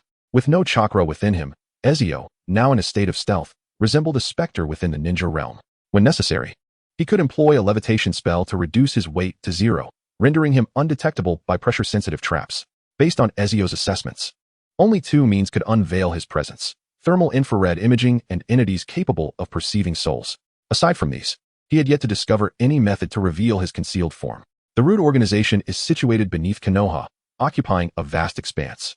After descending nearly 3 stories down the passage, he followed the root member into the true core of the organization, which was divided into several layers. The first layer served as a gathering space for root members to rest and receive mission directives, boasting an immense area of approximately 2,000 to 3,000 square meters. The layer beneath it functioned as a training zone, where Ezio observed numerous adolescents diligently practicing late into the night. Most of them were war orphans or children rendered orphaned, indoctrinated and trained from a young age to become pawns for Danzo in the future. They were taught to discard their emotions, with their sole purpose in life being to serve Lord Danzo, sacrificing everything, including their very lives. Ezio remained unfazed by this. Lacking Hermione's overflowing compassion, he had no intention of rescuing those who bore no relation to him, unless they possessed something of value to him. In the third layer of the root, the core area, Ezio witnessed many industrious ninjas engaged in various studies, predominantly focused on forbidden techniques, though some were involved in human experimentation. This layer was the smallest, roughly half the size of the 2 above it. Danzo's office was likely located here, and after stealthily waiting for over an hour, Ezio recognized his opportunity when he observed a weary researcher setting aside their work to rest on a nearby chair. A bottle of slumber potion was retrieved by him, and for the sake of convenience, Ezio equipped the vial with a spray nozzle. As the individual succumbed to drowsiness, Ezio deftly pressed the sprayer above his head, releasing a fine mist that gently enveloped the air. Though the coma jinx would have proven more effective, Ezio, constrained by his modest finances, opted for the more affordable sleep potion, which could be procured for a mere 130 silver coins for a 10-milliliter vial, allowing for at least a dozen uses if rationed wisely. In mere seconds, the man slipped into a shallow slumber, and a dark raven silently appeared, swiftly penetrating his body. Moments later, Ezio acquired the information he sought. It appeared that Danzo's office was not located on the deepest 3rd floor, but rather on the 2nd. This individual had previously conducted human experiments alongside Orochimaru and had reported his research findings in Danzo's office. The light sleep concluded as the raven departed from his body. Having just endured a fleeting nightmare, he rubbed his eyes, displaying a somewhat listless expression, likely realizing the precariousness of his current state, prompting him to cease his research for the day. Ezio retraced his steps to the 2nd floor, where the children who had been training were now absent. He arrived at the entrance to Danzo's office, situated in an attic on the 2nd floor, with access points on both the 1st and 2nd floors. Danzo spent 18 hours a day in this space, either presiding over Root's operations or plotting various schemes. Ezio patiently concealed himself, awaiting the moment when Danzo would emerge or someone would enter. Around midnight, a Root ninja donned in an animal mask knocked on the door. Like a specter, Ezio slipped in behind him, merging into the modest office filled with shelves brimming with scrolls. Danzo sat behind a desk, perusing the intelligence documents presented by the ninja. The atmosphere in the office was stifling. The Root ninja delivering the documents remained silent, and Danzo did not utter a word. It was no surprise that such an individual would possess a darkly twisted character. Anyone lingering in such an environment for too long would inevitably develop some degree of aberration. After approximately 10 minutes, Danzo, having finished reading the intelligence, handed over a small scroll inscribed with his orders. The Root ninja departed silently, leaving the office. The moment had arrived. Ezio's fingers delicately emerged from the cloak, and an invisible incantation was surreptitiously cast. The soul departed from the body. Danzo's eyes momentarily glazed over, and in that instant, a figure lunged toward him, prying open his mouth to pour a dose of potion inside. Snape's special seduction potion, concentrated version. 1 milliliter can suffice as if it were 15, exhibiting a potency that compels any individual imbibing this concoction to develop an irresistible infatuation for a particular target. This is not mere mental manipulation. Its efficacy surpasses that of any form of mental control. Originally, Danzo, who had begun to resist the effects of the soul-stealing curse, fell silent, casting a repugnant gaze at Ezio, one that sent shivers down Ezio's spine. Yet, under the dual influence of the potion and the soul-stealing spell, Danzo refrained from any overtly excessive actions, resembling a decayed feline yearning for affection from its master with a sticky, beseeching stare. Though this method was both vile and nauseating, its effectiveness was remarkable. Goodness, the first scene upon entering the ninja realm is Danzo falling in love with me. I sent it? Ezio rubbed his arms, attempting to quell the goosebumps that erupted across his skin. He removed all of his Sharingan, lifted the four-symbol seal, and eliminated any threats that loomed over him. Ezio spoke with a calm demeanor, while Danzo, at that moment, was more sycophantic than the most devoted admirer. The love potion was beyond the resistance of one who had never tasted the sweetness of love. Its malevolence rivaled that of the soul-stealing curse, perhaps even surpassing it. When these two forces combined, their effectiveness was sufficient to transform a man filled with ambition and dark visions into a quintessential romantic. Love is indeed the most toxic poison in the world, yet it is also the sweetest nectar. Danzo's act of digging into his eye socket was rather repulsive. With a few sickening squelches, he extracted a total of 11 eyes from his right eye socket, one of which belonged to Uchiha Shursui, the eye of Kotoeme Tsukumi. The Legend of the Eyes. Ezio observed as Danzo meticulously arranged the 11 eyes, presenting them to him as if offering a treasure, his emotions a swirl of complexity. Thankfully, I am swift enough to prevent this old geezer from employing his Anaji. The ability to alter reality through ocular techniques is utterly sinister. To activate his Anaji, one must form the seals of the rabbit, boar, and sheep. Although Danzo possessed Sharingan and could manipulate them with his Hashirama cells, he was not a true Uchiha. His mastery of the Sharingan was inferior to Kakashi's, who frequently utilized it in battle, while Danzo refrained from revealing his own. He had practiced its use within the root, but merely regarded the Sharingan as a tool for survival, adopting a mindset of merely needing to know how to use it, as he could not truly employ it against foes. Thus, becoming proficient was deemed unnecessary. Assign me an identity within the root. Designated as a covert assassin trained from a young age for assassination, codename, Star. Henceforth, communicate with me minimally, nodding or shaking your head will suffice. Danzo nodded obediently and sincerely. Next, I require you to locate a man named Jigen, a former monk whose current status is unknown. Find him and report back to me. Simultaneously, prepare a scroll of Konoha's ninja techniques for me, including the sealing techniques of the Uzumaki clan, chakra refinement methods, and elixirs for physical training, to be discreetly delivered to my chamber. During this period, refrain from meeting your old acquaintances, and you are forbidden from disclosing any information concerning me. Understood? The duration of the potion is approximately 10 days. However, Ezio intends to visit every week to replenish the charm and reinforce its potency. The expense for this elixir is substantial. The vial just consumed by Danzo alone was valued at 200 silver coins. If Ezio does not acquire some additional income, his savings will barely suffice until the Chunin exams. Upon encountering Danzo, his mission was updated. Assassination contract. Konoha Root Leader Shimura Danzo. Mission difficulty. Mission reward, 3,020 silver coins. Danzo consumes 800 silver coins monthly, which means Ezio's own wealth will only last for less than 4 months. Nonetheless, Danzo serves as a valuable pawn for Ezio, as he is discreet enough to vanish from sight for 6 months to a year without detection. In contrast, controlling Sarutobi Hiruzen would present a far greater risk of exposure. Magic is not infallible. The effects of the charm possess significant flaws. It is difficult for people to imagine that an elderly Sarutobi Hiruzen would exhibit the tender gaze reminiscent of youthful affection. This individual was ambushed by Kaguya, kicked to serve as sustenance for the 10 tails, and narrowly escaped after losing half his body, attaching himself to a monk named Jigen. For a millennium, he has labored to restore his physical form while manipulating Jigen to amass his strength. Now, while his influence has yet to fully solidify, addressing him now would be far easier than decades later. Finding his trail is quite feasible. After all, the Otsutsuki clan tends to disregard the natives of the ninja world. While he may conduct himself discreetly before accumulating power, it is improbable that he would deliberately conceal his whereabouts. With diligence, one can always uncover the truth. Should he remain elusive, Ezio may resort to stirring chaos among the 5 great ninja villages, creating a conducive environment for the Akatsuki organization to operate. The goal would be to swiftly gather the 9-tailed beasts, summon the 10 tails, and resurrect Kaguya Otsutsuki. At that juncture, it would be an opportunity to ascertain whether his blade is sharper than Kaguya's vitality. Even if he cannot slay her, acquiring biological samples would suffice. If this plan were to falter due to his interference, then the next course of action would be to detonate the artificial moon within the ninja world. Its size is not as outrageous as one might imagine. It merely appears vast due to its proximity. After all, A chakra cannon could reach it, as it is merely an oversized artificial satellite, not a minuscule object with a ludicrous diameter of only 1,600 meters. As Ezio departed from the route, the moon hung high in the sky. How perfectly round it is. Nothing warms the heart quite like a round, white gift, except perhaps a pair of them. Still no trace of that fellow Zetsu? The orange-haired Pain inquired of the nearby Zetsu, who resembled a carnivorous plant. White Zetsu pervades the entire ninja world. Although his combat prowess is lacking, his stealth and intelligence-gathering abilities are unparalleled. No, such a creature surely does not exist. It is unfathomable that such a terrifying monster could be real. The mere thought of it sends chills down my spine.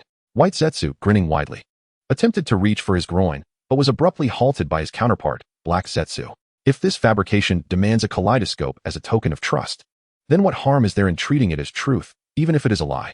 Are you suggesting we extend an invitation to this entity?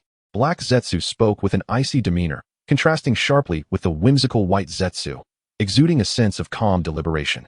If he cannot be of use to us, then we shall obliterate him. Pain, the embodiment of the Deva path, stated coldly, his form, a reanimated vessel of Yahiko, bore a lack of human expressions. However, this did not apply in all circumstances. In non-abstract moments, Pain appeared quite normal. His existence could potentially disrupt our plans. A non-human monstrosity poses a significant threat to both Akatsuki and the shinobi world.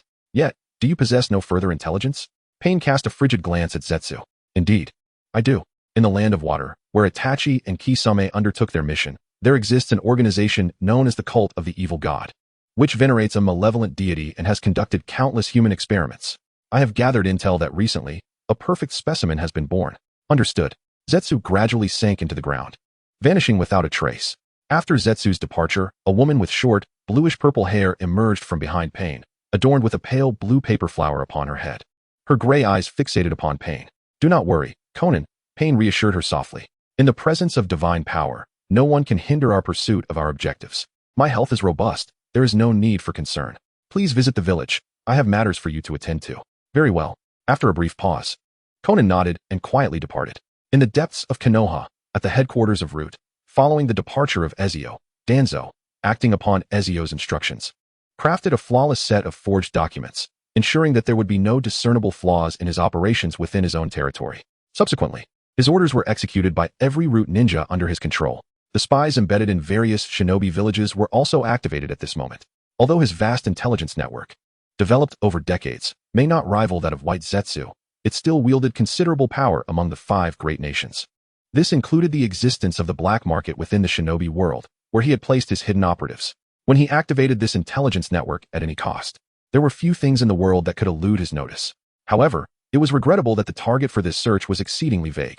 Fortunately, Ezio had subsequently provided some distinguishing characteristics, such as the potential presence of long hair tied in braids at the back of the head, numerical markings beneath the left eye, and a diamond-shaped black pattern on the chin, possibly wearing a white haori. This supplementary information rendered the previously daunting task of searching for a needle in a haystack considerably more manageable. Though presenting the original work to Ezio may not be feasible, reproducing a copy poses no difficulty. Within it, he has included numerous insights unknown to Sarutobi Hiruzen, such as certain clandestine research findings regarding the roots. Likewise, the secret techniques of the Uzumaki clan sealing arts are nearly comprehensively documented. The ninja world is not vast, particularly the continent housing the 5 great nations. Traversing from Konohagakure to the Land of Whirlpools may require a day or two.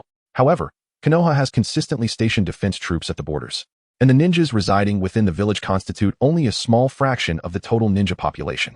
During times of peace, formidable ninjas of renown need not be dispatched to the frontiers. This does not imply a lack of ninjas in those border regions.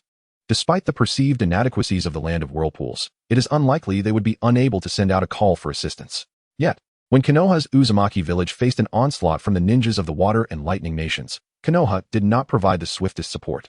Only when the battle was nearing its conclusion did they rush in, driving away the coalition forces, which had also suffered considerable losses, thereby preserving the Uzumaki's sealing techniques. A portion was seized by the Water and Lightning nations, yet most of the essence was retained. With the Uzumaki clan's sealing arts in their possession, the once uncontrollable tailed beasts could now be wielded as instruments of war. This practice strikes Ezio as rather ignoble. He disapproves of betraying allies and then stabbing them in the back. Although he does not consider himself virtuous, he would never engage in such treachery. A person must possess principles. Upon confirming the veracity of this matter, Ezio returned to his previous indifference.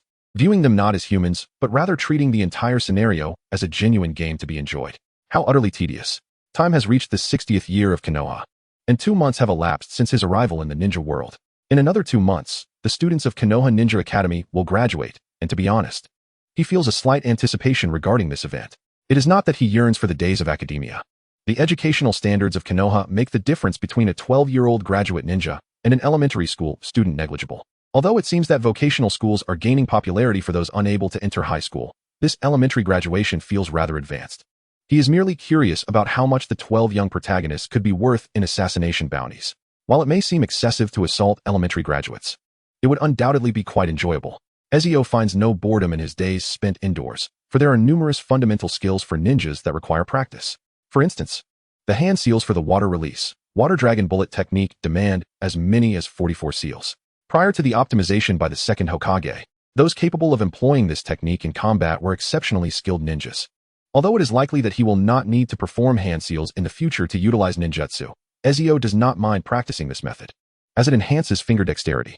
At the very least, he could use it to crack eggs. He is also learning to handle ninja tools such as shuriken, kunai, and senbon. With a foundational knowledge of throwing knives, he will soon master these skills.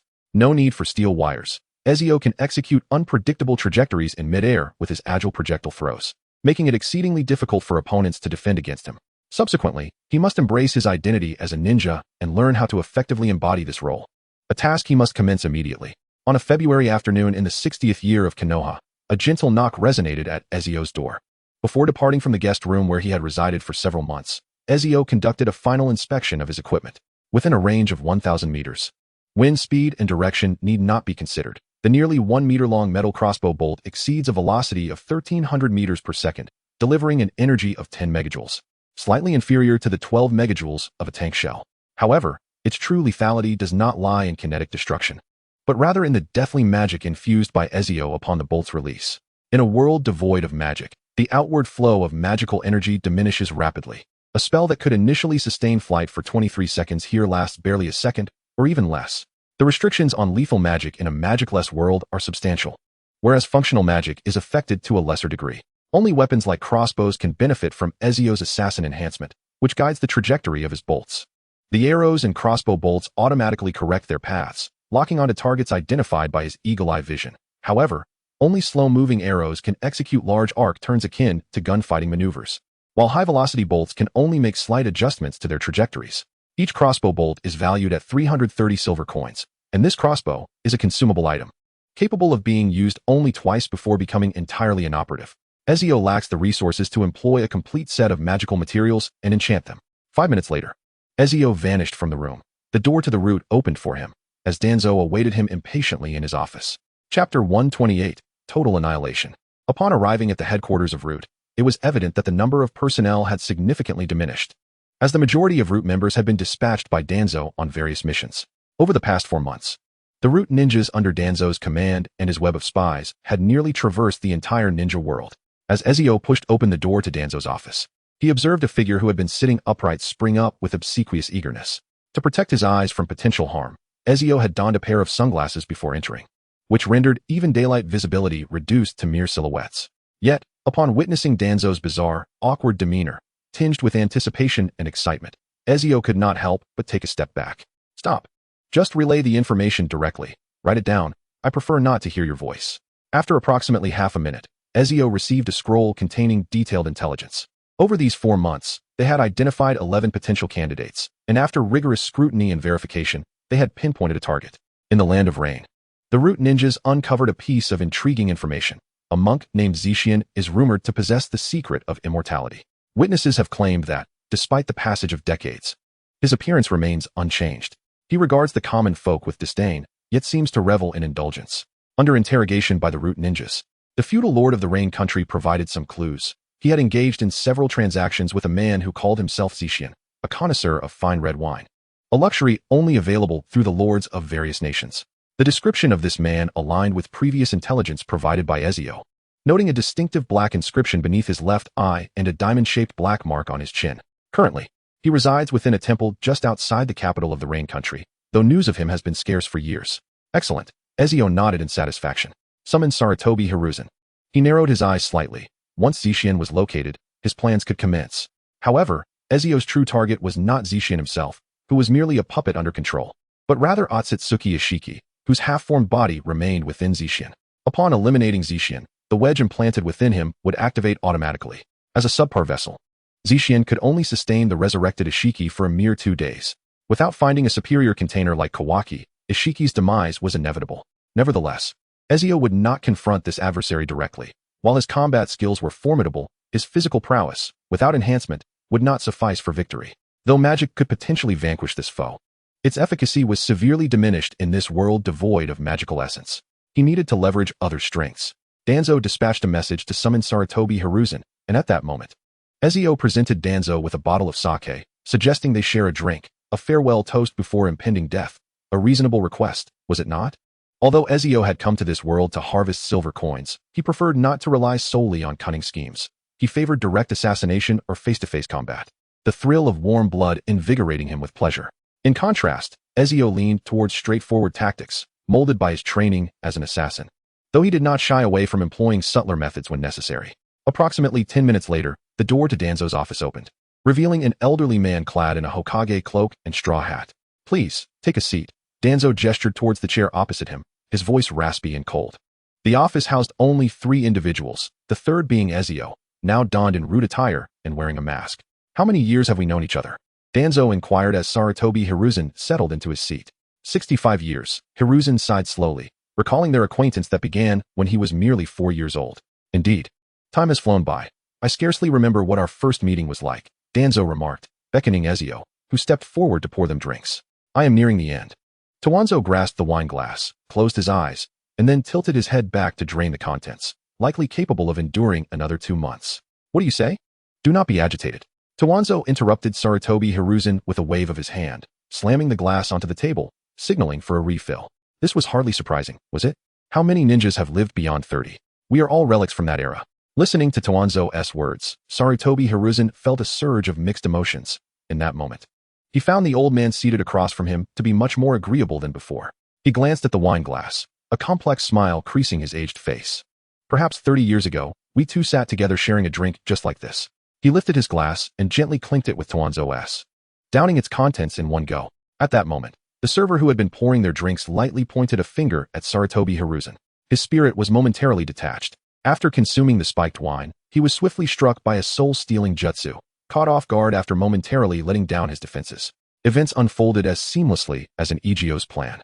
"You may now rekindle your former friendship and strive together for a common goal." Egio tossed a vial of potion to Sarutobi Hiruzen, urging him to drink it. The potion was not potent enough to last long, merely a few hours at most. They needed to replenish the dosage immediately. After consuming the specially concocted potion, Sarutobi Hiruzen had no desire to behold Egio's smoldering gaze as he turned away. Even so, he felt a chill run down his spine, a primal urge to flee taking hold. This was unsettling beyond measure. Disgusting as it was, the effect was undeniably effective, yet Egio had no intention of using it again. He would rather engage in a brawl with Might Guy than endure the gaze of these two. Approximately 15 minutes later, Sarutobi Hiruzen departed from the roots. Lowering his Hokage hat, orders were swiftly issued, and beneath the calm surface of Konoha, undercurrents began to stir. The Sarutobi clan was not a minor lineage in the ninja world, despite many in the Third Hokage's era disparaging them due to a personal disdain for Sarutobi Hiruzen. It was undeniable that upon learning of the Sarutobi clan's impending integration into Konoha, Uchiha Madara displayed a flicker of astonished confusion. This must be a deception, surely? Such was Madara's reaction upon hearing this news from Shinju Hashirama. However, it could not be denied that during Sarutobi Hiruzen's tenure as Hokage, he had voraciously consumed the Uchiha legacy, leaving them decimated, to the extent that after Sasuke's marriage, Sakura still had to repay the mortgage.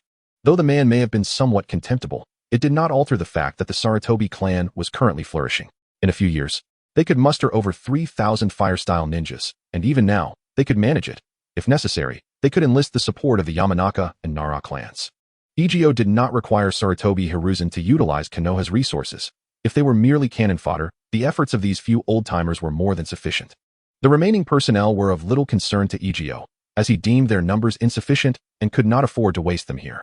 During his months in Konoha, although he had not ventured outside, he had at least witnessed the fervent and spirited Might Guy, who was passionately exercising each morning. The bounty on this individual was quite intriguing. Assassination contract, the Azure Beast of Konoha, Might Guy, 7 Gates. Mission difficulty. Mission description: the proud azure beast of Konoha. A formidable martial arts ninja mastering the 8 gates, with the fiery essence of youth burning infinitely within him, yet he has yet to reach his peak strength. Mission reward: 597 secret silver coins. Ezio had no doubt that if Might Guy could unleash all 8 gates and step into the realm of super shadows, the difficulty of his assassination would escalate, with the base bounty exceeding 10,000 secret silver coins. He pondered whether the reanimated corpses summoned through the impure world reincarnation counted as bounty targets. If so, it would be another lucrative opportunity. Ezio's thoughts turned a tad greedy, though he did not harbor excessive hope. However, there were numerous shadow-level figures in the ninja world. Even if only 3,000 or 4,000 were eliminated, it could still yield a substantial reward. One must fatten the pig before slaughtering. Thus, the bounty could not be claimed too early. Maximizing profit was Ezio's pursuit. A transaction could yield a difference of thousands. Harvesting too soon would lead to a significant loss. In critical moments, it would all culminate in a swift, lethal strike. Haste would bear no fruitful outcome. As evening approached, following the Hokage's orders, a ninja force of over 3,000 was assembled. Each member was at least a chunin, comprised of ninjas from the Sarutobi, Nara, Uchiha, and Mito clans, with a portion of Konoha's sealing class drafted as well. However, they would not head directly to the battlefield but instead to the Flame Mountain in the Land of Fire to establish a massive barrier, aiding their combat efforts. The gathering of this unit went unnoticed by the villagers, as no village ninja forces were mobilized. As night fell, Sarutobi Hisashi donned his long-neglected battle attire and, accompanied by 3 childhood friends, led the way toward the Land of Rain. As renowned ninjas, Tsurugi Koharu and Mito Gate and had become somewhat less valuable. Originally only of jonin rank, their prolonged absence from combat and aging bodies rendered them mere targets for bounty, collectively amounting to 338 secret silver coins, making Ezio reluctant to expend his potions on them. After departing from Konoha, the bewildered Tsurugi Koharu and Mito Gate and were instructed by Sarutobi Hisashi to wait in a wooded area. The Hokage has entrusted me with something to deliver to the 2 elders. Ezio, clad in umbu attire, approached them, holding 2 scrolls. What is Sarutobi up to? Tsurugi Koharu furrowed her brow slightly, acting on the trust of an old friend despite the peculiarity of his request. Their long-standing camaraderie instinctively prevented them from questioning further. Perhaps something had transpired. Equally perplexed, Mito Gate and reached out to accept the scrolls handed to him by Ezio. As they prepared to unveil the mystery, 2 glistening daggers emerged, effortlessly piercing their throats.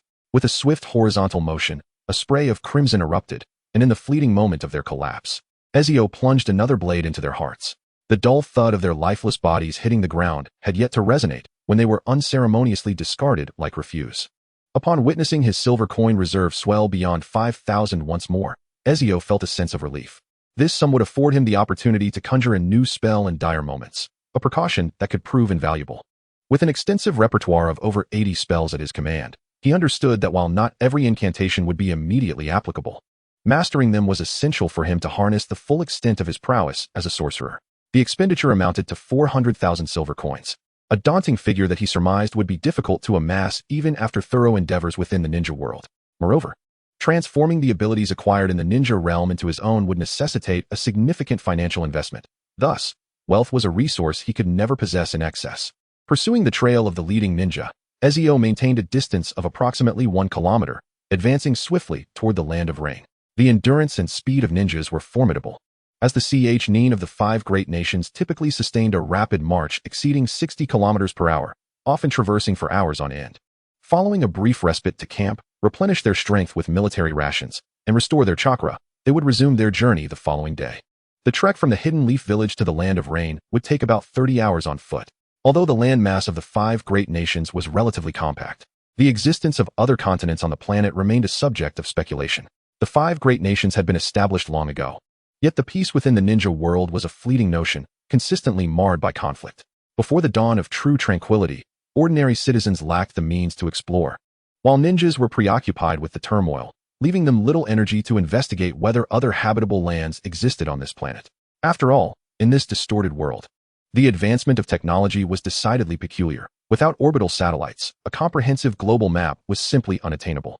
Having traversed mountains, forests, and marshy rivers, Ezio approached the Land of Rain, which bordered the Land of Fire, devoid of distinct seasons. True to its name, the region was perpetually drenched, lush with water and dense forests.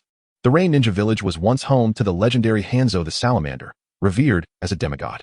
This nation had known glory, But following Hanzo's demise, the village, under the control of the Akatsuki organization, withdrew from the world, minimizing contact with outsiders. However, their destination lay far from the Rain Ninja Village, almost at the opposite end of the Land of Rain. It is perhaps due to the intricate nature of this nation that the Land of Rain has become the chosen stronghold for the organizations known as Akatsuki and Shell. However, at present, the Shell organization is merely a hollow vessel, for the quality of Chizen, its container, is woefully inadequate.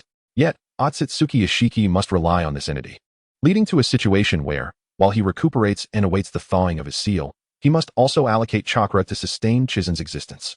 Without his chakra, Chizen could not possibly endure for centuries, allowing Ishiki to gradually regain his strength. The subpar vessel has significantly prolonged Otsutsuki Ishiki's recovery time. When he was initially in such a dire state, he had no options. Had it not been for the passing of the monk Chizen, he would have perished long ago. On the second day of his rest and preparations, Sarutobi Hiruzen, adorned with a specially crafted black crystal eyepiece, arrived at the forefront of the group alongside Danzo. Perhaps you harbor some confusion regarding the nature of this mission. Therefore, before we reach our intended destination, it is imperative that I unveil the truth behind this undertaking. In the Land of Rain, there exists a vast treasure. The Sage of Six Paths is not a mere myth. He is indeed real. And the Land of Rain is the very place where he once established his ninja sect. Hiruzen's resolute declaration ignited a fervor among the clansmen and allies gathered before him. Elder Danzo has uncovered clues and confirmed their authenticity. Whoever secures the treasures of the Sage of Six Paths will ascend to become the most powerful clan in the ninja world. This is the purpose of my leading you here. However, there are those who have already set foot upon the treasure's domain and acquired formidable power. Our task is to eliminate that individual, but it is an exceedingly perilous and arduous undertaking. Many among us, perhaps the majority, may lose their lives in the process. Yet, for the sake of our clan, for the future dominance of the ninja world, we are willing to sacrifice everything. Konoha will ensure the safety of your families. They will receive the utmost care. Even in the event of your demise, I, in the name of the third Hokage, assure you that they will be treated with the highest regard. Such promises, devoid of any obligation to fulfill, are easily uttered. Sarutobi Hiruzen, having honed his oratory skills over decades as Hokage, spoke with heartfelt sincerity. Many present were ninjas from the Sarutobi clan, including his son, Asuma. In that moment, the previously uncertain ninjas found solace in their hearts. As ninjas, they had been indoctrinated with the understanding that they are instruments of war. Dying on the battlefield is not something that incites fear or retreat. Moreover, this mission is for the strength of their clan, providing them with no reason to back down. Asuma, are you afraid? Sarutobi Hiruzen gently inquired of his younger son. No, please assign me the most challenging task. Sarutobi Asuma wore a solemn expression, sensing a subtle change in his father compared to before. Yet, he resolved to take the lead himself this time, rallying all capable clansmen. For this undertaking was undeniably of paramount importance to the Sarutobi clan. Thus, the peculiar feeling he experienced was only natural. He dismissed any doubts. For surely his father would not betray him. Everyone, proceed according to the plan. We have 3 hours remaining. Stay vigilant. Yes, the ninja forces set out. Their fervor ignited compared to the previous day. In the ninja world, nothing instilled a greater fearlessness in them than the defense of their clan. It was a matter of honor. A true ninja should meet their end on the battlefield, striving for glory and victory. They advanced with swift determination, stepping into the web of conspiracy laid before them. A table adorned with exquisite dishes and a glass of swirling red wine seemed almost surreal within the confines of a temple nestled deep within the mountains. Seated gracefully in a high-backed stone chair, Jashin savored the exquisite wine, a luxury reserved for the affluent. He relied solely on himself. He was acutely aware of the nature of his fellow Otsutsuki clan members. Once, his negligence had allowed the less powerful Otsutsuki Kagaya to launch a surprise attack, nearly costing him his life.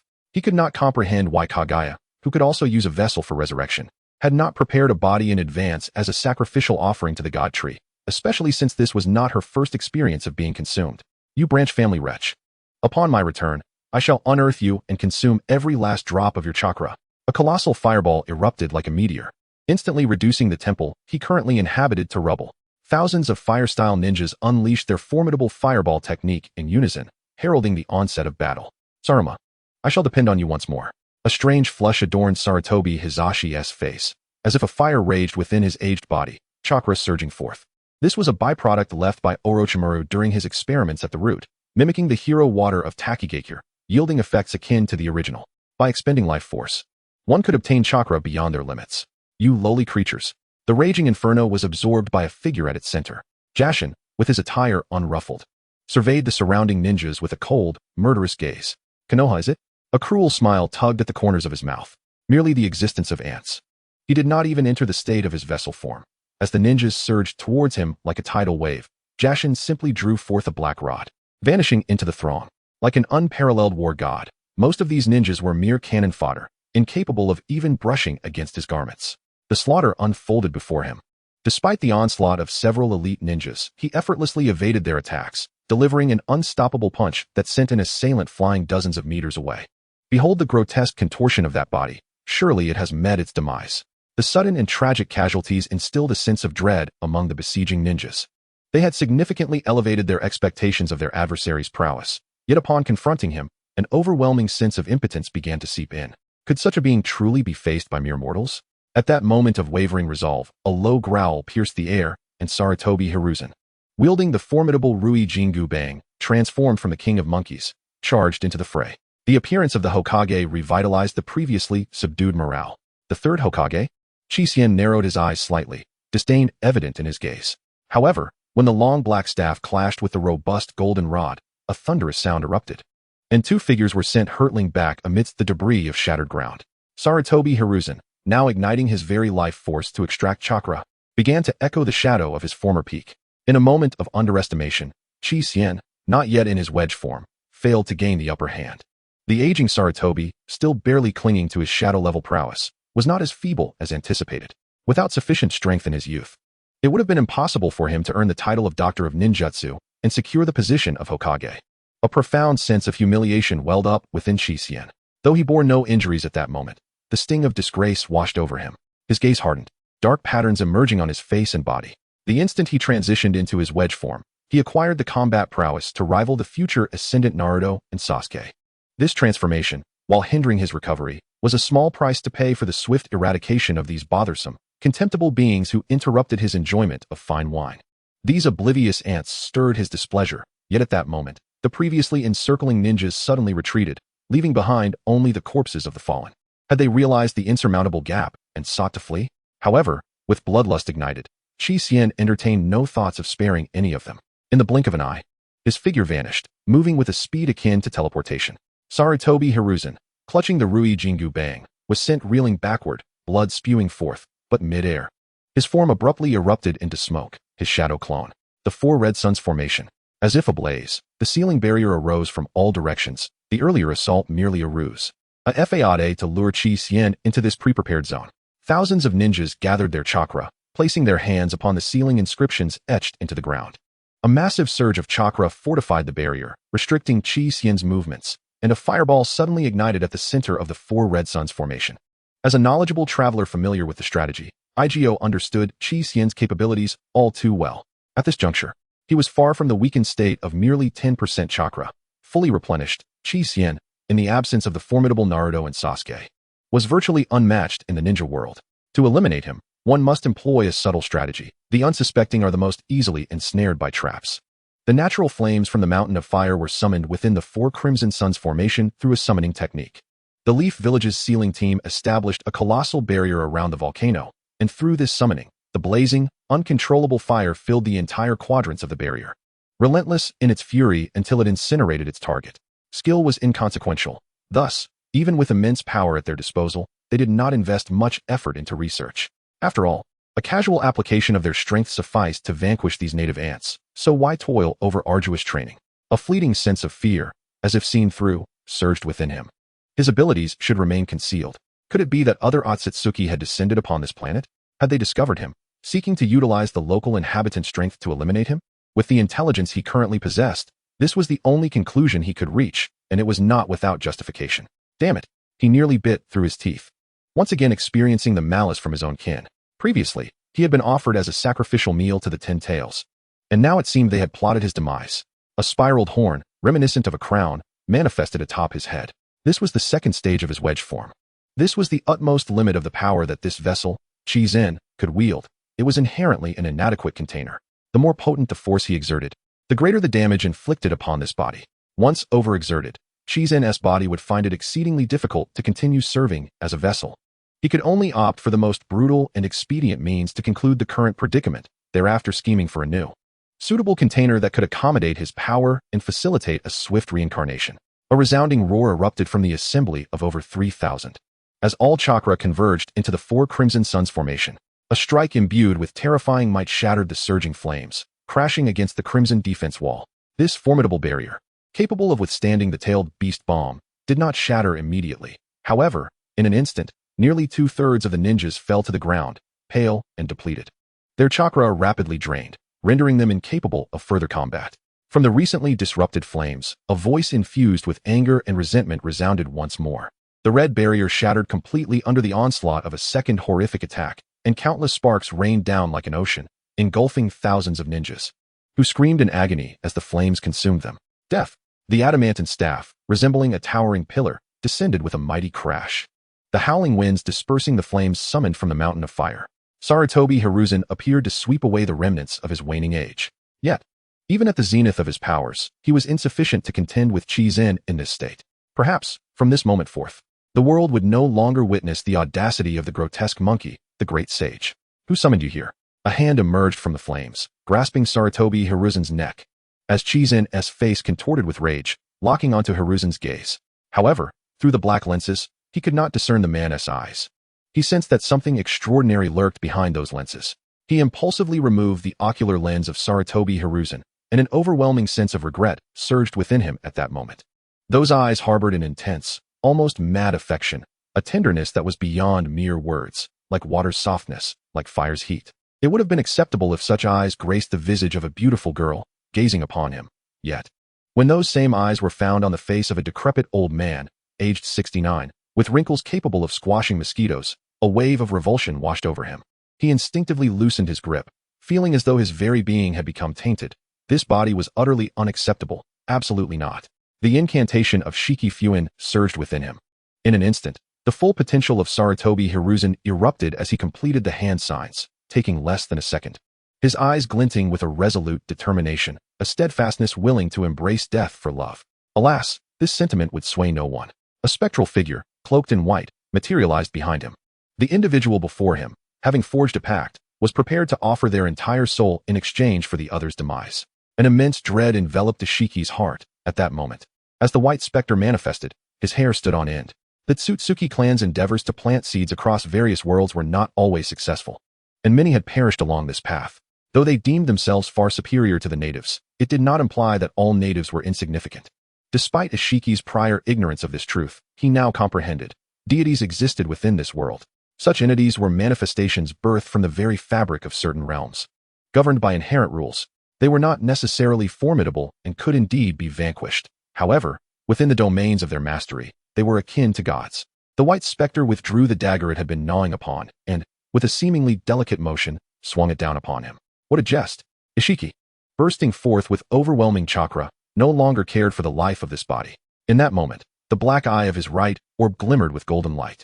However, at this juncture, space-time ninjutsu was severed. The instant the specter was summoned, they entered a realm apart, where the white specter reigned as the ultimate deity. The power of the Shinigami was unleashed in full force. As the blade drew near, the colossal phantom weapon, once the size of a person, was forcibly diminished. Yet its edge still grazed his form. I am unharmed. Ishiki was momentarily taken aback, but soon felt an unfamiliar sensation. The vessel, known as the Kawaii, activated autonomously. Following the dagger-esque stroke, Chiharu's soul was extinguished, and the body met its demise. As the vessel of the Kawaii perished, its activation was triggered, an event beyond Ishiki's control, as the irreversible cycle of reincarnation commenced. The inky mark of the wedge crawled over the body of Cicn, who had long since completed the data thawing process and now began the transformation into Otsutsuki Ishiki. However, the chakra of Ishiki was overwhelmingly potent for him. Even if he utilized this body to complete his reincarnation, the inability to withstand such formidable chakra would inevitably lead to Ishiki's demise. At most, this body would collapse within 2 days, and if he failed to find a suitable vessel for a new reincarnation within that time frame, death would be his only fate. You wretched inferior beings. At that moment, Danzo, who had been lurking in the shadows, lunged forward. Just as he was about to form the final seal and utter the words of the corpse demon technique, a black rod pierced his heart. The reincarnated Otsutsuki Ishiki possessed absolute numerical superiority. Danzo's movements had already been anticipated, yet the hand seals were pre-formed, and the technique was executed. The white Grim Reaper reappeared. But Danzo lacked the ample time that Sarutobi Hiruzen had enjoyed. He could not allow the Grim Reaper to take this individual before him, but restraining him for even a second was still well within his capability. A kunai grazed Ezio's cheek, narrowly avoided, as his perception heightened and time slowed. The entire world descended into a sluggish stasis. The prepared crossbow now aimed at a target 1,000 meters away. Ezio pulled the trigger, and the specially crafted bolt, infused with his deathly magic, soared at 4 times the speed of sound. In the blink of an eye, the bolt reached its target, which was locked in by his eagle-eyed vision, leaving no chance for escape. As the Grim Reaper vanished, Danzo failed to successfully pay the price of his technique. His death came too swiftly. At the moment he sensed impending doom, more black rods pierced his body, claiming his life.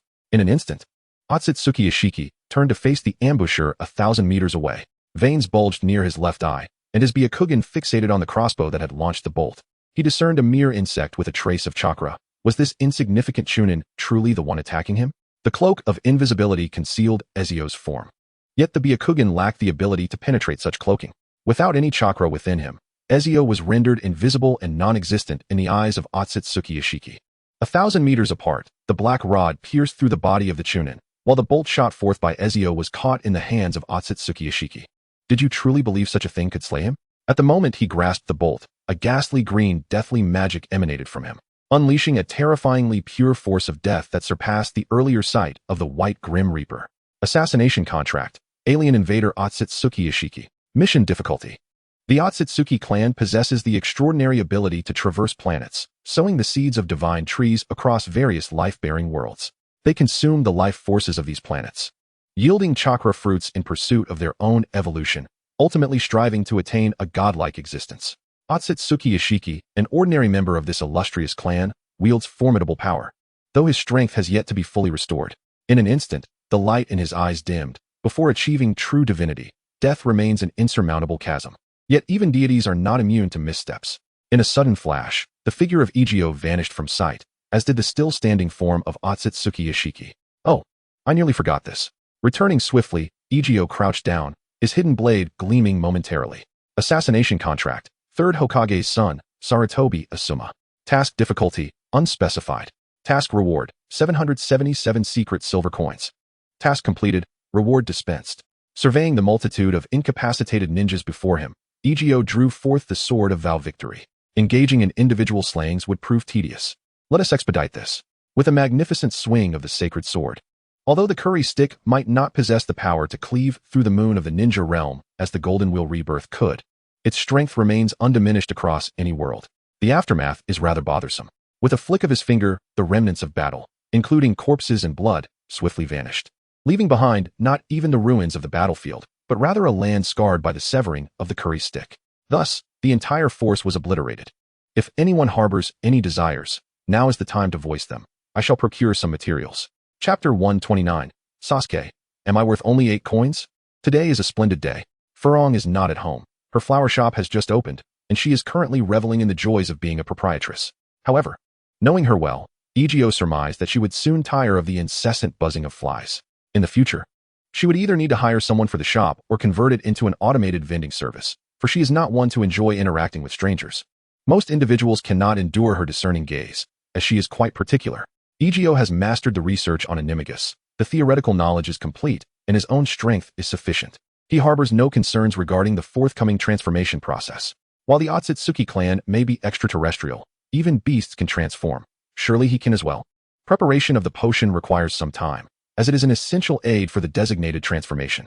After dissolving the sample of the creature to be transformed into within the potion, one merely needs to consume it, and during the animagus transformation, they will metamorphose into the specified being. Did I buy? Oh? With a bag in hand, Furong took a few steps forward, observing Ezio busily working at the potion station. What are you concocting? It wouldn't be that again, would it? Absolutely not. That is the driving force behind the advancement of our world. Ezio turned his head and placed a gentle kiss on the cheek of Furong, who was leaning in. I am preparing for animagus. Why the sudden interest in this? Furong inquired with curiosity. I wish to become a superhero, or perhaps that could be deemed a form of it. I suppose I shall find out in due course. I will need approximately 1 more day. I leave dinner in your capable hands. This evening, I desire, perhaps a cheese-baked lobster. However, I have purchased some shell crabs from Peru, reputed to be quite delectable. Then let us have that. It shall be as you say.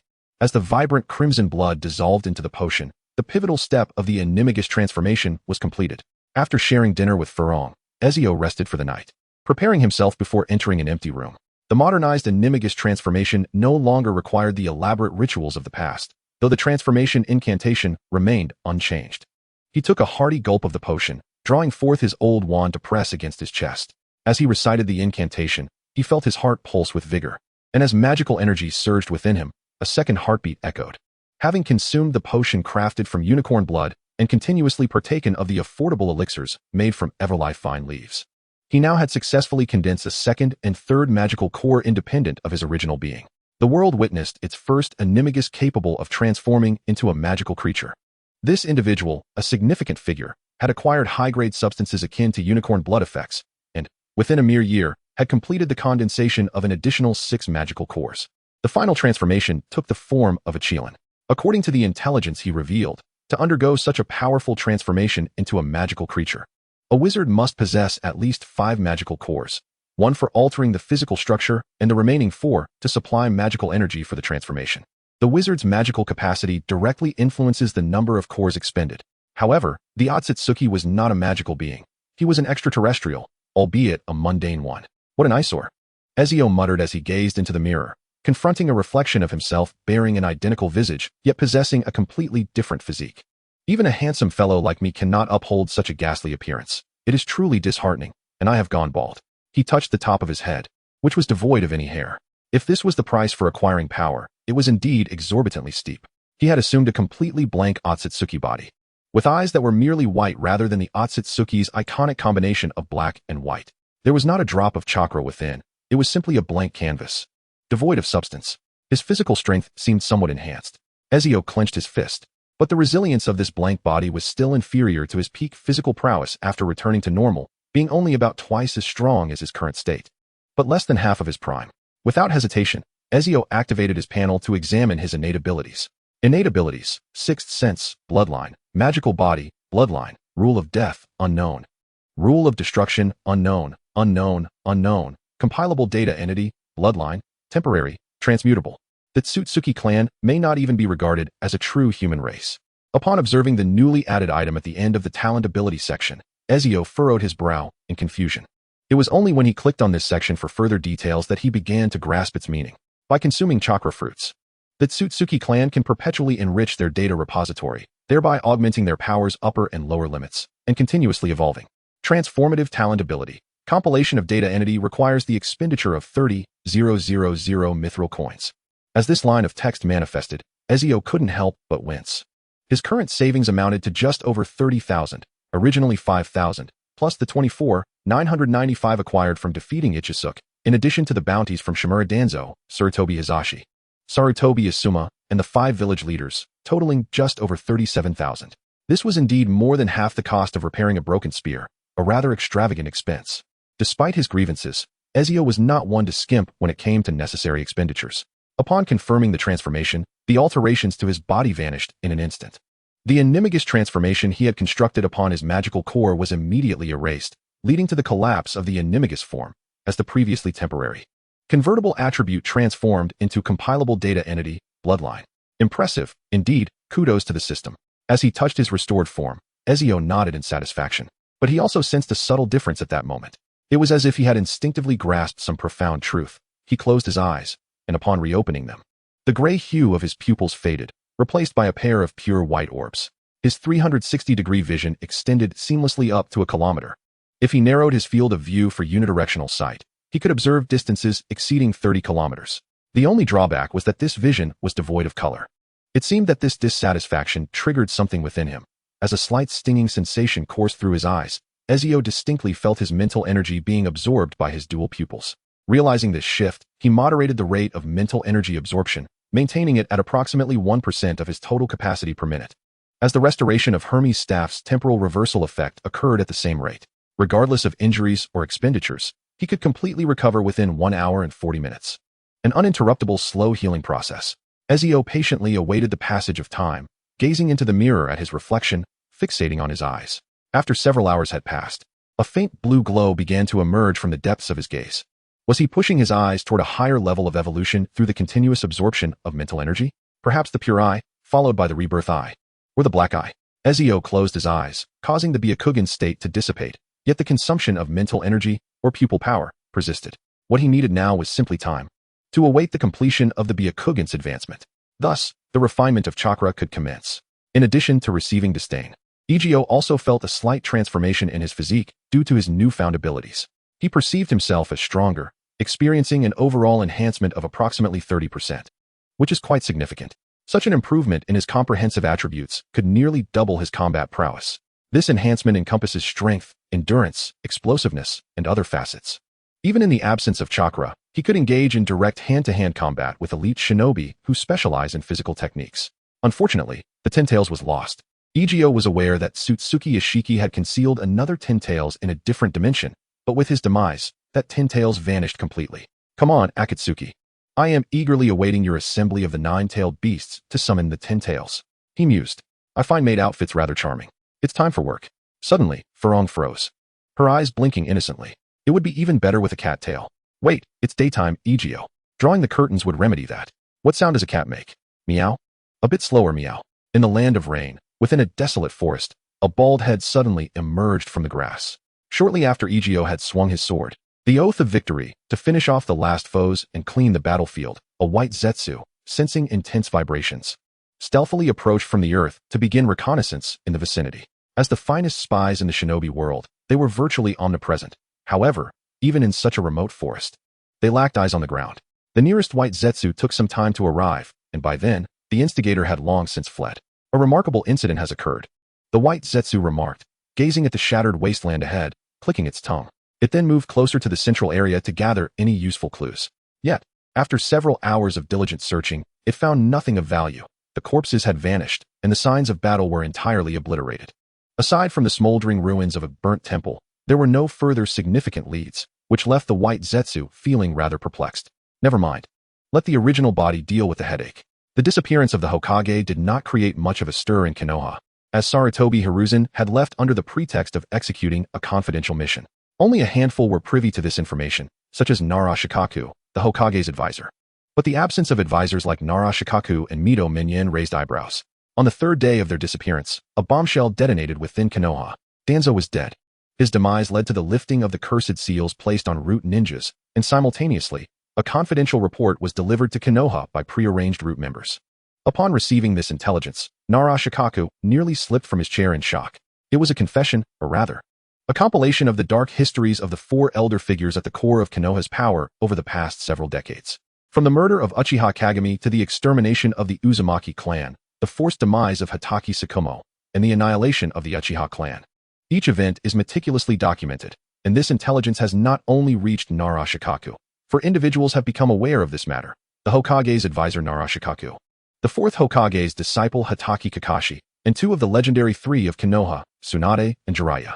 It is not a daunting task to ascertain Tsunade's gambling whereabouts or Jiraiya's escapades, merely a day after the incident, which marks the third day of their disappearance. Two weary figures stormed into Konoha village. Tsunade arrived at dawn. When the village gates had yet to open, she forcefully kicked the door open, nearly triggering an alarm from the sentry. No one dared to obstruct Tsunade, whose commanding presence still echoed the legacy of the Senju clan. She remained the princess of the Land of Fire. Tsunade-sama, please follow me. Jiraiya-sama and Shikaka-sama are awaiting your arrival. Jiraiya is already here? Tsunade shot a piercing glance at the Konoha Umbu, who had come to escort her. In an instant, both figures vanished from the street. The Hokage building was brilliantly illuminated, yet it was heavily guarded. Tsunade hastily entered and pushed open a tightly shut door. Tsunade, you have finally arrived, Jiraiya exclaimed as he immediately rose upon seeing her. I need to know more. Is there any news regarding Danzo and the third Hokage? None, Nara Shikaku replied, his expression weary as he had not slept since receiving the intelligence scroll, enduring until this moment. However, based on my current investigation, the prognosis appears grim. Danzo had placed cursed seals on the root members to control them, yet just yesterday at noon, the seals vanished, indicating that Danzo has met his demise. According to the root members, they had been searching for a man named Jigen, and after receiving this information, Danzo, the third Hokage, and two of the Hokage's advisors disappeared 3 days ago. Nara Shikaku pointed to a map spread across the table, where a circle marked a location approximately 40 kilometers from the capital of the Land of Rain, identified by Root as Jigen's whereabouts. However, we remain oblivious to the reasons behind their search for this individual or their clandestine journey there. Upon their departure, The third Hokage had dispatched a sealing team to the Flame Mountain in the Land of Fire, establishing a barrier capable of summoning the flames of the mountain. This barrier was breached at noon yesterday, coinciding with Danzo's death, and the summoning technique corresponding to the barrier was destroyed. If my deductions are correct, their target, Jigen, must represent a formidable adversary. We still cannot comprehend why they left, or why they documented this scroll detailing their actions over the decades. Perhaps. Jiraiya furrowed his brow. They became aware of their past actions. What naive notions are you speaking, Jiraiya? Tsunade interrupted. Could those capable of such deeds genuinely harbor thoughts of repentance? Betraying allies, orchestrating the annihilation of the Uchiha clan, and plotting against the heroes of the Hidden Leaf. While seeking to mold Minado's child into a weapon of war. This is you, Jiraiya, the teacher of Minado. Reflect carefully before you speak. I have now come to understand why Granny Mito once flew into such a rage. She is a gentle soul, and her earlier words about being unable to provide support were merely a facade. The coalition that launched a surprise attack on the Land of Whirlpools employed tailed beasts. In truth, the Land of Whirlpools successfully defended against the beast's assault. Yet, left isolated and defenseless, their village was ultimately breached, leaving few survivors of the entire clan. I even suspect that the Ninetales rampage was part of their scheme, intended to pave the way for the subsequent Uchiha massacre. Tsunade unconsciously crushed the corner of the solid wooden table, her fingers kneading the splintered fibers that had turned to dust. The sound of their friction cutting through the silence of the room like a knife. The Hidden Leaf was a village built with immense dedication by my grandfather. I cannot bear to watch it fall into ruin at the hands of these vile individuals. She narrowed her eyes, a glimmer of murderous intent flickering within them. Now that the four of them are dead and the ninjas have been depleted, their existence is no longer necessary. I am aware of the relationship between the Inuzuka, Nara, and Akamichi clans and the Sarutobi clan. Tsunade fixed her gaze on Nara Shikaku, speaking in a calm voice. You will take care of the Sarutobi clan, yes? Certainly. Shikaku nodded slightly, acknowledging the unspoken pact that their three clans must honor with Tsunade. Some matters can be set aside, but several must be addressed. Tsunade raised two fingers. First, restore the reputation of Minado's father, Tsukumo Hatake. This is a debt owed by the Leaf. Kakashi, are you listening? She turned her attention to Kakashi, who appeared somewhat disheartened after learning the truth about his father's death. He seemed utterly crushed. Yes, Kakashi rose, bowing his head in silence. Your father and I once fought side by side against the ninjas of Sunagakure. He was a hero deserving of admiration, and your current demeanor only brings shame upon him. The filth that was cast upon his name will be wiped clean by me, but the title of the White Fang of the Leaf must be reclaimed by you personally. Remove your mask, you will no longer need it. You are not merely living for yourself anymore. You resemble your father greatly. Did you know that, Kakashi? At that moment, the three tomo of his Sharingan began to slowly rotate, hinting at a potential transformation into the Mangeki Sharingan. The Shimura clan will be your responsibility. Tsunade turned away, no longer gazing at Kakashi. Jiraiya. Yes. Jiraiya stood at attention, sensing a significant change in Tsunade today. You named Naruto, did you not? Indeed. He is named after the protagonist of a book I once wrote. Minato paused, feeling a sudden urge to weep. He expressed a hope that Naruto would be as resilient as my character. His voice dropped. Then convey this to him. Inform him of who his parents are. The Leaf shall not cultivate anyone into a so-called weapon of war. Tsunade cast a sharp gaze out the window. Konoha belongs to everyone. When danger befalls the village, its people rise to defend the home that is rightfully ours. This was my grandfather's wish and the essence of Konoha's past. Whether from the Senju or Uchiha clans, or any ninja who has joined Konoha, we are united. By the way, return Uchiha's belongings to Sasuke. This matter must remain confidential for now, as its revelation would have dire consequences. However, the debts owed by Konoha must be repaid. Inform the daimyo that I will henceforth serve as Konoha's Hokage. In my name, mobilize the Umbu to eliminate those foes before dawn tomorrow. Now, everyone may leave. As they departed, a deep rumble echoed behind them, causing the entire Hokage building to shudder violently, dust cascading down like a gentle rain. With a gust of night wind, the surroundings appeared revitalized. She is the goddess of ninjas, the beloved granddaughter of Konoha's first Hokage, a princess of the Land of Fire, and one of the legendary Sannin. These titles are sufficient. She bears the banner of the Hokage, once dismissed as a role only a fool would take, solely to safeguard the most precious legacy left by her grandfather. She is no longer the little girl she once was, yet she vividly recalls the words spoken to her while standing atop Hokage Rock, hand in hand with her grandfather. Her body, capable of limitless energy, can infinitely merge chakra as long as it can bear the load. After mastering the Staff of Hermes, she would not succumb to hunger or thirst, for this divine staff functions like a perpetual motion machine, allowing her to lavishly expend all that her form possesses. Upon opening her eyes once more, the abundant energy within her invigorated her like never before. Intriguing. Ezio effortlessly formed a seal, summoning a mighty earthen dragon that lifted him from the ground. An energy that can be likened to the 5 elements: earth, fire, water, wind, and lightning. It also possesses a remarkable affinity with the body, as the fusion of spiritual and physical energies undergoes a qualitative transformation. When chakra stimulates the body, it can be understood as a leap from a coal-powered steam locomotive to an electrically powered maglev train, resulting in an instantaneous surge in energy efficiency while simultaneously enhancing physical strength. This bears a resemblance to the elemental theories of 5 elements, and the duality of spirit also exhibits striking similarities. Yet, fundamentally, they remain distinct. Magic and chakra are neither mutually exclusive nor entirely compatible. In elemental theory, the spiritual duality represents the emotions that govern magical power, with a wizard's spells influenced by emotional states. Both positive and negative emotions serve as catalysts for magic, representing will. However, here, following the fusion of chakra, yin-yang release signifies the essence of soul and life, a manifestation of energy. My grasp of yin-yang release remains too feeble to separate them directly. Perhaps an upgrade of the Byakugan is necessary.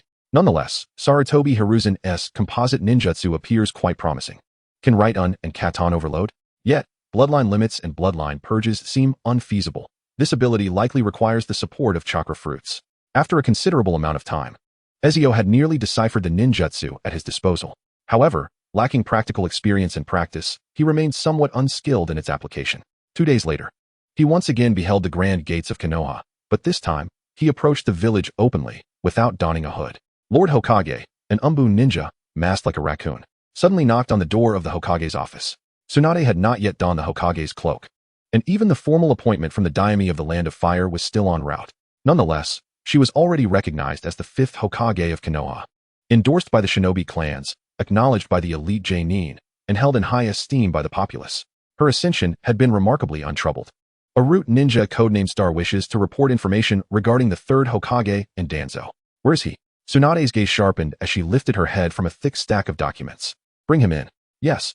Within the list of members marked as top secret, she identified the individual codenamed Star, a premier combatant secretly cultivated by Danzo.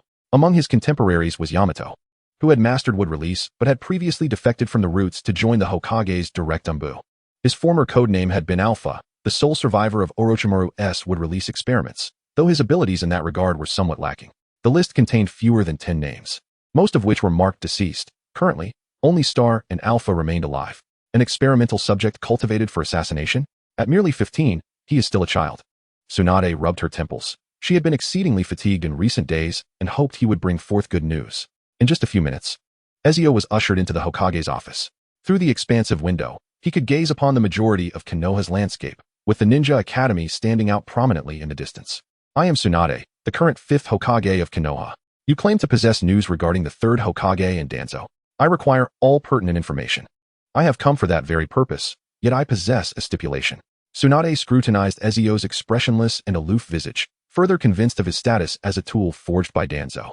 The controlled ninjas from the roots exhibited a conspicuous trait, an extreme detachment from emotions, having been brainwashed to forsake their feelings entirely. Speak. As long as your request is reasonable, I shall acquiesce. Seated languidly in her chair, Tsunade's attire hung loosely, the fabric draping down to reveal a striking view more magnificent than the hibiscus itself. However, Ezio found the proportions rather unbalanced and was unable to appreciate it fully. I wish to become a free individual. I am willing to undertake the missions assigned by Konoha, but should I choose not to, that must be respected. Interesting. Tsunade raised an eyebrow. Why? Is there a need for justification to seek freedom?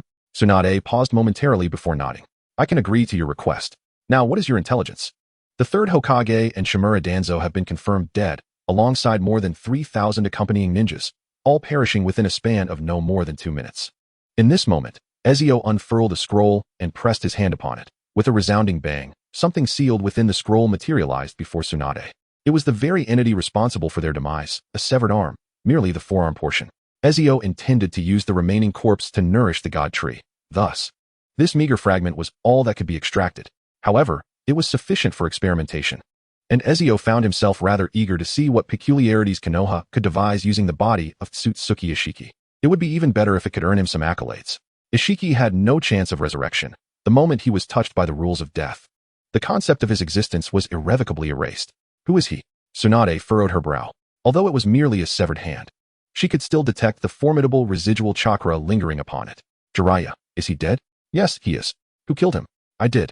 The rapid and straightforward exchange concluded, but Tsunade scrutinized the youthful visage before her with profound skepticism. Perhaps you no longer require this telescope.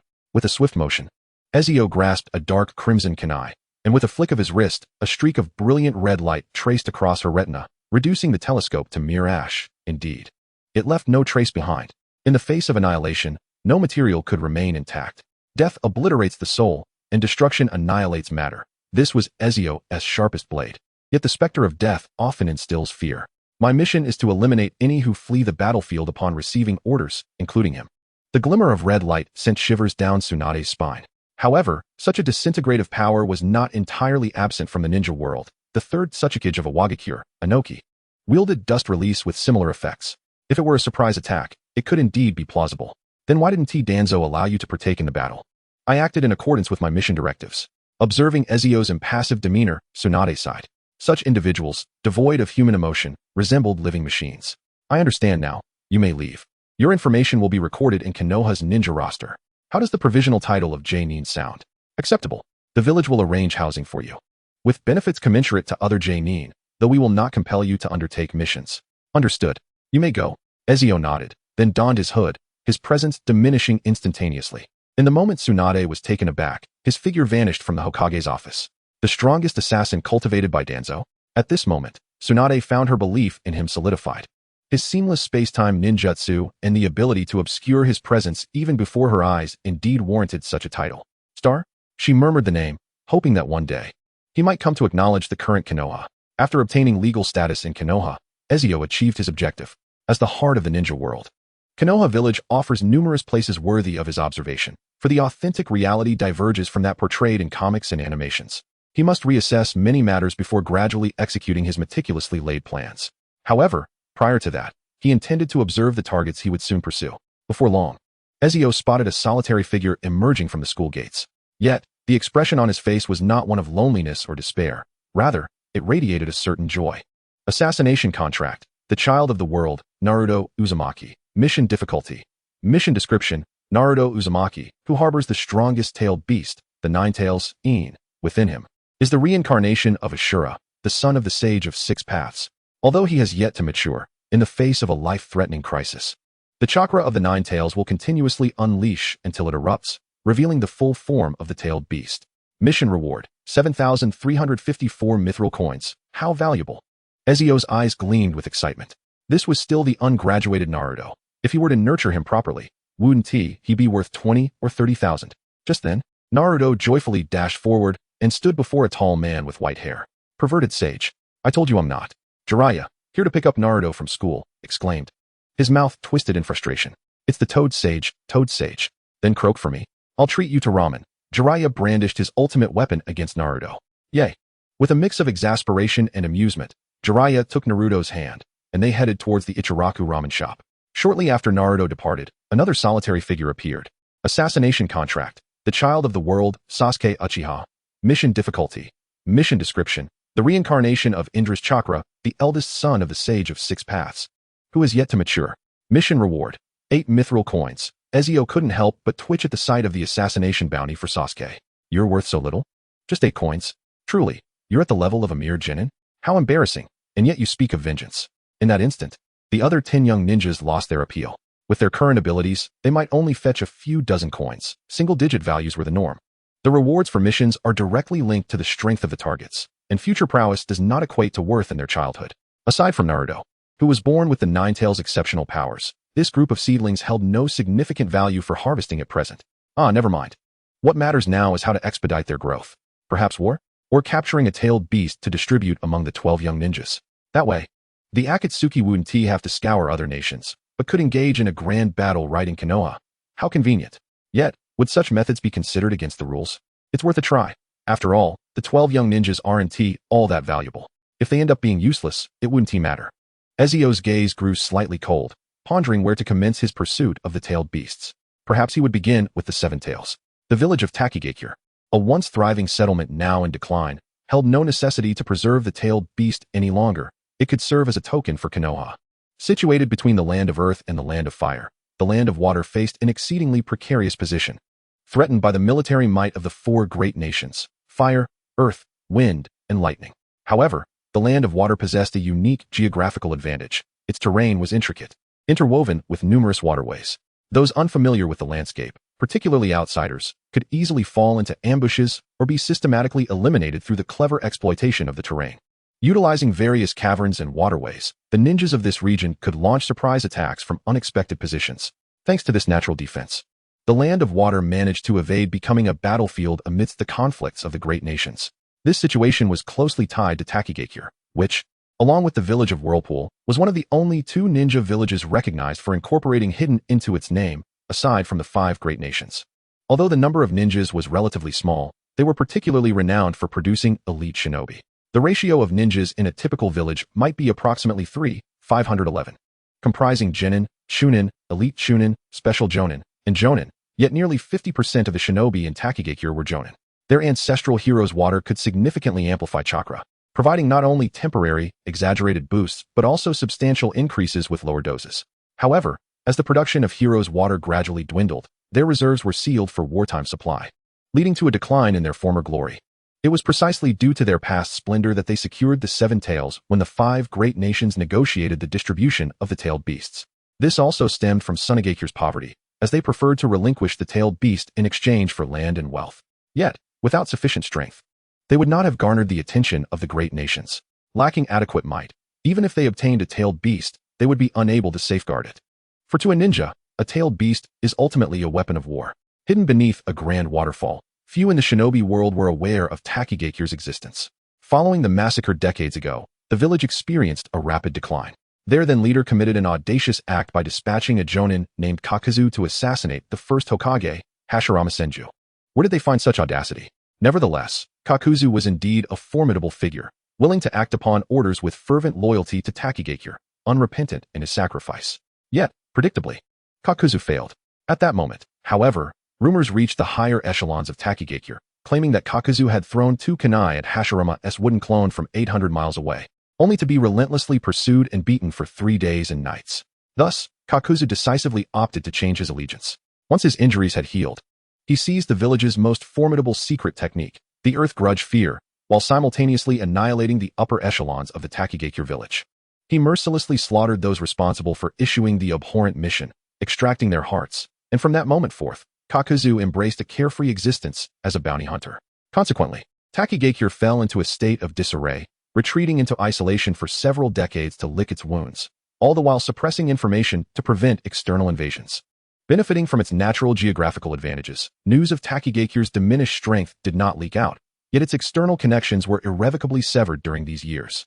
Should anyone suggest that Takigakure had perished, outside ninjas would not be surprised, given that it had remained dormant for decades. Even the roots of Danzo's organization failed to infiltrate, only managing to gather some peripheral information. For instance, the current leader of Takigakure is an exceedingly young man, though his strength remains uncertain, based on his chakra output. His combat prowess appears to be lacking, and the reasons for his ascendance are unknown, suggesting that the village's system may be one of inheritance rather than election. Following Tsunade's ascent to leadership, the benefits afforded to ninjas were elevated, primarily due to the substantial wealth amassed by the 4 clans of Konoha that had vanished in recent decades. Their collective assets, once contributed, now rendered Konoha exceedingly prosperous. Boasting tens of billions of ryo in cash, ownership of hundreds of shops throughout the Fire Country, and an abundance of real estate. The staggering figures, which remain incompletely tallied, had nearly caused Tsunade to grind her teeth in frustration. Among the assets listed, she recognized numerous properties that originally belonged to her Senju clan. Treasures bequeathed to Konoha by her grandfather, not to be squandered by any other ninja clan. As Ezio descended the stairs, he unexpectedly encountered an individual who caught him off guard. Assassination contract. Copy ninja Hataki Kakashi, single Kimui. Mission difficulty. Mission description. Son of the Konoha White Fang. Disciple of the 5th Hokage, Konoha's foremost technician, adept in over 1,000 jutsu through the copying capabilities of the Sharingan. However, the burden of the Manjiki Sharingan continuously depletes his chakra, hindering his full potential. Mission reward, 3,010 mithril coins. Even the Manjiki Sharingan posed a burden for Kakashi. Did it not? In that fleeting moment of encountering Kakashi, Egio's mind raced. Indeed, the use of Kamui exacted a grievous toll, rendering it ill-suited for him. If the burden of the Sharingan were lifted, Kakashi, with his vast repertoire of jutsu, could engage in prolonged battles, maintaining stability at the level of a Kage. In comparison, Kakashi's overall strength would be superior, with a higher baseline and diminished upper limits. The two passed each other without a word. Regrettably, I have not encountered Kakashi before, making it impossible to draw a comparison.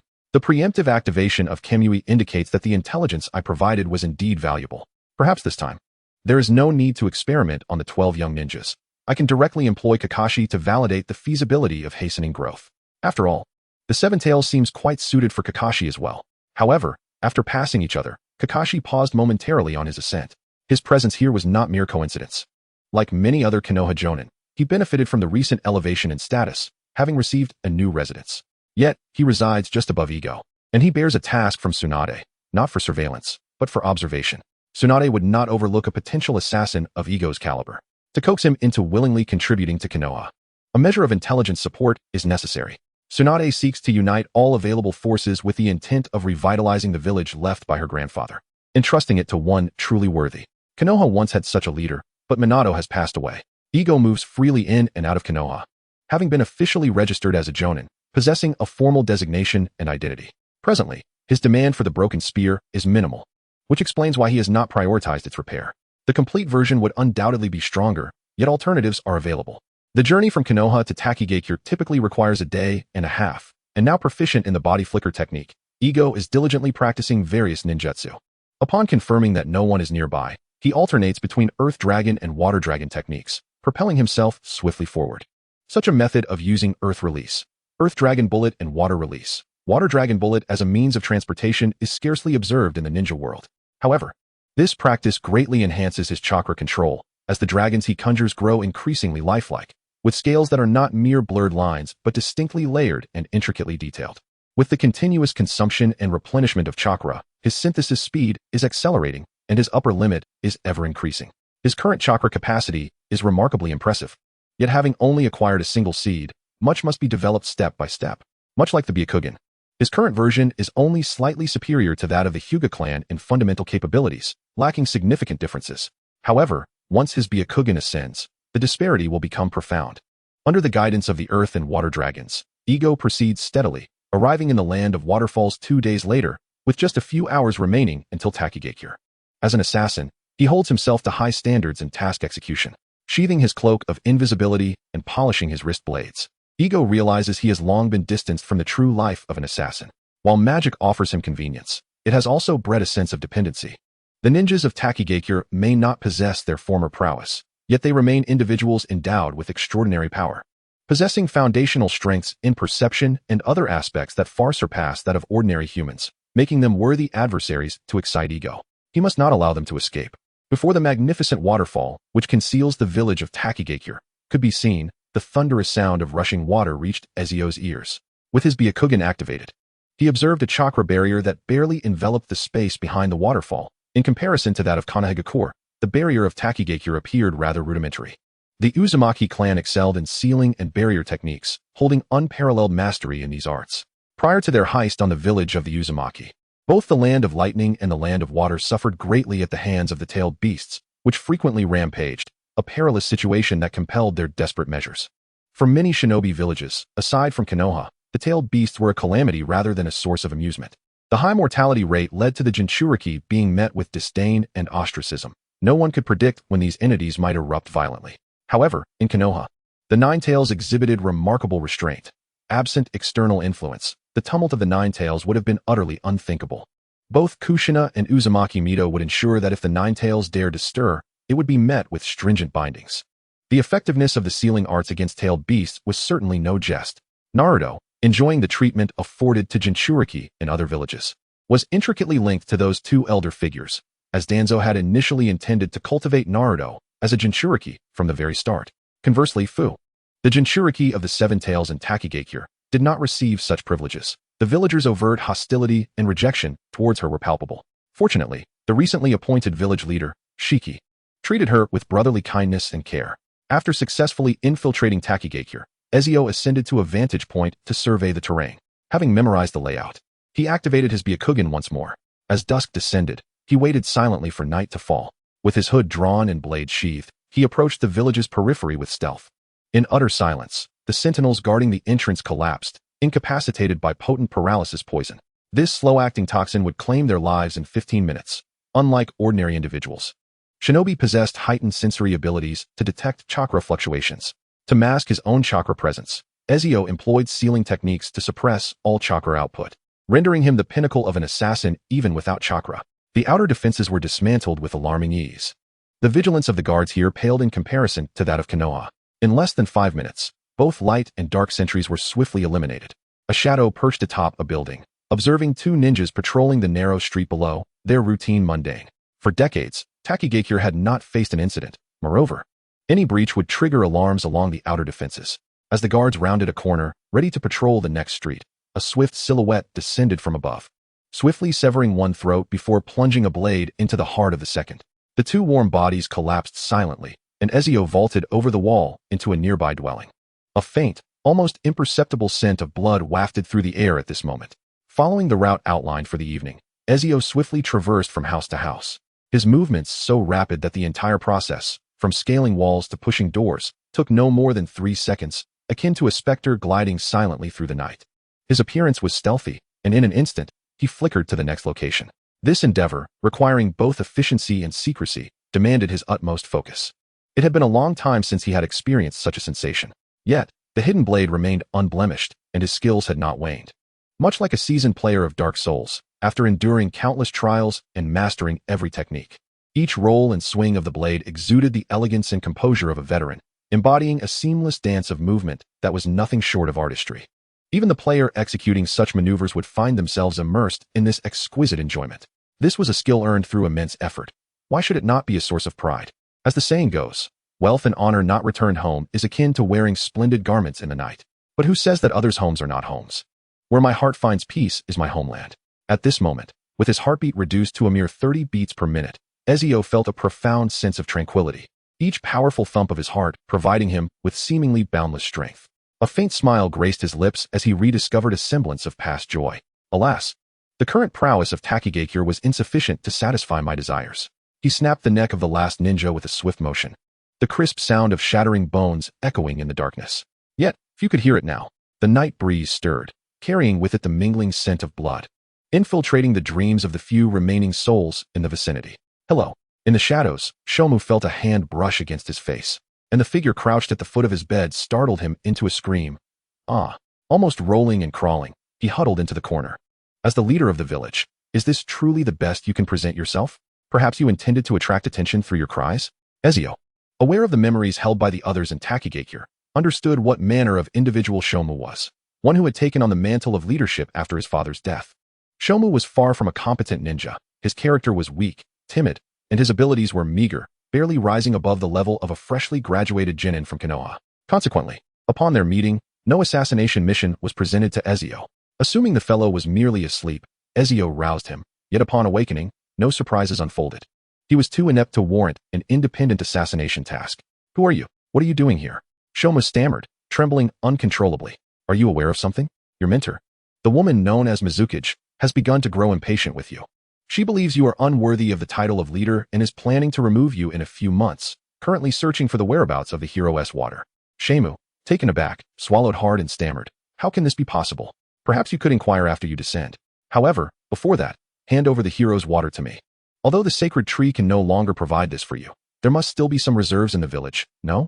It was this very substance that led to your father's demise. I can inform you that the ninja who invaded the village was from Konoha's route, dispatched by Danzo to gather intelligence, but your father discovered him. Yet, despite his desperate efforts, he couldn't bring himself to kill him. How has Takigakure, once abundant with elite jonin, now failed to produce even a single formidable one? Never mind, that is not my concern. Now, where is the hero's water? If you do not speak, I shall seek it out myself. A raven, as dark as night, perched upon Egio's index finger. It is the village leader's duty to protect it, Shomu stammered, his voice trembling. Yet, before he could finish speaking, the raven collided with his chest, interrupting his words. Egio had yet to test the effects of using this magic to read memories in a non-stealth mode. He observed as Shemu's eyes rolled back, his body twitching slightly, as if he were on the verge of an ecstatic dance. In a short while, the dark raven emerged, presenting the retrieved memories to Egio. You, Shemudano. A voice filled with anguish called from the window. Egio turned to see Fu, her face a mask of terror. He had heard the sound of her wings flapping from afar, but had chosen to ignore it until now. Hello, Fu. Assassination contract. Seven Tails Jinchuriki Fu. Mission difficulty. Mission description. As the Seven Tails Jinchuriki, Fu cannot fully harness the power of the Seven Tails due to the constraints of the sealing technique. The chakra provided by the Seven Tails is severely limited, and exceeding this threshold could lead to the seal's destruction, resulting in the Jinchuriki's death and the tailed beast entering a state of rebirth. This sealing technique was developed by Takigakure to prevent the tailed beasts from wreaking havoc. Mission reward, 977 silver ingots. Assassination contract, Seven Tails Shome, sealing kill, one-time bounty. Mission difficulty.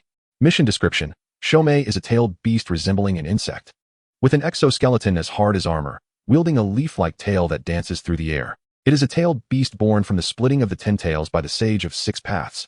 Mission reward, 3,700 silver ingots. What a paltry offering.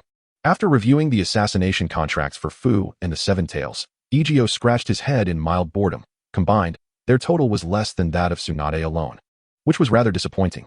The combined value of the Jinchuriki and the tailed beast amounted to only 4,677 silver ingots, while Tsunade was worth a staggering 10,000.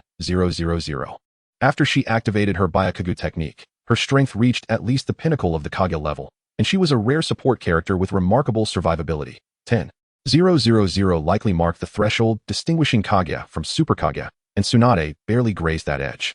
Yet, even the smallest of mosquitoes is still meat. Ezio watched Fu flee in panic, and with a flicker, he was at her back. Perhaps I still need to study how to release the Seven Tails. A faint luminescence glimmered upon his fingers.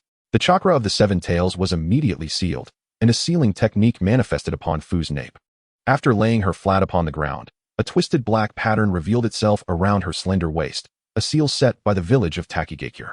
Although Ezio had never encountered it before, after dedicating 4 months to diligently studying the sealing scroll sent by Danzo, he had memorized all the intricacies of the Uzumaki clan's sealing techniques. It did not seem particularly difficult. With the insight granted by the Byakugan, Ezio swiftly identified a flaw in the sealing technique. Release. He gently tapped the sealing formation with his finger, and the violently shattered seal allowed the chakra of the Seven Tails to surge outward uncontrollably. With a deft motion, Ezio pressed his finger against his left arm, and the recently released chakra of the Seven Tails rushed into him like a torrent. Moments later, the seal locked itself once more, leaving Fu, now devoid of the Seven Tails, in a state of near death. She would cease to draw breath in mere moments without Ezio needing to lift a finger. Though she possessed an unremarkable appearance, her waist was exquisitely slender, yet Ezio felt no compulsion to show mercy due to this attribute. 2 flying daggers, one green and one red, pierced her body in succession, and the forces of death and destruction spread through her, from soul to flesh. Ezio remained wary of the Edo Tensei technique, but it was unlikely that one whose soul could not even find a home in the Pure Land would be resurrected. Perhaps he would visit the Land of Water someday. At least the ninjas of Kirigakure were more formidable than those here. Engaging in battle with ninjas held a certain thrill, if only to remain vigilant against any sudden resurgence of life, which offered a flicker of excitement. Why do you not resist, Seven Tails? Ezio's consciousness delved into the ceiling space. He had expected at least some struggle from you. A colossal insect materialized before Ezio, resembling a frightened child cowering on the ground. Was it due to the Otsutsuki's presence? The Otsutsuki, capable of commanding even the 10 tails, naturally exerted absolute dominance over tailed beasts, which had split from the 10 tails. This was not merely a suppression of power, but rather a suppression of bloodline. Aside from his appearance, Ezio possessed all the traits of an Otsutsuki. Splitting your chakra. I find your youthful form quite endearing, he mused. I intend to borrow some excess power for now. At his words, the Seven Tails trembled slightly, and a small, adorable creature emerged from the center of its beetle-like head. Although diminutive, it was undeniably charming. It appeared more handsome in its matured form. Ezio gently scratched the little Seven Tails on its caterpillar-like head. Its texture was not as rigid as he had imagined, yet it was not entirely soft either. Possessing a resilient quality that was pleasing to the touch, reminiscent of a stress relief toy he had purchased in his previous life. It seems I may not even need to employ sealing techniques, Ezio concluded after studying the Seven Tails for a while. He realized that his body could directly accommodate the power of the tailed beast without the necessity of seals. Mere contact would suffice for absorption and suppression. Much like Kagaya's absorption of the divine tree, this is a process of assimilation rather than perceiving oneself as the Jinchuriki of the 10 tails. The power of the tailed beast has always been under the control of the Tsutsuki clan. A semblance of decorum suffices. At least it prevents one from being too ostentatious. After retrieving a gourd of hero's water from a clandestine location, Ezio's figure vanished from Takigakure, only to reappear a moment later. Extracting Leonidas' broken spear from the woods bordering Kanahagakure, the streets still bore a few pedestrians, though the shops were preparing to close. The Hokage's office, however, was ablaze with light. In a swift motion, he materialized outside a window. Knock, knock, knock. Ezio rapped on the glass, prompting Tsunade to turn her head in mild confusion. Locking eyes with him. Come in, she beckoned, feeling a slight throb in her head. Why couldn't this fellow use the front door? Entering the Hokage's office with directness, Ezio spoke plainly. The capture of the Seven Tails has been accomplished, but Danzo is dead. I believe this should be entrusted to you. Such straightforward words could not escape Tsunade's comprehension. The fatigue that had previously clouded her was instantly lifted. What did you say? She gasped, her eyes widening as she stared at Ezio. The mission regarding the stars. What task? Is it concerning Danzo? Yes. The task I was previously assigned involved the collection of tailed beasts. Now that the placement procedures in Konoha are complete, I shall continue with my prior mission.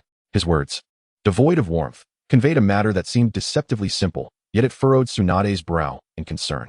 You need not continue with the tasks assigned to you by Danzo. This is my command. Understood. Ezio nodded, revealing his arm. I can divide the Seven Tails, sealing a portion of its chakra within others to mitigate the risks faced by the Jinchuriki. So, this is why Danzo charged you with capturing the tailed beasts? Tsunade squinted slightly, her mind racing. If what Ezio asserted were true, then Danzo's rationale appeared sound. A Jinchuriki wholly sealed with the chakra of a tailed beast is indeed perilous. Although Konoha possesses formidable sealing techniques from the Uzumaki clan, selecting a suitable Jinchuriki remains a challenge. One requires naturally potent chakra to serve as an adequate vessel, and such candidates are few. Currently, Konoha could only muster a handful of options. I do not know, Ezio replied bluntly. I do not inquire about matters beyond my assignment. How many portions can you divide the Seven Tails into?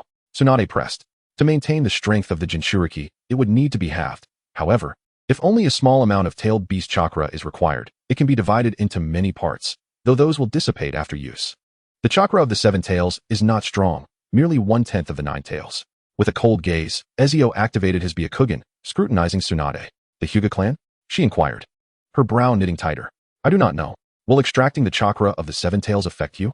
Tsunade's voice softened, as if to convey concern. I do not know.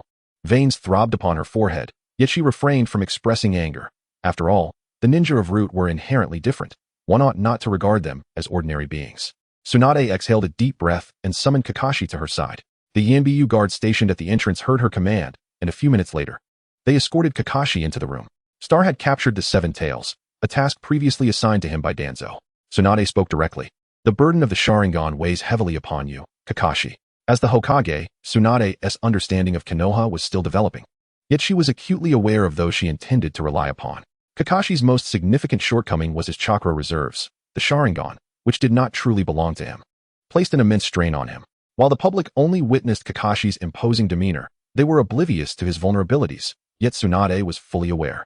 Star can seal half of the Seven Tails within you, alleviating your concerns about chakra in the future.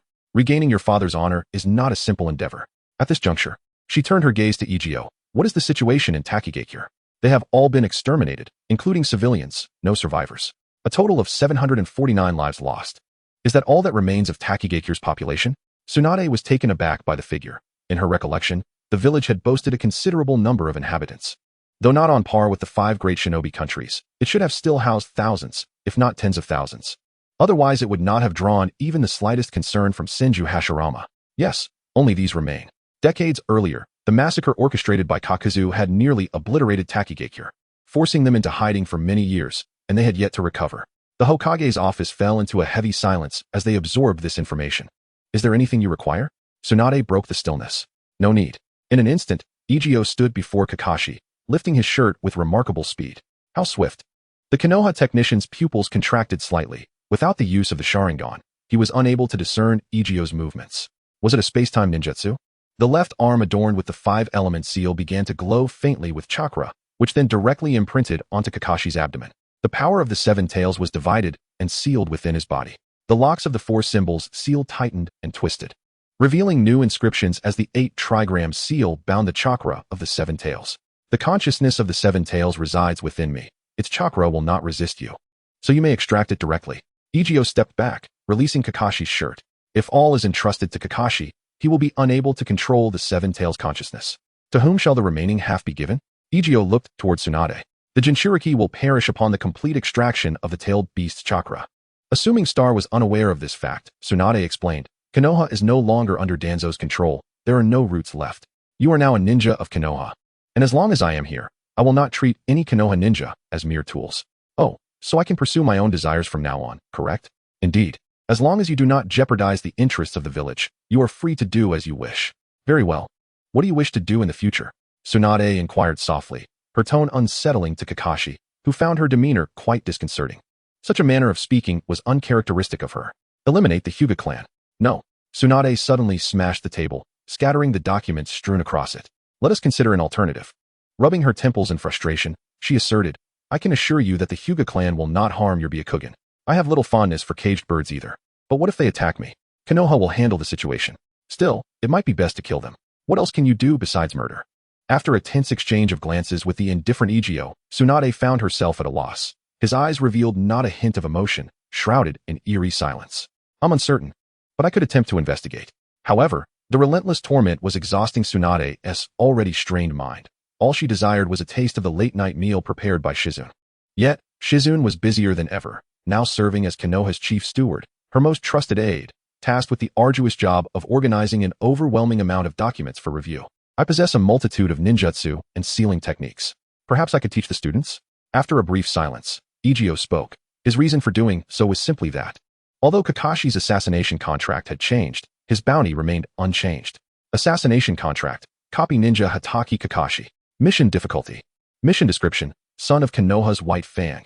Disciple of the 5th Hokage, Konoha's foremost technician, proficient in over 1,000 ninjutsu through the Sharingan, and upon receiving the chakra of the Seven Tails, he can unleash his full potential, utilizing Kamui without burden. Mission reward, 10,000 mithril coins. Wasn't this a ripoff? Kakashi, who could utilize Kamui freely and had liberated his chakra, was nearing the threshold of a super shadow. The spatial effects of Kamui were exceedingly powerful, but this only served to increase the difficulty of eliminating him, without any other benefit. This also enlightened Ezio. Directly bestowing power was not feasible to elevate someone's bounty. They must enhance their strength through their own efforts. He could provide assistance, but could not simply hand over power. Teaching was permissible, but forcibly making them stronger was not. Shall I become a teacher at the Konoha Academy? Tsunade was momentarily taken aback by Egio's unexpected suggestion, yet she found it a viable option. After a moment of hesitation, she acquiesced, recognizing his formidable abilities. Teaching children might be a waste, but as she had stated, Konoha would not compel him to undertake missions. I do not teach those lacking talent. It is merely a waste of time. Egio replied coolly, I will select my own students. However, your list must first be submitted for my approval. Very well. Then it is settled. No sooner had she spoken than Egio vanished, leaving Kakashi alone in the office. Kakashi.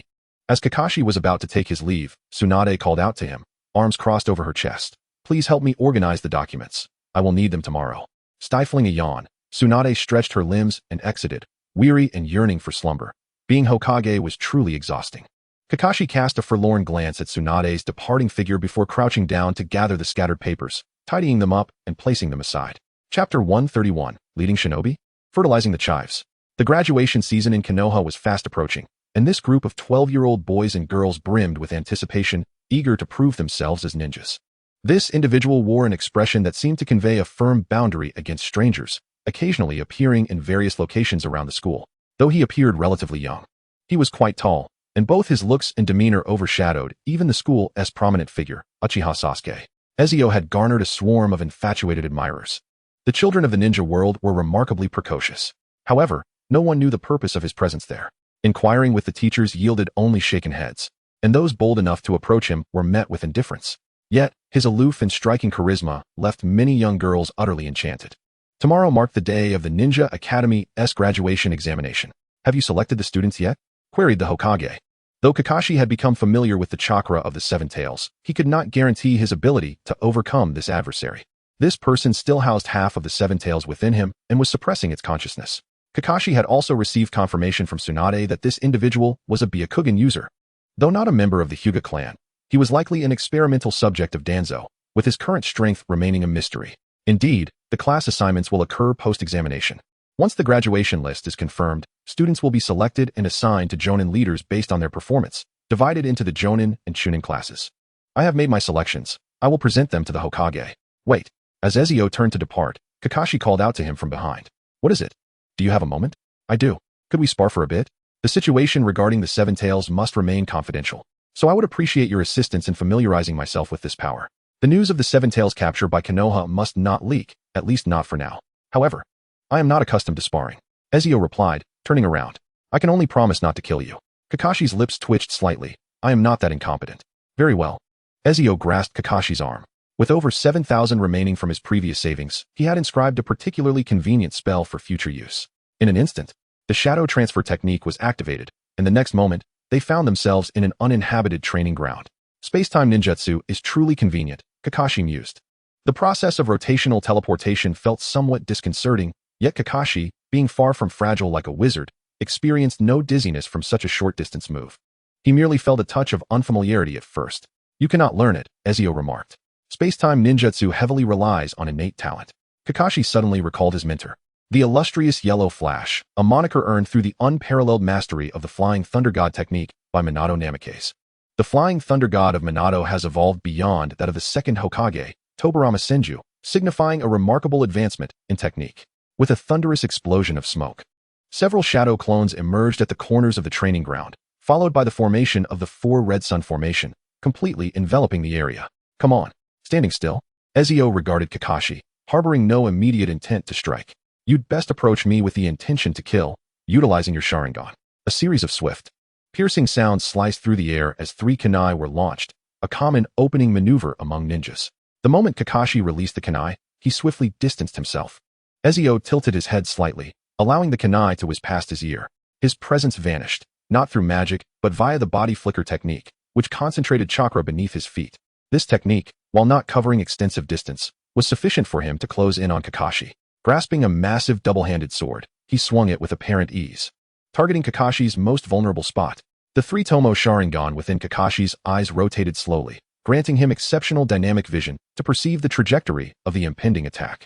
Yet, it was too swift. Even without the curry stick, the energy oscillation of the Sword of Oath and Victory was formidable, now fully charged. If not for Kakashi's remarkable physical prowess, he would have been sent flying rather than merely paralyzed. As Ezio discarded the double-handed sword and retrieved 2 kunai in reverse grip, Kakashi felt a flush of warmth on his face. In an instant, lightning surged through his hands. Upon completing the hand seals, a deafening thunderclap resonated, and a bolt of electricity was conjured in his grasp. With a deft push of his toes against the ground, he transformed into a streak of light, surging forward against the tide. Lightning blade, wind release, vacuum sphere. A rapidly expanding sphere of wind erupted from his mouth like a rocket, as the ninja world operated on the principle of chakra's mutual constraints. However, such constraints are notably weak, save for the interaction between lightning and earth. The volume of chakra truly determines the nature of these interactions. The wind sphere collided with the lightning blade at the moment of contact, resulting in a thunderous explosion. Violent gusts swept through the training ground, shrouding the area in a cloud of dust, obscuring visibility. A series of fine, slicing sounds echoed as Kakashi flickered once more. Yet the kunai that should have been embedded at his feet clashed mid-air, redirecting towards his potential evasive position. Clang. Kakashi deftly withdrew a kunai, deflecting the incoming attack. However, this brief delay allowed a mud dragon to burst forth from the swirling dust, its gaping maw aimed at him suspended in mid-air. The jarring sound of wood splintering beneath rocky teeth filled the air. Having evaded the mud dragon's assault through the substitution technique, Kakashi inhaled deeply as the ferocious winds cleared the swirling sand. Wind release, great breakthrough. The potency of this level of ninjutsu is entirely contingent upon the abundance of chakra. As the howling tempest of a 12-level gale swept through, a searing heat erupted, harnessing the ferocity of the wind. The flames unleashed by the fire release, dragon fire technique engulfed the entire arena. Kakashi's eyes narrowed, foreseeing impending doom. The flames of this technique seemed not intended for destruction. Yet he had no choice but to leap once more to evade being ignited by the rising inferno. Where could he be? Kakashi's gaze scanned the battlefield, spotting a figure standing atop the still dissipating head of the earth dragon. Fire release, great dragon fire technique. At this moment, the boiling sea of flames roared upward, and an absurdly large fire dragon ascended from the inferno below, completely enveloping the arena. This grand technique required an immense supply of chakra, a resource that Ezio possessed in abundance. Were it not for the 4 crimson flames formation shrouding the entire venue, the dragon's head, soaring dozens of meters high, would be visible even to the ninjas in the distant Hidden Leaf village. The searing currents of fire rampaged within, and any carbon-based creature caught in its path would meet a fate of utter incineration. The charred earth suddenly erupted. Kakashi, having just unleashed a wind release against the fire dragon, dove underground to evade the brunt of the attack, though he emerged somewhat disheveled. With an absence of intent to slay me, I shall now bring your demise. Ezio stood coldly at a distance, his pale eyes harboring a pool of azure. The chilling words casting a layer of frost upon the blue depths. Then let it commence. Grasping his kunai, Kakashi's three-tomo Sharingan spun and melded into the shape of shurikens. The scorched earth crumbled beneath his feet as he hurled the kunai, crackling with lightning. Two shadow clones appeared, one on each side of Kakashi. The towering head of the earth dragon was instantly pierced and shattered by the two kunai. In the blink of an eye, Kakashi had closed the distance to Ezio, the dazzling lightning illuminating his presence, prompting Ezio to sharpen his focus. Indeed, the two shadow clones, wielding lightning, intertwined their energies in an instant, severing the chains of the lightning transmission. Yet at this moment, in front of Ezio, Kakashi unleashed a blinding lightning wolf that leaped forth, ready to explode. Under ordinary circumstances, mere Byakugan would have been rendered useless in this instant. Simultaneously, a figure emerged from the ground behind Ezio. The shurikens, entwined with lightning chakra, poured down like a torrential rain, completing a web of sword formation in an instant.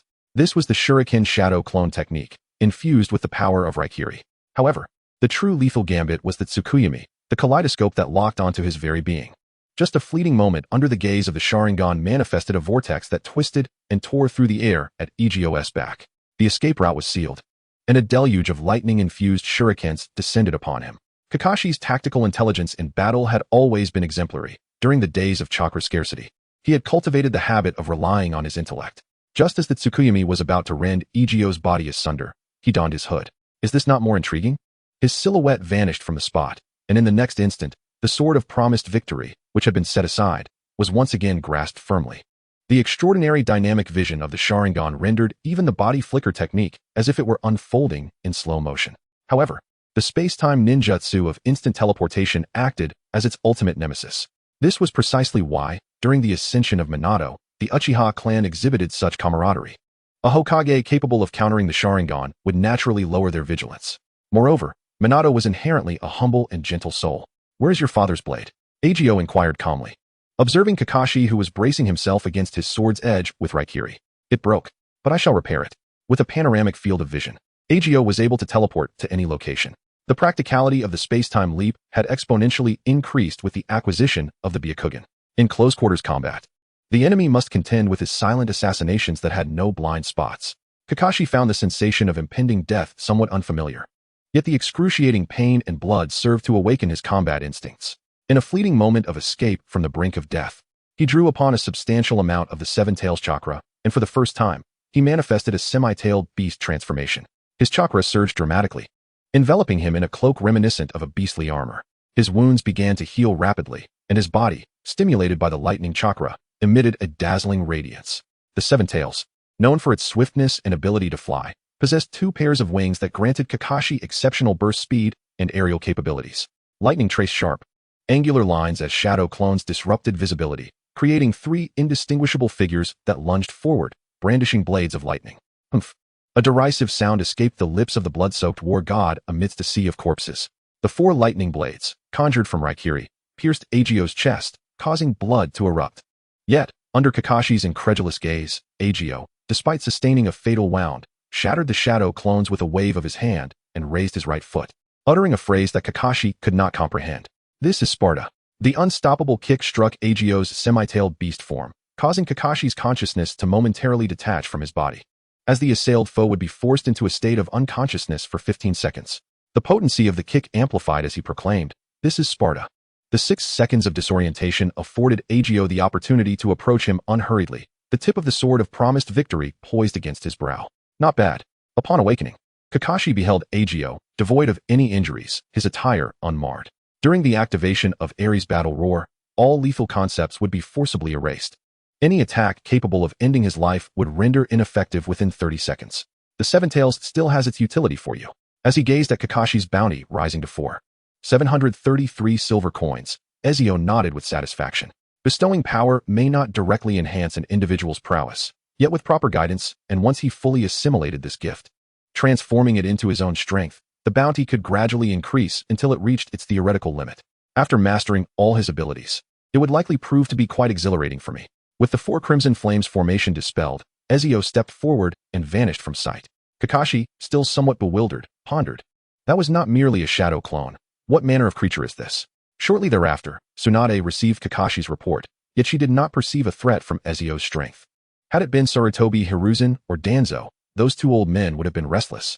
For the emergence of such a being in the village would necessitate either collaring him like a dog or eliminating him. There was no third option. Tsunade, expansive in spirit and broad-minded, inherited many traits from Senju Hashirama. Even in his half-tailed beast transformation, could he truly pose no challenge to him? The Sharingan's defense against space-time ninjutsu was nearly non-existent. Dynamic vision could not capture the fleeting shadow of a teleporting figure. Only the Byakugan could detect his attacks from blind spots. After all, Danzo was a master assassin, and his reluctance to utilize Ezio previously must have stemmed from a wariness of his abilities in the presence of such an individual. What use were 11 transplanted Sharingan? Tsunade stroked her chin, placing a heavy burden upon the table, suppressing a sizable folder. Perhaps I should exert pressure on the Hyuga clan in advance to prevent any irrational actions on their part. Sighing, she reflected that with the Uchiha gone, Konoha could not afford to lose another Hyuga. This is the list of students he submitted. Do you think I should approve it, Kakashi? Kakashi, now invigorated, demonstrated both strength and intellect, as well as loyalty and integrity towards Konoha, which greatly pleased Tsunade. She deemed him a commendable choice for the next Hokage. Though Kakashi still required further honing, beginning his training now was by no means premature. Naruto Uzumaki, Sasuke Uchiha, and Hinata Hyuga? Kakashi glanced over the list. Entrusting Naruto to him would at least mitigate the risk of the Nine-Tails rampage. His sealing techniques were formidable, and the chakra of the Seven Tails posed no resistance within him. Moreover, he seemed to have no particular need for tailed beasts, as his own chakra strength already approached their level. If Lord Jiraiya were to agree, I believe there would be no issue. Sasuke Uchiha is indeed exceptionally talented, and it is only natural for him to be favored. But Hinata Hyuga? Kakashi harbored some doubts.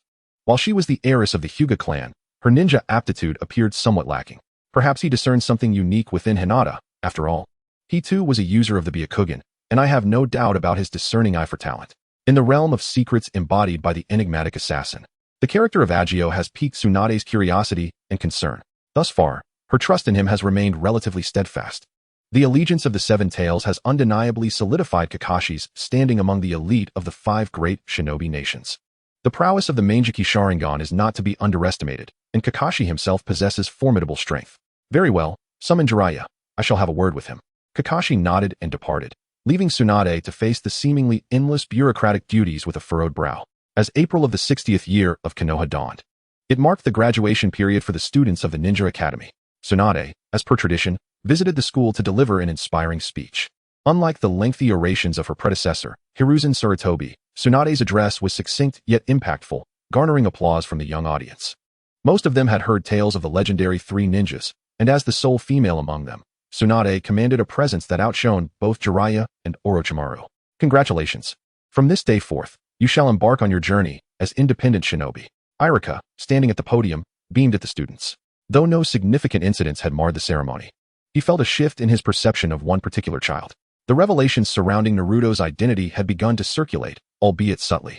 As the son of the 4th Hokage, many found it hard to believe, and the knowledge that Naruto had been burdened as the host for the Nine Tails since birth sparked a flicker of guilt in the eyes of several instructors. However, you are still mere genin. The real challenges are only just beginning. Henceforth, you will be grouped in 3s, each under the guidance of a Nin sensei. Naruto's class was considered elite within Konoha, comprising either academically gifted civilians or offspring of shinobi clans, with a Nin leading their group as standard. I shall now announce your respective teams. Team 1, Uzumaki Naruto, Hige Hinata, Uchiha Sasuke. The pink-haired girl sitting between Naruto and Sasuke glanced around in disbelief before resting her head despondently on her desk, as though her spirit had been siphoned away. Meanwhile, a girl with short black hair seated behind Naruto felt her face flush crimson, steam seemingly rising from her head. How wonderful, I am in the same team as Naruto-kun. She murmured to herself in a voice barely above a whisper. After a moment, Irika completed the roster of teams. This afternoon, you will meet your Nin teacher. Until then, you are free to roam. Class dismissed. Why are you in the same team as Sasuke? As Irika exited, the classroom erupted into chatter. Sakura Haruno shot a glare of envy and frustration at Naruto, but just as she turned to speak with Sasuke, he had already sauntered out of the room, hands coolly tucked into his pockets. Who would want to be in the same team as that arrogant boy?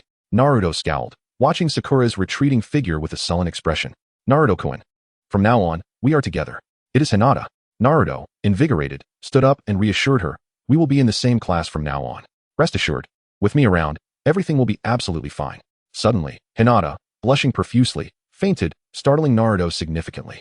He clumsily caught her, but as she opened her eyes, She found Naruto's face mere inches from hers, causing her to shyly shut her eyes again. Completely at a loss regarding how to handle the situation, Naruto stood there, dumbfounded. You should lay Hinata down beside you.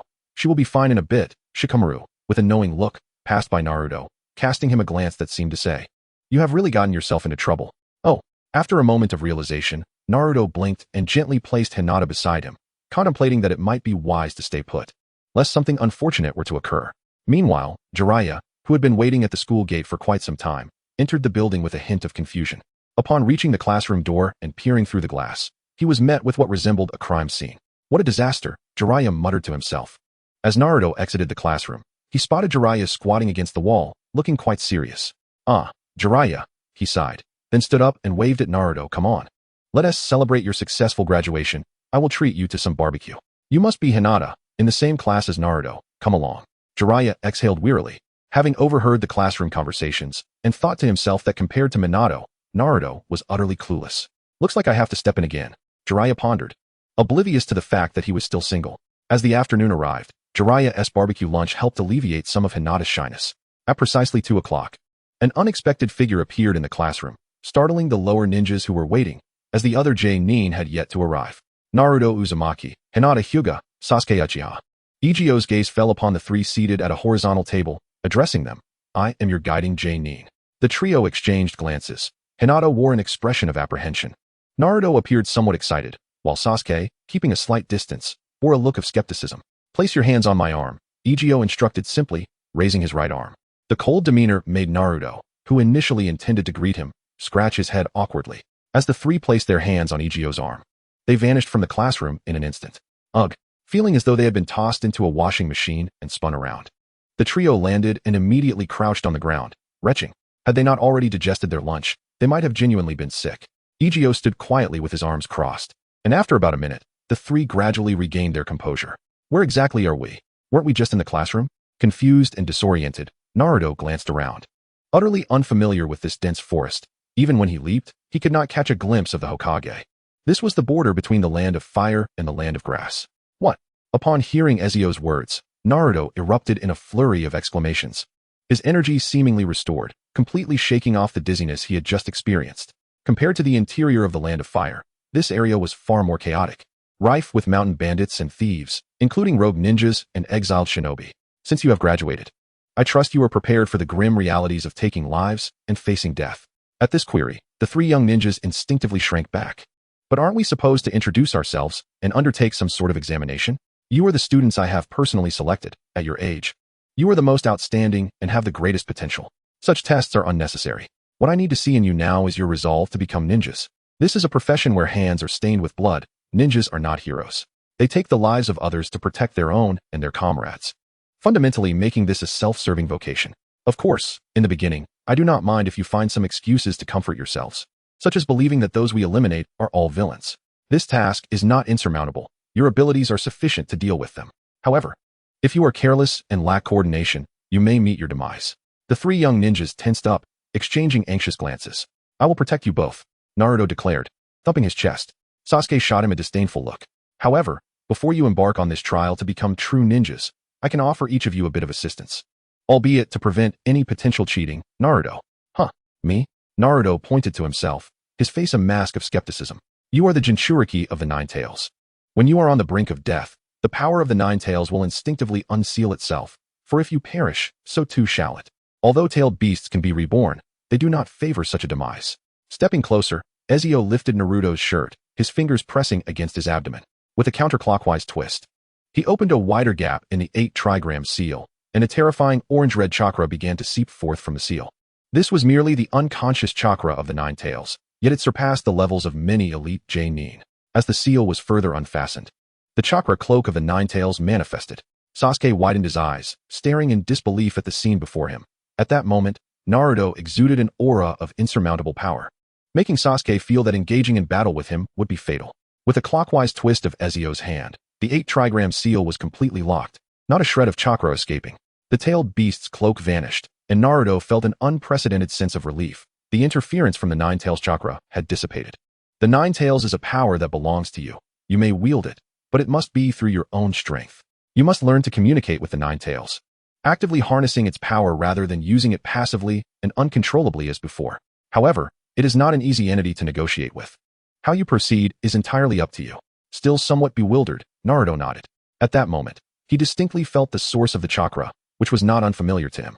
He seemed to envision a colossal, fiery orange fox, its eyes slightly ajar, gazing at him with an overwhelming aura of ferocity. Yet, Naruto felt no fear. Instead, he sensed an odd familiarity and warmth, having been accompanied by the Nine Tails since birth. Now, you may express the assistance you desire, but you have only one opportunity.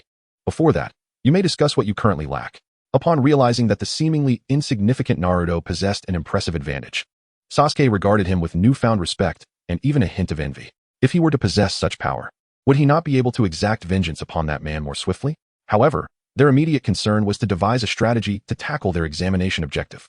The three of them huddled together, recognizing that their yet unnamed teacher took this matter seriously. They could only rely on their abilities to deal with the band of mountain thieves. Let us share what we know, Sasuke began earnestly. I can activate the Sharingan, wield fire techniques such as the Great Fireball Technique, Phoenix Fire Technique, and Dragon Fire Technique. I excel in the use of ninja tools and can set traps.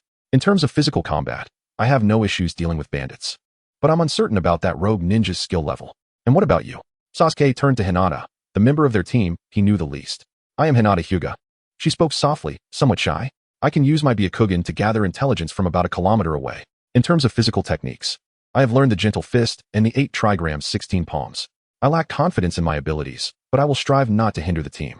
Hinata cast a furtive glance at Naruto, silently encouraging herself. When it was Naruto's turn, he unusually displayed a hint of embarrassment. Me? He looked dazedly at his two companions. And after they had introduced themselves, he suddenly found himself at a loss for words. He couldn't compete with Sasuke in physical combat, and apart from the shadow clone technique, he had not learned much else, as Jiraiya had not taught him. After pondering for a while, he could not think of anything noteworthy to share. I will surpass the Hokage in the future, he declared, confidently giving himself a thumbs up. So, you possess no skills at all, then, Sasuke remarked, dismissing Naruto's proclamation. After all, before revealing the power of the Nine Tails, Naruto had been nothing but a complete underachiever. Yet now, with the Nine Tails power sealed, such a display was to be expected. What you need to do now is learn a practical ninja technique from that guy. Do not be a hindrance to us, underachiever. Who are you calling an underachiever? Naruto shouted with a strained voice, yet he felt a twinge of insecurity within. As for Hinata, Sasuke did not acknowledge Naruto's outburst. Your designated role should be reconnaissance support, while also supplementing close combat, primarily aimed at restraining the enemy. The gentle fist of the Hyuga clan is indeed capable of sealing a ninja's chakra, correct? Yes. But I am not yet proficient in it. Since that man has chosen you, it indicates that you possess this innate talent, and it should not be lacking. Your Byakugan's intelligence gathering is crucial for this mission. I understand, Hinata silently nodded. Should I not inquire of that guy how to harness the power of the Nine Tails? Naruto pondered, scratching his head. I find it quite impressive. The mission only spans a week. Will you be able to learn it? Sasuke narrowed his eyes, acknowledging the formidable chakra of the Nine Tails, yet he was acutely aware that such power could not be mastered casually. Who says I can't? Naruto retorted defiantly. Sasuke disregarded him and instead rose, striding towards Ezio. We have reached an agreement. Hinata and I have no issues, but Naruto lacks competence. We need him to fulfill his role. Are you aware of Naruto's strengths? Sasuke slightly shook his head, as even Naruto himself was oblivious to his current advantages. Despite his bravado, he possessed a modicum of self-awareness. Naruto's mother was a member of the Uzumaki clan, and every individual from the Uzumaki clan is endowed with remarkable vitality and an abundance of chakra. This is your greatest asset at present. A scroll was tossed to them by Ezio, containing the shadow clone and multi-shadow clone techniques. The former you can all learn, but I only recommend that Naruto master the latter, as the multi-shadow clone consumes excessive chakra, and forced usage may lead to dire consequences. During this week's mission, you will also need to secure shelter, food, and water. I shall not provide further assistance, and only by passing this examination will you become my students. With his words, Ezio vanished from sight, leaving the three young ones exchanging glances, then turning towards the ninjutsu scroll in Sasuke's hands. Time is of the essence. Let us commence. Sasuke took a deep breath and unfurled the ninjutsu scroll. It seems rather simple. Naruto, leaning in with a furrowed brow, smiled widely after reviewing the technique.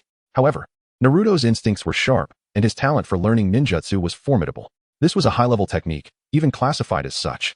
Sasuke scoffed. Although the shadow clone technique requires merely a single hand sign, it necessitates precise chakra allocation.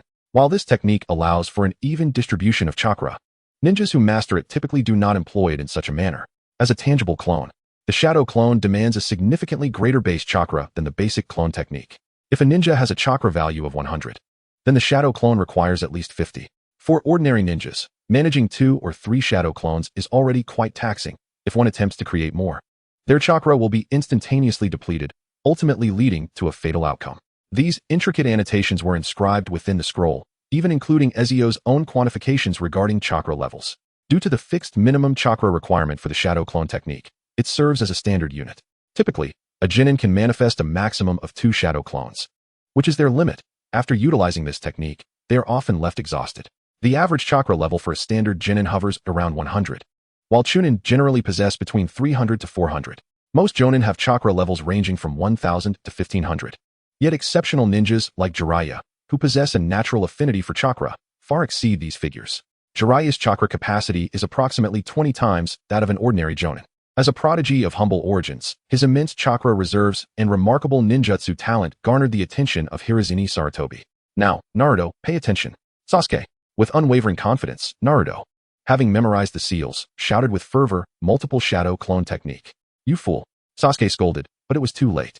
With a resounding bang, a cloud of smoke erupted, revealing hundreds of shadow clones, all squatting and standing across the visible landscape like monkeys. Impressive, isn't it? Naruto exclaimed, unperturbed. Sasuke's brow twitched. We're only 500 meters away from the bandits' hideout. Although he was taken aback by Naruto's astonishing chakra levels, he did not forget the intelligence provided by Ezio. Hinata. Yes, she replied, a hint of nervousness in her voice. I'll use my Byakugan to check if that fool has alerted them. Okay, she affirmed. Gathering her chakra, veins protruded around her eyes as her Byakugan swept across the area, quickly identifying the direction of the hideout. It seems clear. They Haven T moved toward us. Didn't you learn any common sense in school? Sasuke exclaimed, delivering a light punch to Naruto's head, causing him to crouch and protect his throbbing skull. I got it, Naruto mumbled, pouting. But even if they come, what is there to fear? I have my shadow clones. You have nothing but chakra right now. While ordinary folks might escape, our opponents are ninjas. Can you really evade them if you can't defeat them? Our task is to eliminate every last one of them. Once that ninja escapes, can we catch up? The hideout isn't overly difficult to handle. We need a plan to swiftly eliminate the most threatening rogue ninja. The remaining ordinary bandits won't pose much of a challenge.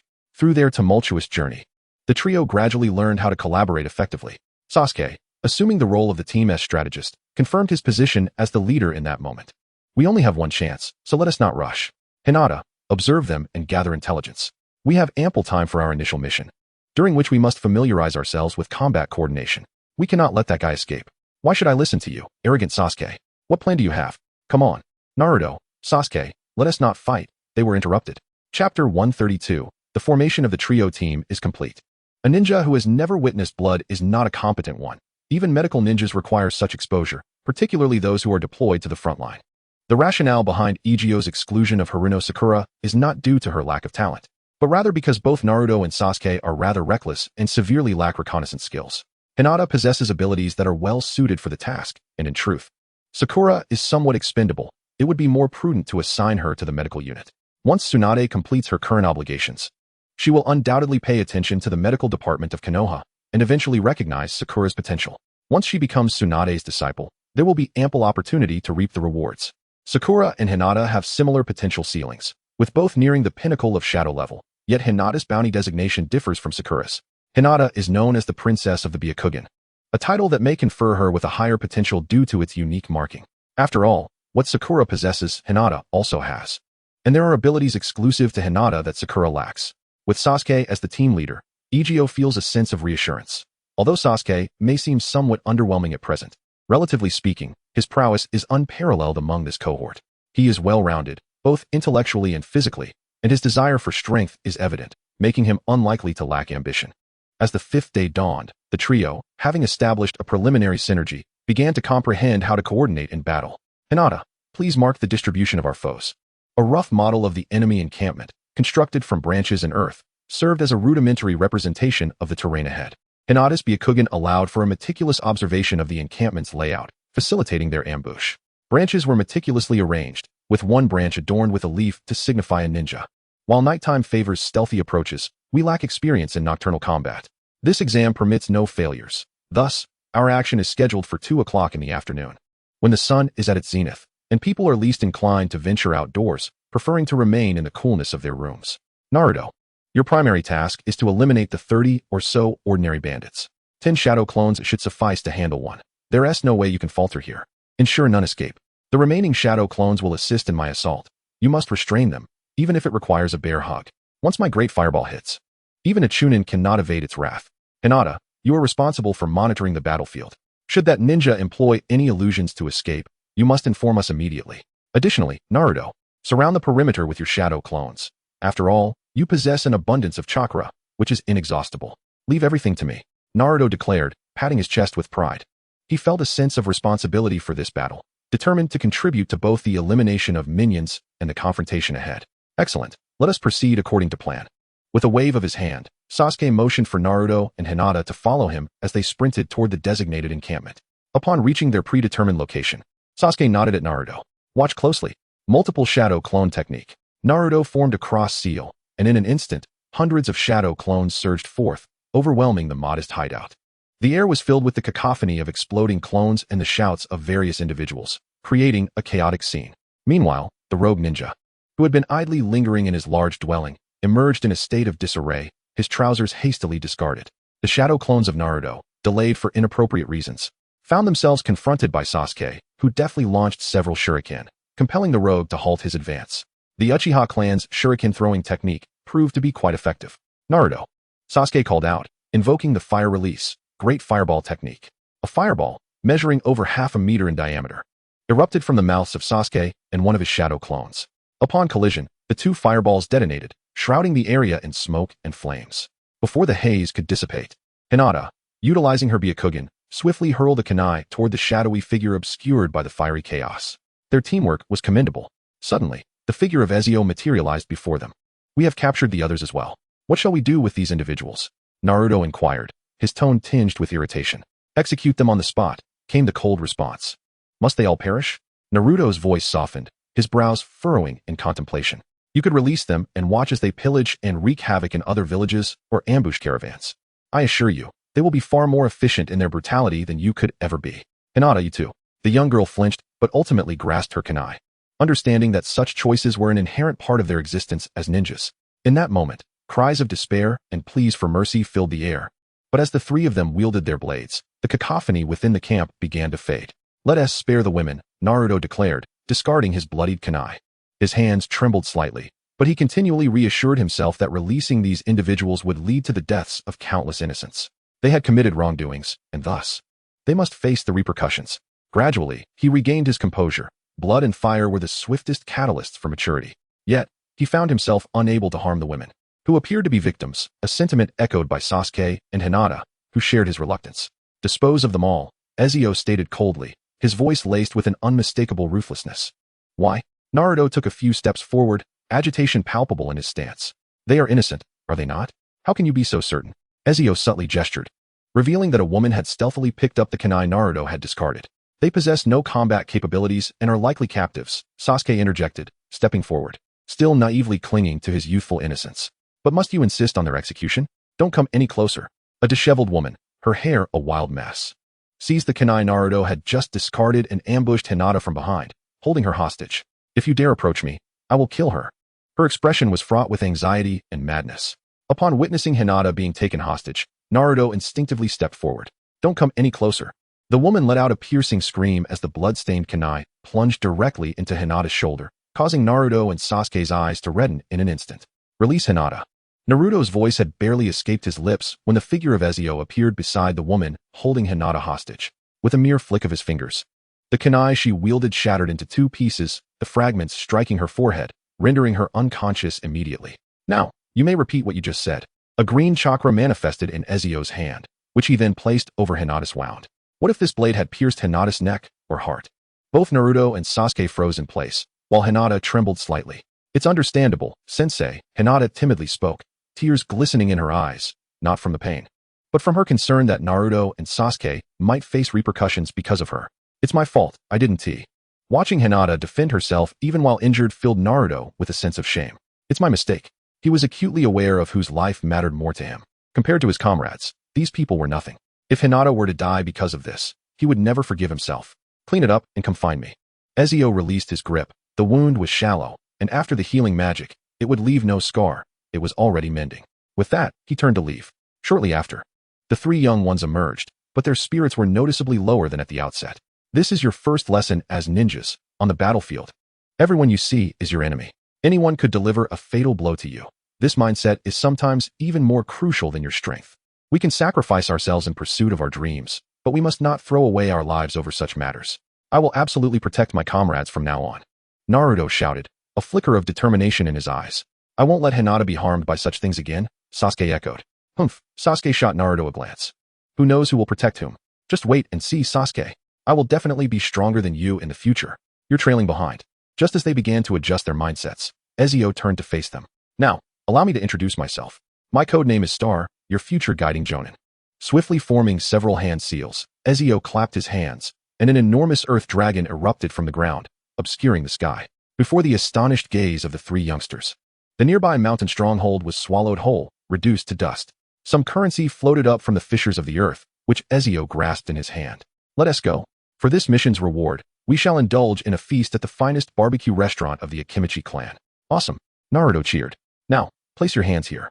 As they gazed at the outstretched right hand of Ezio, a slight shiver coursed through them. Although being whisked away was undeniably convenient, the experience was arduous to articulate. This extraordinary long-distance teleportation. If Ezio had not fortified his body with chakra, he himself would have preferred to avoid such torment. Why is it so far? Naruto lamented, his face a picture of despair. Didn't they say this is the border of the land of fire? Sasuke cast a sidelong glance at Naruto, yet felt a twinge of reluctance as he placed his hand on the teleporting surface. What kind of technique is this, Teacher Shing? You wouldn't be able to learn it. Asking is futile, came the dismissive reply. Inside the Akimichi barbecue restaurant, the three little ones, who had previously felt as if they might expel their own stomachs, were instantly enraptured upon seeing the towering platter of meat that reached over a meter high. So much, Naruto exclaimed, recalling that the last time he had indulged in barbecue was 5 days prior, courtesy of Jiraiya. While he had eaten his fill then, it was but a fraction of this feast. But isn't the barbecue quite expensive here? He pondered, remembering the sum Jiraiya had paid, which was nearly equivalent to several months of his own living expenses. Eat your fill first. If it's not enough, we can order more. Especially you, Hinata. You've been undernourished for far too long. This is detrimental to your chakra growth. At this, Hinata's cheeks flushed crimson as she lowered her gaze. But hasn't Hinata never eaten much? Naruto scratched his head in confusion, recalling that during Jiraiya's treat, she hadn't shown much appetite. And over the past 5 days of survival in the wild, she had eaten less than Sasuke. That is precisely why I stated she is undernourished.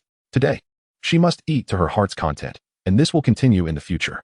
Ezio glanced at Hinata. I need you to keep pace with me, do you understand? As the meat sizzled on the grill, the atmosphere grew lively. Although it wasn't mealtime yet and the restaurant was sparsely populated, the waitstaff remained busily engaged. Ezio had a hearty appetite. Though he could survive without food or drink, the desire for culinary delights remained. Japanese cuisine did not suit his palate. But Akimichi barbecue was the most agreeable to him, especially when paired with a bit of rice, bringing him considerable joy. Approximately an hour later, a stuffed Naruto and Sasuke lay sprawled out, on the verge of rolling their eyes from fullness. Initially unwilling to concede, they had attempted to compete with Ezio. However, upon reaching their limits, Ezio continued to savor various succulent cuts of meat with methodical grace. 3 mountains of empty plates had accumulated beside them. Yet only one of those was the result of their efforts. Come on, Hinata. Naruto, barely able to stifle a burp, weakly encouraged her. You single-handedly contributed a mountain to the remaining 2. You must win, carry on the legacy of Sasuke and me. Shut up. Sasuke shot Naruto an exasperated glare, but was discreetly observing the seemingly fragile girl beside him, who appeared to possess little combat prowess. Teacher Shing, Hinata stammered, her face growing ever redder as she sensed the gazes of Naruto and Sasuke upon her. I 2 more servings of deer steak, and 30 assorted barbecue platters. Ezio commanded the intrigued owner, who belonged to the Akimichi clan and was also a ninja. No problem. Today you'll receive a 20% discount. I haven't seen a customer with such a hearty appetite in ages. Once we finish the remaining food, we shall be nearly done. Hinata likely possesses an appetite 5-fold that of Naruto. Ezio cast a scrutinizing glance at Hinata. For a ninja, having a hearty appetite is advantageous, as a robust physique can generate an abundance of chakra. One wonders if Hinata shares this trait. Naruto appeared to conjure a vivid image in his mind. The Akimichi clan stores chakra in a manner akin to fat. They are not genuinely overweight. Hinata, too, does not gain weight. The food she consumes swiftly converts into energy, synthesizing chakra, a remarkable gift. Were it within their reach, every ninja would eagerly desire such an ability. In my class, You need only focus on rapidly enhancing your strength, without concern for other matters. Once you attain the level of a Chunin, I will take you directly to undertake A-rank missions, bypassing the trivialities of B-rank tasks. Unless, of course, you possess a peculiar fondness for caring for children or searching for lost cats. Such endeavors sound dreadfully mundane. Naruto slumped over the table, momentarily pondering that Hinata seemed quite formidable, implying that she must have been going hungry prior. Under Naruto's gaze, steam seemed to emanate from Hinata's head, and she nodded slightly, indicating that she was not as hungry as it might appear. We must engage in more missions henceforth, at the very least. We must ensure that Hinata has enough to eat every day. Naruto appeared to have resolved something, suddenly brimming with enthusiasm, but in his excitement, he burped and quickly covered his mouth to avoid embarrassment. Fool, you shouldn't eat so much, Sasuke remarked, casting a sidelong glance at Naruto. In that moment, Naruto, rendered speechless, merely glared at Sasuke, who had just consumed an equal amount moments ago. After another half hour, after finishing the grilled meat, Hinata rinsed her mouth with a refreshing juice, her stomach appearing flat and devoid of any sign of an insatiable appetite. Thank you, sensei. Hinata expressed graciously with a slight bow, radiating satisfaction after her meal. It's nothing, Ezio replied as he rose to settle the bill. Although a Jonin's monthly salary would scarcely cover this meal, he had alternative sources of income. During the recent raid on Konoha, he had conveniently acquired a few million ryo. The Sarutobi clan is genuinely affluent. However, for him, sufficient funds were all that mattered. There was no need to accumulate excessive wealth. Now, I shall grant you a break. We will reconvene at noon tomorrow at the village entrance. Your formal training will commence. Watching them depart, Ezio nodded with satisfaction. Sasuke's bounty had increased from 8 to 9 ryo. Though it was merely a single ryo more, it signified that such training could indeed enhance one's bounty. However, this was only suitable for those destined for higher bounties. Nurturing them would require time. Were it not for the need for his Byakugan to progress, Ezio would have already begun hunting targets and inciting a war among the ninja world. For, after all, the battlefield is where one experiences the swiftest advancement. Far more than in mere training. Establishing a solid foundation for a few promising individuals would enable their accelerated growth, potentially elevating their limits even higher. Is tonight's dinner French fish soup? Indeed, though it is only paired with toasted bread. If you wish, I could also prepare a pizza. But it must not contain pineapple or durian. How about ham and smoked sausage instead? A pizza without pineapple is devoid of soul. Your taste is rather heretical, Ezio. It is quite surprising considering you are Italian. I am not well acquainted with Italy, but I learned they do not allow tomato sauce on their pasta. I found the tomato flavor too subtle and added a bit of ketchup, only to have the owner scold me with a spatula. How rude. However, shouldn't we indulge in some pre-dinner sweets? Upon hearing this, Furong's face was a canvas of disapproval. Why can't you just chance upon some lovely young ladies outside? For 2 consecutive weeks, I declined to take time off. No more adjustments. Seeing Furong's pitiful expression, Ezio chuckled as he affectionately ruffled her hair. All right, I hear you. I wouldn't truly consume you. Yet, I genuinely haven't encountered anyone appealing. Ezio shrugged. Speaking the truth, his standards were always high. But they had become even more discerning. I don't believe it. Furong pouted, suggesting, how about I help you choose? Sure. With a wave of his hand, Ezio summoned the meditation basin, pressing his fingers to his temple. He then extracted a fragment of memory and cast it into the basin. See for yourself. This is everyone I've encountered.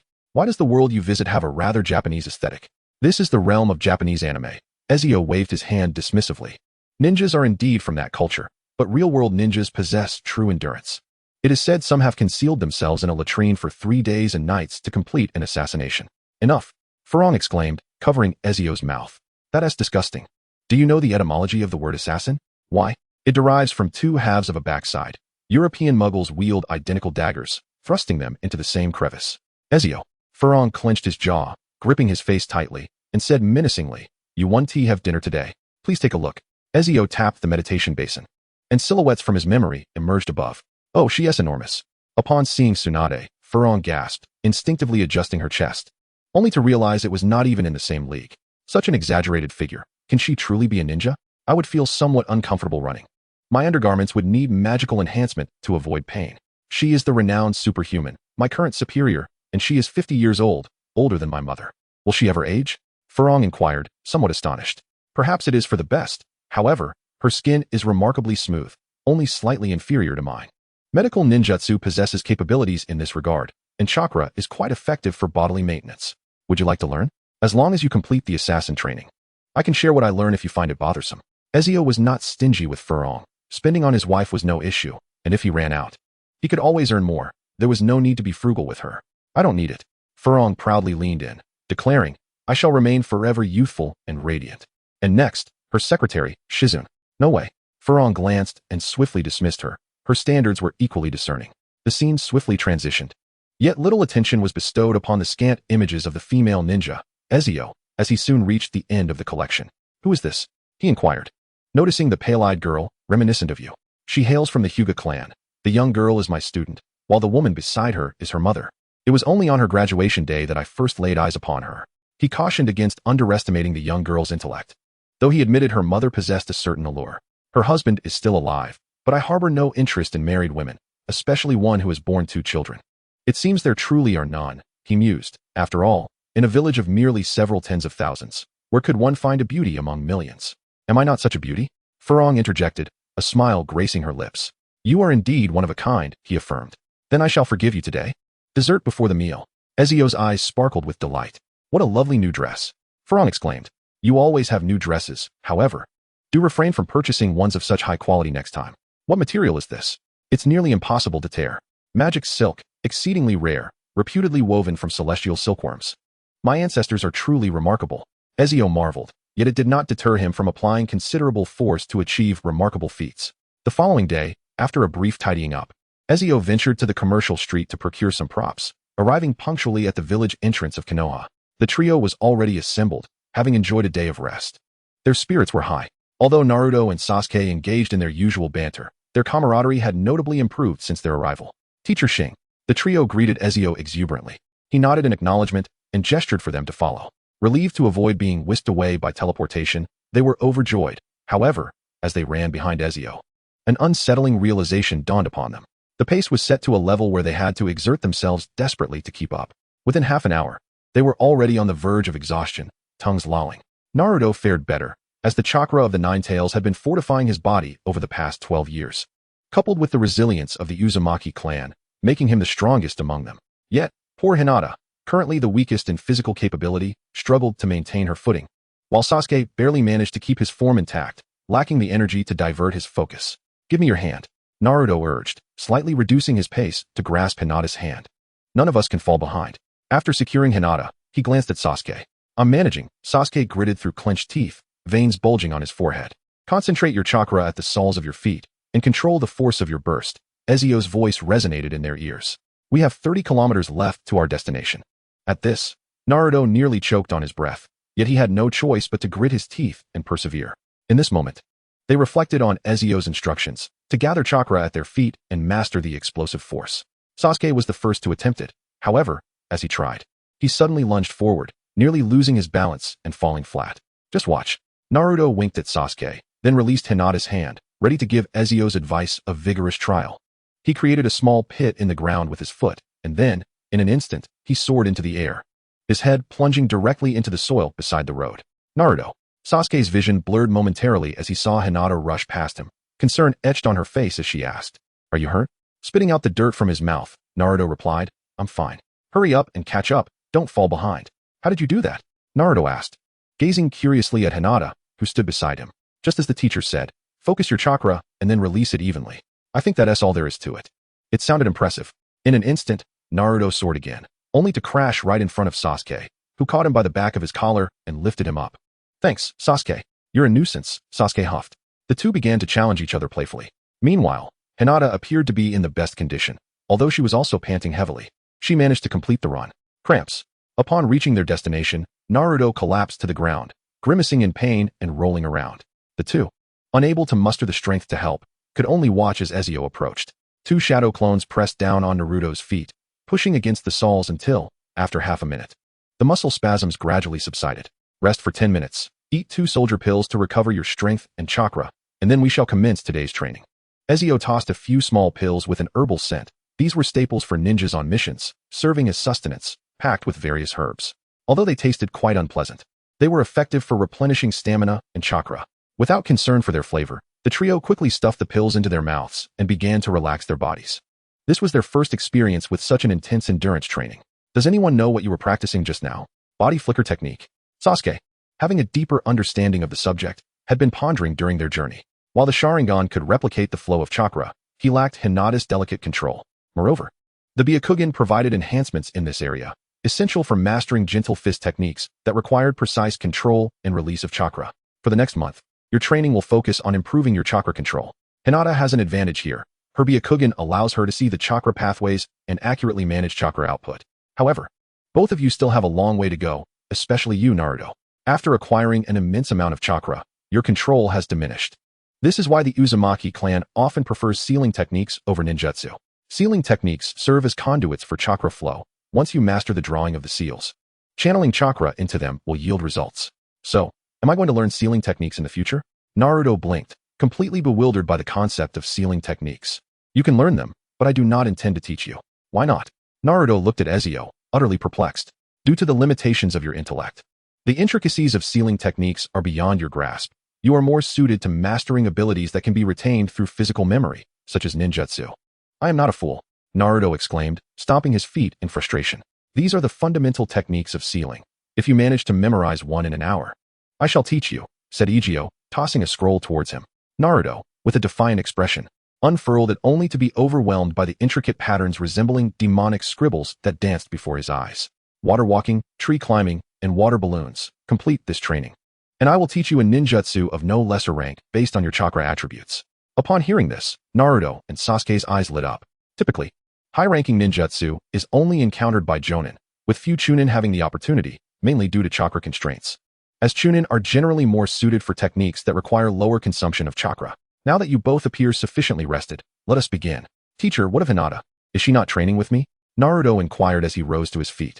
Hinata's control over chakra is adequate for now. What she truly needs is to augment her chakra reserves, which entails ensuring she is well-fed daily and honing her gentle fist technique.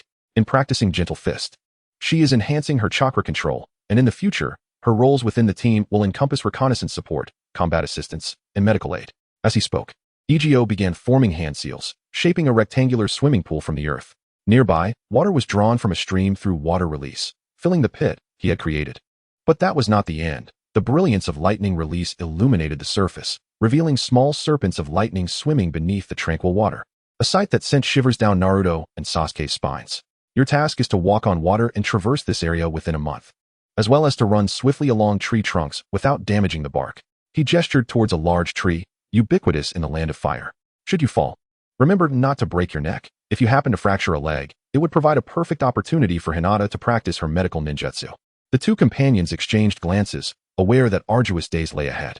Yet, for the sake of high-ranking ninjutsu, whether aspiring to become Hokage or to defeat that man, becoming stronger was an imperative endeavor. Hinata, do you understand what gentle fist is? Ezio gently closed his eyes, and when he reopened them, a pair of Byakugan identical to Hinata's appeared, though his eyes reflected a deeper, clearer blue. Teacher, Hinata was momentarily taken aback. It was her first time witnessing Byakugan outside of the Hyuga clan. The essence of gentle fist lies not merely in the technique, but in the Byakugan's ability to reveal chakra pathways and the flow of chakra, allowing us to identify the chakra points where chakra converges.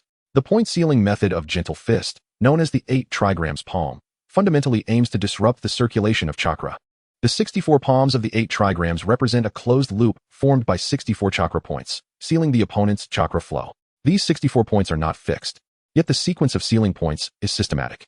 Ezio acquired the knowledge of the gentle fist technique from Danzo, yet this ephemeral information seemed to hold little significance for him.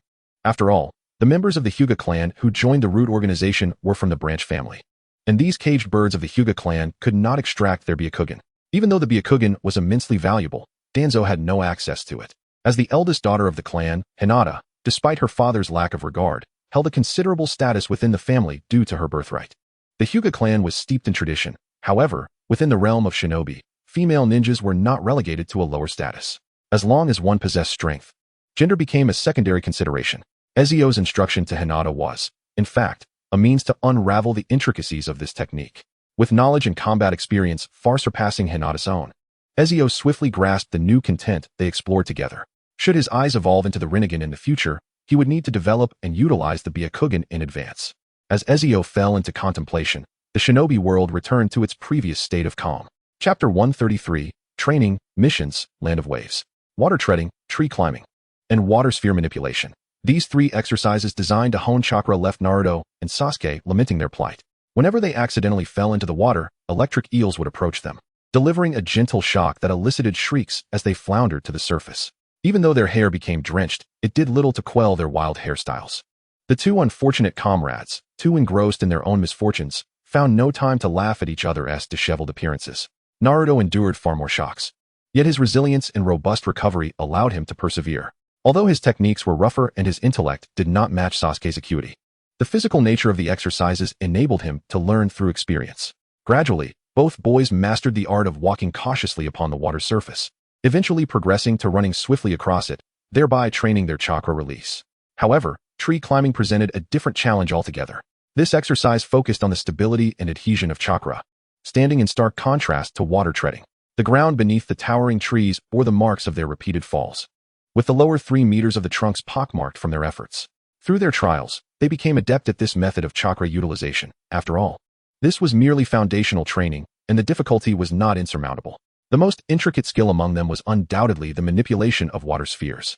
Actively controlling chakra to rotate in the desired direction and maintain stability proved to be quite a task. To add to their woes, Ezio filled their water spheres with boiling water, and when they burst, the resulting scalding elicited cries of distress. Such punishing exercises ingrained the lessons of past mistakes more firmly in their minds, as human nature inherently seeks to avoid harm. Upon mastering the control of chakra rotation within a single water sphere, they progressed to juggling one in each hand, while simultaneously engaging in water treading or tree climbing, thereby cultivating their ability to multitask. Many training techniques used by assassins could be adapted for ninjas as well. On the other side, Hinata's training proved to be exceedingly fruitful. Ezio acquired the profound secrets of gentle fist taught by her father, Hayashi Hyuga, which were far more detailed than what he received from Danzo. Although Hinata did not entirely satisfy Hayashi's expectations, as the eldest daughter of the clan, she had received rigorous instruction befitting her status from a young age, under Hayashi's strict guidance. However, her limitations in chakra capacity hindered her ability to fully utilize many of the techniques she learned. The education she received instilled in Hinata a sense of decorum that prevented her from acting inappropriately. She had long restrained herself from indulgence, as a lady of her standing was expected to uphold refined manners. Her circumstances were an exception within the Hyuga clan, and Hayashi's concern for Hinata was not particularly profound. After Ezio mastered the 8 trigrams 64 palms, Hinata also became proficient in the entire set of techniques under his intense tutelage. Although applying these techniques in real combat remained somewhat challenging, she grasped the essential points. The difficulty of the 8 trigrams technique lies in the ability to adeptly adjust one's approach in battle according to the opponent's chakra flow and the ninjutsu employed, targeting specific chakra points. The more points one strikes, the more intricate the process becomes. It is not simply a matter of randomly pressing pressure points. The amount of chakra infused into the points must be minimal. If too much is used, precise control becomes arduous, allowing the struck points to potentially be forcefully opened. Therefore, one must first create disturbances to divert the chakra's path within the opponent's body, depleting their chakra's explosive pathways and segments. The shorter the acceleration distance of the chakra, the weaker the explosive force, ultimately leading to the complete immobilization of the chakra within the opponent's body. This strategy proves effective against the majority of ninjas. Yet for someone like Naruto, who possesses an extraordinary amount of chakra and is the Jinchuriki of the 9 tails, executing the full set of 8 trigrams 64 palms would hardly suffice to contain him. If Naruto were slightly stronger and exhibited greater control over his chakra, the gentle fist technique of the Hyuga clan would be rendered utterly ineffective against him. Yes, teacher, what should I learn from father next? You can actually attempt it now, but this technique may consume more chakra than your current capacity allows. To reduce consumption, you must further enhance your precision in chakra control. Well then, Naruto and Sasuke, the month has come to an end. Have we qualified, teacher? Naruto exclaimed excitedly, running over, his clothes adorned with leaves and grass clippings. Indeed, I have observed everything. They have not been idle and have worked diligently. Now take this. Ezio handed over 3 slips of paper, chakra paper, used to detect chakra attributes. Every individual possesses a predominant chakra attribute, or multiple, and the manifestation of these attributes is as follows. Fire, where the paper ignites. Wind, where the paper is sliced. Lightning, where the paper crumples. Water, where the paper becomes damp. And earth, where the paper shatters. Ezio, endowed with the Otsutsuki lineage, possessed all 5 elemental attributes. However, his chakra did not react to the chakra paper due to its absolute balance. He encompassed all 7 attributes: fire, wind, lightning, water, earth, yin, and yang, an achievement unattainable by other ninjas, who often exhibited varying degrees of imbalance in their elemental distributions. After listening to the explanation, the 3 of them eagerly infused their chakra. Naruto first manifested the element of wind, while Sasuke exhibited lightning. However, Both possessed the complete spectrum of the 5 elemental attributes. The distinction lay in Naruto's affinity for yang release and Sasuke's for yin release, which would not be reflected on the chakra paper. Hinata, on the other hand, demonstrated fire and lightning. The difference between ninjutsu of various ranks lies in their complexity of mastery. Their potency does not necessarily correlate with their rank. The volume of chakra is the most pivotal factor determining the strength of a jutsu. For instance, the Great Fireball technique previously employed by Sasuke is classified as a high-level ninjutsu. Sasuke nodded in acknowledgement. But what about such a great fireball? Igio formed hand seals and then looked up to exhale towards the sky. In truth, these techniques do not always require the mouth for release. This gesture allows a ninja to swiftly and efficiently expel chakra from their body. Not all ninjas possess the Byakugan, which enables chakra to be ejected from any chakra point. And forming hand seals occupies both hands. Until Igio can utilize the seals as a disguise, he cannot simply wave his hand and unleash a colossal fireball. A supersized fireball, nearly 10 meters in diameter, emerged in the sky. Despite the distance of several meters, the intense heat caused the 3 small figures to instinctively retract their necks. The fireball gradually dissipated in midair, yet this spectacle would not easily fade from their memories. It is not the complexity of the ninjutsu that determines its might, but rather the strength of the ninja wielding it. Mastering the transformation of chakra properties and effectively combining complementary ninjutsu amplifies one's power. The ninjutsu I wish to impart to you possesses significant versatility, even suggesting that these 2 techniques can evolve into numerous forms. The first is the lightning release, lightning cutter. The signature technique of Kakashi Hatake, originally known as Chidori. It necessitates hand seals, but it can also be executed without them. Igio's right hand ignited with a blinding flash of lightning. Even standing nearby, the lightning chakra induced a prickling sensation. In terms of piercing capability, the lightning cutter is formidable. Its principle involves activating lightning chakra to enhance the body, achieving greater speed while concentrating lightning in the hand, relying on both velocity and the inherent destructive power of lightning to rend targets asunder. Do not worry about Kakashi's potential objections. He cannot best me. Lightning release ninjutsu possesses remarkable adaptability. Once you grasp the transformation of chakra properties, you can shape the lightning cutter into any form you desire: blade, spear, or even animal shapes. Its sole drawback is the necessity for keen eyesight to supplement its application. Otherwise, one may struggle to hit their target due to their own excessive speed, often resulting in a decline in agility for average ninjas when utilizing the lightning cutter. Wouldn't the Sharingan compensate for this shortcoming? Sasuke inquired. This technique is more suited to you, but Naruto can learn it as well. Although he may not be the sharpest, his instincts are remarkably keen. Hee. Naruto beside him scratched his head awkwardly, letting out a silly laugh that left Sasuke speechless. Yet, he had to concede that Naruto's instincts were remarkably keen. Despite his lack of cerebral engagement, he managed to keep pace with the learning speed purely through his primal physical abilities. Given Naruto's background, Sasuke could understand. However, for Hinata, it was a bit more challenging, as her Byakugan did not enhance her in this regard, and her role differed from theirs. Hinata displayed no signs of disappointment. She nodded obediently, content with her current state. The second ninjutsu was the signature technique of the 4th Hokage, Minato Namikaze, the Rasengan. This technique demands a higher mastery of chakra, being one of the most efficient in its utilization. It requires no elemental transformation. Merely compressing chakra continuously increases its potency. Adaptable to all chakra nature changes. It is performed without hand signs and is non-elemental. A blue and white sphere of chakra materialized in Igio's right hand. This seemingly ordinary orb contained a chaotic yet stable swirl of chakra within. As Igio's hands drew closer, the Raikiri was gradually absorbed, resulting in a Rasengan pulsating with violent lightning. The Rasengan resembled a rotating drill, and once it breached the surface defenses, the internal chakra would erupt with ferocity. Approaching the massive tree designated for their climbing exercises, Igio gently pressed the Rasengan against its surface. With a thunderous boom, the colossal tree, which required 7 or 8 people to embrace, emitted a mournful groan before slowly toppling to one side. Upon contact, only a circular dent remained on the front, while the interior of the shattered tree was hollowed out, obliterating everything behind its bark. The Raikiri fused within the Rasengan acted like countless sharp blades, leaving the ground marred with charred scars from the lightning's cleaving.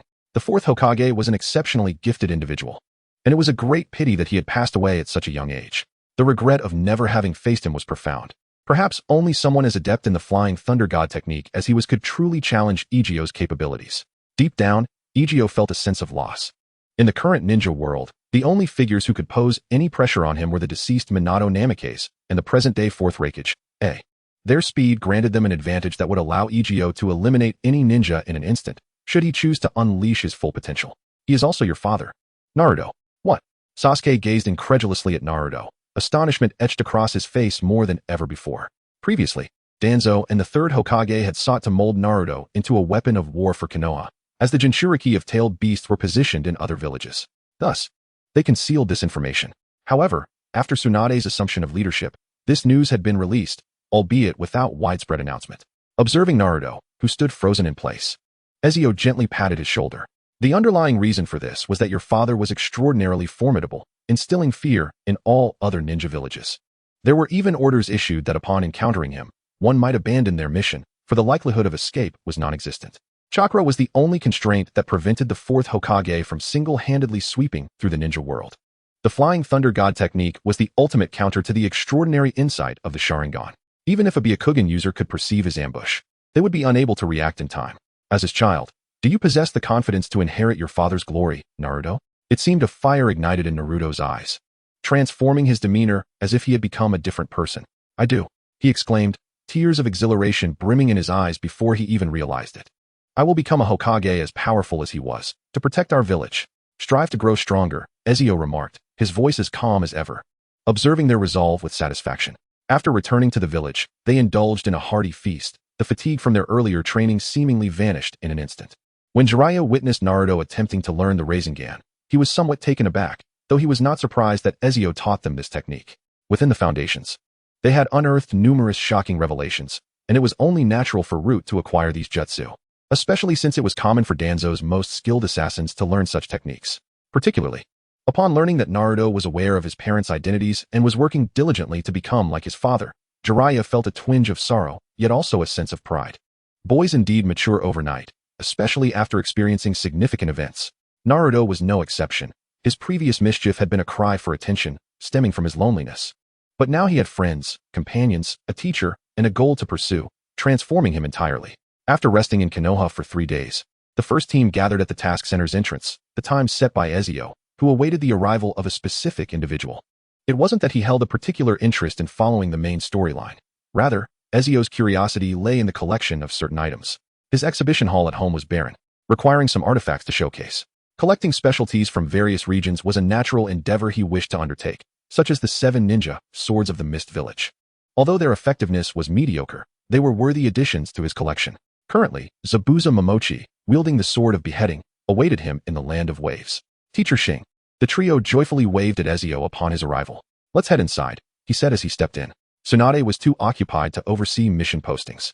Despite Konoha being stable after months of management, she was busy planning upgrades for the village after acquiring a substantial amount of wealth. Please provide me with the directory of S-rank missions. Aren't we going to undertake an S-rank mission? After hearing these words, Naruto spoke with a sense of urgency. Teacher, didn't you say before? Don't rush, Naruto, Sasuke interjected, nudging Naruto's arm. We haven't even learned those 2 techniques yet. That's true, Naruto scratched his head. Once we master them, we'll definitely encounter ninjas from other villages during missions, right? At that time, I will show them what I'm made of. Having learned more about his parents from Jiraiya, Naruto felt an even stronger desire to grow stronger. On the Hokage Rock, there was a statue of his father, and Naruto's current ambition was to become a ninja as powerful as him.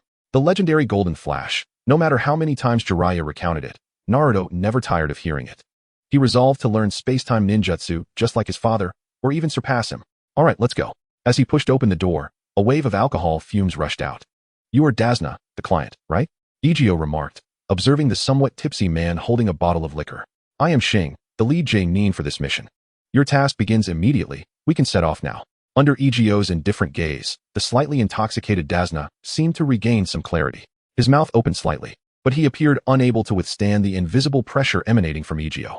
Finally, he nodded and closed his mouth, saying nothing. The 3 young ones behind him remained silent as well, but their faces were filled with excitement. Soon, the 5-member team arrived at the village entrance. After completing the necessary registration for leaving the village, they proceeded along the spacious road ahead. The Land of Waves was about a 3-day walk from Konoha. Situated in the coastal area between Konoha and the Land of Water, it was a small island nation. The objective of this mission was to escort the client to the Land of Waves and ensure his safety during the construction of a bridge, with a time limit of 1 month. This rank of the mission did not involve confrontations with ninjas, but one should not let their guard down, unless unforeseen circumstances arise. I will not intervene, Ezio stated. Understood. The 3 young ones nodded earnestly, walking ahead while Ezio brought up the rear. With the client Dasna positioned in the middle of their formation, The team's progress was quiet. Even Naruto, who was usually restless, walked in silence.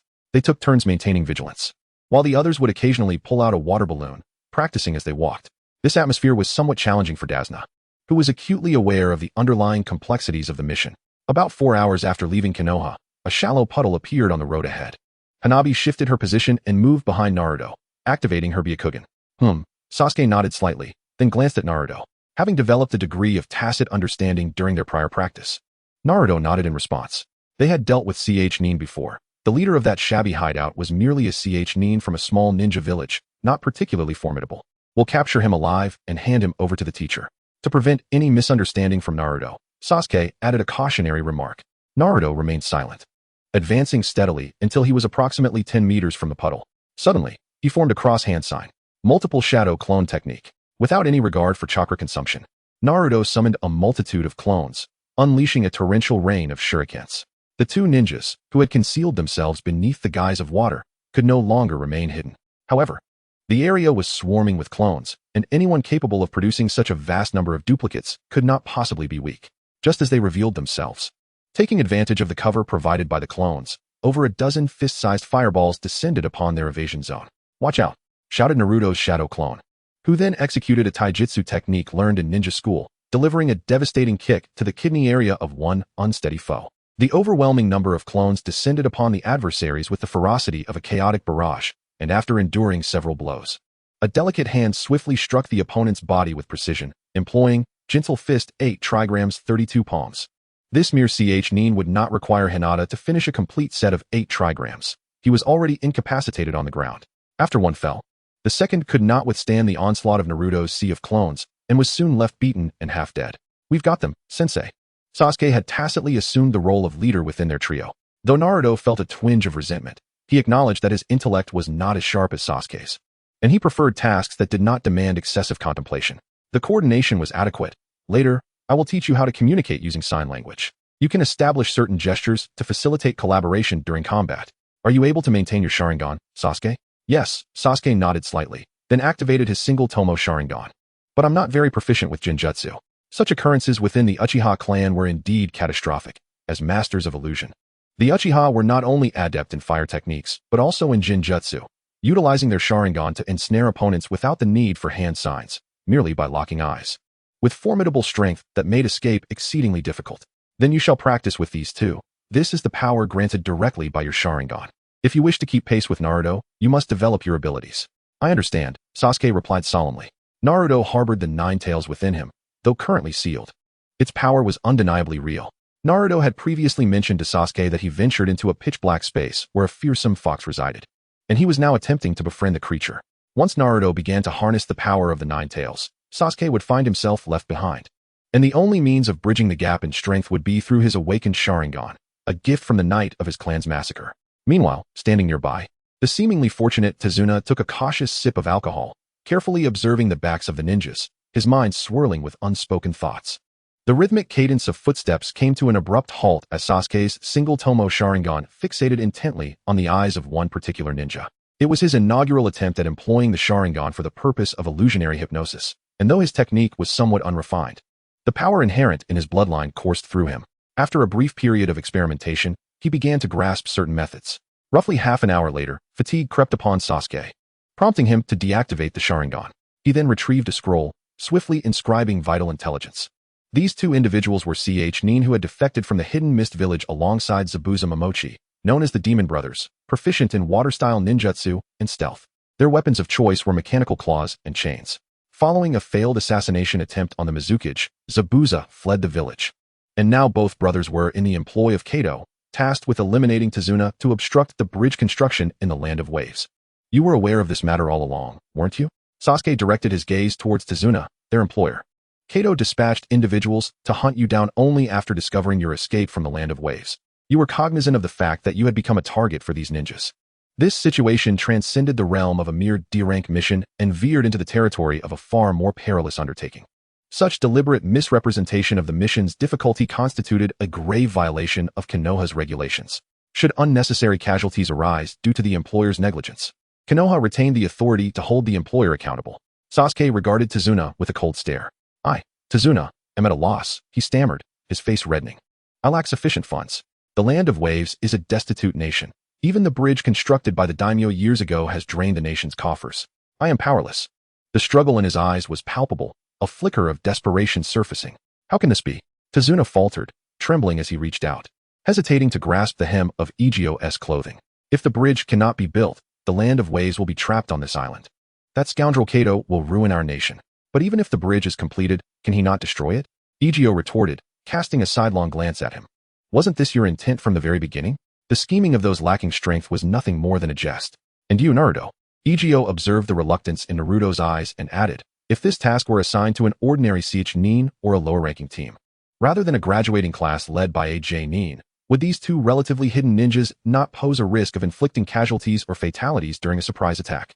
Indeed. Naruto conceded with a nod, recognizing the truth in Ezio's words. He had to admit that he, Sasuke, and Hinata were undeniably stronger than many lower-ranking ninjas. Previously, he had inquired about his chakra with Ezio, discovering that his chakra reserves were approximately 60,000, equivalent to 50 times that of an ordinary J-Nin. If he were to harness the chakra of the Nine Tails, that figure could potentially be immeasurable. With merely Shadow Clone Jutsu, he could overwhelm 10 ordinary CH Nin teams and still have chakra to spare. His natural recovery rate equated to that of an entire lower-ranked ninja's chakra pool. But they need not perish, he asserted. Do they truly believe that ninjas are mere philanthropists? The hidden villages are indeed the most formidable violent institutions of a nation. However, if the bridge remains unconstructed, the land of waves will face utter ruin. Please, I implore you. Dasna, seated on the ground, beseeched earnestly. What concern is the fate of the land of waves to the land of fire? Ezio responded coldly. Yet his subsequent words ignited a glimmer of hope within Dasna. Why not offer the rights to this bridge as compensation and enlist Konoha to resolve the issues with Kato entirely? Once the bridge is completed, the land of waves will retain its value as a vital commercial conduit. How can this be? Dasna momentarily faltered, then resolutely nodded. It is true. If the bridge is not built, the land of waves will find no escape. Even if the bridge is completed, Kato could still destroy it should he continue to occupy the territory. There are myriad ways to accomplish a task. You must remain cognizant of this in your future missions. Understood? Understood, teacher. The three young ones promptly nodded, having gleaned yet another lesson. This approach not only safeguards Konoha's interests but also prevents unnecessary complications. Now, extend your hands to me. The distance is not far, and it will not be arduous. Ezio extended his right hand, and upon witnessing the trio place their hands upon it, Dasna tremulously followed suit. It felt somewhat nauseating, yet bearable. Naruto grinned. Perhaps I should learn some time-space ninjutsu in the future? Is it truly impossible for me, teacher? Sasuke queried with a hint of reluctance. Perhaps your Sharingan may prove beneficial, Ezio remarked, casting a glance at Sasuke before entering the Hokage building. Upon learning of this mission, Tsunade expressed a degree of interest. Although the land of waves is impoverished, the bridge, once completed, would indeed offer numerous conveniences. However, you lack the authority to decide. The bridge is the property of the land of waves daimyo, and only with his consent can Konoha accept this commission. Could you possibly pay him a visit, Hoshi? Tsunade glanced at Ezio, handing over a scroll. Should the daimyo of the land of waves agree, the mission may commence, and you shall receive a stable, long-term dividend. Very well. Ezio accepted the scroll, and his figure vanished from the office. Let us wait for him a few moments. Signed. So soon? Signing allows one to live, not signing leads to death. The daimyo of the land of waves is not foolish. I sincerely hope you did not threaten him with a kunai while saying that. This is a special mission to eradicate Kato's maritime group within the land of waves. Konoha will manage the subsequent asset recovery, and each of you shall receive a reward of 5 million ryo in cash, with Hoshi enjoying an additional 10% dividend. Very well. Ezio nodded. Tsunade is not overly stingy, but he did not place much weight on such a sum. Nonetheless, Konoha stands to gain significantly, for Kato, a renowned tycoon, possesses wealth amounting to at least 2 to 3 billion ryo. Konoha is poised to reap substantial profits from this venture. So much money, Naruto exclaimed excitedly, clenching his fist. Hinata, you shall never go hungry again. We will feast on the finest grilled meats every day, and I shall order ramen in the largest bowl with triple the chashu. Hinata blushed, while Sasuke chuckled and shook his head nearby. After Tsunade returned the Uchiha clan's assets, he had become a young master worth billions. The shops that once belonged to the Uchiha now provided him with an annual income of millions. Let us depart. This mission must be executed swiftly. We cannot allow Kato's subordinates to escape. Can't we just run there? Naruto frowned. It shouldn't take more than a day. Very well, you may run ahead. I shall await you at the entrance of the great bridge in the land of waves. With that, Ezio vanished from sight, leaving the three youngsters exchanging bewildered glances. Considerate training, Sasuke mused, not blaming Naruto. He himself was also repulsed by the side effects of space ninjutsu. In comparison, running, albeit slower, allowed for some perspiration, serving as a form of physical exercise. At their age, they were in a phase of rapid physical development. In the ninja world, children matured earlier, not merely psychologically but also physiologically. During the Warring States period, individuals as young as 12 could marry and bear children. With their bodies composed of 130 trillion cells, their foundational qualities were evident.